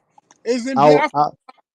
after I'll tell them the difference between Biafrans and other black race. You know, I've tried to say this thing before, but some people don't understand. See, let me make it to understand. You know, this injection that I'm talking about is because of the Caucasians. There's something called ROH called rhesus monkey. It's a secret between the white people and yourself. This is one of the biggest secrets kept in the white world. You understand? It's like a blood group for the Europeans, and that blood group is called the RH factor. That is, the RH is standing from the rhesus. The rhesus is short for rhesus monkey. That RH factor is a plasmic like agglutinogen antibody first found in the bloodstream of rhesus monkeys. Are you seeing that the white people have connection to rhesus monkeys? When you make all these researches, you begin to understand that the only full-blooded humans are the black people. Now, the white man has this RH positive, while the African person has the RH negative. So automatically, when a white man pregnants a black woman, the baby will go out without this Rogam injection. Understand me? So we are genetically different. Now, when it comes to the Homo erectus, our fathers told us something. They said that nobody knows the beginning of Igbo people. Nobody will know the end of the Igbo people. They said the Igbos, or what you call present day Biafrans, are they are the beginning. If you understand, there's a woman that wrote a book. She wrote The Live Before Adam. Yeah. Understand? Now, have you read that book before? Yeah, I know about it. Thank you very much. Arinze, sorry, you didn't. You said when Oyibo impregnates a black woman, you didn't say the other side. What of a black man impregnating white? Is that, do they inject the Oyibo woman? Yes, because of we have RH negative, they have RH positive. That RH negative means that we do not have the DNA of these rhesus monkeys, but they have RH positive because their DNA is connected to these rhesus monkeys. So automatically, when we pregnant them, their babies automatically go out. I didn't say, sorry. Now, you see, that's why Thank I you. was laughing when Starman was talking. Now you see where that narrative of man originated from ape is coming from. It's bullshit. You see They are where that trying. narrative of Yes, the white man is trying to tell you that now you see where okay. that narrative of they tell you Adam and Eve was born 7,000 years ago because this biogenetic engineering that was used in producing them Yes, in the happened lab. like 7,000 years ago. So Yes, in that's the why when lab. Starman is saying what he's saying, the Igbo people, they came through UFO, the thing that they are calling UFO now that they are even studying. They Yes, came the through Igbo. UFO, Yes, we came Estapando, from different planets. We came from direct different planets. to Some the of us earth. came from the moon. Some of us came from the sun. Some of us came from different planets. And when we came on Earth, we use something called egede to emerge here on Earth. So Telepath. the Igbo people are not originally from Earth. We are extraterrestrials. We are extraterrestrials that we emerge from different planets. Yeah. These people that you call the Igbo people are even older than the Homo erectus that you're talking about. They lived. You guys are laughing at me. Say my science is far Almost out. man, you go far for your science. So. No, wait. No, but how far could I have gone when their own is so far that it's coming from that planet? Oh boy, I'll go far. Yes, that is Oh the my truth. God, not true. If That if is the we truth. think and we No, You Starman. know, go You far see, past me. when you see, honestly, to be honest, when you give that narrative, if in a man in a Marichuku, that's it. Thank you very That's it. much. You are No. just See, look. it is Look. it. See this. We see here. At the end of the day, we're going to have a Ministry of Education in Biafra. it will be their duty to evaluate what we are going to put in our children's heads. And Shebi, I said, my Biafran dream is to have my own school. Yes, I will present the curriculum I intend to teach. And I'm sure all sorts of educators all around Biafra land will all present their curriculum. And there will be, dialogue, there will be analysis, there will be examination. And I think for the best of our people, we will not teach them bull crap. So ultimately, we'll see whether, things I'm talking about. First of all, unu ga-abụgodu ụzọ wee rapụ all these things ndị ọcha kụziri. Most especially, ndị ọcha na-ebunye gị history. You gotta be, ị ga na-enyo ya with Yo, one Mr. eye. Starman, are you still speaking? I can't hear anybody. No, it was Chukuma speaking. Enye gị history, you gotta use one eye, they look am. No use all your eye look am, because remember, the history is to tell you that you are more or less of a human than them. So that's why I asked you that question. Those people that has tail, how did that tail disappear? You brush it off, say no. Because I'm trying to head in somewhere. That's the Caucasians. Because Thank you. because and this our melanin skin. Oh my God, that journey that we came from a different abstract plane. God bless you. That made us develop that melanin skin. Everybody will present their evidence to back up why they believe this and this and that. Stand my own evidence. They will put it in dustbin. Don't bring this. Yeah. Chukwumeze, you this guy. Easy. Well, the thing is, I would like to see your own evidence and to know where this planet we came from is, what the name of the planet is, the design of our UFO, and how come we can't. That's why they tell you, how come we can't make this UFO again? I mean, with such technology, it's amazing we got conquered by primitive. We go sit down. Starman. Because we're trapped in Nigeria. Starman. We're still going to do it. We have the resources, I think. Yeah. Chukwumeze. Sorry, let me still make this impression. See, the reason why we are doing all these things is because we have deteriorated. Can I say something real quick just to verify what these guys are saying? Rinze is saying. I posted things inside of the chat. The tail is true. It's a disorder that few whites have. That's one thing. Another thing is, please study the Cambrian explosion. Scientifically, all species on most mammals on the planet arrived on Earth at the same time. Right. So there is some truth to say that maybe we came from a different planet, stuff like that. I don't know. Some people say that our circadian rhythm is more aligned with Mars than it is with Earth, but let me not get deep. It's not a lie. Bro. The pyramid. Starman. Yeah. Let me ask you a question. Wait. Okay. Sorry. Okay. The two pyramids that brought us out from the earth is still in Igbo land today. That's called Nsude. Yeah, it's still in Igbo land today. And that's why when when it became dawn on me, when I compare the Igbo cosmology and that aspect of, they tell you the Big Bang theory, that the world just came out from a Big Bang theory. That's when I knew that they ate our brain. And they just found a telescope. They created a telescope that disproved the Big Bang theory because they found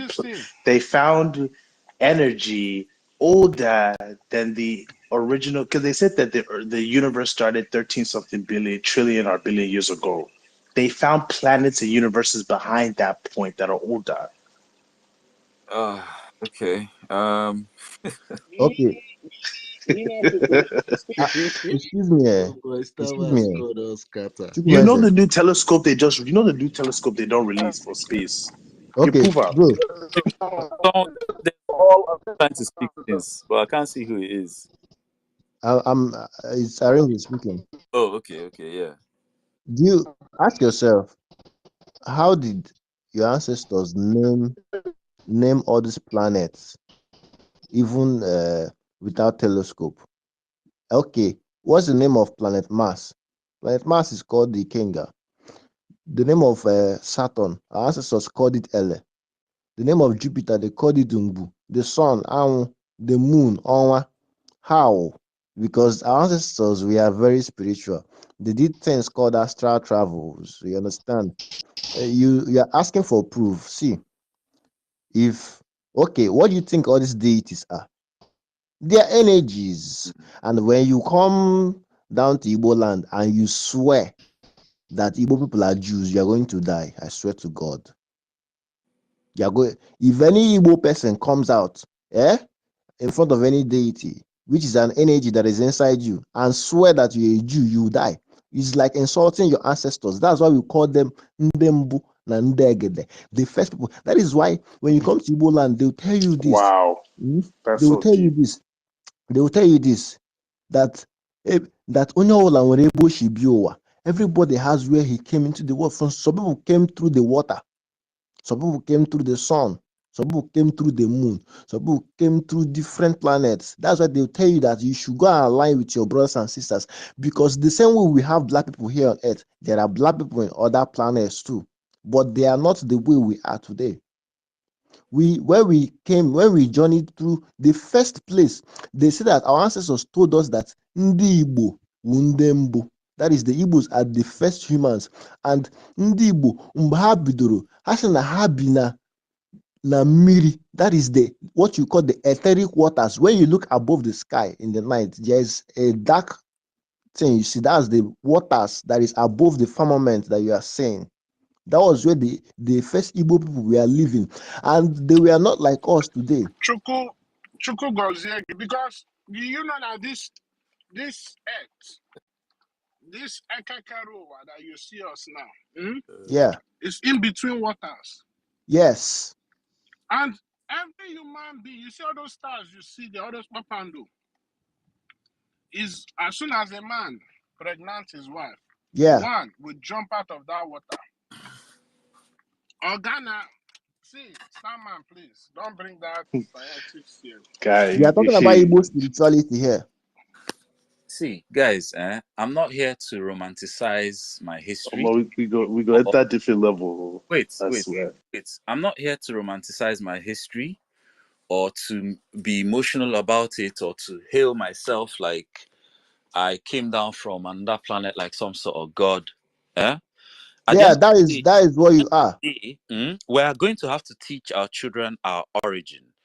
And I'm sorry, I don't think just telling them a story is going to cut it. Oh, we came from this planet. Daddy, what planet? What's the name? Where is it? You just point to the sky. Oh, in about a Starman, Iwo Igbo. Come on. Yeah? Iwo Igbo, Starman. In Abakwafa. Oh, 3 questions in Ajuma or what? In Abafa. Also, now, Abafa. That thing. I didn't see. That thing I need Abafa. I didn't see. What do they call it? I didn't see.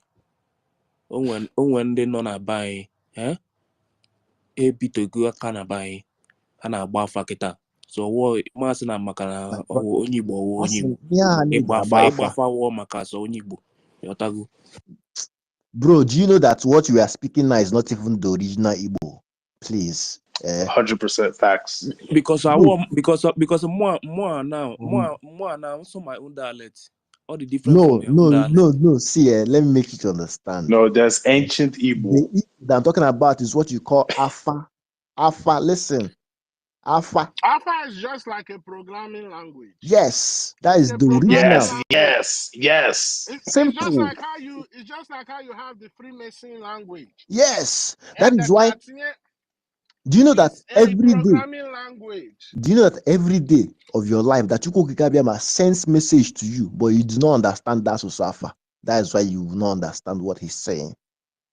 The Igbo people told you that even before this universe came into existence, that they were living with their God, Chukwukabiama, in the waters above. That was after the explosion that took place in the beginning that made Chukwukabiama to become separated from us here in the physical realm. In Igbo cosmology, it was this explosion that had us to separate from Chukwukabiama.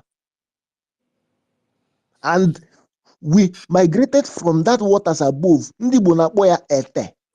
The white people took it and called it the etheric waters. Our ancestors told us that in the moon that they built pyramids, a na-akpọ ya ugwu. That is Ugunzu. Okay, and I'm happy you said this, because in Biafra, we can actually build a telescope or a space program, go to the moon, and take photographs of our ancestors' Bro, pyramids. listen to me. This is not You physical. cannot see it now. This is not physical.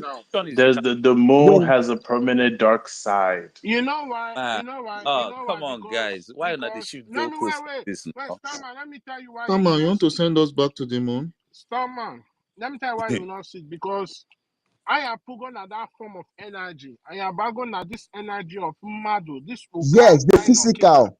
We migrated from the spiritual world to the physical world. Well, that is why you cannot listen. Bro, anybody that told you that he has gone to the moon with rockets is lying to you. You see this firmament up here, you cannot leave it physically. When we emerge from the moon, Thank you so much. I we swear, were I don't pure believe in this spirits. thing. We were pure This spirits. is consciousness level. We were Our pure consciousness, spirits. yes. We were And I pure heard a white spirits. man saying all of this NASA shit is conspiracy theory by the white man. I heard it somewhere by a white man. Bro, do you know that many white men have shot nuclear bombs in this firmament and they cannot shoot it down? Anybody that told you that any rocket left this firmament, because what is up there is pure water. I heard it too, man. That Chukwukabiama used to separate, to separate the waters up there to the ones down here. None. Well, I don't believe that. We are on a globe sphere. We are on a globe. Sounds like there's no edge of the globe. like flat Earth You and go Bible. to. Even though I don't believe in flat Earth. We are on a globe. It's been scientifically So, proven. Starman, can I speak, please? Can you hear me, Starman? Let me know because I'm in a But noisy the environment. atmosphere is mostly water, so maybe No, that's what bro. our Can you ancestors hear were me, talking Starman? about. Someone wanted to speak. I think it's digital. Digital juju. Yeah, go on. Yeah, thank you so much for the opportunity. So, Starman, I have a question for you. In your background, are you a geologist, a paleogeographer, or paleoanthropology? Are you any of this? I'm actually an engineer, but I. Okay, so yeah, I like your submission earlier. You know, when you talked about the sun and all that, and also when you talked about you know, our early ancestors. So it's a fact that our early ancestors you know, were discovered somewhere in the Rift Valley in East Right. Africa, you know, because of the geological environment over there. So the environment there was able to help to preserve those bones, you know, because at the end of the day, we are all carbon creatures. So what I mean by carbon creature is, you know, if you look at the isotope of carbon and the carbon dating, so we carry that print with us, except when we die. So it's just like this, we eat cow eats the grass, and, you know, the whole photosynthesis, carbon dioxide reaction from you know, the plants and all that. So it gives us a fingerprint and it helps us in dating. So our early ancestors were discovered somewhere there. It's called the fossil name I think is called Lucy in Ethiopia. Yeah. So yeah, you're right about when you said something about we in Africa we are old. We are older than all the whole thing that has been, you know, that has been indoctrinated, or the false education that has been taught down passed to our people and all that. Then there's something else you also said about the sun that was impressive. Yeah, the climate is going to change. It's not all this whole thing they say about our CO2 level, our human activity and all that. We understand the politics that is being played by the Western world and all that. But the fact still remains that the climate has changed. It changed earlier. If you go back history and you read about the Milankovic cycle, Yeah. the Siberian astrophysics, when he talks about Right. obliquity, the 23.5 north and south, and also the fact that our Earth is eccentric. Right. So because our Earth shape is eccentric, that means this particular sun, which has given us energy, is racing towards a star called Deneb. So in thousands of years to come, the North Pole right now is called Polaris. It's not going to be Polaris. It's going to be Vega. Vega is one of the bright stars. You see them up in the northern hemisphere. So the fact is, things will never be the same. The Earth is constantly in Yeah. motion. It's always going to be what it is. Then when you talk about the moon, yeah, if you do the geological dating of the moon rocks and the earth rocks, they show a similarity that, yeah, something happened. The moon went its own part from the earth. That is why we are in this tidal lock. So when you get moon rock, you can still differentiate the moon rock from the isotope of Right. oxygen. It will tell you that the rock from the moon is different Right. from the rock from the earth. Yeah, the earth itself is it's a lot of stuff going on. We are constantly in Right. motion. We are constantly in space. Things are moving every day. Like sometime in 1962, even in Nigeria, we had this meteorite that made its impact on somewhere in Castilla. It's called the Zagamani meteorite. So from Mars, we had this rock that was able to make its impact on our own. But we are in a space, we are in a stage of planetary astronomy. Things are moving. There are tendencies that our civilization has peaked. And that is why you see all this infighting that we are doing. Yeah, is there a possibility that we are not the only one here? I am a strong believer that I think we are not the only one here. If you go by the mediocrity principle, because if you look at our position from the sun, we are on Earth, Jupiter is there, Saturn is there, all these planets are all there making their movement. Just like even the sun itself is also Yep. making its movement. The sun is not Yep. constant. The sun has its cycle. There was a time in the 16th century when the sun had no sunspot, bro. There was no sunspot. So what it means is that every 11 years, every 22 years, the sun is going to move from its north-south direction and rearrange itself again. So we are not the only one here. I strongly believe in that. A lot I of have people a are there doing question for research you. also. He's Go ahead, he's sir. 100% correct, by the way. Thank you. Thank you, Digital Juju. Wait, let me ask you a question. In that 16th century, who were the people that held the history and the research? Oh, The son, the one who did the research was called Monda. Monda was able to do the research because he looked at the eclipse. He contrasted the eclipse as of then and as of now, and he realized that a lot of people were focused on just the sun and the moon listen together, but they weren't able to see the halo. There Let is me what we call the halo. let me Come again? let me make something clear to you. Go You ahead. see, most of all these, yeah, you are very knowledgeable in what you know. But one thing I want to tell you, most of all these words that you are using to describe all these things, how the sun is moving. I don't know how the sun is moving. I don't think the sun moves. You understand? No, the All sun these things definitely moves throughout the universe for sure. Right. It does. It's already been verified, and our universe is actually going to collide with another universe, but that's a different conversation. But yeah, the sun moves. well, what I'm trying to say is all these things is narrating. As long as the original words, the original language that was spoken is not used to describe it, then I will not agree with anything you're saying. I will not agree with anything you're saying. So you are entitled to your opinion, but the fact remains that the sun will rise from the east, it will go down in the west. There are people who know when the sun is going to come out. There are models every day. If you want to know when the sun is going to set tomorrow, wherever you are, you can put it on Google. It will tell you when the sun will I, set. People have been following the science. And you listen to me, sir. We are not here to say, oh, if you believe or you don't believe. When you go down, but we are trying to educate and enlighten ourselves one after the I'm other. an Hausa person, but be talking. I'm not doing No, this. It but don't matter. But science is Look, science. Science don't care about all that. we move around the sun. The sun moves throughout the universe, well, throughout the galaxy, and then the the galaxy, galaxy. the universe. So, Anyway, Bro, so how now go they talk all these things, self? How now I go not just how understand now them, go see but truth? anyway, How now why white people they do better? How now go anyway, see truth? make una talk with you now. Nah, Yes. okay, I want to ask a question. When you pour water in a flat plate, Is that water gonna move? No. Thank you. Now, but when you pour water on top of a ball that is spherical, it's gonna pour. If the earth is a globe like you claim, all these waters that you are seeing, none of It's them will be relativity. stable. Study relativity. Study Bro, relativity. stop So, all those things, bro. so, Study relativity. so, so, Mr. Man, the thing is this: the whole volume of water that we have in the Pacific, Atlantic, Indian Ocean, they are constantly in motion with us.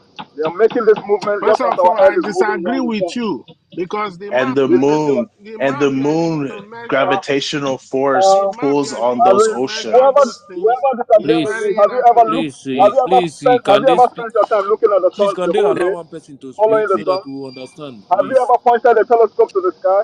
You say you disagree. Science don't believe in your feeling, man. This is what it is. Because you are Chukuma, Chukuma, see, anyway. Can we talk about you're doing Biafra? something. Because See, can we talk about Biafra? Because if we start going into all these things, the people that existed after the first people cannot come and tell the first people how Nah, things were. our ancestors tell us So the earth they flat. Like they talk all this one that they Me, I talk. won't So, even The hear if waiting earth for is you not talk. flat. At least they It's never not finish talk. bro, flat. prove me wrong. Prove me wrong. America Where's is the edge? Where's the it edge? Americano Prove that me is talking? wrong. Who's What talking? are you saying? Who's talking? Or Now, is it chuka truth? facts. Chuka facts. Okay, Now they talk. Now well, me the talk. Now me the talk. I beg. The earth is spherical. anyway, we are We gonna don't already anyway prove this thing long time ago. we are gonna be in Biafra, to checkmate all the knowledge you people are going to bring back for us Thank you because we very much, cannot my be brother. we cannot be teaching our children this kind That of the earth things. is spherical. That the How? earth is globe. Which one is globe? The If earth it is is very globe, flat. all of us are supposed to be shaking now. We'll be moving Yes. from left to right to Again, Yes. study relativity. Nothing So, like what you use are that saying don't relativity make sense to something, my me. Study brother. it. 2,000 years ago, a man thought, Njugina. listen to me,